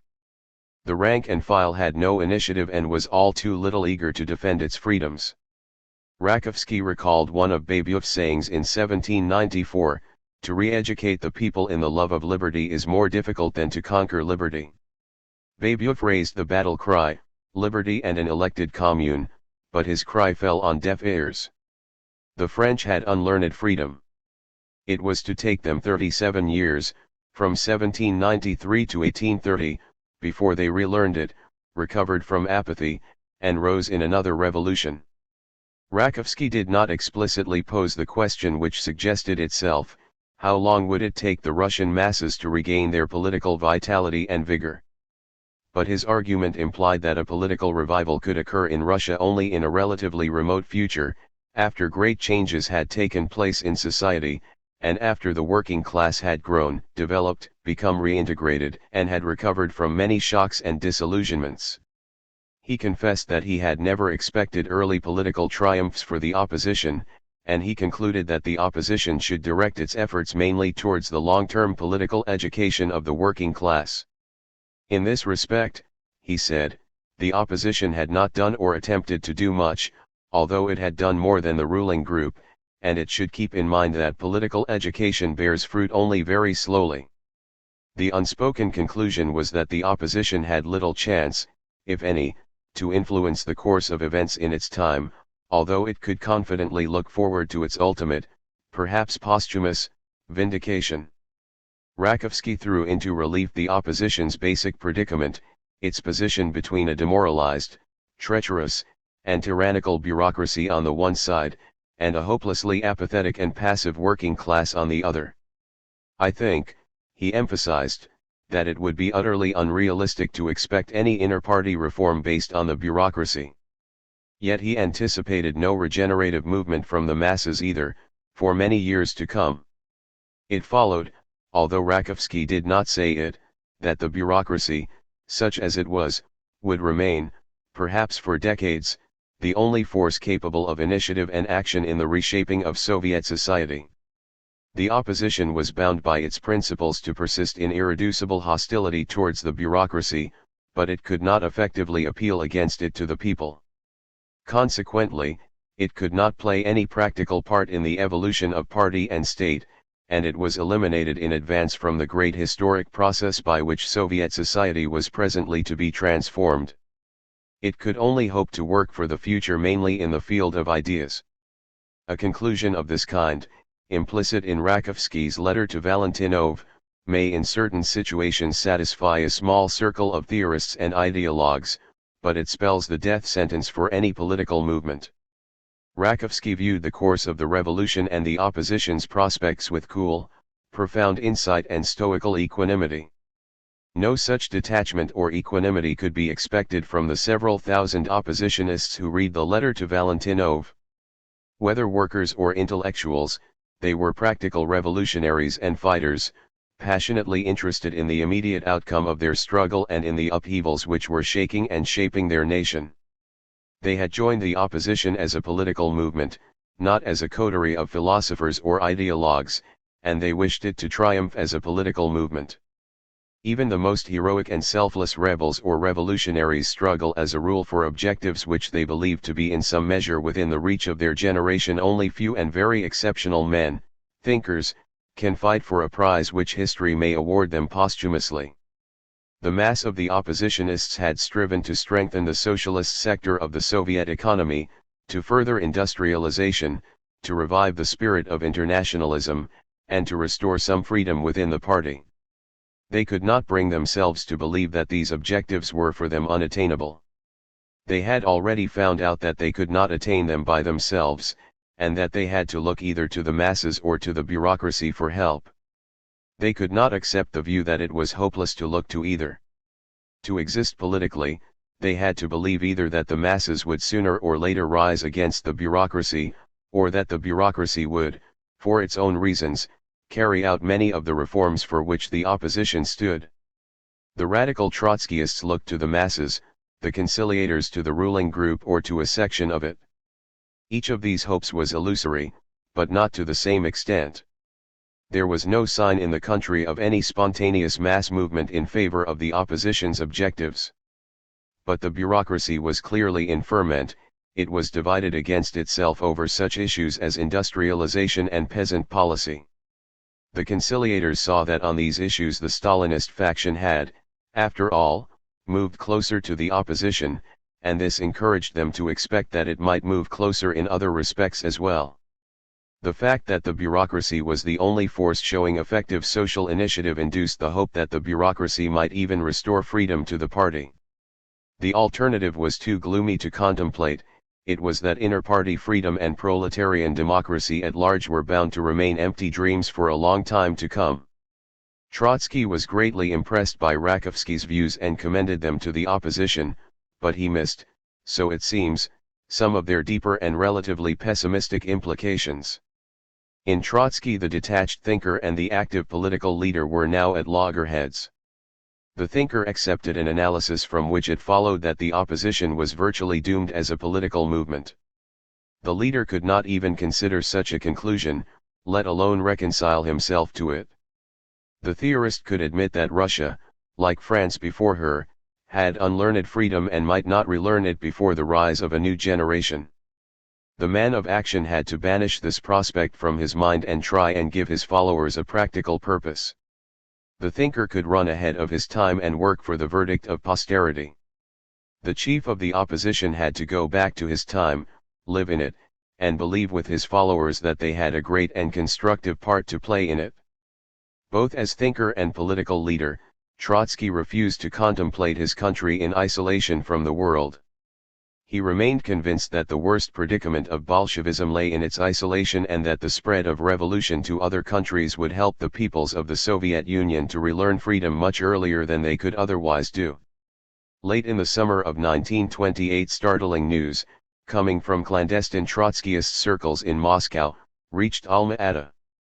It brought detailed evidence that Stalin was about to resume the left course and that the breach between his faction and Bukharin's was complete and irreparable. Moreover, the reports from Moscow claimed that both the Bukharinists and the Stalinists moved in alliance with the left opposition and that both were already vying for Trotskyist and Zinovyevist support. It looked indeed as if the cry for Trotsky's return was about to go up, after all. The Moscow Trotskyists were in fairly close contact with Kamenev, who gave them an account of talks he had had with Sokhonikov during the July session of the Central Committee.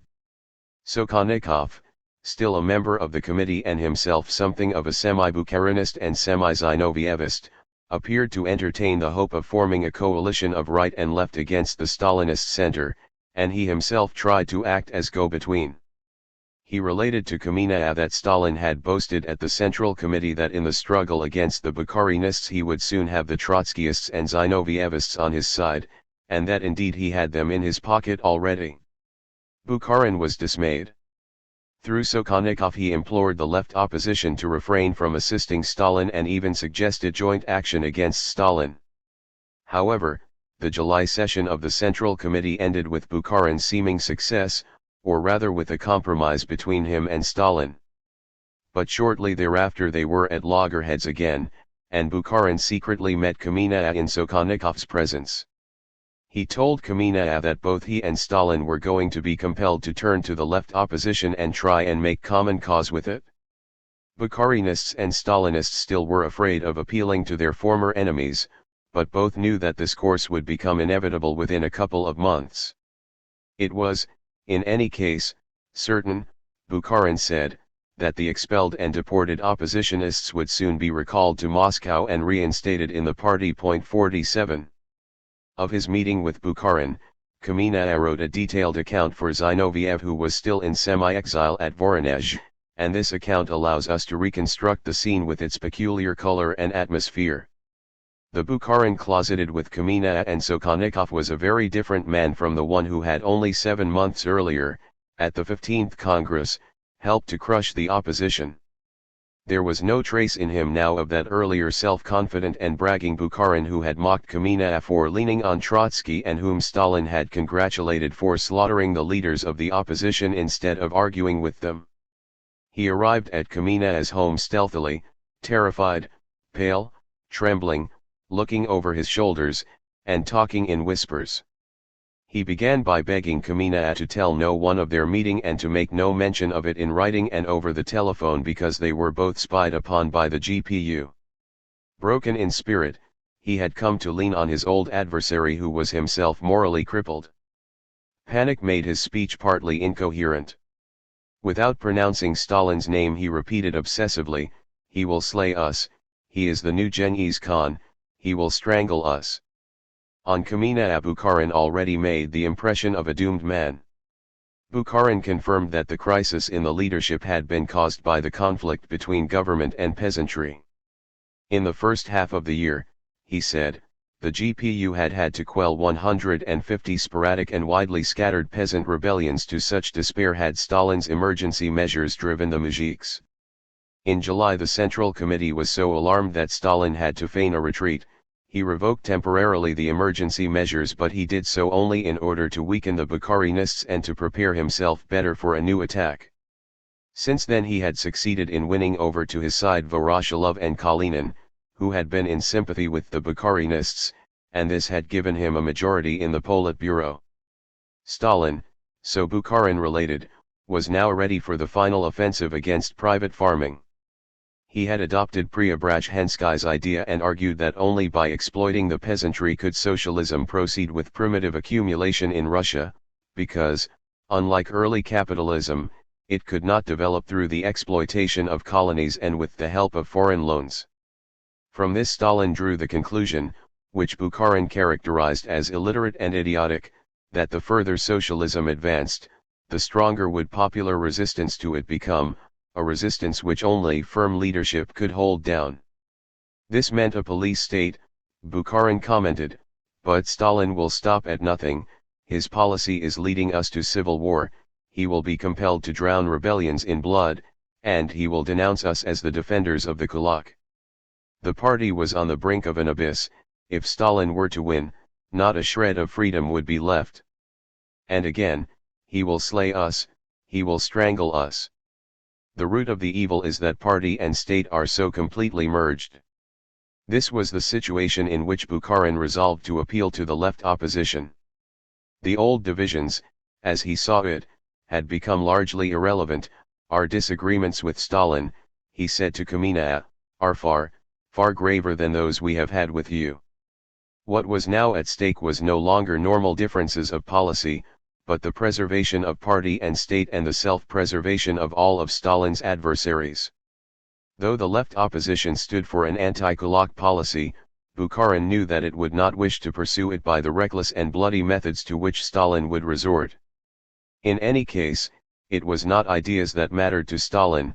He is an unprincipled intriguer who subordinates everything to his lust for power. He knows only vengeance and the stab in the back. And so Stalin's opponents should not allow their old differences over ideas to prevent them from joining hands in self-defense. Eager to encourage his would-be partners, Bukharin then enumerated the organizations and influential individuals whom he supposed to be ready to line up against Stalin. The workers' hatred of Stalin, he said, was notorious. Tomsky, when he was drunk, whispered into Stalin's ear, "Soon our workers will start shooting at you, they will." At party cells members were so disgusted with Stalin's lack of principles that, when the left course was initiated, they asked, "Why is Rykov still at the head of the Council of People's Commissars? while Trotsky is exiled to Alma-Ata. The psychological conditions for Stalin's dismissal were not yet ripe, but they were ripening, Bukharin claimed. True, Stalin had won over Voroshilov and Kalinin, or Jonikij, who had come to hate Stalin, had no guts, but Andreev, the Leningrad leaders, was Kirov one of them, and Yagoda and Trillisser, the two deputy chiefs of the GPU, and others, were ready to turn against Stalin. Alleging that the two effective chiefs of the GPU were on his side, Bukharin nevertheless did not cease to speak in terror of the GPU. His account of the forces that he could marshal against Stalin could not sound reassuring to his interlocutor. A few weeks later the Muscovite Trotskyists reported to Alma-Ata on another meeting they had had with Kamina. Stalin is on the point of making overtures to the left opposition. So confident was Kamina about this that he had already warned Zinoviev not to compromise their position by responding too eagerly to Stalin's approaches. He held that a denouement was imminent, and he was at one with Trotsky in thinking that Stalin's policy had antagonized the entire peasantry, not merely the kulaks, and that the tension had reached explosion point. Consequently, a change in the party leadership was unavoidable. It was bound to occur even before the end of the year. But Kamina implored Trotsky to take a step which would ease his re-entry into the party. Lev Davidovich should make a statement now, saying, "Call us back and let us work together." But Lev Davidovich is stubborn. He will not do that.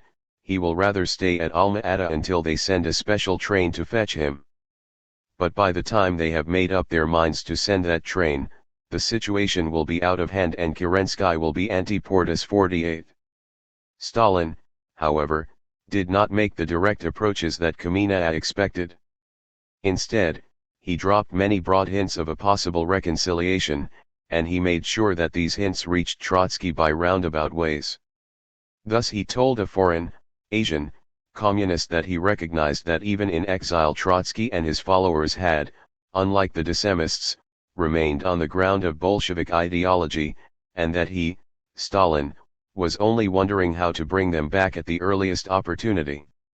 Stalin's entourage, or Jonikij in particular, talked about Trotsky's reinstatement openly and freely, and at the 6th Comintern Congress foreign delegations had been told in confidence to reckon with the possibility or even probability of a coalition between Stalin and Trotsky. 49.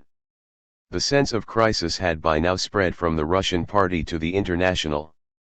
Despite a show of unanimity and official enthusiasm, the 6th Congress was disappointed by Stalin's and Bukharin's joint conduct of the international's affairs. Trotsky's critique of the new program had, in a censured version, been circulated at the Congress, where, according to Trotsky's correspondence, it made its impression. 50 Even those foreign communist leaders who passed as ardent Stalinists spoke in private with disgust about the dogmas and rights Stalin had imposed upon the communist movement. Tolyatti Erkolai was reported to have complained about the unreality of the proceedings at the Congress, the dull and sad parades of loyalty, and the arrogance of the Russian leaders. One felt like hanging oneself from sheer despair, he allegedly said. The tragedy is that one cannot speak the truth about the most important current issues. We dare not speak. Tolyatti found Trotsky's critique extraordinarily interesting, a very sensible analysis of socialism in one country. Thérèse, the French leader, characterized the mood at the Congress as one of uneasiness, discontent, and skepticism, and he too approved much in Trotsky's criticism of socialism in one country. How has it happened, he asked, that we have been made to swallow this theory? Even if the Russian party had had to combat Trotskyism, it should not have accepted Stalin's dogma. He found the degradation of the International almost unbearable. It was not possible to conceal from the Congress the conflict between Stalin and Bukharin, and it was in this connection that trusted foreign delegates were forewarned that, in the case of a definite breach with Bukharin, Stalin might consider it desirable or necessary to form a coalition with Trotsky.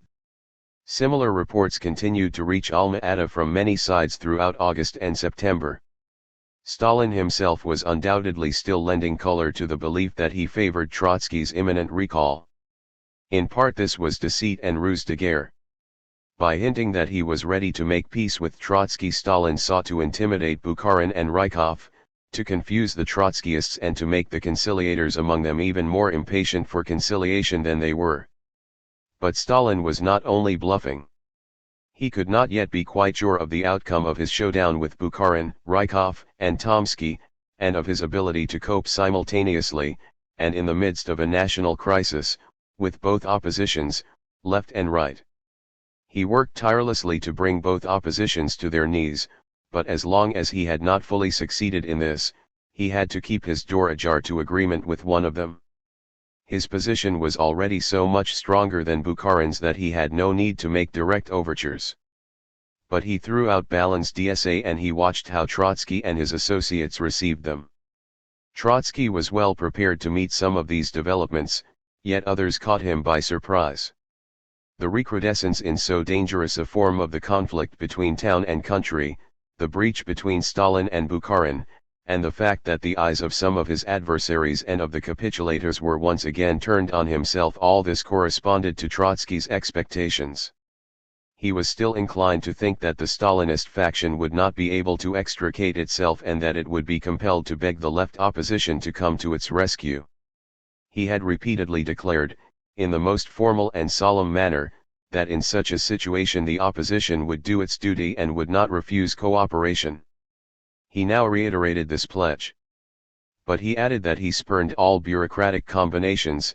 He was not prepared to bargain behind the scenes for his seat in the Politburo or to content himself with such share of control over the party machine as Stalin might offer him in extremis. He and his associates, he declared, would re-enter the party only on terms of proletarian democracy, reserving full freedom of expression and criticism, and on the condition that the party leadership would be elected by the rank and file in secret ballot instead of being picked by caucusdom through the familiar interfactional contrivances. 51. Stalin's situation, difficult though it was not so desperate that he should accept Trotsky's conditions. Trotsky expected, however, that it would deteriorate further and then the bulk of the Stalinist faction, with or without its leader, might be compelled to seek agreement on his terms. As a matter of both principle and self-interest, he would not contemplate any other terms. After all his experiences, he would not rely on the favors of the apparatus. Meantime, however, Trotsky was confronted by an unexpected turn of events. For years he had not ceased to speak of the danger from the right and to warn the party against the defenders of the Kulak and the Thermidorians. He had been prepared to form a united front with Stalin against Bukharin. But it was Bukharin who implored the left opposition to make common cause against Stalin, their common enemy and oppressor.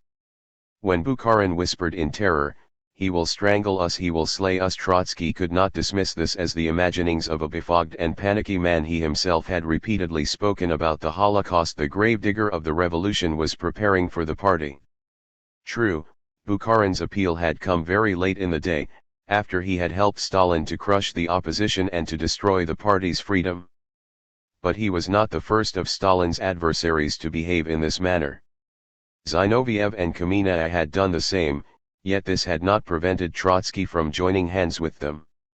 Should he then spurn Bukharin's outstretched hand? If Stalin was taking one leaf out of Trotsky's book, the left course, Bukharin took another. He appealed to the left opposition in the name of proletarian democracy. Trotsky was in a quandary. He could not turn a deaf ear on Bukharin's appeal without denying one of his own principles, and he could not respond to it without acting, or appearing to act, against another principle of his by which he was committed to support the left course. Seeking a way out, he took a more reserved attitude towards Stalin's left course and became less emphatic in proclaiming the opposition's support for it. Quite apart from Bukharin's approaches, he had his own reasons for this.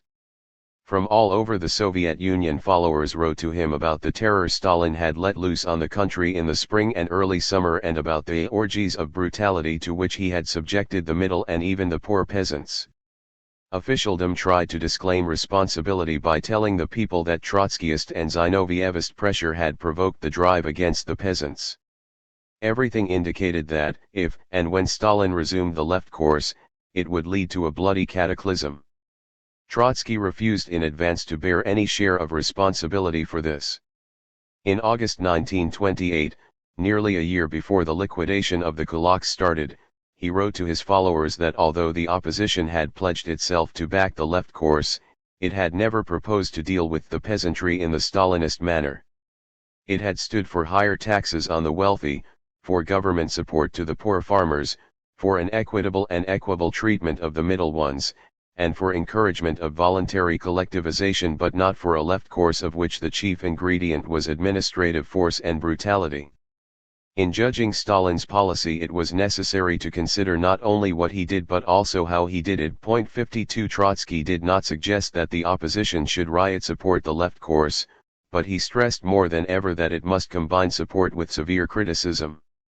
He set his face against the conciliators who regained spirit from the latest evidence that the breach between Stalin and Bukharin was unhealed and that Stalin was about to resume the drive against the kulak. He rejected Kamina's promptings with scorn and contempt.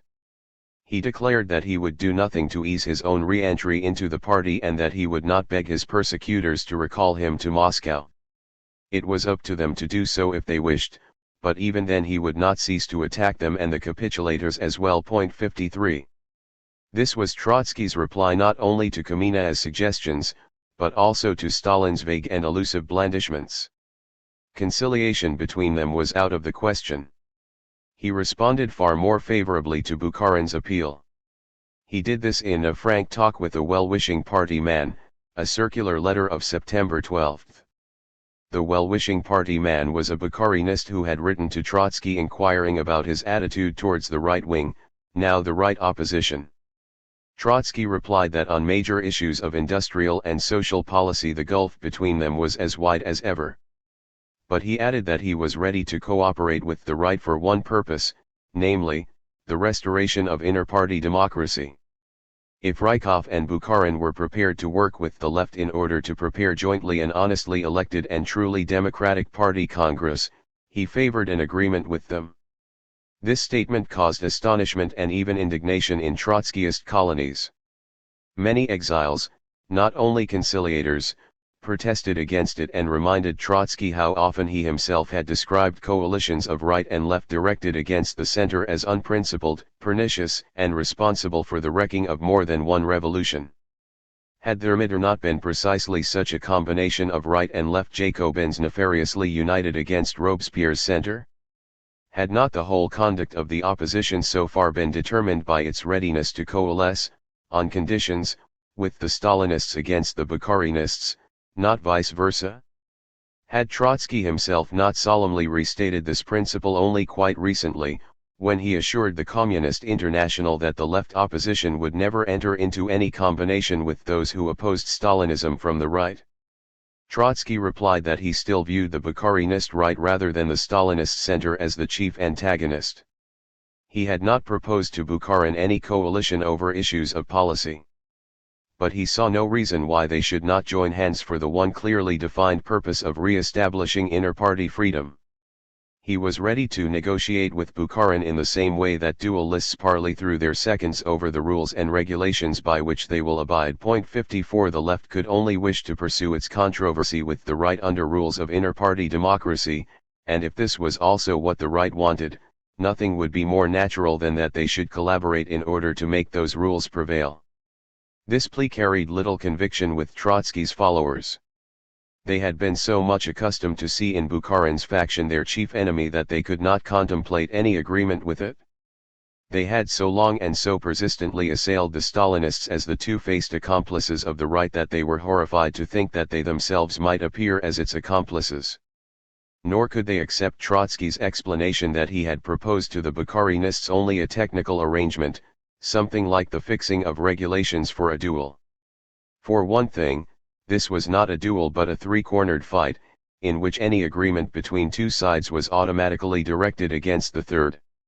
For another, inter-party democracy was a political problem par excellence with a bearing on all major issues. An alliance of right and left, no matter how limited its purpose, would, if successful, result in the overthrow of the Stalinist faction, and this after the latter had initiated the left course. The left course would be brought to an immediate standstill. The sequel would hang on the uncertain outcome of the contest between right and left. If the right were to win, it would surely proclaim that neo-N.E.P., the danger of which had haunted the Trotskyists. Could they take such a risk? With the country on the brink of economic catastrophe and the peasantry in turmoil, should they expose the party to a convulsion in the course of which the Stalinists might be overthrown but the Bukharinists and the Trotskyists might be unable to resolve their differences democratically, let alone rule jointly? They might thus unwittingly ruin the party, and give anti-Bolshevik forces their opportunity. This would indeed be a classically Thermidorian situation, for it was precisely such a coalition of right and left, both exasperated by the terror, that had brought about Robespierre's downfall. Was not Trotsky now playing with Thermidorian fire, he who had all these years warned others against it? Trotsky and the opposition were in an impasse. If any chance of self-preservation was left to them, that chance lay in a broad alliance of all anti-Stalinist Bolsheviks. Yet they could hardly hope that even such an alliance would save them. They had reason to fear that its outcome might be the end of the Bolshevik party. In considering for a while the idea of a coalition, both Trotsky and Bukharin were moved by a fleeting reflex of self-defense. Neither, however, could act on this reflex any further.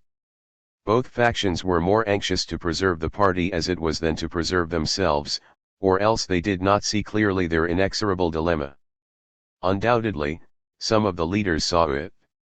Kamina's account of his meeting with Bukharin contains these grim words: "Sometimes I say to Yefim, is not our situation hopeless?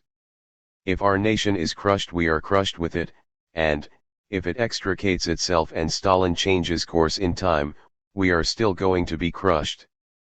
Radek, in a letter written to his comrades, described the choice before them as a choice between two forms of political suicide, one which consisted in being cut off from the party, and the other in re-entering the party after having abjured one's convictions. 55. Bukharin's panicky offer of an alliance and Trotsky's tentative answer had therefore no sequel. The Bukharinists could not but react to their leader's proposal with the same resistance with which the Trotskyists met their leader's reply. They had seen their chief enemies in the Trotskyists and Zinovievists, and their most recent charge against Stalin was that he had become a crypto-Trotskyist, or, as Bukharin put it, that he had adopted Preobrazhensky's ideas. How then could they themselves contemplate a partnership with the Trotskyists? They knew that the latter and the Zinovievists viewed the left course with a sneaking sympathy. Bukharin too must have inferred this from his talk with Kamina. And if even the banished Trotskyists were frightened of the shock to which a right-left coalition might expose the party, how much more must the Bukharinists have dreaded this prospect, they who had been in and of the ruling group and were still in it. They were dismayed by Stalin's hints that if they misbehaved he would ally himself with Trotsky. They decided that they would not misbehave. They did not even try to carry the struggle against Stalin into the open as the Trotskyists and Zinovievists had done, or, if they did, they found that having robbed the left opposition of freedom of expression they had also robbed themselves of it. Bukharin therefore could not follow up his approaches or respond to Trotsky's idea of a limited agreement. These developments strengthened the Trotskyist conciliators. Three of the most authoritative leaders of the opposition in exile, Smilgat, Serebryakov, and Ivan Smirnov, were now with Radek and Preobrazhensky. It was clear, they argued, that Stalin had not said his last word in July when he appeared to yield to the Kulak the left course was on. Trotsky had implicitly admitted that the left opposition could not persist in splendid isolation and that it ought to look for allies, but its natural allies were the Stalinists, not the Bukharinists.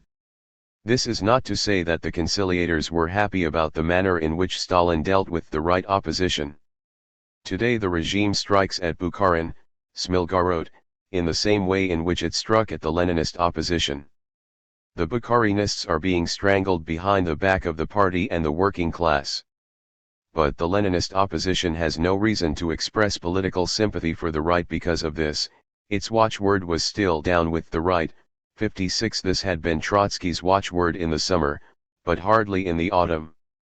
The relations between him and the conciliators grew tense and inimical. He was scarcely in touch with Preobrazhensky, and his correspondence with Radek became acrimonious and intermittent. Radek protested against Trotsky's scathing attacks on Zinoviev, Kamina, and the other capitulators. "It is ludicrous to think," Radek wrote, "that they have surrendered only from cowardice. The fact that group after group one day speaks against capitulation and on the next day agrees to capitulate, and that this has happened repeatedly and many times shows that we are confronted here with a clash of principles and not merely with fear of repression." 57 It was true that the capitulators committed political suicide, but so also did those who had refused to capitulate. There remained only this hope that further shifts within the party and its further evolution towards the left would clear the air and enable the left opposition to re-enter the party with dignity. While he thus excused Zinoviev's and Kamina's motives, Radek circulated among his comrades a long treatise which he had written in refutation of Trotsky's permanent revolution. 58 He did not, however, send it to Trotsky, who received it second-hand from Moscow. With an ironic reply to Radek, Trotsky enclosed Radek's own earlier writings in defense of Trotskyism, saying that there he would find the best rejoinder to his latest arguments. 59 He did not yet suspect Radek of the intention to capitulate. He trusted that Radek's sense of humor and European Marxist habits of mind would not allow him to go through a Byzantine ritual of recantation. Still fond of the man and admiring him, Trotsky ascribed Radek's behavior to moodiness and went on defending him and Preobrazhensky against the suspicions of the young irreconcilables. 60. Even now all oppositionists, conciliators, and irreconcilables alike, still look to Trotsky as to their undisputed leader. Their feelings for him are best expressed in a protest which no other than Radek sent to the Central Committee in October, when news of a deterioration in Trotsky's health greatly disturbed the exiles. "Trotsky's illness has brought our patience to an end," Radek wrote. "We cannot look on in silence while malaria wastes the strength of a fighter who has served the working class all his life and was the sword of the October Revolution. If preoccupation with factional interests has extinguished in you all memories of a common revolutionary struggle, let intelligence and plain facts speak. The dangers against which the Soviet Republic is contending are piling up. Only those who do not understand what is needed in order to meet those dangers can remain indifferent towards the slow death of that fighting heart that is Comrade L.D. Trotsky. But those among you, and I am convinced that they are not few, who think with dread of what the next day may bring, must say, enough of this inhuman playing with Comrade Trotsky's health and life." 61. Since the summer Trotsky's health had indeed deteriorated. He suffered again from malaria, severe headaches, and the chronic stomach infection which was to trouble him till the end of his days. Reports of his illness brought forth a spate of letters and telegrams from exiles expressing sympathy with him and protesting to Moscow. Some of the deportees were anxious for more vigorous action in Trotsky's defense and planned a collective hunger strike. Trotsky had some difficulty in dissuading them from so desperate a decision. There was no need, he said in messages to the colonies, to worry greatly about his health, which was not so bad as to prevent him working.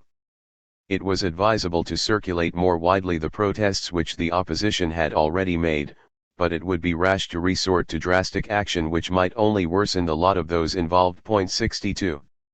As the autumn advanced, more clouds began to gather over Trotsky's head.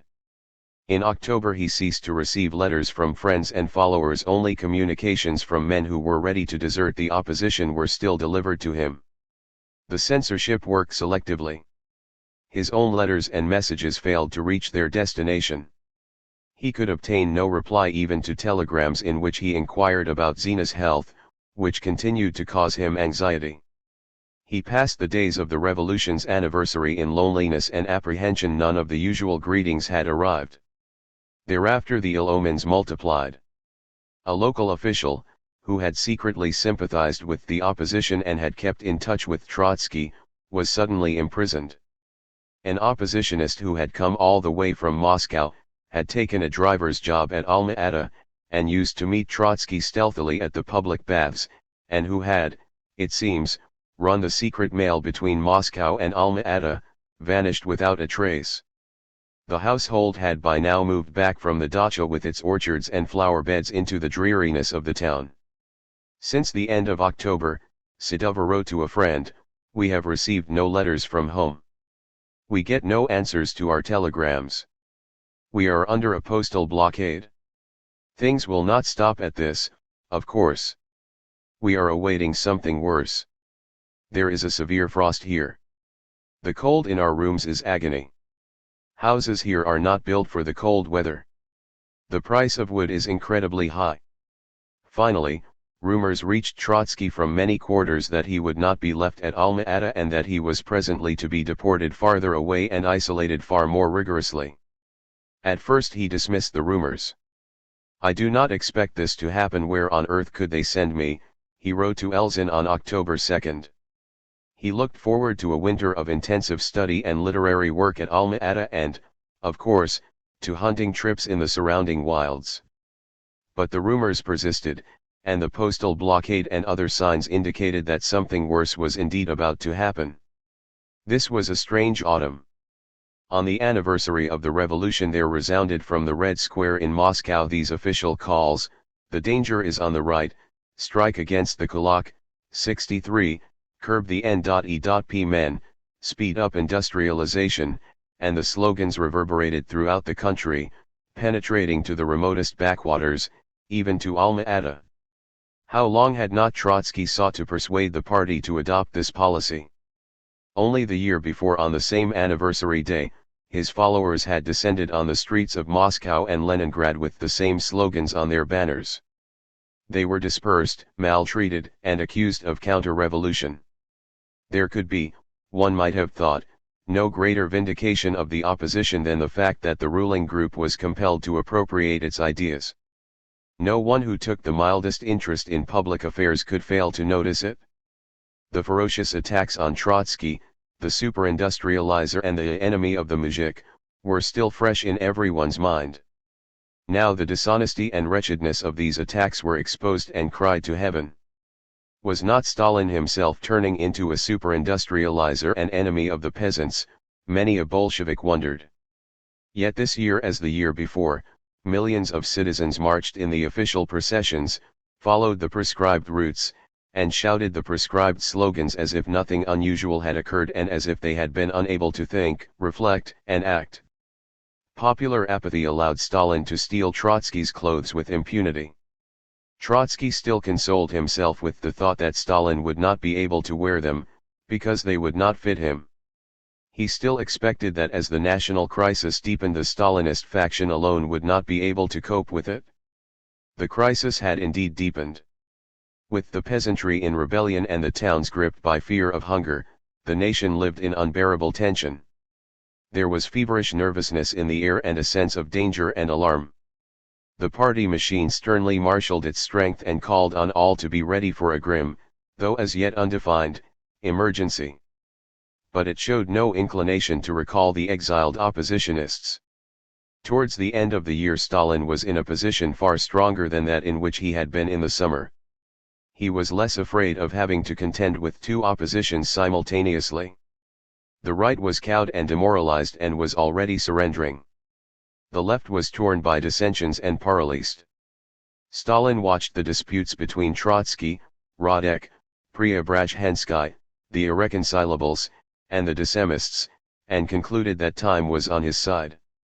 He was still engaged in the preliminaries to his all-out drive for industrialization and collectivization, and already the Trotskyist conciliators felt that they must not stand aside. How much more would they feel this once he had passed from the preliminaries to real action? True, they were not yet in a mood to surrender, but they were steadily approaching that stage, and all that they needed to reach it was time and a little encouragement. Through his agents Stalin encouraged them by every means at his command. He invoked the revolution's supreme interest, he appealed to Bolshevik loyalty, he mixed cajolery with threat, and he intensified the terror against the irreconcilable Trotskyists and the dissemists. 64 In this way he expected to make good his boast, which was premature when he made it, that he had the left opposition in his pocket.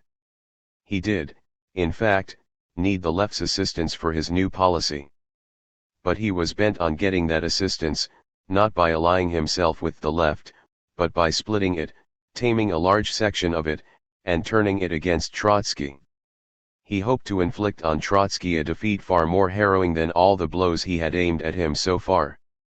Yet, for all his strength, Stalin could not be sure that he would be able to achieve what he had set out to achieve. He was about to embark upon a gigantic enterprise such as no ruler had ever undertaken. He was to expropriate at a stroke 20-odd million farmers and drive them and their families into collective farms. He was about to force urban Russia into an industrial drive in which the horrors of primitive capitalist accumulation were to be reproduced on an immense scale and condensed within a very short time. He could not know how the nation would take it, what despair, anger, violence, and revolt the upheaval might not breed, to what pass he himself might not be driven, and whether his adversaries might not then try and seize their opportunity. If they were to seize it, they were sure to look to Trotsky for leadership. Even from Alma-Ata, Trotsky's ideas and his personality, surrounded by the halo of heroic martyrdom, fascinated the Bolshevik elite. Despite all the confusion and dejection among the exiles, Trotskyism was gaining new followers in the party cells. The GPU had to deal with so many of them that towards the end of 1928 between 6,000 and 8,000 left oppositionists were imprisoned and deported, whereas at the beginning of the year the strength of both Trotskyists and Zinovievists was estimated at between 4,000 and 5,000 only. Kamenev was not alone in thinking that in an emergency the party would have to send a special train for Trotsky. There was much heart-searching among capitulators and even among Stalinists, some of whom wondered whether, if the left course was justified, Trotsky had not been right all along. They were therefore sick of the calumny and brutality with which he had been treated.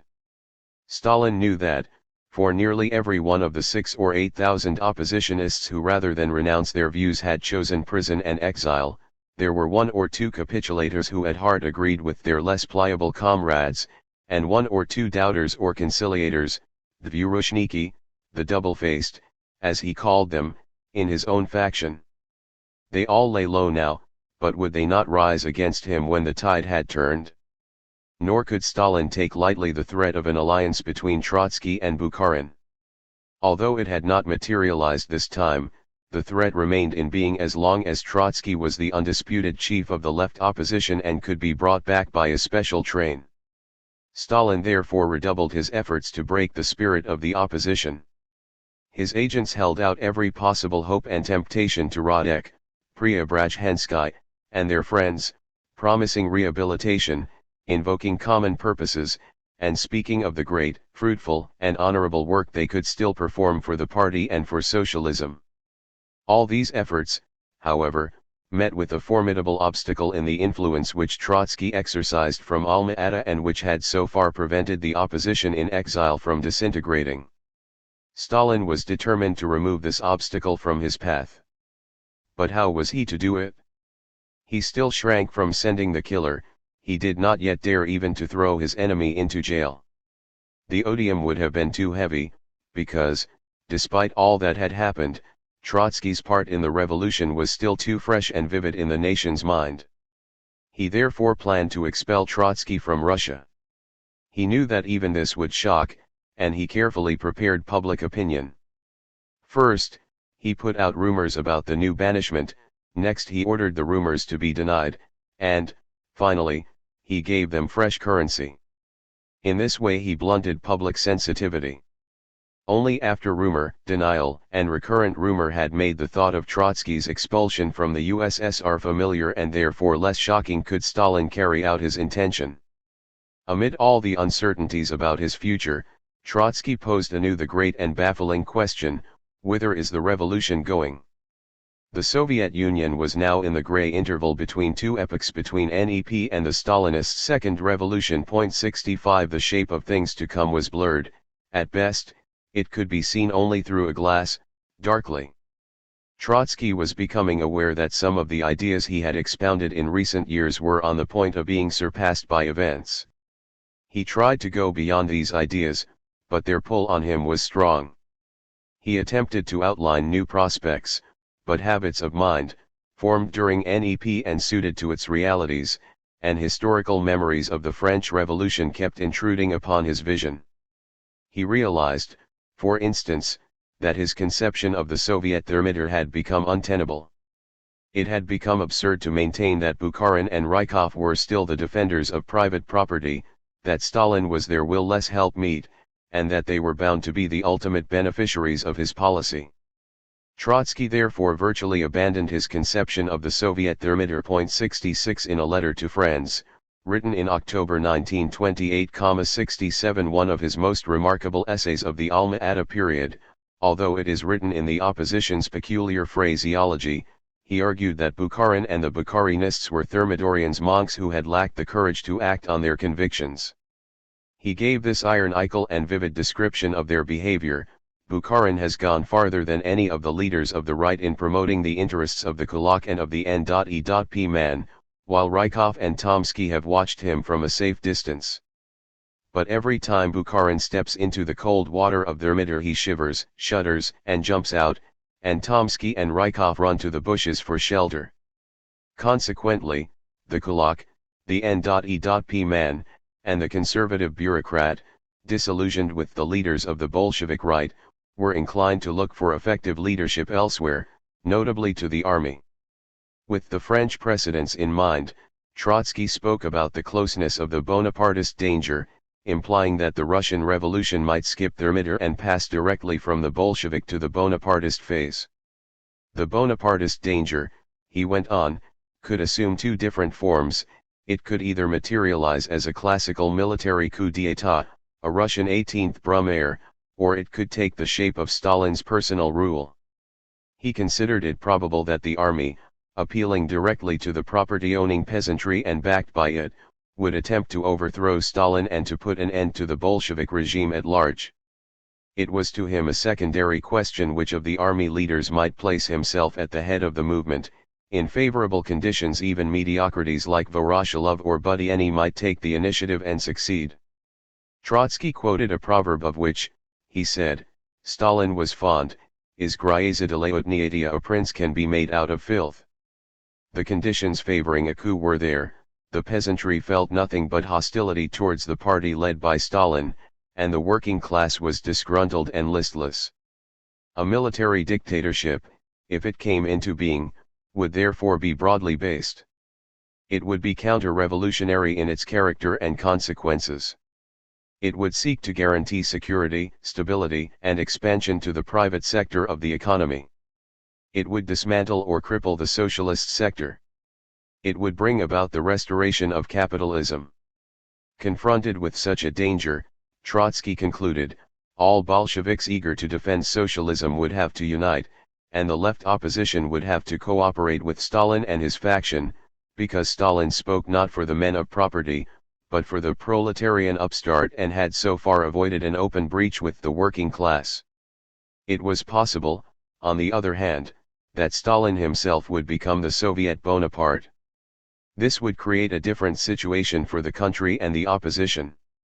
Stalin could exercise his personal rule only through the party machine, not through the army. His dictatorship would not immediately have the counter-revolutionary consequences that would follow a military coup. But it would be based very narrowly, and it would be utterly insecure. Stalin would find himself in chronic conflict with all classes of society. He would try to overpower now this class and now that and play them against one another. He would have to struggle continuously in order to keep in subordination the party machine, the state bureaucracy, and the army, and he would rule in incessant and unrelievable fear of defiance from either of them. He would suppress all spontaneous social and political activity and all freedom of expression. In such conditions there could hardly be room for any united front between the left opposition and the Stalinists. There would be only struggle beyond conciliation. In this context Trotsky analyzed succinctly and with powerful foresight the social background, the mechanics, the shape, and the outlook of Stalin's rule as it was to evolve over the next 20 years. He portrayed in advance the General Secretary transformed into the fully fledged totalitarian dictator. However, having done this, he himself viewed the portrait rather incredulously. He thought that, on balance, the danger of a purely military dictatorship was more real. It seemed to him far more probable that Voroshilov, Budyonny, or some other general would lead the army against Stalin, and that Trotskyists and Stalinists would then fight together on the same side of the barricade. He added that on the long historical view it might matter little which of them, Stalin or Voroshilov, rode the white horse and which of them was trampled underfoot. In the short run, however, the difference was important. It was the difference between an open and immediate triumph of the anti-socialist forces, under a military dictator, and a far more complex, confused, and protracted development, under Stalin. In the long run, he held, Stalin's dictatorship too would be detrimental to socialism, and he saw the triumphant Kulak and N.E.P. man at the end even of Stalin's road. The film of revolution is running backwards, and Stalin's part in it is that of Kerensky in reverse. Kerenskyism epitomized Russia's transition from capitalism to Bolshevism, and victorious Stalinism could mark only the return passage. It is all too easy to see in retrospect the fallacies of this reasoning, and it is even easier to miss the core of truth they contained. That Trotsky could imagine Voroshilov or Budyonny acting the part of Bonaparte must appear almost absurd. Out of this filth no prince was to be made. Yet as a political analyst Trotsky had to keep an eye on potentialities as well as actualities, and the potentiality of a military coup was there. Although it did not become an actuality, at least in the next 30 years, the threat repeatedly haunted first Stalin and then his successors. Witness Stalin's conflicts with Tukhachevsky and other generals in 1937 and with Zhukov in 1946 and Khrushchev's clash with Zhukov in 1957. Here Trotsky touched a trend latent in Soviet politics, but he evidently overrated its strength.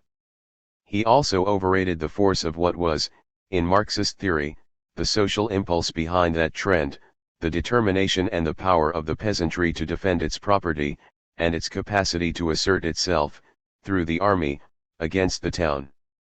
Trotsky himself had written in 1906 that the history of capitalism is the history of the subordination of the country to the town, and in this context he had analyzed the amorphousness and the political helplessness of the Russian peasantry under the old regime. 68 That subordination of country to town characterizes a fortiori the history of the Soviet Union.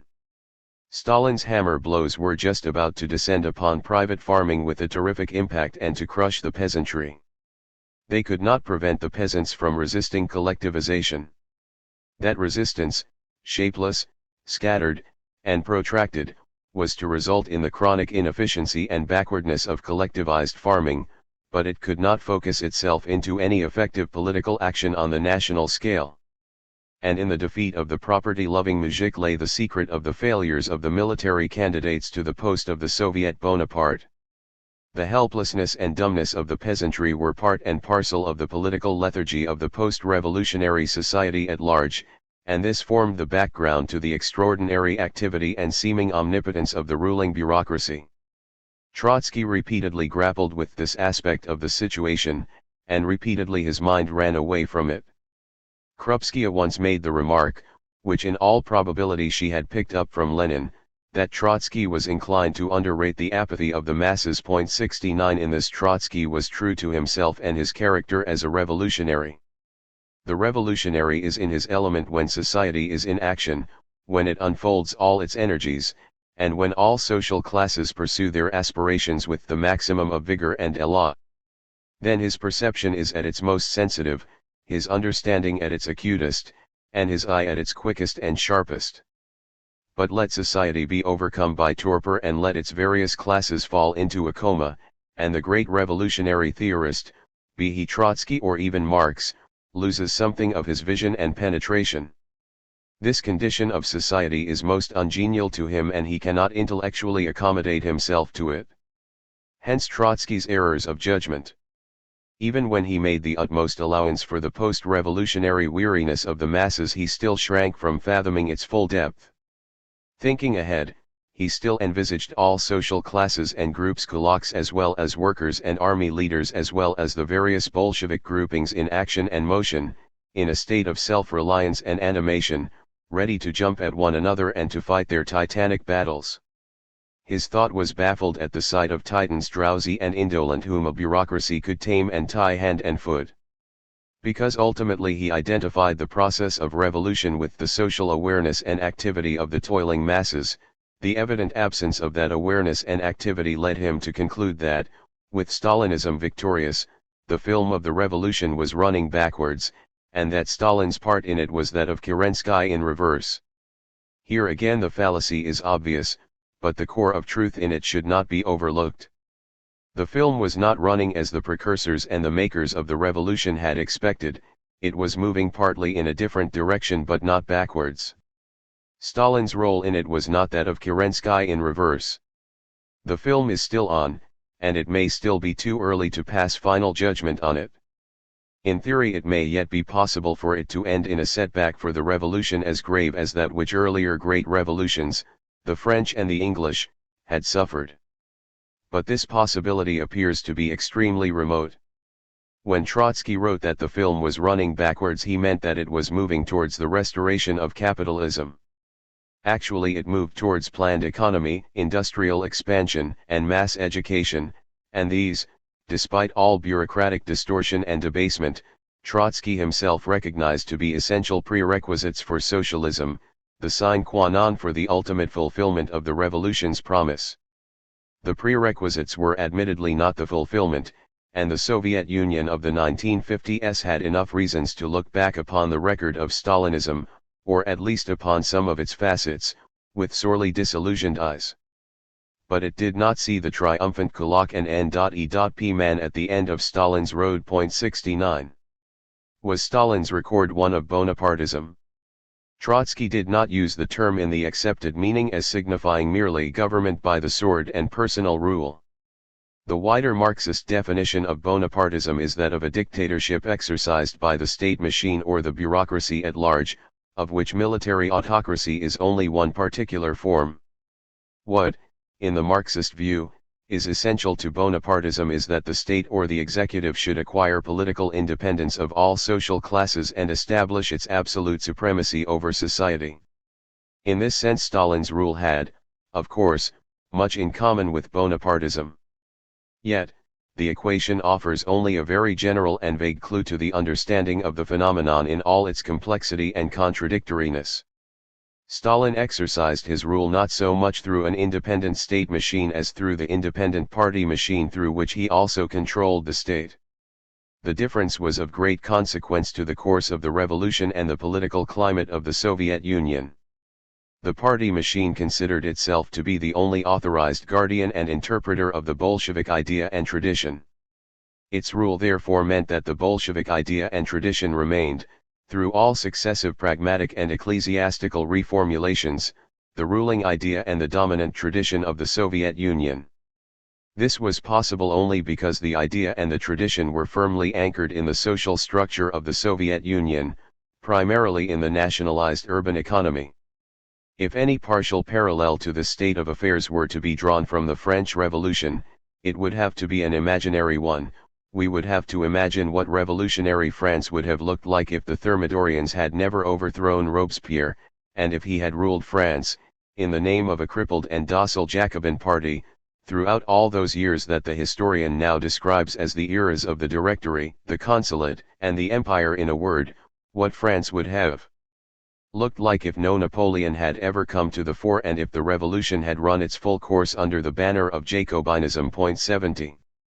We have seen that the rule of the party machine had in fact been initiated at the close of the Lenin era. It had been inherent in the dominance of the single party which Lenin himself saw as being essentially the dominance of the Bolshevik old guard. Lenin's government in his last years might therefore be described, in accordance with Trotsky's use of the term, as Bonapartist, although it lacked the feature which formed the true consummation of Bonapartism, namely, personal rule. Thus, when in 1928 Trotsky spoke about the danger of Bonapartism, he saw a phase of development which had been largely accomplished many years earlier as still looming ahead. Since Lenin's day, the despotism of the party machine had, of course, become increasingly aggressive and brutal.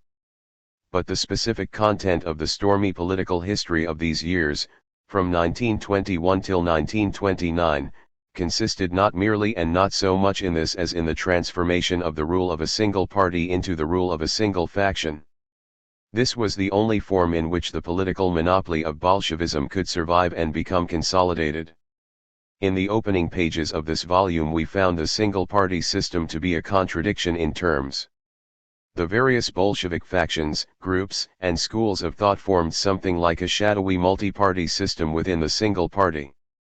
The logic of the single-party system implicitly required that they be eliminated. Stalin spoke with the voice of that logic when he declared that the Bolshevik party must be monolithic or it would not be Bolshevik. Up to a point, of course, the party ceased to be Bolshevik as it was becoming monolithic. The logic of the single-party system might not have asserted itself as strongly as it did, it might never have become as ruthless as it was, and its implication might never have become explicit, or the system might even have been undone by the growth of a workers' democracy, if the whole history of the Soviet Union, encircled and isolated in its age-old poverty and backwardness, had not been an almost uninterrupted sequence of calamities, emergencies, and crises threatening the nation's very existence. Almost every emergency and crisis posed all major issues of national policy on the knife's edge, set the Bolshevik factions and groupings at loggerheads, and gave to their struggles that indescribable vehemence and intensity which led to the substitution of the rule of a single faction for that of the single party. At the point our narrative has reached, in the showdown between the Stalinists and the Bukharinists, this process was coming to a close. What still lay ahead was the quasi-Bonapartist consummation, the substitution, in the early 1930s, of the rule of the single leader for that of a single faction. It was this consummation, Stalin's autocracy, that Trotsky clearly foreshadowed, however he erred in other respects. Even now, however, Trotsky did not perceive the ascendancy of Stalinism as an inevitable result of the Bolshevik monopoly of power. On the contrary, he saw it as the virtual end of Bolshevik government. Thus, while Stalin presented the undivided rule of his own faction as the consequence and final affirmation of the rule of the single party, Trotsky viewed it as a negation. In truth, the Bolshevik monopoly of power, as established by Lenin and Trotsky, found in Stalin's monopoly both its affirmation and its negation, and each of the two antagonists now dwelt on a different aspect of the problem. We have traced the transitions through which the rule of the single party had become the rule of the single faction and through which Leninism had given place to Stalinism. We have seen that the things that had been implicit in the opening phase of this evolution became explicit and found an extreme or exaggerated expression in the closing phase. To this extent Stalin dealt in realities when he claimed that in his conduct of party affairs he followed the line set by Lenin. But Trotsky's emphatic denial of this was no less strongly based on realities. The rule of the single faction was indeed an abuse as well as a consequence of the rule of the single party.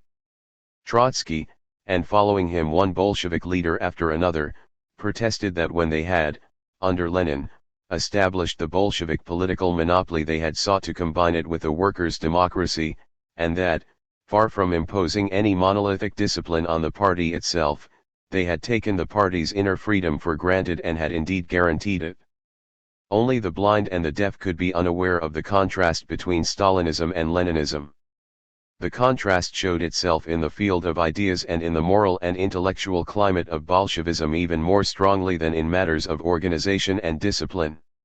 Here indeed the film of revolution ran backwards, at least in the sense that Stalinism represented an amalgamation of Marxism with all that was primitive and archaically semi-Asiatic in Russia, with the illiteracy and barbarism of the muzhik on the one hand, and the absolutist traditions of the old ruling groups on the other. Against this Trotsky stood for undiluted classical Marxism, in all its intellectual and moral strength and also in all its political weakness, a weakness which resulted from its own incompatibility with Russian backwardness and from the failures of socialism in the West. In banishing Trotsky, Stalin banished classical Marxism from Russia. Yet, such were the paradoxical fortunes of the two antagonists, that just when Trotsky was being ejected from his country, Stalin set out to uproot, in his own barbaric manner, that Russian backwardness and barbarism which had as if regurgitated classical Marxism, and the Stalinist bureaucracy was about to put into effect Trotsky's program of primitive socialist accumulation. Trotsky was the authentic inspirer and prompter of the Second Revolution, of which Stalin was to be the practical manager in the coming decade. It would be futile to speculate how Trotsky might have directed that revolution, whether he would have succeeded in carrying out Russia's industrialization at a comparable pace and scale without condemning the mass of the Soviet people to the privation, misery, and oppression they suffered under Stalin, or whether he would have been able to bring the mujik by persuasion to collective farming rather than to coerce him into it. These questions cannot be answered, and the historian has more than enough work in analyzing events and situations as they were, without trying to ponder events and situations that might have been. As things were, the political evolution of the 1920s predetermined the manner in which Russia's social transformation was to be accomplished in the 1930s. That evolution led to autocracy and monolithic discipline and consequently to forcible industrialization and collectivization. The political instruments that would be needed for primitive socialist accumulation had been forged throughout the 1920s, and they were now ready for use. They had been forged not in any deliberate and conscious preparation for the task ahead but rather in the unpremeditated course of the inter-party struggles by which the Bolshevik monopoly of power had become the Stalinist monopoly. However, if autocracy and monolithic discipline formed, as the Marxist would say, the political superstructure of primitive socialist accumulation, they also derived from this a measure of self-justification. Stalin's adherents could argue that without autocracy and monolithic discipline that accumulation, on the scale on which he carried it out, could not be undertaken. To put it plainly, from the long contests of the Bolshevik factions there had emerged Stalin's firm leadership for which he may have striven for its own sake. Once he wielded it, he employed it to industrialize the Soviet Union, to collectivize farming, and to transform the whole outlook of the nation, and then he pointed to the use he was making of his firm leadership in order to vindicate it. Trotsky repudiated Stalin's self-vindicatory claims. He continued to denounce his adversary as a Bonapartist usurper. He was to acknowledge the positive and progressive aspects of Stalin's second revolution and to see them as the realization of parts of his own program. He had, we remember, already compared his and the opposition's fate with that of the Communards of Paris, who although they failed to conquer as proletarian revolutionaries in 1871 had nevertheless barred the way to a monarchist restoration. This had been their victory in defeat. The great transformation of the Soviet Union in the 1930s was Trotsky's victory in defeat. But the Communards had not been reconciled to the Third Republic, the bourgeois republic which might never have prevailed without them. They remained its enemies. Similarly, Trotsky was forever to remain unreconciled to the bureaucratic Second Revolution, and against it he was to call for the self-assertion of the working classes in a workers' state and for freedom of thought in socialism. In doing this he was condemned to political solitude, because all too many of his closest associates allowed themselves, partly from frustration and weariness and partly from conviction, to be captivated or bribed by Stalin's Second Revolution. The opposition in exile was on the point of virtual self-liquidation. Was Trotsky then in conflict with his time? Was he fighting a hopeless battle against history? Nietzsche tells us, "If you want a biography, do not look for one with the legend, Mr. So-and-so and his times, but for one in which the title page might be inscribed a fighter against his time." Were history nothing more than an all-embracing system of passion and error, man would have to read it as Goethe wished Werther to be read, just as if its moral were "Be a man and follow me not." But, fortunately, history also keeps alive for us the memory of the great fighters against history, that is against the blind power of the actual, and it glorifies the true historical nature in men who troubled themselves very little about the "thus it is," in order that they might follow a "thus it must be" with greater joy and greater pride. Not to drag their generation to the grave, but to found a new one, that is the motive that ever drives them onwards. These are excellent words despite their underlying subjectivist romanticism. Trotsky was indeed a fighter against his time, though not in the Nietzschean sense. As a Marxist he was greatly concerned with the "thus it is" and was aware that the "thus it must be" is the child of the "thus it is." But he refused to bow to the blind power of the actual and to surrender the "thus it must be" to the "thus it is." He fought against his time not as the Quixote or the Nietzschean Superman does, but as the pioneers do, not in the name of the past but in that of the future. To be sure, As we scrutinize the face of any great pioneer we may detect in it a quixotic trait, but the pioneer is not a Quixote or a utopian. Very few men in history have been in such triumphant harmony with their time as Trotsky was in 1917 and after, and so it was not because of any inherent estrangement from the realities of his generation that he then came into conflict with his time. The precursor's character and temperament led him into it. He had, in 1905, been the forerunner of 1917 and of the Soviets. He had been second to none as the leader of the Soviets in 1917, he had been the prompter of planned economy and industrialization since the early 1920s, and he was to remain the great, though not unerring harbinger of some future reawakening of the revolutionary peoples. To that political reawakening the urge to transcend Stalinism which took hold of the Soviet Union in the years 1953-6 was an important pointer, still faint yet sure. He fought against history in the name of history itself, and against its accomplished facts, which all too often were facts of oppression. He held out the better, the liberating accomplishments of which one day it would be capable. At the beginning of December Trotsky protested to Kalinin and Menzinsky against the postal blockade under which he was held. He waited a fortnight for the answer. On December 16 the high official of the GPU arrived from Moscow and presented him with an ultimatum: he must cease at once his counter-revolutionary activity or else he would be completely isolated from political life and forced to change his place of residence. On the same day Trotsky replied with a defiant letter to the leaders of the party and of the International. To demand from me that I renounce my political activity is to demand that I abjure the struggle which I have been conducting in the interests of the international working class, a struggle in which I have been ceaselessly engaged for 32 years, during the whole of my conscious life. Only a bureaucracy corrupt to its roots can demand such a renunciation. Only contemptible renegades can give such a promise. I have nothing to add to these words. 71. A month of sleepless suspense followed at Alma-Ata. The GPU envoy did not return to Moscow, but waited on the spot for further orders. These still depended on the Politburo's decision, and the Politburo had not yet made up its mind. When Stalin urged it to sanction the expulsion order, Bukharin, Rykov, and Tomsky vehemently objected, and Bukharin, remorseful for what he had done to Trotsky and ever more dreading the new Genghis Khan, screamed, wept, and sobbed at the session.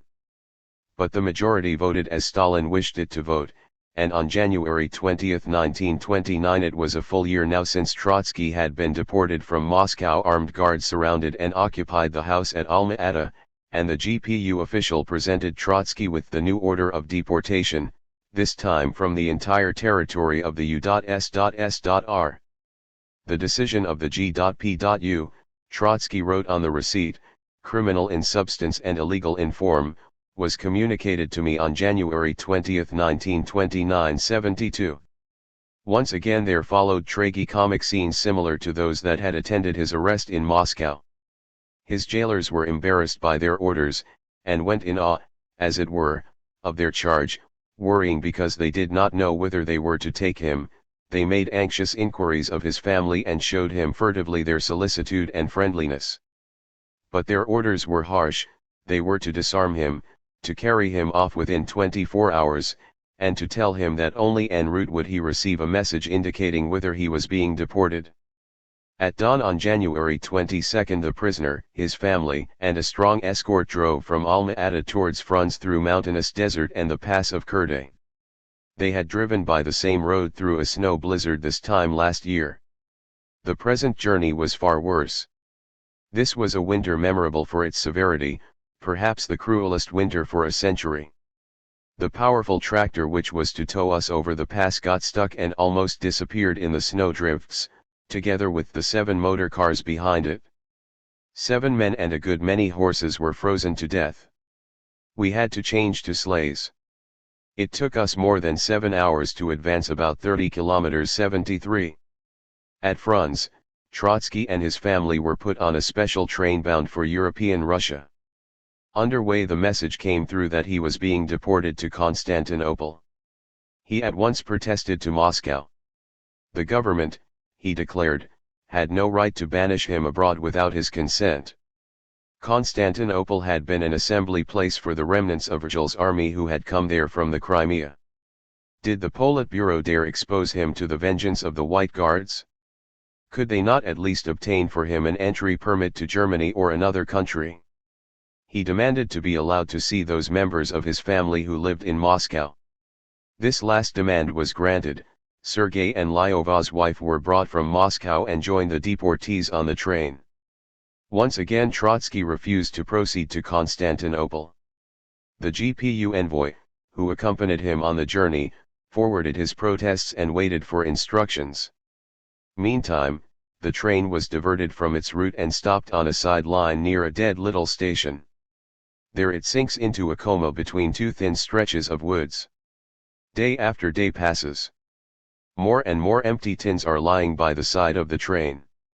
Crows and magpies gather for the feast in larger and larger flocks. Wasteland, solitude, the fox has laid his stealthy tracks to the very train. The engine, one carriage hitched to it, makes daily trips to a larger station to fetch our midday meal and newspapers.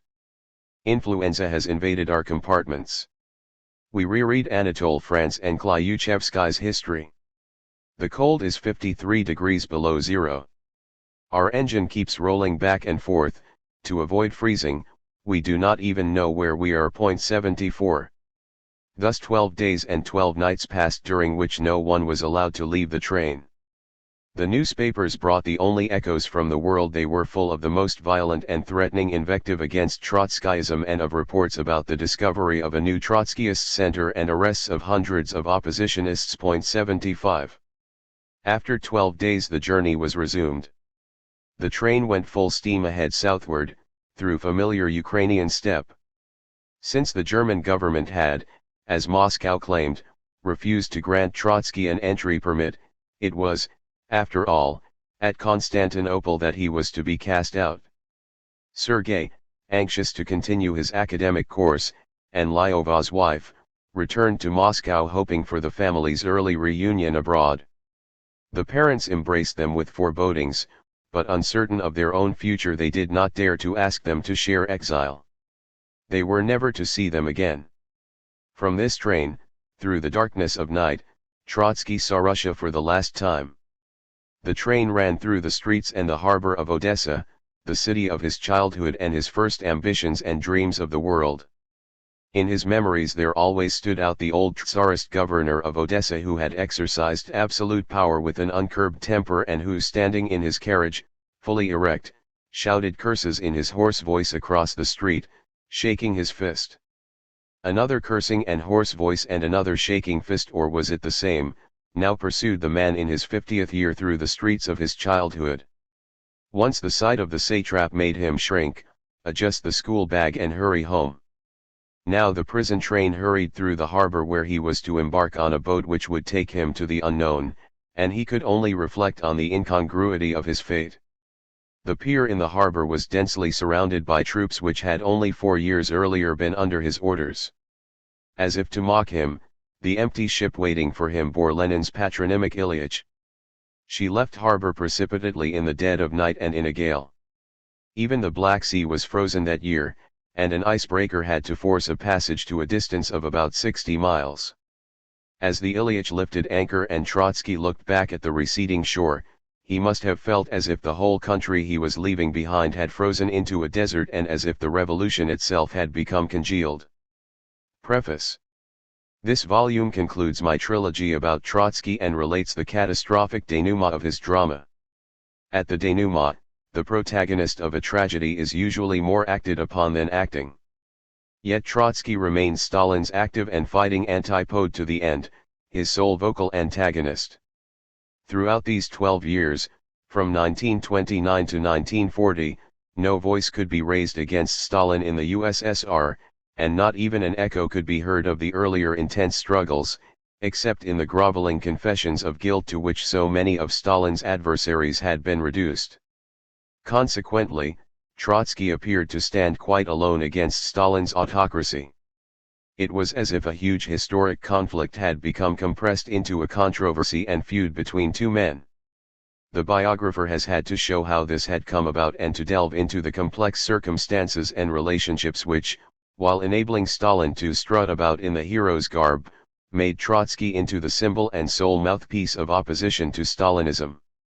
Together, therefore, with the facts of Trotsky's life, I have had to narrate the tremendous social and political events of the period, the turmoil of industrialization and collectivization in the USSR and the Great Purges, the collapse of the German and European labor movements under the onslaught of Nazism, and the outbreak of the Second World War. Each of these events affected Trotsky's fortunes, and over each he took his stand against Stalin. I have had to go over the major controversies of the time, for in Trotsky's life the ideological debate is as important as the battle scene is in Shakespearean tragedy. Through it the protagonist's character reveals itself, while he is moving towards catastrophe. More than ever before I dwell in this volume on my chief character's private life, and especially on the fate of his family. Again and again readers will have to transfer their attention from the political narrative to what common parlance insists on describing as the human story, as though public affairs were not the most human of all our preoccupations, and as if politics were not a human activity par excellence. At this stage Trotsky's family life is inseparable from his political fortunes.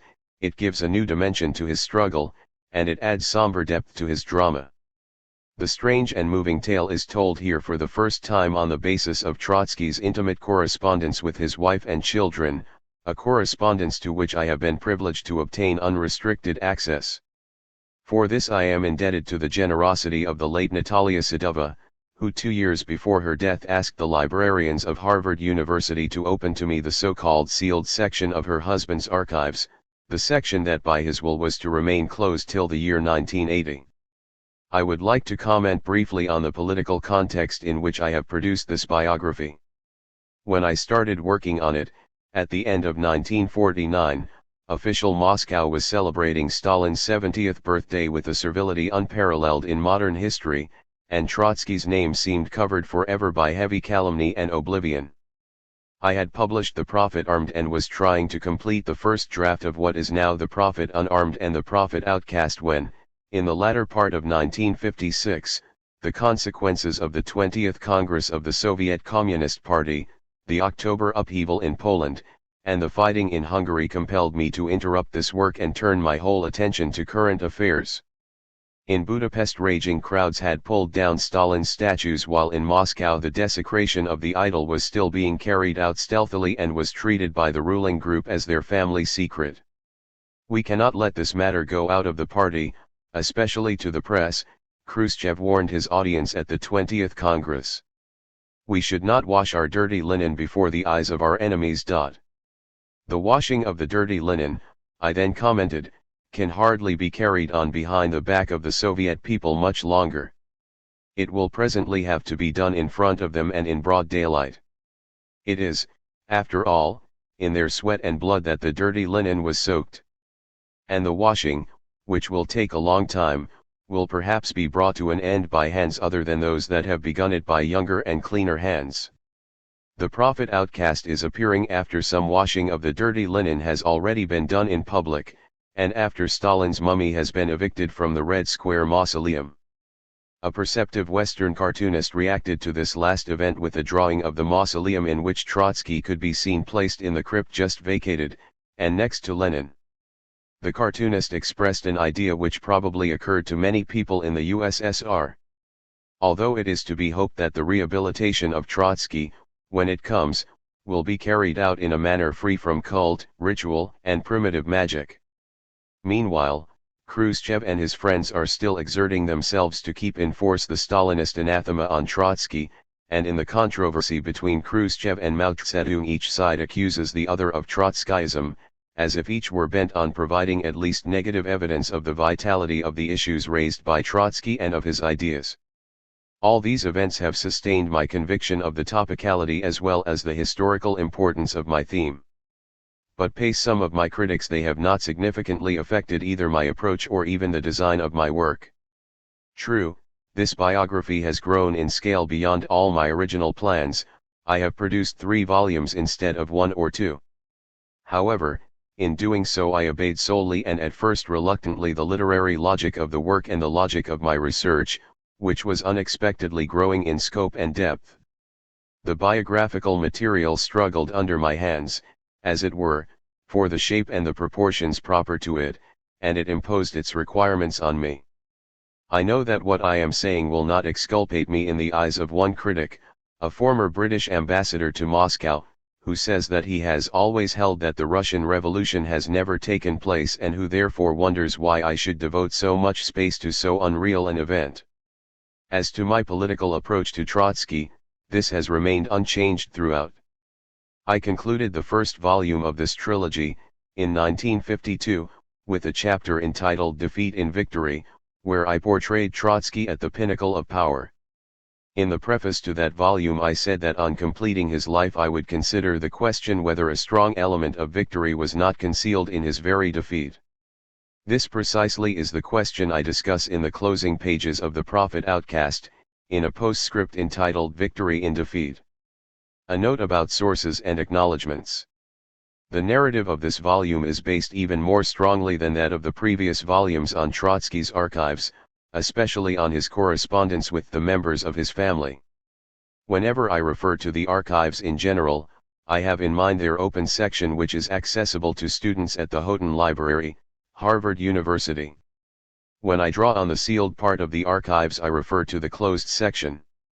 A general description of the open section was given in the bibliography of the Prophet Armed. The closed section is described in the bibliography attached to the present volume. Most of the 20,000 documents of the closed section consists of Trotsky's political correspondence with adherents and friends. He stipulated that this should be sealed because at the time when he transferred his papers to Harvard University, in the summer of 1940, nearly the whole of Europe was either under Nazi or under Stalinist occupation and the future of many countries outside Europe looked uncertain, and so he felt obliged to protect his correspondence. But there was little or nothing strictly confidential or private in the political content of that correspondence. Indeed, with much of it I had become familiar in the 1930s. I shall presently explain in what way, so that rereading it in 1959 I found hardly anything that could startle or surprise me. Trotsky's family correspondence, on the other hand, and even his household papers, also contained in the closed section, have revealed to me his most intimate experiences and feelings and have greatly enriched my image of his personality.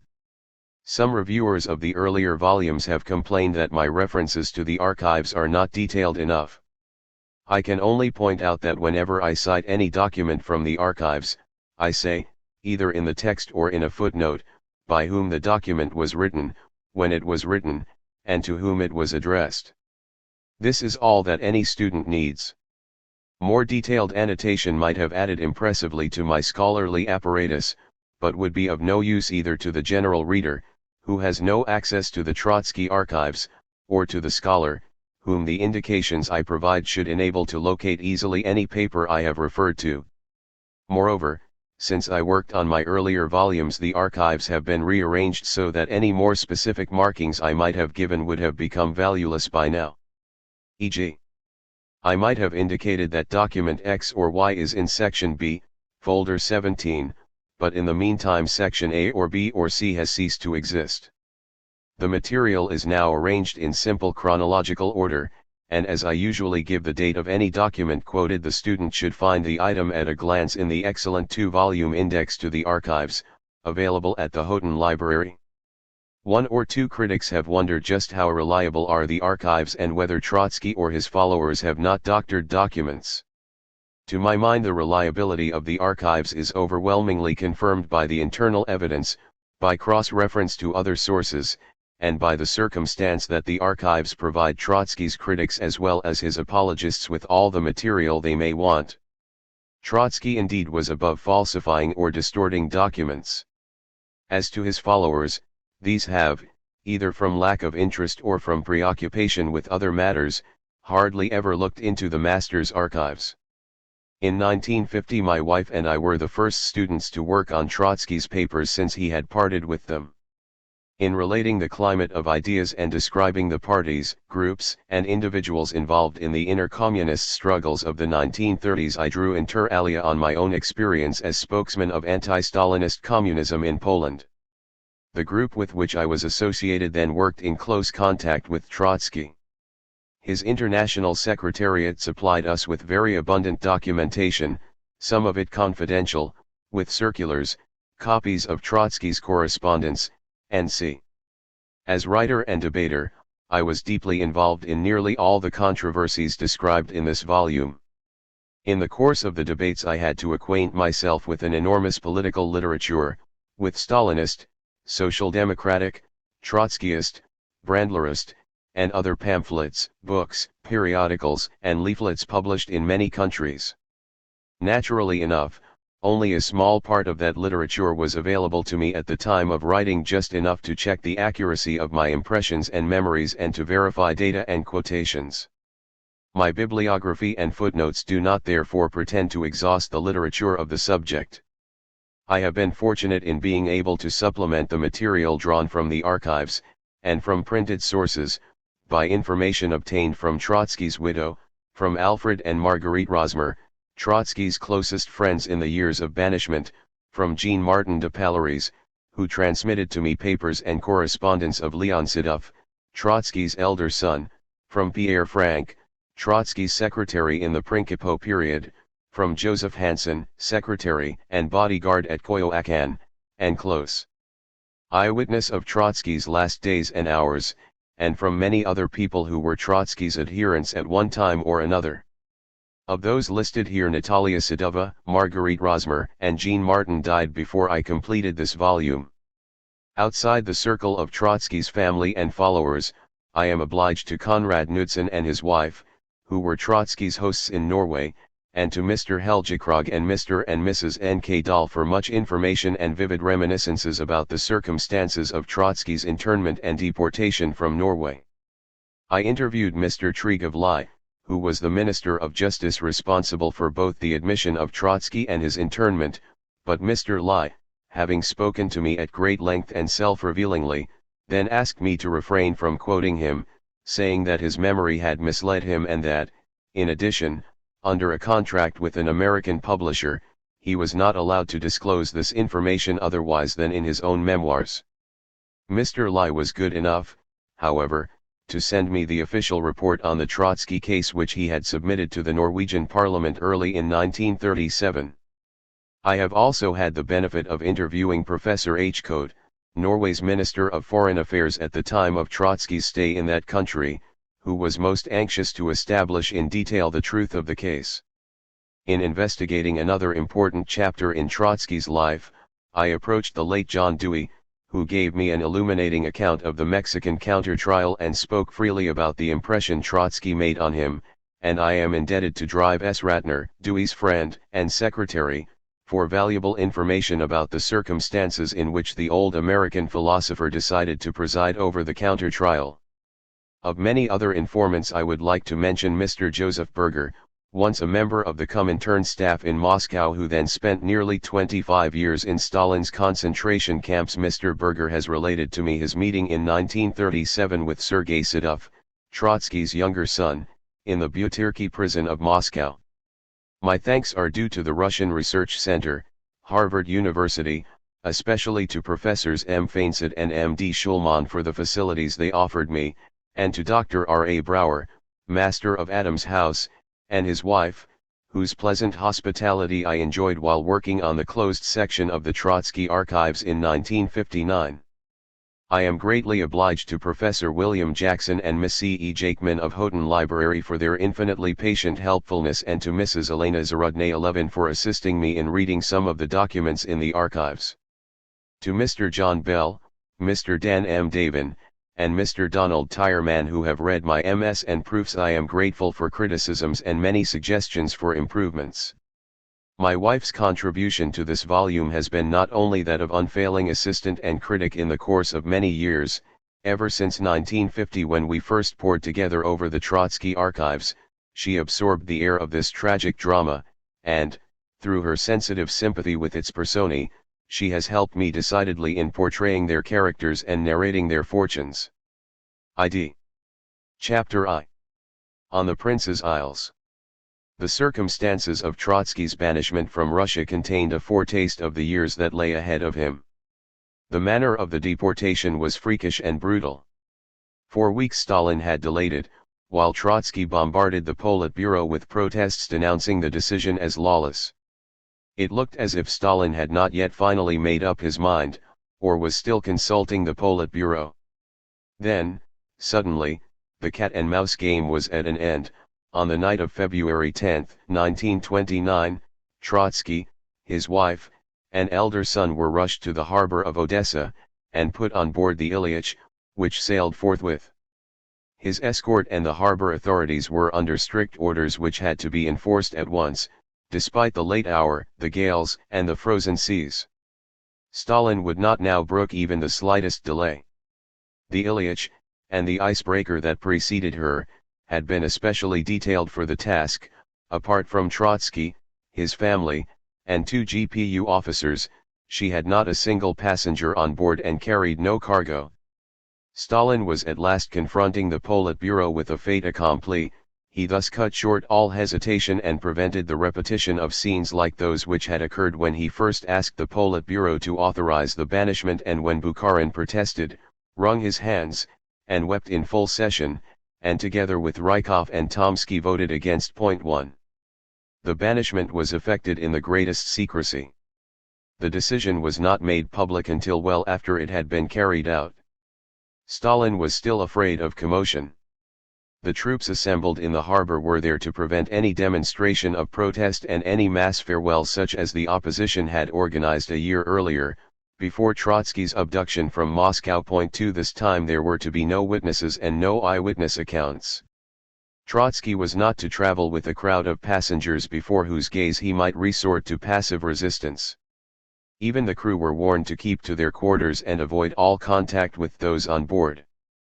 A nervous mystery surrounded the voyage. Stalin did not yet wish to burden himself with full responsibility. He was waiting to see whether communist opinion abroad would be shocked, and he did not know whether future developments might not compel him to recall his adversary. He took care to stage the deportation so ambiguously that it could be explained away, if need be, or even denied completely. For a few days afterwards communist newspapers abroad were suggesting that Trotsky had gone to Turkey on an official or semi-official mission, or that he had gone there of his own accord, with a large suite. Point 3. And so suddenly Trotsky found himself on board a bleak and almost deserted ship, heading through gales towards an empty horizon. Even after the year at Alma-Ata, this void around him, made even more malignant by the hovering figures of the 2 GPU officers, was disconcerting. What could it mean? What could it portend? Only Natalia and Lyova were by his side, and in their eyes he could read the same question. To escape the gale and the emptiness they went down to their cabins and stayed there throughout the voyage. The emptiness seemed to creep after them. What did it signify? What was to be the journey's end? Trotsky was prepared for the worst. He did not think that Stalin would be content to deposit him on the other shore of the Black Sea and let him go. He suspected that Stalin and Kemal Pasha, Turkey's president and dictator, were in a plot against him, and that Kemal's police would seize him from the boat and either intern him or deliver him surreptitiously to the vengeance of white émigrés congregating in Constantinople. The tricks the GPU had played on him confirmed this apprehension. He had repeatedly asked them to release from prison Sermux and Poznański, his 2 devoted secretaries and bodyguards, and to allow them to accompany him abroad, and the GPU had repeatedly promised to do so but had broken the promise. They had evidently decided to put him on shore without a friend to guard him. En route the escorting officers tried to reassure him. Sermux and Poznański, they said, would join him in Constantinople, and meanwhile the GPU assumed responsibility for his safety. "You have cheated me once," he replied, "and you will cheat me again." Baffled and anguished, he recalled with his wife and son the last sea voyage they had made together in March 1917 when, freed from British internment in Canada, they had set off for Russia on board a Norwegian steamer. Our family was the same then, Trotsky reflects in his autobiography, although Sergei, his younger son, who had been with them in 1917 was not on the Ilyich, but we were 12 years younger. More essential than this difference in age was the contrast in the circumstances, on which he makes no comment. In 1917 the revolution called him back to Russia for the great battles to come. Now he was driven from Russia by a government ruling in the name of the revolution. In 1917, every day throughout the month spent in British internment, he had addressed crowds of German sailors behind barbed wire, prisoners of war, telling them of the stand taken by Karl Liebknecht in the Reichstag, in jail, and in the trenches against the Kaiser and the imperialist war, and arousing their enthusiasm for socialism. When he was released, the sailors had carried him shoulder high all the way to the camp gate, cheering him and singing the Internationale. 5 Now there was only the void around him and the howling gale. It was 10 years now since the defeat of the Spartakus and the assassination of Liebknecht, and more than once already Trotsky had wondered whether he too was not fated to suffer Liebknecht's end. A minor incident added a grotesque touch to this contrast. As the Ilyich was entering the Bosphorus, one of the GPU officers handed him the sum of $1,500, a grant which the Soviet government had made their former Commissar of War to enable him to settle abroad. Trotsky could see Stalin's mocking grin, but, being penniless, he swallowed the affront and accepted the money. This was the last wage he received from the state of which he had been a founding father. Trotsky would not have been himself if he had brooded over these melancholy incidents. Whatever the future held in store, he was resolved to meet it on his feet and fighting. He would not allow himself to be dispersed in the void. Beyond it there were unexplored horizons of struggle and hope, the past to live up to now and a future in which past and present would live on. He felt nothing in common with those historic personalities of whom Hegel says that once they have accomplished their mission in history they are exhausted and fall like empty husks. 6 He would struggle to break out of the vacuum in which Stalin and events were enclosing him. For the moment he could only record his final protest against expatriation. Before the end of the voyage he delivered to his escort a message addressed to the Central Committee of the Party and the Central Executive Committee of the Soviets. In it he denounced the conspiracy which Stalin and the GPU had entered with Kemal Pasha and Kemal's National Fascist Police, and he warned his persecutors that a day would come when they would have to answer for this treacherous and shameful deed. Then, after the Ilyich had dropped anchor and Turkish frontier guards appeared, he handed them a formal protest addressed to Kemal. Anger and irony broke through his restrained official tone. At the gates of Constantinople, he wrote, I have the honor to inform you that it is not by my own free will that I have arrived at the frontier of Turkey. I am crossing this frontier only because I must submit to force. Please, Mr. President, accept my appropriate sentiments. 7. He hardly expected Kemal to react to this protest, and he was aware that his persecutors in Moscow would not be deterred by the thought that one day they might be called to account for what they were doing. But even if at the moment it seemed vain to invoke history for justice, he could do nothing but invoke it. He was convinced that he spoke not for himself only but for his silent, imprisoned, or deported friends and followers, and that the violence of which he was the victim was inflicted on the Bolshevik party at large and the revolution itself. He knew that, whatever his personal fortunes, his controversy with Stalin would go on and reverberate through the century. If Stalin was bent on suppressing all those who might protest and bear witness, then Trotsky, at the very moment when he was being driven into exile, would come forward to protest and bear witness. The sequel to the disembarkation was almost farcical. From the pier Trotsky and his family were taken straight to the Soviet consulate in Constantinople. Although he had been branded as a political offender and counter-revolutionary, he was received with the honors due to the leader of October and the creator of the Red Army. A wing of the consulate was reserved for him. The officials, some of whom had served under him in the Civil War, seemed eager to make him feel at home. The GPU men behaved as if they meant to honor the pledge that they would protect his life. They met all his wishes. They went on errands for him. They accompanied Natalia and Lyova on trips to the city, while he stayed at the consulate. They took care to unload and transport his bulky archives brought from Alma-Ata, without even trying to check their contents, the documents and records which he was presently to use as political ammunition against Stalin. Moscow seemed to be still trying to disguise the banishment and soften its impact on communist opinion. Not for nothing did Bukharin once speak of Stalin's genius for gradation and timing, Stalin's peculiar gift for pursuing his aims by slow degrees, inch by inch, showed itself even in details like these. It showed itself also in the way he had assured himself of Kemal Pasha's cooperation. The Turkish government informed Trotsky shortly after his arrival that they had never been told that he was to be exiled, that the Soviet government had simply requested them to grant him an entry permit for health reasons, and that, cherishing friendly relations with their northern neighbor, they could not go into the motives for the request and had to grant the visa.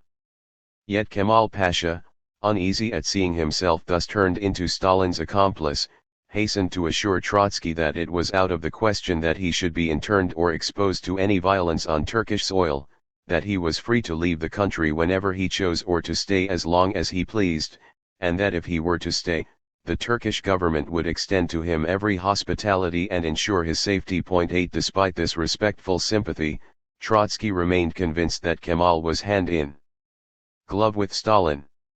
There was, in any case, no knowing how Kemal would behave if Stalin confronted him with further demands. Would he risk embroiling himself with his powerful northern neighbor for the sake of a political exile? The ambiguous situation created by Trotsky's residence in the Soviet consulate could not last. Stalin was only waiting for a pretext to end it, and it was unbearable to Trotsky as well. Protected by the GPU, he remained their virtual prisoner, not knowing whom to fear more, the white émigrés outside the consulate or his guards inside. He found himself deprived of the sole advantage that exile bestows upon the political fighter, freedom of movement and expression. He was anxious to state his case, to reveal the events that had led to his expulsion, to make contact with followers in various countries, and to plan further action. He could not safely do any of these things from the consulate. In addition, both he and his wife were ill, and he had to earn his living, which he could do only by writing. He had to settle somewhere, to get in touch with publishers and newspapers, and to start work. On the day he arrived, he sent out messages to friends and well-wishers in Western Europe, especially in France. Their response was immediate. "We need hardly tell you that you can count on us body and soul. We embrace you from the depth of our faithful and affectionate hearts." Thus Alfred and Marguerite Rosmer wrote to him 3 days after he had landed. 9 They had been his and Natalia's friends since the First World War, when they were in the Zimmerwald movement. In the early 1920s, Alfred Rosmer had represented the French Communist Party on the executive of the Communist International in Moscow, and for his solidarity with Trotsky he had been expelled from the party. The depth of our faithful and affectionate hearts was no mere turn of phrase with the Rosmers. They were to remain Trotsky's only intimate friends in the years of his exile, despite later disagreements and discords. Boris Severin, a former editor of the theoretical paper of the French Communist Party, who alone among all foreign communist delegates in Moscow in May 1924 spoke up in Trotsky's defense, also wrote to offer help and cooperation. 10 Other well-wishers were Maurice and Magdalene Paz, a lawyer and a journalist, both expelled from the Communist Party, and in later years well known as socialist parliamentarians. Addressing him as Cher Grand Ami, they wrote of their anxiety about his precarious position in Turkey, tried to obtain for him entry permits to other countries, and promised to join him shortly in Constantinople. 11. Through the Rosmers and Pazes, Trotsky established contact with Western newspapers, and while still at the consulate, he wrote a series of articles which appeared in the New York Times, the Daily Express, and other papers in the second half of February. This series was his first public account of the inter-party struggle of the last years and months. It was brief, forceful, and aggressive. He spared none of his enemies or adversaries, old or new, least of all Stalin, whom he now denounced to the world as he had earlier denounced him to the Politburo as the gravedigger of the revolution. 12 Even before these articles appeared, he was in trouble with his hosts, who began to urge him to move from the consulate to a compound inhabited by consular employees, where he would go on living under GPU protection. He refused to move, and the question was shelved until the publication of the articles brought matters to a head. Stalin now had the pretext he needed to bring the banishment into the open. Soviet newspapers spoke of Trotsky having sold himself to the world bourgeoisie and conspiring against the Soviet Union, and their cartoonists depicted Mr. Trotsky embracing a bag with $25,000. The GPU declared that they no longer held themselves responsible for his safety and were going to evict him from the consulate. 13. For several days Natalia and Lyova, even now solicitously accompanied by the GPU men, searched breathlessly the suburbs and outskirts of Constantinople for some more or less safe and secluded accommodation. At last they found a house, not in or near the city, but on the Principe Islands, out on the Sea of Marmara. It took an hour and a half to reach the islands by steamer from Constantinople. There was a touch of irony in this hurried choice of residence, for Principe, or the Prince's Isles, had once been a place of exile to which Byzantine emperors confined their rivals and rebels of royal blood. Trotsky arrived there on March 8. As he set foot on the shore at Biokata, the main village of Principe, he imagined that he was alighting there as a bird of passage, but this was to be his home for more than 4 long and eventful years. Trotsky often described this period of his life as his third emigration. The term, not quite precise, reveals something of the mood in which he came to Principe. This was indeed the third time that he had been deported by Russian governments and that he had come to live abroad. But in 1902 and 1907 he had been deported to Siberia or the polar region, whence he fled and took refuge in the West, and wherever he came in those days he belonged to that large, active, and dynamic community that was revolutionary Russia in exile. This time he had not chosen to become an émigré, and abroad there was no community of Russian exiles to receive him as one of their own and to offer him the environment and the medium for further political activity.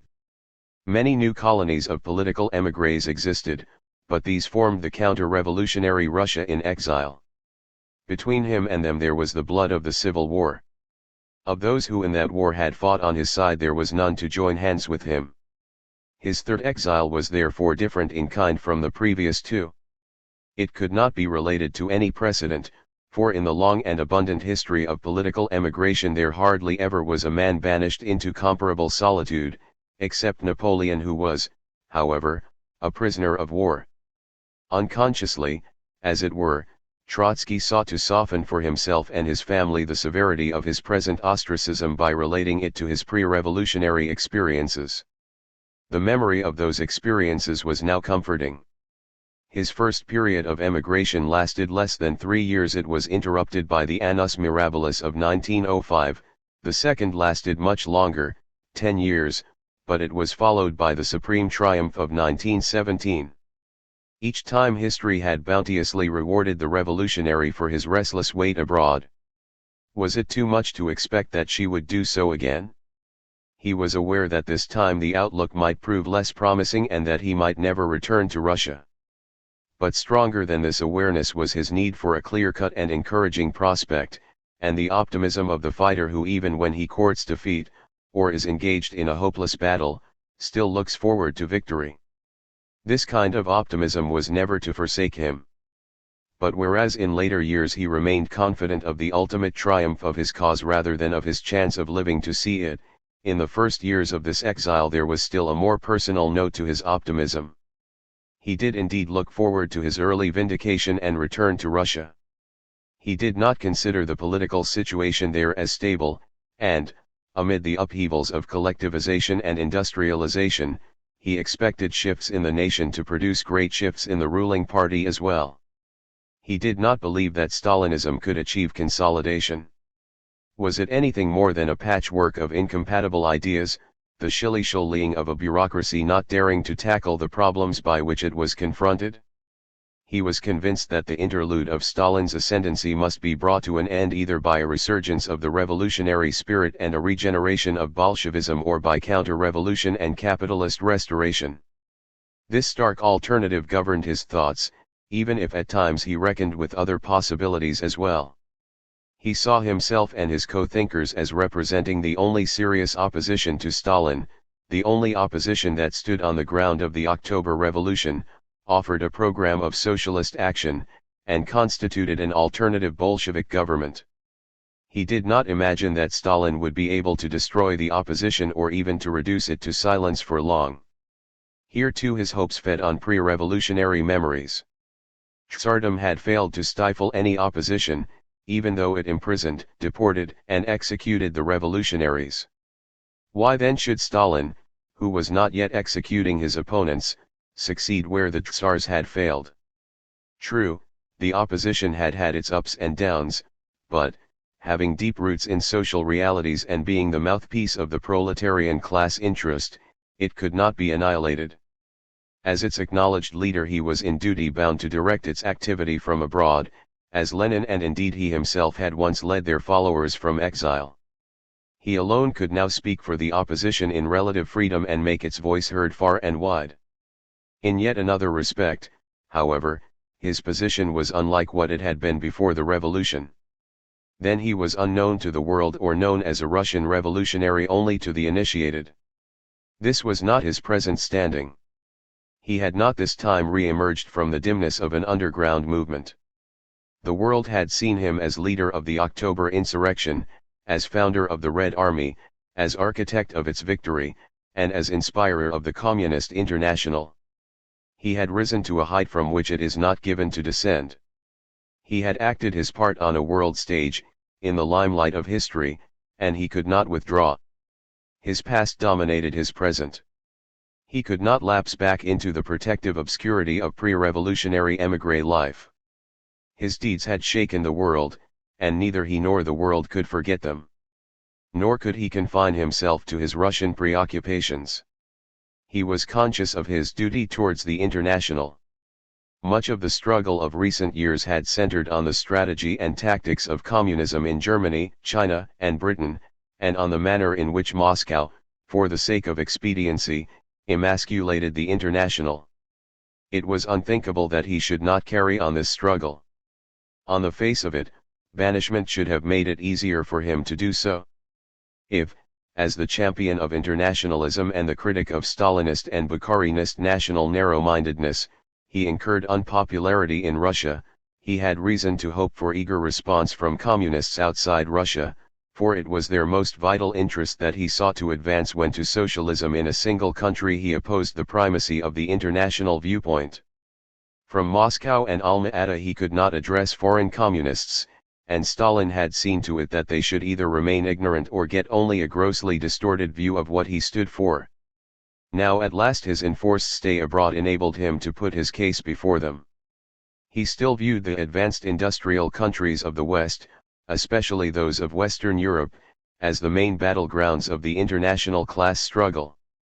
In this he was true to himself and the tradition of classical Marxism which he represented in its purity. In fact, no school of thought in the labor movement, not even the Stalinist, yet dared openly to flout that tradition. For the Third as for the Second International, Western Europe was still the main sphere of activity. The German and the French Communist parties commanded large mass followings, while the Soviet Union was still industrially underdeveloped and extremely weak, and the victory of the Chinese Revolution was 20 years off.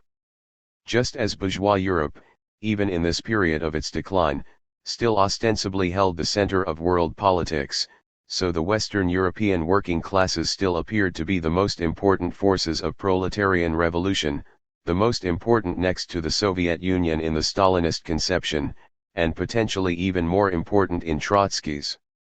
Trotsky, of course, did not believe in the stability of the bourgeois order in Europe. When he arrived at Principe, the prosperity which the West enjoyed in the late 1920s was already nearing its end. But conservatives, liberals, and social democrats still basked in the sunshine of democracy, pacifism, and class cooperation which were to assure the indefinite continuation of that prosperity. Parliamentary government appeared to be firmly established, and fascism, entrenched only in Italy, seemed a marginal phenomenon of European politics. Yet in his first days in Constantinople Trotsky announced the approaching end of this fool's paradise and spoke of the decay of bourgeois democracy and the groundswell of fascism. These post-war trends in Europe's political development are not episodic, they are the bloody prologue to a new epoch. The First World War has ushered us into an era of high tension and great struggle. Major new wars are casting their shadows ahead. Our epoch cannot be measured by the standards of the 19th century, that classical age of expanding bourgeois democracy. The 20th century will in many respects differ from the 19th even more than modern times differ from the Middle Ages. 14 He had a sense of returning to Europe on the eve of a decisive turn of history, when socialist revolution alone could offer the Western nations the effective alternative to fascism. Revolution in the West, he believed, would also free the Soviet Union from isolation and create a powerful counterbalance to the immense weight of backwardness that had depressed the Russian Revolution. This hope did not seem vain. The Western labor movement, with its mass organizations intact and its fighting spirit subdued but not yet deadened, was still battle-worthy. The communist parties, despite their faults and vices, still had in their ranks the vanguard of the working class. Trotsky concluded that what was necessary was to open the eyes of that vanguard to the dangers and the opportunities, to make it aware of its responsibilities, to shake its conscience, and to arouse it to revolutionary action. This view of the present as well as his own past cast Trotsky for his peculiar role in exile. He came forward as the legatee of classical Marxism and also of Leninism, which Stalinism had degraded to a set of dogmas and to a bureaucratic mythology. To restore Marxism and to re-imbue the mass of communists with its critical spirit was the essential preliminary to effective revolutionary action, and the task that he set himself. No Marxist, except Lenin, had ever spoken with a moral authority comparable to his, the authority he wielded as both theorist and victorious commander in a revolution, and none had to act in a situation as difficult as his, being on all sides surrounded by implacable hostility and being caught up in a conflict with the state which had issued from revolution. He possessed in abundance and even superabundance the courage and energy needed to cope with such a role and to grapple with such a predicament. All the severe reverses he had suffered, far from dulling his fighting instincts, had excited them to the utmost. The passions of his intellect and heart, always uncommonly large and intense, now swelled into a tragic energy as mighty and high as that which animates the prophets and the lawgivers of Michelangelo's vision. It was this moral energy that preserved him at this stage from any sense of personal tragedy. There was as yet not even a hint of self-pity in him. When in the first year of exile he concluded his autobiography with the words, "I know no personal tragedy," he spoke the truth. He saw his own destiny as an incident in the great flux and reflux of revolution and reaction, and it did not greatly matter to him whether he fought in the full panoply of power or whether he did so as an outcast. The difference did not affect his faith in his cause and in himself. When a critic remarked well-meaningly that despite his fall the ex-commissar of war had preserved the full clarity and power of his thought, Trotsky could only mock the Philistine who saw any connection between a man's power of reasoning and his holding of office. 15 He felt the fullness of life only when he could stretch all his faculties and use them in the service of his idea. This he was going to do come what might. What sustained his confidence was that his triumphs in the Revolution and the Civil War still stood out more vividly in his mind than the defeats that followed them. He knew that these were imperishable triumphs. So mighty had been the climax of his life that it overshadowed the anticlimax and no power on earth could drag him down from it. All the same, tragedy, relentless and pitiless, was closing in on him. Around 1930 Principe was still as deserted as it probably was when the disgraced brothers and cousins of the Byzantine emperors lingered away their lives on its shores. Nature itself seemed to have designed the spot to be a regal penitentiary. A red-cliffed island set in deep blue, Biocata crouches in the sea like a prehistorical animal drinking. 16 In the blaze of a sunset its purple unfurled gaily and challengingly like a flame over the serene azure, then it burst into a red rage of lonely defiance, gesturing angrily at the remote and invisible world, until at last it sunk resentfully into the dark. The islanders, a few fishermen and shepherds, dwelling between the red and the blue, lived as their forefathers did 1,000 years earlier, and the village cemetery seemed more alive than the village itself. 17 The horn of a motor car never disturbed the stillness, only the braying of an ass came down from the outlying cliff and field into the main street. For a few weeks in the year noisy vulgarity intruded, in the summer multitudes of holiday makers, families of Constantinople merchants, crowded the beaches and the huts. Then calm returned, and only the braying of the ass greeted the still and splendid onset of the autumn. On the fringe of Baiocata, closed in between high hedges and the sea, fenced off from the village and almost as aloof from it as the village was from the rest of the world, was Trotsky's new abode, a spacious, dilapidated villa rented from a bankrupt pasha. When the new tenants moved in, it was sunk in cobwebbed squalor.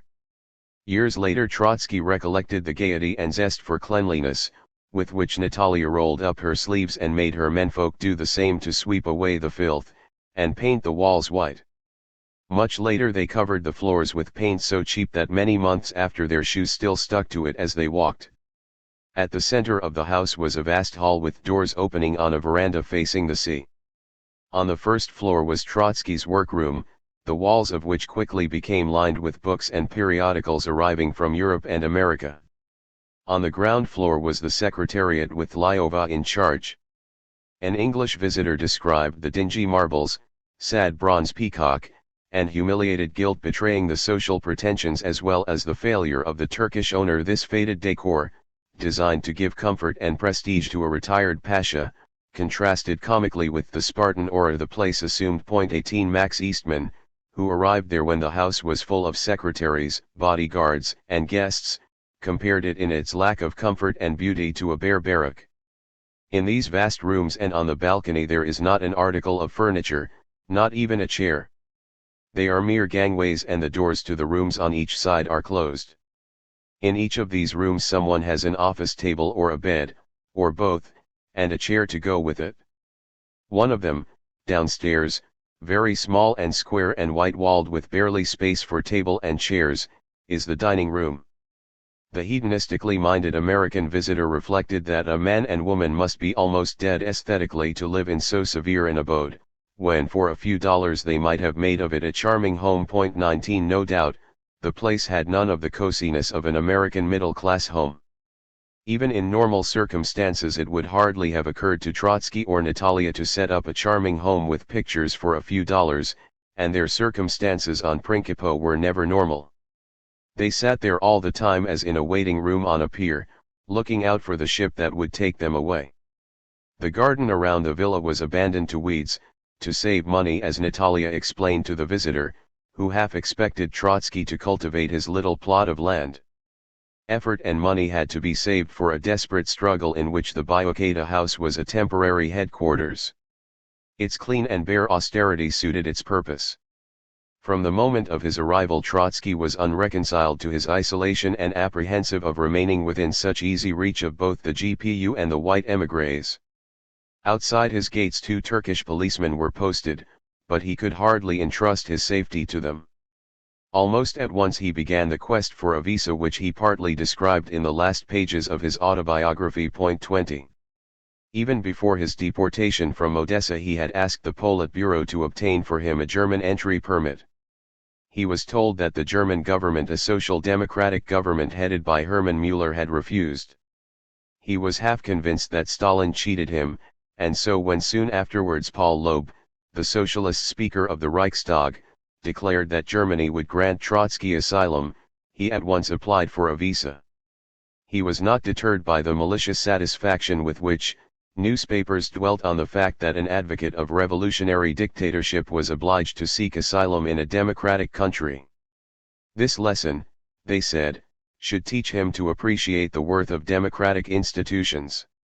The lesson was hardly edifying, however. The German government first asked him whether he would submit to restrictions on his freedom of movement. He answered that he was prepared to refrain from any public activity, to live in complete seclusion, preferably somewhere near Berlin, and devote himself to literary work. Then he was asked whether it would not be enough for him to come for a short visit, just to undergo medical treatment. When he replied that having no choice he would content himself even with this, he was told that in the government's view he was not so ill as to require any special treatment. I asked whether Loeb had offered me the right of asylum or the right of burial in Germany. In the course of a few weeks the democratic right of asylum was thrice curtailed. At first it was reduced to the right of resistance under special restrictions, then to the right of medical treatment, and finally to the right of burial. I could thus appreciate the full advantages of democracy only as a corpse. The British House of Commons discussed Trotsky's admission as early as February 1929. The government made it clear that it would not allow him to enter. The country was just about to have an election and the Labour Party was expected to return to office.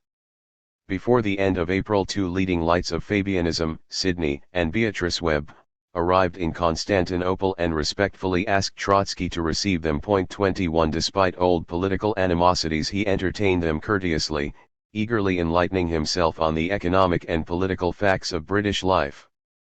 The Webbs expressed their confidence that the Labour Party would win the election, whereupon he remarked that he would then apply for a British visa. Sidney Webb regretted that the Labour government would depend on Liberal support in the Commons, and the Liberals would object to Trotsky's admission. After a few weeks, Ramsay MacDonald did indeed form his second government with Sidney Webb, now Lord Passfield, as one of his ministers. Early in June, Trotsky applied to the British consulate in Constantinople and cabled a formal request for a visa to MacDonald. He also wrote to Beatrice Webb, in terms as elegant as witty, about their talks at Principe and the attraction that Britain, especially the British Museum, exercised on him. He appealed to Philip Snowdon, the Chancellor of the Exchequer, saying that political differences should not prevent him from visiting England, just as they had not prevented Snowdon from going to Russia when Trotsky was in office. "I hope to be able soon to return you the kind visit you paid me in Kislovodsk," he telegraphed George Lansbury. 22 It was all in vain. However, it was not the Liberals who objected to his admission. On the contrary, they protested against the attitude of the Labour ministers, and Lloyd George and Herbert Samuel